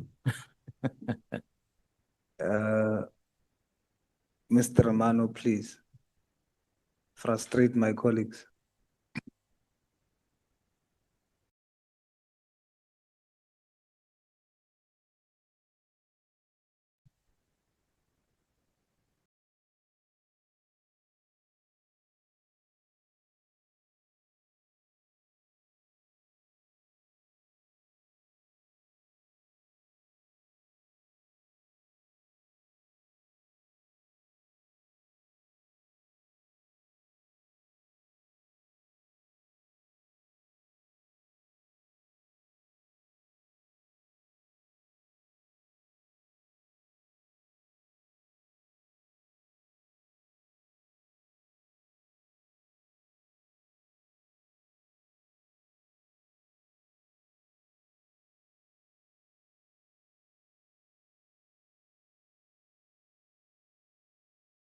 Jesus Christ, Moinke Ahuniki, Kendrick Lamar, a popular American musician. Thank you, Honorable Chair. Greetings in the wonderful name of our Lord and Savior Jesus Christ, Moinke Ahuniki. Kendrick Lamar, a popular American musician, in his Super Bowl performance went viral when he did his hit entitled "They Are Not Like Us." The subliminal messaging resonated mostly with African Americans because it seemed like Lamar was addressing the elephant in the room, saying that the former slave masters who infringed upon the human rights of the former slaves are not like us. But surprisingly, the descendants of the former slave masters danced along to the tune in agreement, and the question is why? Because every system of oppression and slavery is built upon and kept alive by the ideology that they are not like us. For as long as whites say of blacks they are not like us, and blacks say of whites they are not like us, then we will have a bill of rights with a system that is still not right. We say they are like us. When the People's Assembly, made up of black, white, colored and Indian, gathered in Kliptown to sign the Freedom Charter, it was because whites and blacks said of each other they are like us. Anton Franz fought off apartheid police, and when they threatened to kill him, which they did, he screamed "Kohaume," because when he, as a 20-year-old colored African, looked at his black brothers and sisters, he said, they are like us. When our Khoisan forefathers welcomed Portuguese, Dutch and British settlers for a temporary stay, and they forcefully made it permanent, it was because they believed that they are like us. If we are going to deepen social justice and human rights, we as South Africans will have to say, I am you, and that is Ubuntu.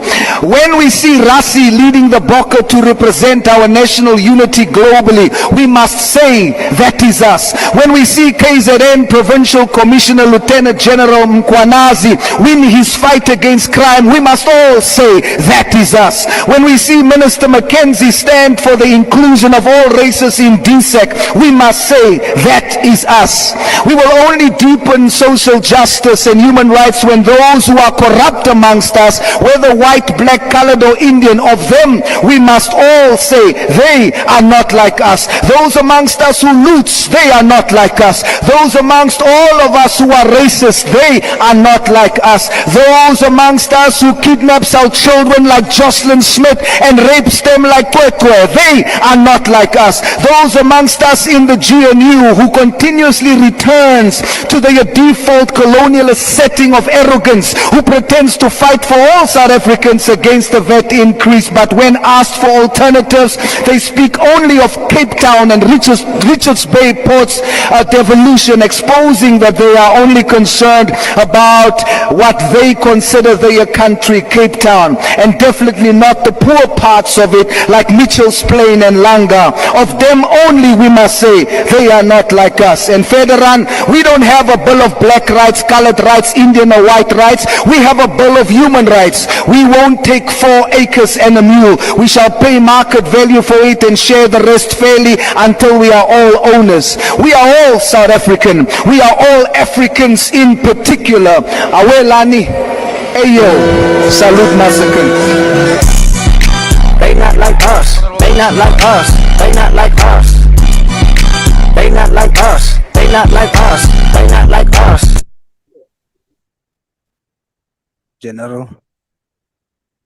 General, today, that was April 2025. Today, I want to look you in the eye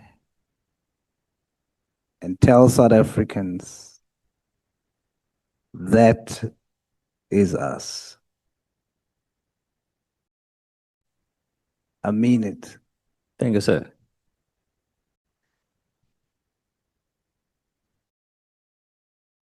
General, Lady Justice has a blindfold. And so sometimes the law will not see truth, but the Lord will. And I want to encourage you. Always walk in repentance of your holes. I'm about to close. And I want to say 2 things to you as I say goodbye. 1,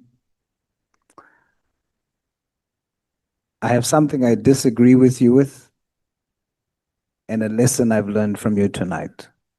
1, my disagreement. I disagree with the statement you've made to Honorable Adams when you said sometimes education is important. You need to go to school so that you can read. Indeed, education is important, but we must respect our Constitution. That member, there are people out there who voted for him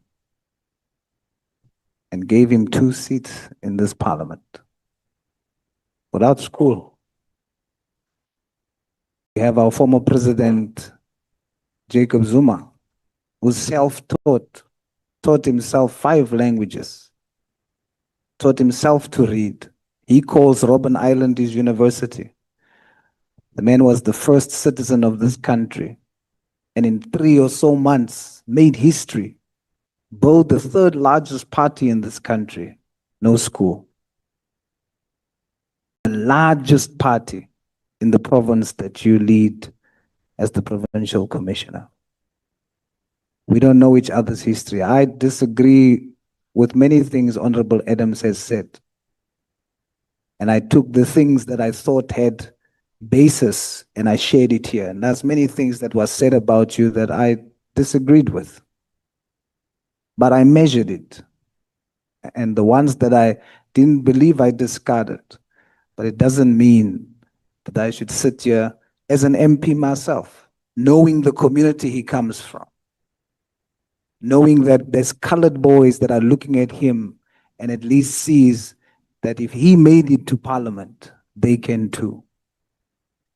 And so that statement, I vehemently disagree with it. The lesson I've learned from you, when you said,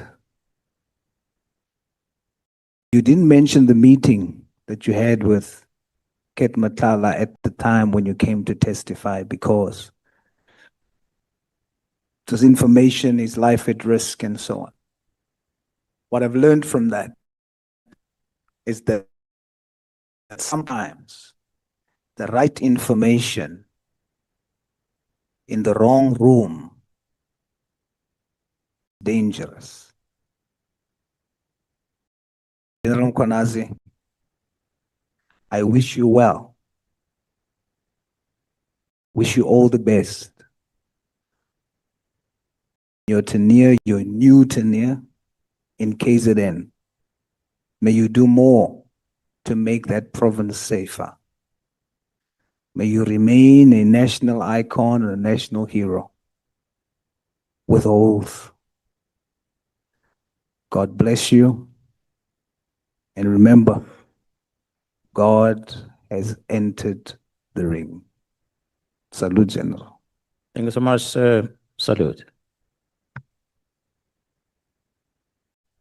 What did I say to you when we started here? That today is the day the Lord has made.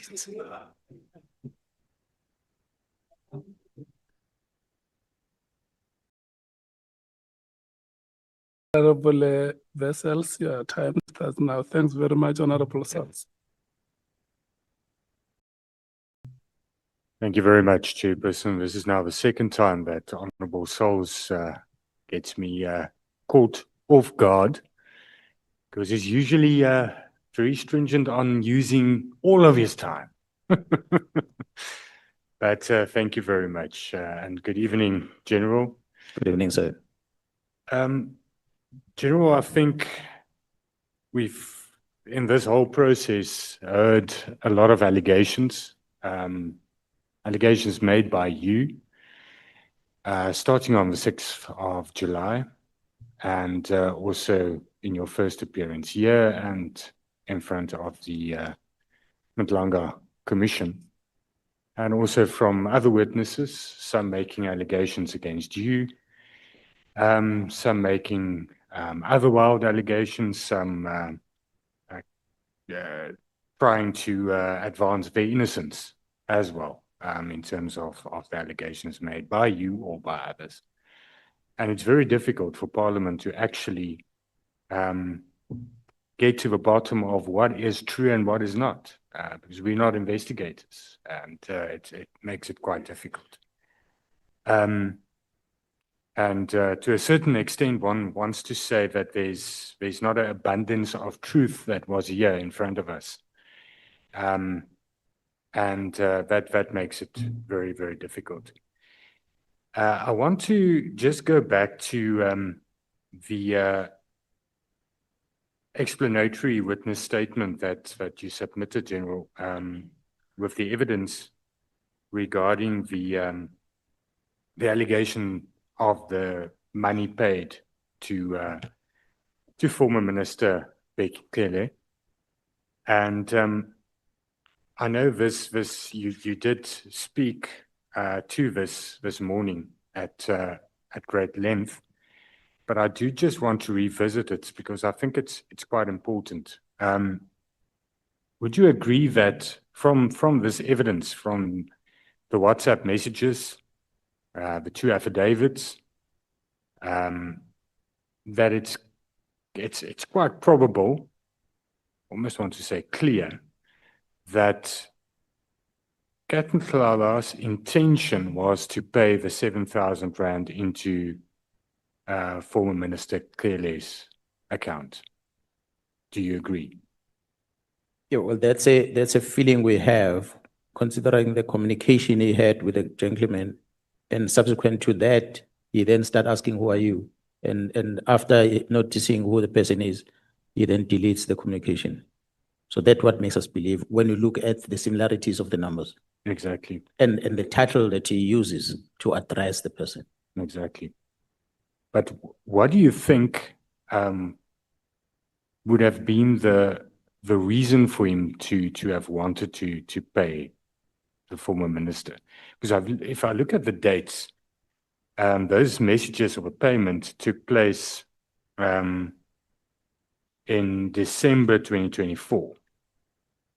Those messages were sent to the person, the wrongfully identified person, the wrong number, on the 27th of December 2024. So that's after Cele was not minister anymore.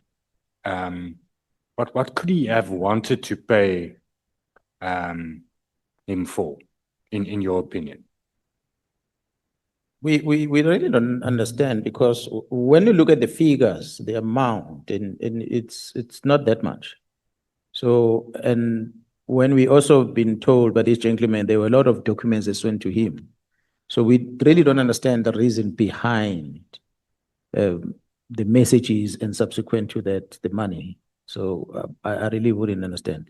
Perhaps it's something that was discussed over the call that perhaps might have made Matlala to then send the documents on WhatsApp, only to discover later maybe he saved it wrong. We're not sure. But if one looks at paragraph 4 of the affidavit of the person that the message was sent to and the 7,000 rand was paid into, he says that from the messages that he received from Nhlanhla, Nhlanhla already paid 50,000 rand to someone, but that he was not getting assistance. If you read in paragraph 4 on, I don't think there's page numbers. Second line on page 2. That's correct, yeah. Yeah, the second page of the statement. And then later he said he'll pay an additional amount for extra service, is the words this person used. And that's most probably from the messages that were sent to him. But this is a few days, about 20 days, if I remember correctly, after the raid at Nhlanhla's house. And it was a few days before the directive of Minister Mkhwanazi. Am I correct?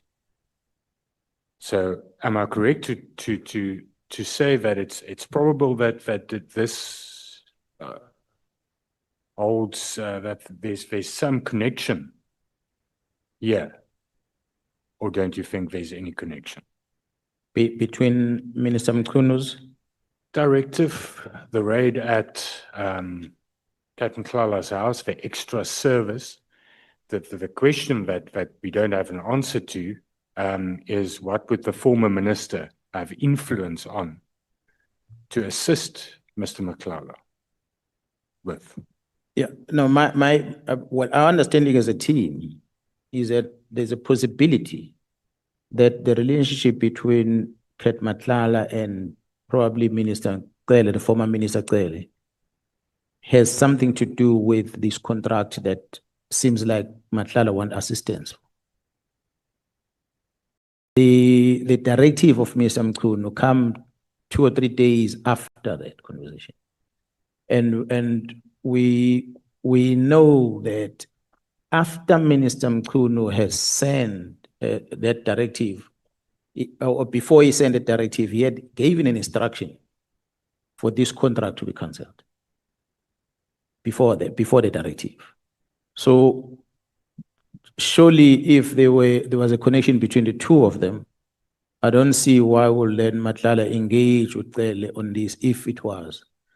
But instead, Matlala will be in good terms in engaging with Cele to make sure that nothing that what Mr. Mkhunu said must happen. But Minister Mkhunu had given a directive that something is not right with this contract, so therefore something must be done to correct the wrong. See, because if one also looks at the messages that were sent to this person by accident with the wrong number, wrong digit in the number, there's a lot of documents that was sent and it was deleted. Now, the problem is, or my thinking is that we heard from other witnesses the allegation that former Minister Cele is ruling the South African Police Service from the grave, was the words that were used. The National Commissioner denies that. He says he can't see truth in that. But do you agree that if one looks at this, it makes one think, because there's a raid, there's a search at the premises of Kat Matlala. We saw the messages between Kat Matlala and Brown Mkhwanazi, that there's an unease about what's happening now. He pays someone 50,000 rand, and he says to what he thinks is Minister Cele that is not getting the assistance that he actually wanted. And then he pays an extra 7,000 rand. It is a very small amount, strange amount. But it seems as though he thinks that Minister Cele would be able to assist him in this criminal issue. Or am I sitting with partners? Well, I wouldn't know. What I know is that perhaps in regard to what happened on the 6th of December, is that Mr. Matlala's property was searched. Yes. And firearms were taken. But he was not arrested. The only thing that happened, there was a search and firearms taken. So when he engages with General Cele in relation to the firearms taken, in relation, or if you engage with him in December, I would like to believe perhaps it might either be about the firearms, which I heard General Cele talking about, or alternatively, something to do with what Minister Mkhunu has started in dealing with the contract. But what we know from communication is that the only communication from Kat Matlala that we see at the time when they were engaging, it's from the phone that was found from him later. There was a phone that was found from Kat Matlala on that raid of the 6th of December. But I'm told that they couldn't open the phone. So as a result, they could not see what was inside, and the phone was given back to him. So that's a communication that is missing. But the other communications that happened thereafter are the ones that takes us back to that conversation of December. But we know that during that December time and going forward, it was with Mkhwanazi, and it was also with that Mr. Suleiman Karim from Northwest. Those are the two people that Kat seems to have approached for intervention on the contract. On a different issue, but you now mentioned phones and data on phones. You earlier spoke on the devices of Minister Mkhwanazi, and you said that he deleted certain messages. But don't the organization have, the police have the technology to retrieve deleted messages? So it's not possible. It has been retrieved. It's exactly what I was saying. They didn't know that. Okay. I just wanted clarity on that. Yes. So the messages aren't gone? No, they're not gone. Okay. They were erased, but they're back now. Okay. No, that's important. The question I think have been asked to you, but I want to ask it again. Is there factions in the South African Police Service, especially in top management? Well, it might not be directly, but you're probably going to get that. I might not necessarily confirm or say there is one now, but there was a time in the South African Police Service where we had such. And the faction was mainly about those that regard themselves as comrade, politically connected, and those that were regarded as, call it apartheid police, if you will. People that grew up in the service that were not part of the non-statutory force, and those that came from outside as part of non-statutory force. So we've had that situation in the police. General, what I think nobody can deny, if one looks at all the evidence and all the testimony that we've heard and that's in front of the Nhlanhla Commission as well, is that there's syndicates operating. There's, as you also put it, the big five is actually nothing against, I think your words were earlier today, the big brows. That's even more dangerous. And that is, that's very concerning, but what actually worries me more is that it seems as though there's also a lot of ad hoc corruption, if I can put it like that. There's a lot of, let me first qualify, there's a lot of dedicated, good police officers out there that serves South Africa and that serves and protects. But there's also a lot of corrupt and corruptible police officials. That's not necessarily part of this whole network. But, and I want to commend you for also admitting this earlier today, or for highlighting this, that there's too many generals. Because we've heard of a lot of police officers during this 5+ months, but it's very few times that it's not a general. It's either a major general, lieutenant general, and a lot of them are on suspension. I have been suspended. All these allegations against them, and I want to thank you for highlighting that, because it seems as though we have a very top-heavy police service, but also that a lot of, or some of, those top management are living extremely high lives. It's as if they are pop stars with Durban Julys and parties everywhere, and they're not actually there to serve and to manage the police service. Would you mind to comment on that statement? Yeah, well, there would be amongst us that will live large. But again, until an investigation is conducted, lifestyle audit is done, people might be justified why they're living a large life, because they might be coming from rich families and got inheritance, they've got businesses, because we are allowed to do business as well. There are businesses that they are running that gives an income. So there are many reasons that some of the colleagues might live large. But it's something that we see, but we don't investigate. So what that becomes a problem, because we end up not knowing what is the source of the wealth that we see before us, but it's there.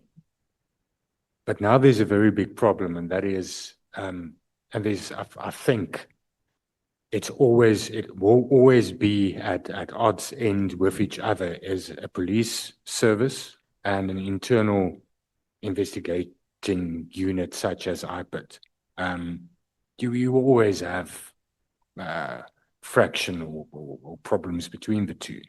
But it seems as though IPID is abused. But you can't really do anything about this very deep-rooted corruption if IPID is not actually functioning. How do we get IPID to function? And to have when there's investigations, that it's not said that it's just factions, or it's driving a certain agenda or it's infiltration? How do we clean it so that we can get rid of the corruption?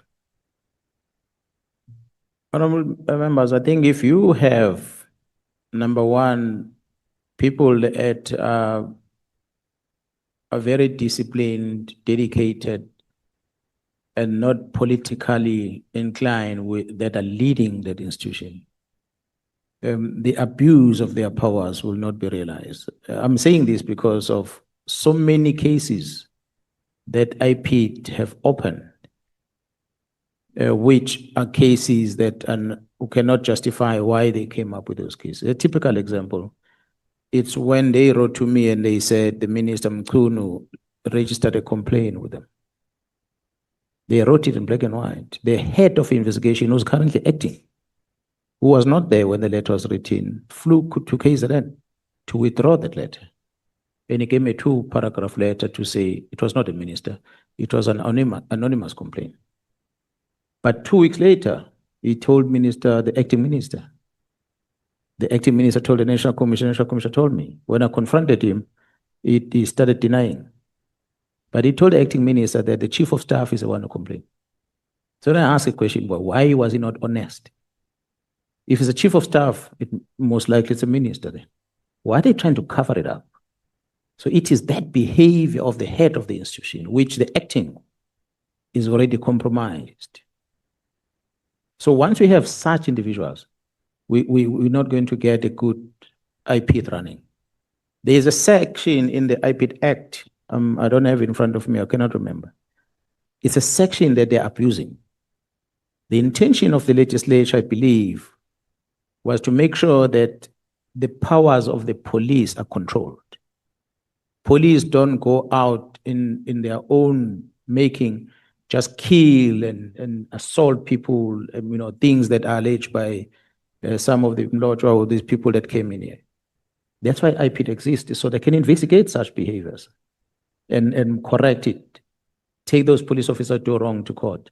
But there was a section in that act that gives the powers to the national director to initiate a case, not because there was an action that was done by the police in a line function. They themselves, they can act like police. They decide they don't like you, they suspect to be involved in the wrong, they investigate you. It is that section of the act that might need to be relooked at. You remove that section, IP become a vanguard of the police on what police does and be able to correct. That is one. But on the other side, IP must be capacitated. If we're to really look at it, pains me. Well, I'm not working for them, but it pains me when you look at the resources that they have, human resources and many other resources that they need to be able to carry out the task. If the police has done wrong, and if there's a collusion in the police with the wrong that the police have done, one of the things, typical example, we could be involved in a shooting. Police officer shot and killed someone. The forensic that attends, IP is a detective, but the person who tells a crime scene is a police officer, not an IP expert.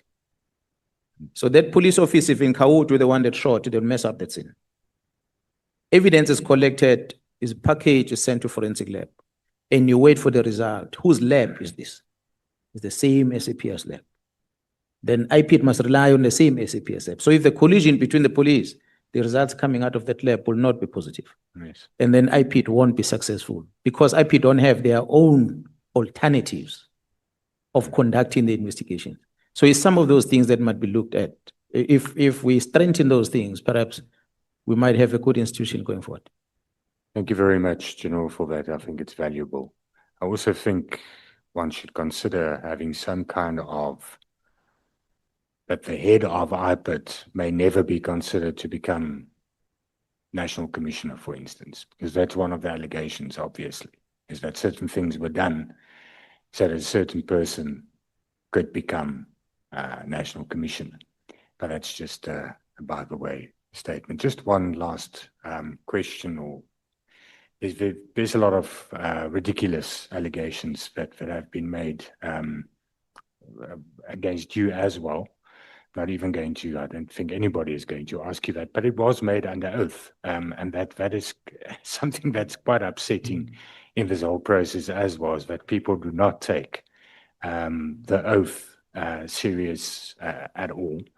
I mean, it's even being said under oath that you are a CIA agent. I don't have to ask you if you are or not. But there's also, I've received an affidavit that was made this evening. And you mentioned earlier today when you were talking of the blue lights that escorted Honorable Adams to the prison. You spoke of a conference call that will take place. Am I correct? Between someone that will testify. There's a case that was opened by Detective Sergeant Thomas this evening, alleging that he was kidnapped and his cell phone was taken and was intimidated on your instruction to get a statement on the blue light situation. Do you know anything about that? Yeah, well, that moves very fast. I like that. Honorable Chair and members, the team is investigating the movements of Mr. Adam. And he goes and he lands in Durban. He is taken with blue lights. He goes to prison. He does what he does in prison. The person that arranged this movement with blue lights for Mr. Adams is a policeman working under me in KZN. This policeman is the one that opened the case. He's a cousin or nephew of Mr. McBride.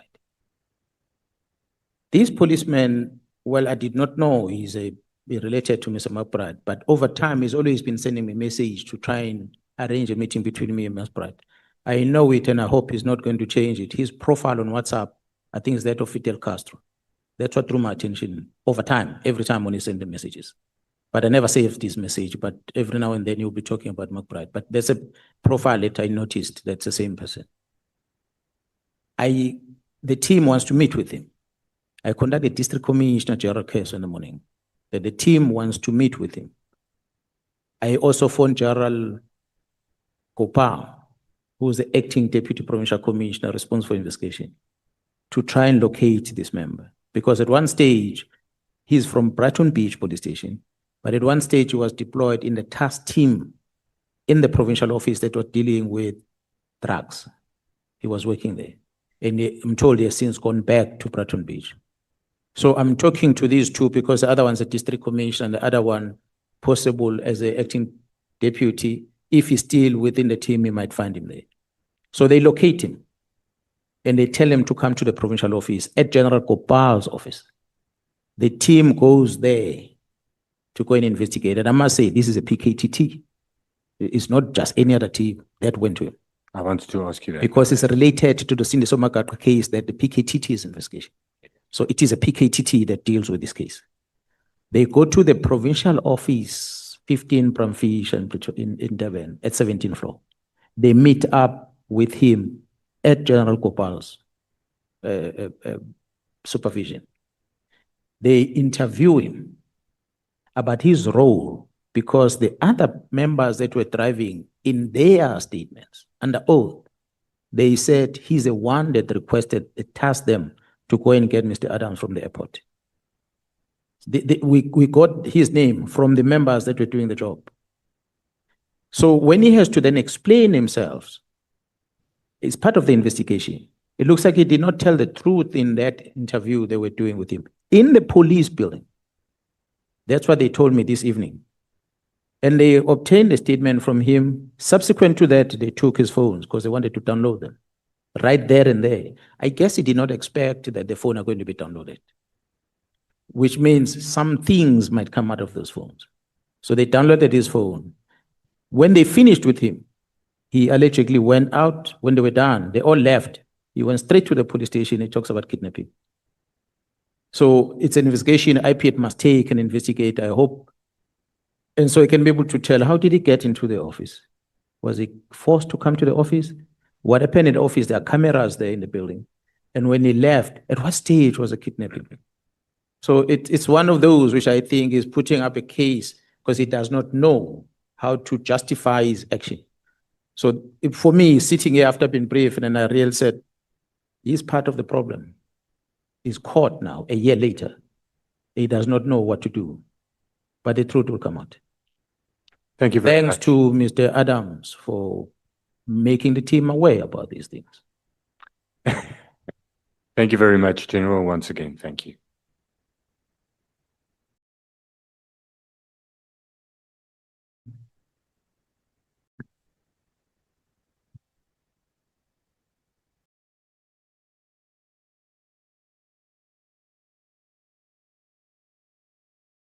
Honorable James.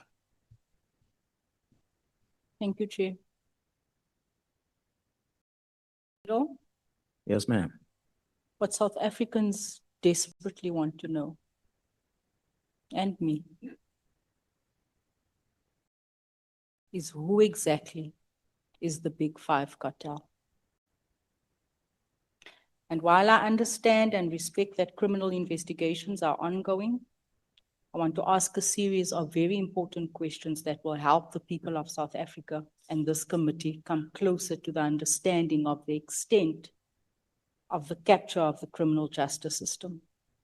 We want to know who are these thugs that has been feeding drugs to our children. And I stand here today as victim number one. I am an extremely angry South African. I am angry because for years I've been sending information to people and tip-offs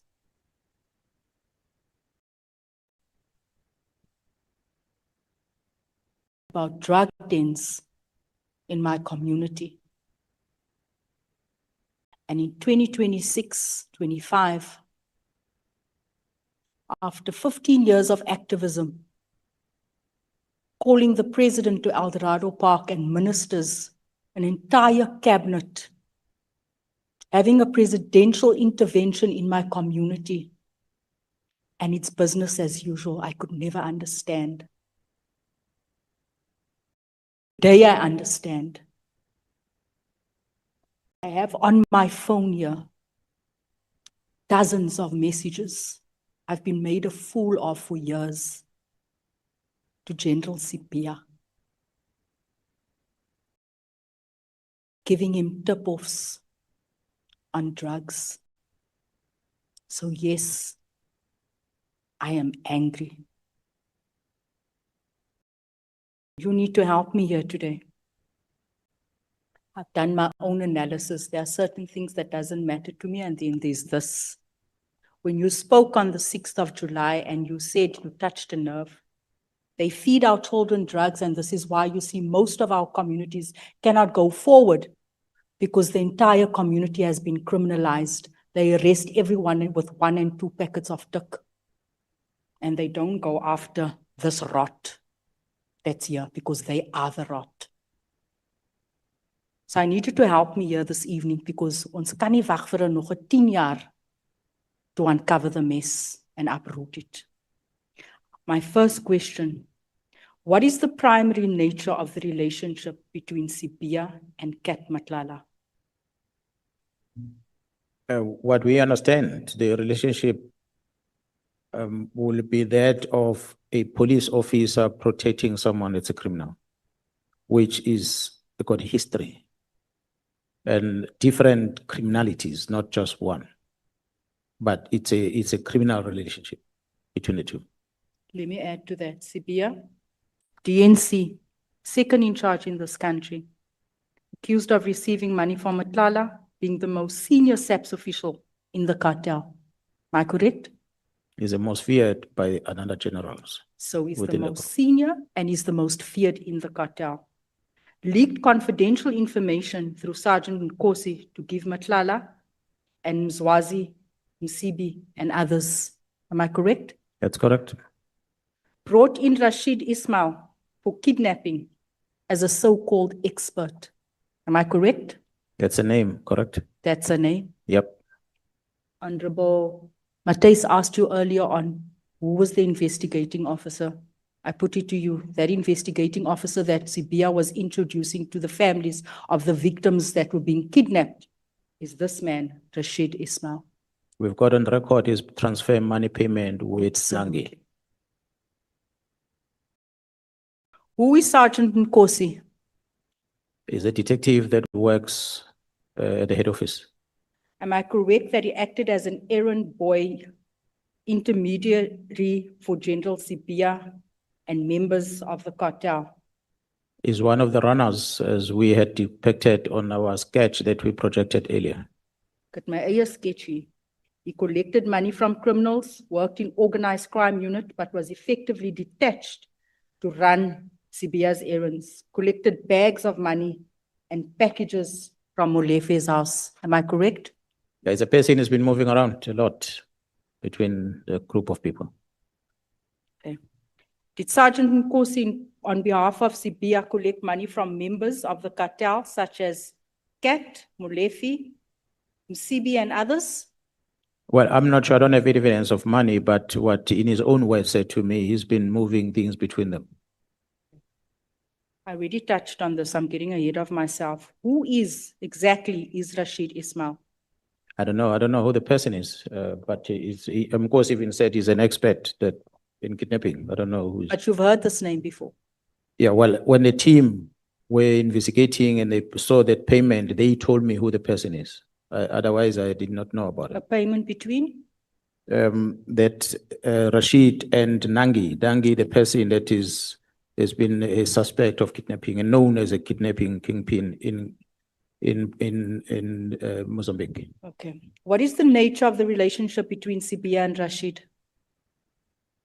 From what I gathered is that they are friends working well together, dealing with kidnapping cases. So let me say this to you. So-called expert involved in kidnapping cases abroad, linked to Cibia, who facilitated his appointment by families to negotiate ransom. This is what Cibia does. And allegedly received kickbacks when the families pay. This is Cibia. This is his guy. He's not even registered.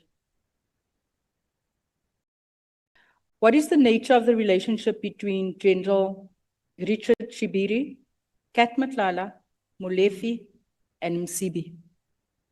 What we gathered from the investigation of members is that Shibiri was the head of organized crime in Gauteng. When he started investigating issues that touch these drug kingpins, his life was threatened.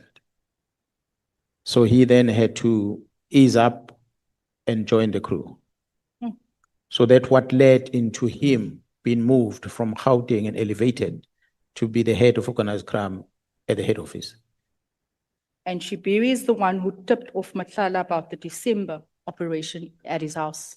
Am I correct? I know of Sergeant Nkosi who did that. I'm not so sure about Shibiri's role. Received money from Matlala, 70,000. Yeah, well, according to the money that was moved to him in order to pretend as if he did not receive the money, as if it was a loan, he transferred it back, but he got it cash. And he is the head of SAP's organized crime. That's correct. He's the one appointed a panel that was chaired by Seabir. I need to breathe. What is the relationship between Feroz Khan and Cibia? I'm not so sure, but as far as I could hear in the past was that it looks like the relationship was not that good because at one stage, Cibia had recommended disciplinary steps against Jarrah Khan. But over time, they found convergence around the minister. And then they started working together. Okay, now we've seen these pictures over the last couple of days. Witness testimony at Nhlanhla, including WhatsApp messages, suggests a special relationship between Khan and Matlala. Am I correct? That is correct. Matlala also allegedly claimed to have provided financial favors to Khan, That's correct. including a claim that Khan demanded 2.5 million, but was paid 500,000. That's correct. There are also allegations regarding Khan's use of a penthouse in Menlyn. I heard about that. Khan is said to be linked to Malema and has been pictured at the same house as the hitman linked to witness D. This is what's on social media. That is correct. What do you have to say about that? Well, I know they're close. I know Mr. Malema Trukan myself.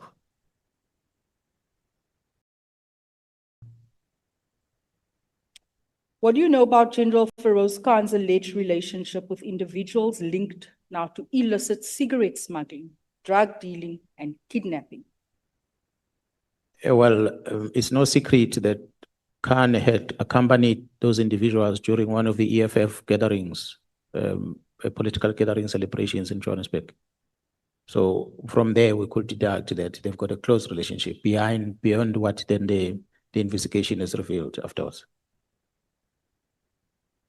Do you know about the relationship between Cibia and Stuart Sharnik, who appeared alongside him in this very house? Well, I'm not sure exactly what links the two of them, but I did see the video.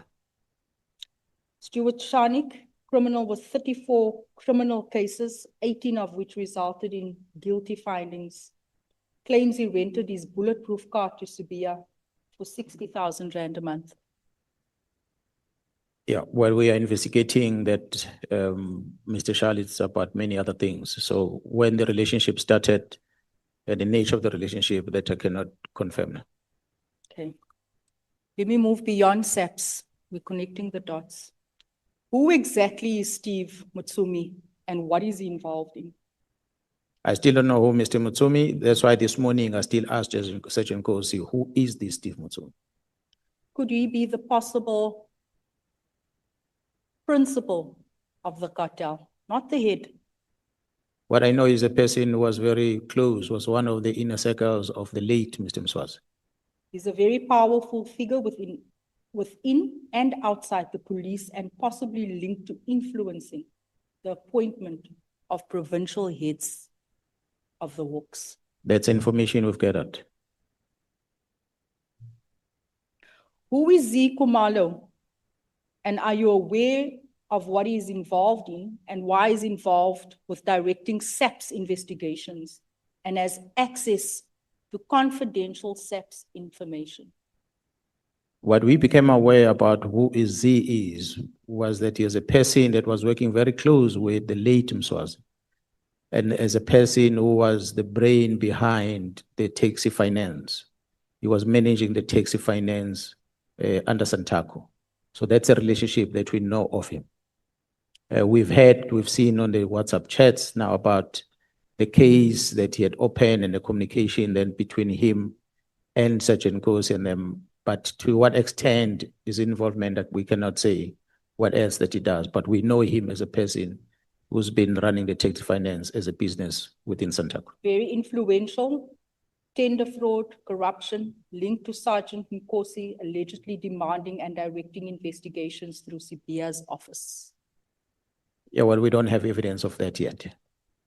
Was in contact with Suleiman Karim and others linked to the cartel, including Msibi, linked to those characters. What I'm aware of is that he connects with many people.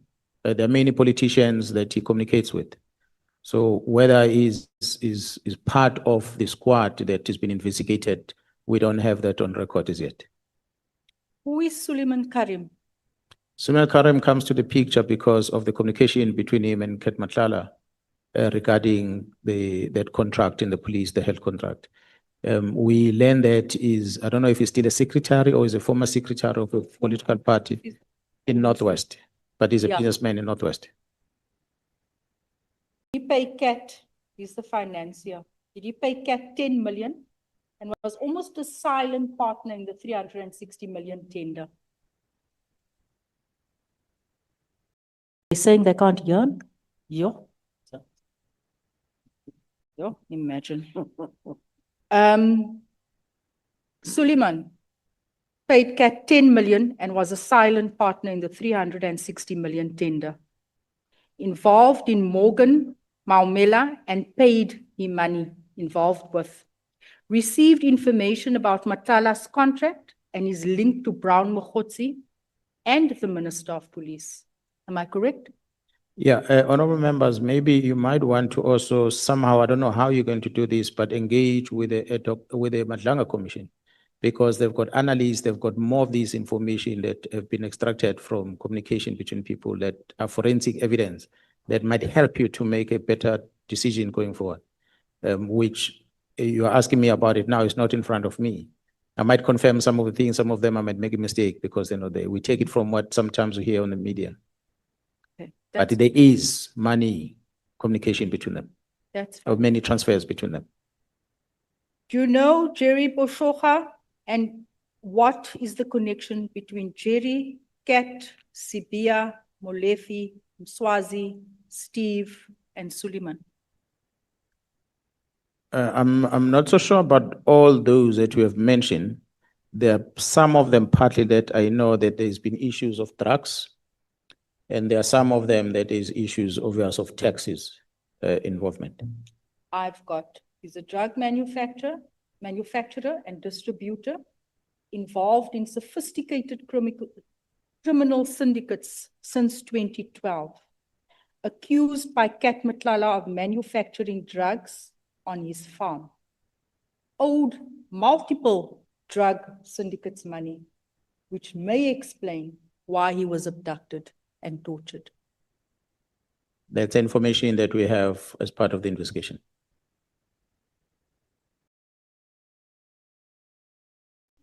Morgan Maumela, what is his relationship with Kat, General Cibia, Molefe, Suleiman? So again, honorable member, I cannot necessarily tell what is the nature of the relationship, but I know that the team have got some communication. The Gauteng team has got some communication between them that seems to suggest that there's some business transactions happening. This Gauteng team that everyone has been looking all over besides in there. Morgan is a tender fraud and also involved in corruption, implicated as a key figure that's linked to General Cibia. I'm not even sure why Cibia is still getting paid. Implicated as a key figure in the 2 billion Tembisa hospital tender scandal. Correct? We heard about it, yes. Linked to 41 companies involved in major tender fraud. Named in SIU reports and has appeared in the Nhlanhla Commission, accused of running a tender network that influenced the awarding of government healthcare contracts to companies linked to him. Almal in Cibia's basket. And then we have Ignatius Pello. What is the relationship with the same list of characters that I've been mentioning? Kat, Molefe, Swazi, Karim, and this guy. Do you know who he is? No, I'm not sure. Have you established why the deputy president of the Patriotic Alliance, Kenny Kunene, was at Katiso Molefe's house at the time of his arrest? No, I didn't get the details as to the reasons for him being there. I'm asking this because pictures have surfaced showing Kunene with individuals such as General Cibia, Seabir. He was at the house of an alleged murderer and crime kingpin, Molefe. This is why I'm asking. Yeah, people do have relationships that are informed or influenced by something. At times we know, sometimes we won't know. So I guess as the team is investigating, we're able to uncover the truth of the relationship. I'm just making sure the team has all the names with these question marks. No Yeah, stone left unturned. So far, all what you are reading out are on the pie chart of the team.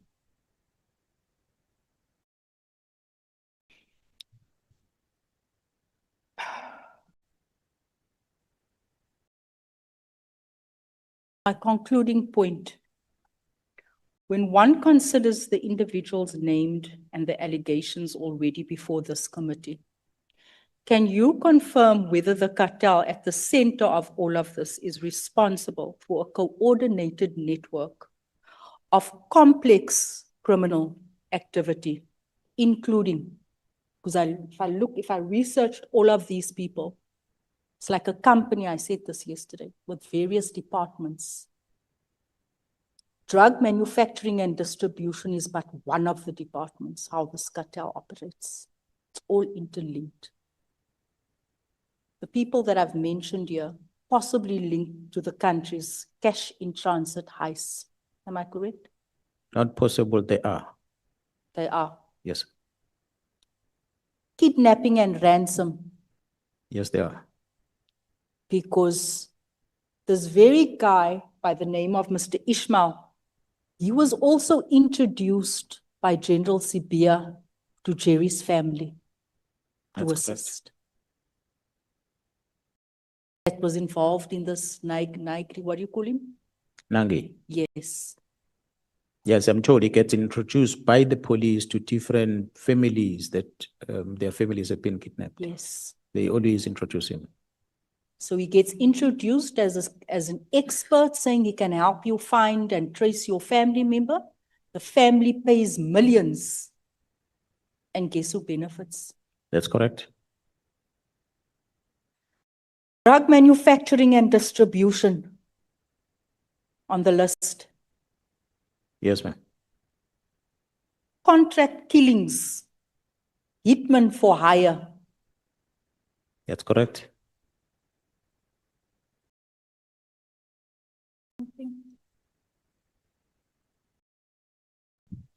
When we speak about hitman for hire, the AK-47 used in the murder of Armand Swart, we mustn't forget this, was also used in the murders of DJ Somebody, DJ Vintos, and Don Tindleli. Am I correct? That is correct. That's why Mulife was arrested with all those murders and given bail more than once already. Why DJs?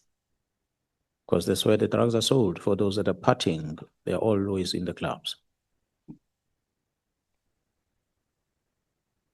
Tender and procurement corruption, part of the offerings, if I can call it that. Yes, they do. Honorable members, I said earlier, this group that we're investigating might not necessarily be the most powerful in the country. There are many others that we're not talking about. But this one come to the radar because they wanted to control government. That's it. Others might be running it without interfering much with government, dealing with the junior police officers on the ground. But these ones wanted to capture the scene of the police and the very high level security cluster officials so that they can get away around, and politicians, unfortunately. Taxi-related crime, part of the investigations. That's correct. Bribery, extortion and racketeering, fraud and money laundering.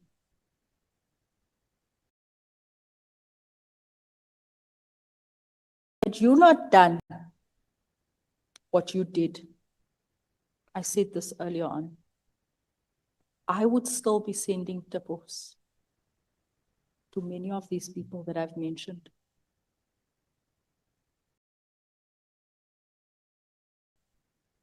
I cannot believe that to date, we have suspended them and we are still paying them salaries. It's a shame. I thank you for your bravery. Thank you so much. I thank you for vindicating the many communities that have said we have officials that's corrupt. We couldn't connect the dots. We were fighting, we were camping ourselves outside the homes of drug dealers, collecting our stuff that our children steal from us. We were hitting down the doors of lolly lounges, fetching our girls out of those lounges that was exchanging their bodies for drugs. We were picking up abandoned babies because of drugs in our communities. The new scourge destroying the youth of South Africa. I speak today without fear or favor. I'd rather speak than to live a life with someone that is on drugs. It is much worse. Bless you for your bravery. I haven't had motivational words for anyone who's appeared before this committee. Thank you. Thank you so much, ma'am.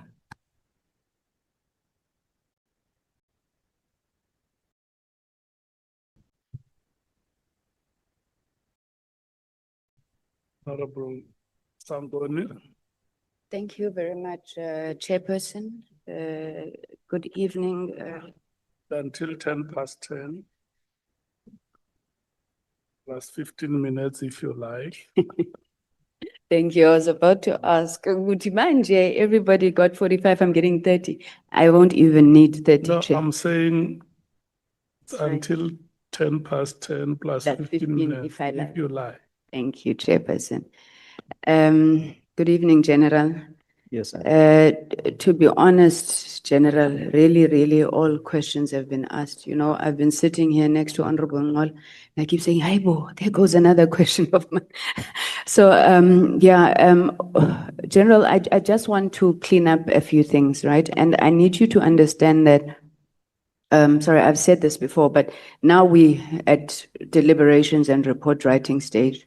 There'll be testimonies that are put here that we need to put back to you, that if they haven't been responded, then they go uncontested. So that's the thinking around my questioning. But maybe let me just start here. How have things been since July 6th? I mean, we see that you're working. How is the system settling? Is it how is it working? And did your officers eventually receive their awards? I'm thinking there would have been police service awards recently. So how have things been? From the operational side point of view, things are looking good. The stats are talking, the case laws that are in courts are talking, there is evidence to that. We are looking good. The cases that have been stalled, that otherwise had we not done that press conference, will still be having people walking the streets. Those cases are in court. We can talk today about majority of the things that is the wrong in the police, but the key figures of some of these things are already behind bars. So we are seeing positive coming out of that. Members that have been deliberately pushed out of operations have been brought back by the very same courts to come and do their police work. That's why we are seeing this wheel of justice starting to grind, because our cry was to make sure that this wheel keeps grinding. And to the extent that the leadership is bringing it to the hold in that fashion, that's what was concerning us. But we are seeing movements that are happening. Part of the work that is being done, especially in Gauteng, there's more that could be done if the capacity is there. I have said before, honorable members, I'm glad you're asking this question about the rewards to the members, because it still pains me today. We are where we are today because of two sergeants that started this problem. They were joined by another sergeant, and eventually they were joined by another team. But those two that resisted those envelopes from Seabir, those two that resisted being convinced in parties where Mulifes and them were, those two that went ahead and made sure that the Vereeniging case is investigated, are the ones that are our heroes. Sadly, they remain sergeants. I'm told one was promoted now because Khumalo had to make a plan to try and promote him. But the other one is not. They remain sergeants to date. We had pleaded with the National Commissioner to reward these members. We've had excellence awards. Unfortunately, they didn't get a single certificate for the work they've done. Now, this is the Gauteng squad I'm talking about. What we complain about, which is the first thing that means that disbanded. We said that before, which I kept on referring to what Honorable James have done yesterday, to realize that we've always been backing at the wrong. PKTT was never a problem. The problem was what was happening in Gauteng, which organized crime unit in Gauteng was involved, and counterintelligence in Gauteng got involved later. That is where the issues were. PKTT members that only came to assist, and they went back. They didn't even stay there. They came, did what they did, and they went back. They remain in case at the end. But the ones that remain in Gauteng to do the job are the ones that this country and this government should really be rewarding. They remain sergeants. We've said before, I'm the general, yes, who might regard me as a person who brought this to the surface. But the people that really were feeling the heat are the ones that are carrying a case docket. Day and night being approached by different people. A sergeant doesn't earn much. So it's easy for these people loaded with money to approach them and bribe them with money. But they refuse that. Okay. And we have not recognized them. The ones that I talked about, Honorable Member, last time were PKTT members. Those PKTT members that have done the wonderful job that Honorable Nhlanhla spoke about were promised to be rewarded last year. That was put on hold, postponed, simply because of the letter of the minister. Minister Commissioner promised that he's going to do something to them. The next Excellence Awards came and gone. They still did not get anything to date. So none of those have been rewarded with anything. Okay. I think it's very unfortunate and it's noted, General. I mean, I remember even the last time you came here, how you spoke of that matter. Hence, I thought to ask. But now tell me, General, the new leadership, I'll suppose, well, I suppose this is only really the minister that's new, but are you getting any sense of reforms that are being put in place as this process proceeds to begin to deal with a lot of the issues that are being uncovered? I think the difficulty, well, I'm at the province. The minister, acting minister kept on promising to come to the province. So we haven't necessarily engaged much or get much of the directive of how we should do things with the acting minister. But I understand he's acting. So there's maybe a limitation what he can do. We right at onset, I had warned him about the chief of staff in his office because he walked into the office as one individual. I think he brought only one advisor with him. But the staff he found there, it's a staff that to date are assisting Minister Mkhwanazi to phone people that are in witness protection. It's the same staff in that office. So how is the acting minister going to maneuver in that space? I don't know how he does it. But from where I'm sitting, the limited engagement looks promising, but there's nothing yet that is before me that I can put as a reference. But so far, the engagement is encouraging. That's why I even know now that actually IP have told the minister, acting minister that that matter they were investigating, where did the complaint come from? Okay. General, okay, you said something very interesting here, which I hope I'm going to have time to come back to about minister phoning people in witness protection. But I want to know, General, Nhlanhla's docket, is it back with the PKTT? How far is the case now? No, the docket was sent back to the Eastern Cape. So I do not know what's the status of the docket, but it was. But I thought the PKTT has not been disbanded and it was a PKTT document. Why is it gone back to the Eastern Cape? It was a directive that was given that only the KZN, remaining KZN, Eastern Cape must go to Eastern Cape. That's a directive that was given. So I do not know the reason behind. By who now, General? Okay, sorry, I'm getting confused. Let me explain why. Because the issue of station of origin and where the dockets go, it sounded like it had been completed. Then we were told, I think just after Madlanga Commission started, we were told that the dockets were returned to yourself in KwaZulu-Natal, who then gave a directive for these dockets to then be dispersed again. With your permission, honorable members, I've got my colleagues here. I can ask Gerald Kamani to get this before we finish this so we can give it a response. Because Are you happy with that decision? Because I got the sense that Nhlanhla's family, Nhlanhla's community, South Africans were looking to the PKTT to work on this matter and resolve it. Were you happy with the decision that the dockets are now dispersed once again? Look, I cannot say I was happy or not. I remain in KZN. So cases that are outside KZN, I cannot fight for them. Doesn't matter how I might look at it, because I might then be judging the colleague in the province that are not able to do the job. If it was still a KZN docket that was taken somewhere else, I was not going to be pleased. But in this instance, I can't necessarily comment much because the incident did not happen in KZN anyway. Okay, I'm sure the general who's awaiting to be on the witness stand will help us there. You know, I did say, General, that I didn't have many questions for you, so I went to fundraise some questions. And there were people on social media who gave me a few questions. There was a guy called Malia Vusa Mulaudzi. Says that when you came before us, you said there's an MP that if you name, our country will burn. Now, I'm raising this within the context of you talking about members of parliament. You remember, Mos, at some point you even pointed at all of us. In your evidence, you only led Fitting from crime intelligence. That is the angle I was coming with when I said, if the intelligence were to name those that are benefiting from financially from crime intelligence, is that what was going to cause a problem?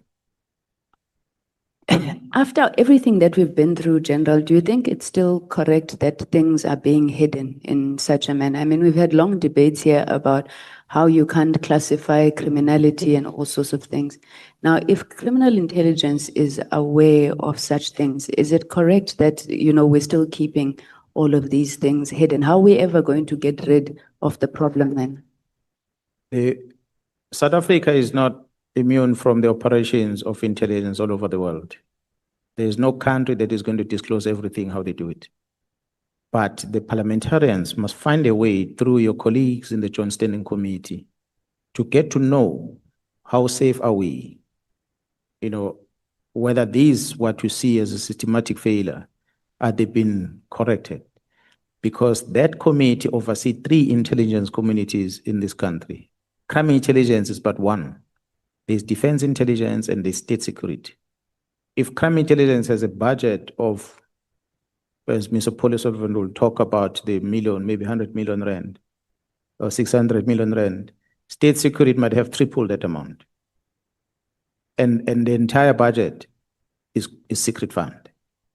So if there is misuse of funds in the police, there is a likelihood that perhaps in other agencies, similar things happen, or even worse. So it is important that the parliamentarians take note of this. We cannot then come and open our methods of operations on covert things before the world, because this is an international people watching this, international intelligent people that are watching these things. So there's limitation what you can tell, what you cannot tell. And it's not a secret of government, the government that is there on the day. No. It's for the safety of the country, beyond the administration that is voted in. Every president coming in, the executive come in, must comply with the act of keeping such secrets and operations of government. Otherwise, when we are transparent, we're going to regret one day. So we can't always display everything we do. Okay, I think that's up for debate. General, there's a witness that testified here. I can't remember whether it was Mr. Mlotshwa or Mr. Adams who said the National Commissioner was at the gate of prison, and that was the trigger for the media briefing. Now, you today speak very authoritatively that had the National Commissioner been arrested, Cibia would have been appointed National Commissioner. Now, I don't want to leave this open-ended. I need to understand, what do you base this on? Because the president appoints the National Commissioner. Now, what makes you so sure that Cibia would have been appointed National Commissioner? And I hope that you were not insinuating that then the president would have acted in concert with these criminal syndicates. Can you just give us the basis for that statement that you made? The president, not necessarily about the current president, even presidents in the past, they will always listen to a person that they've appointed as a cabinet member responsible for the department on the recommendations of what is the course of action to be taken next. So when you have a national commissioner arrested, he's not dismissed. So it means there must be a fitness board that is going to follow thereafter. In the interim, what do? The president get influenced by someone. I don't, sitting here today, I do not believe that President Zuma knew a person called Nhlanhla Mkhwanazi. For him to take a decision that when he suspends... So who influenced him? To the extent when he suspends Cele, he then picks up Mkhwanazi who's a major general to come and act with no political credentials, nothing, just a simple task force member. Someone, I believe, a senior police officer within that system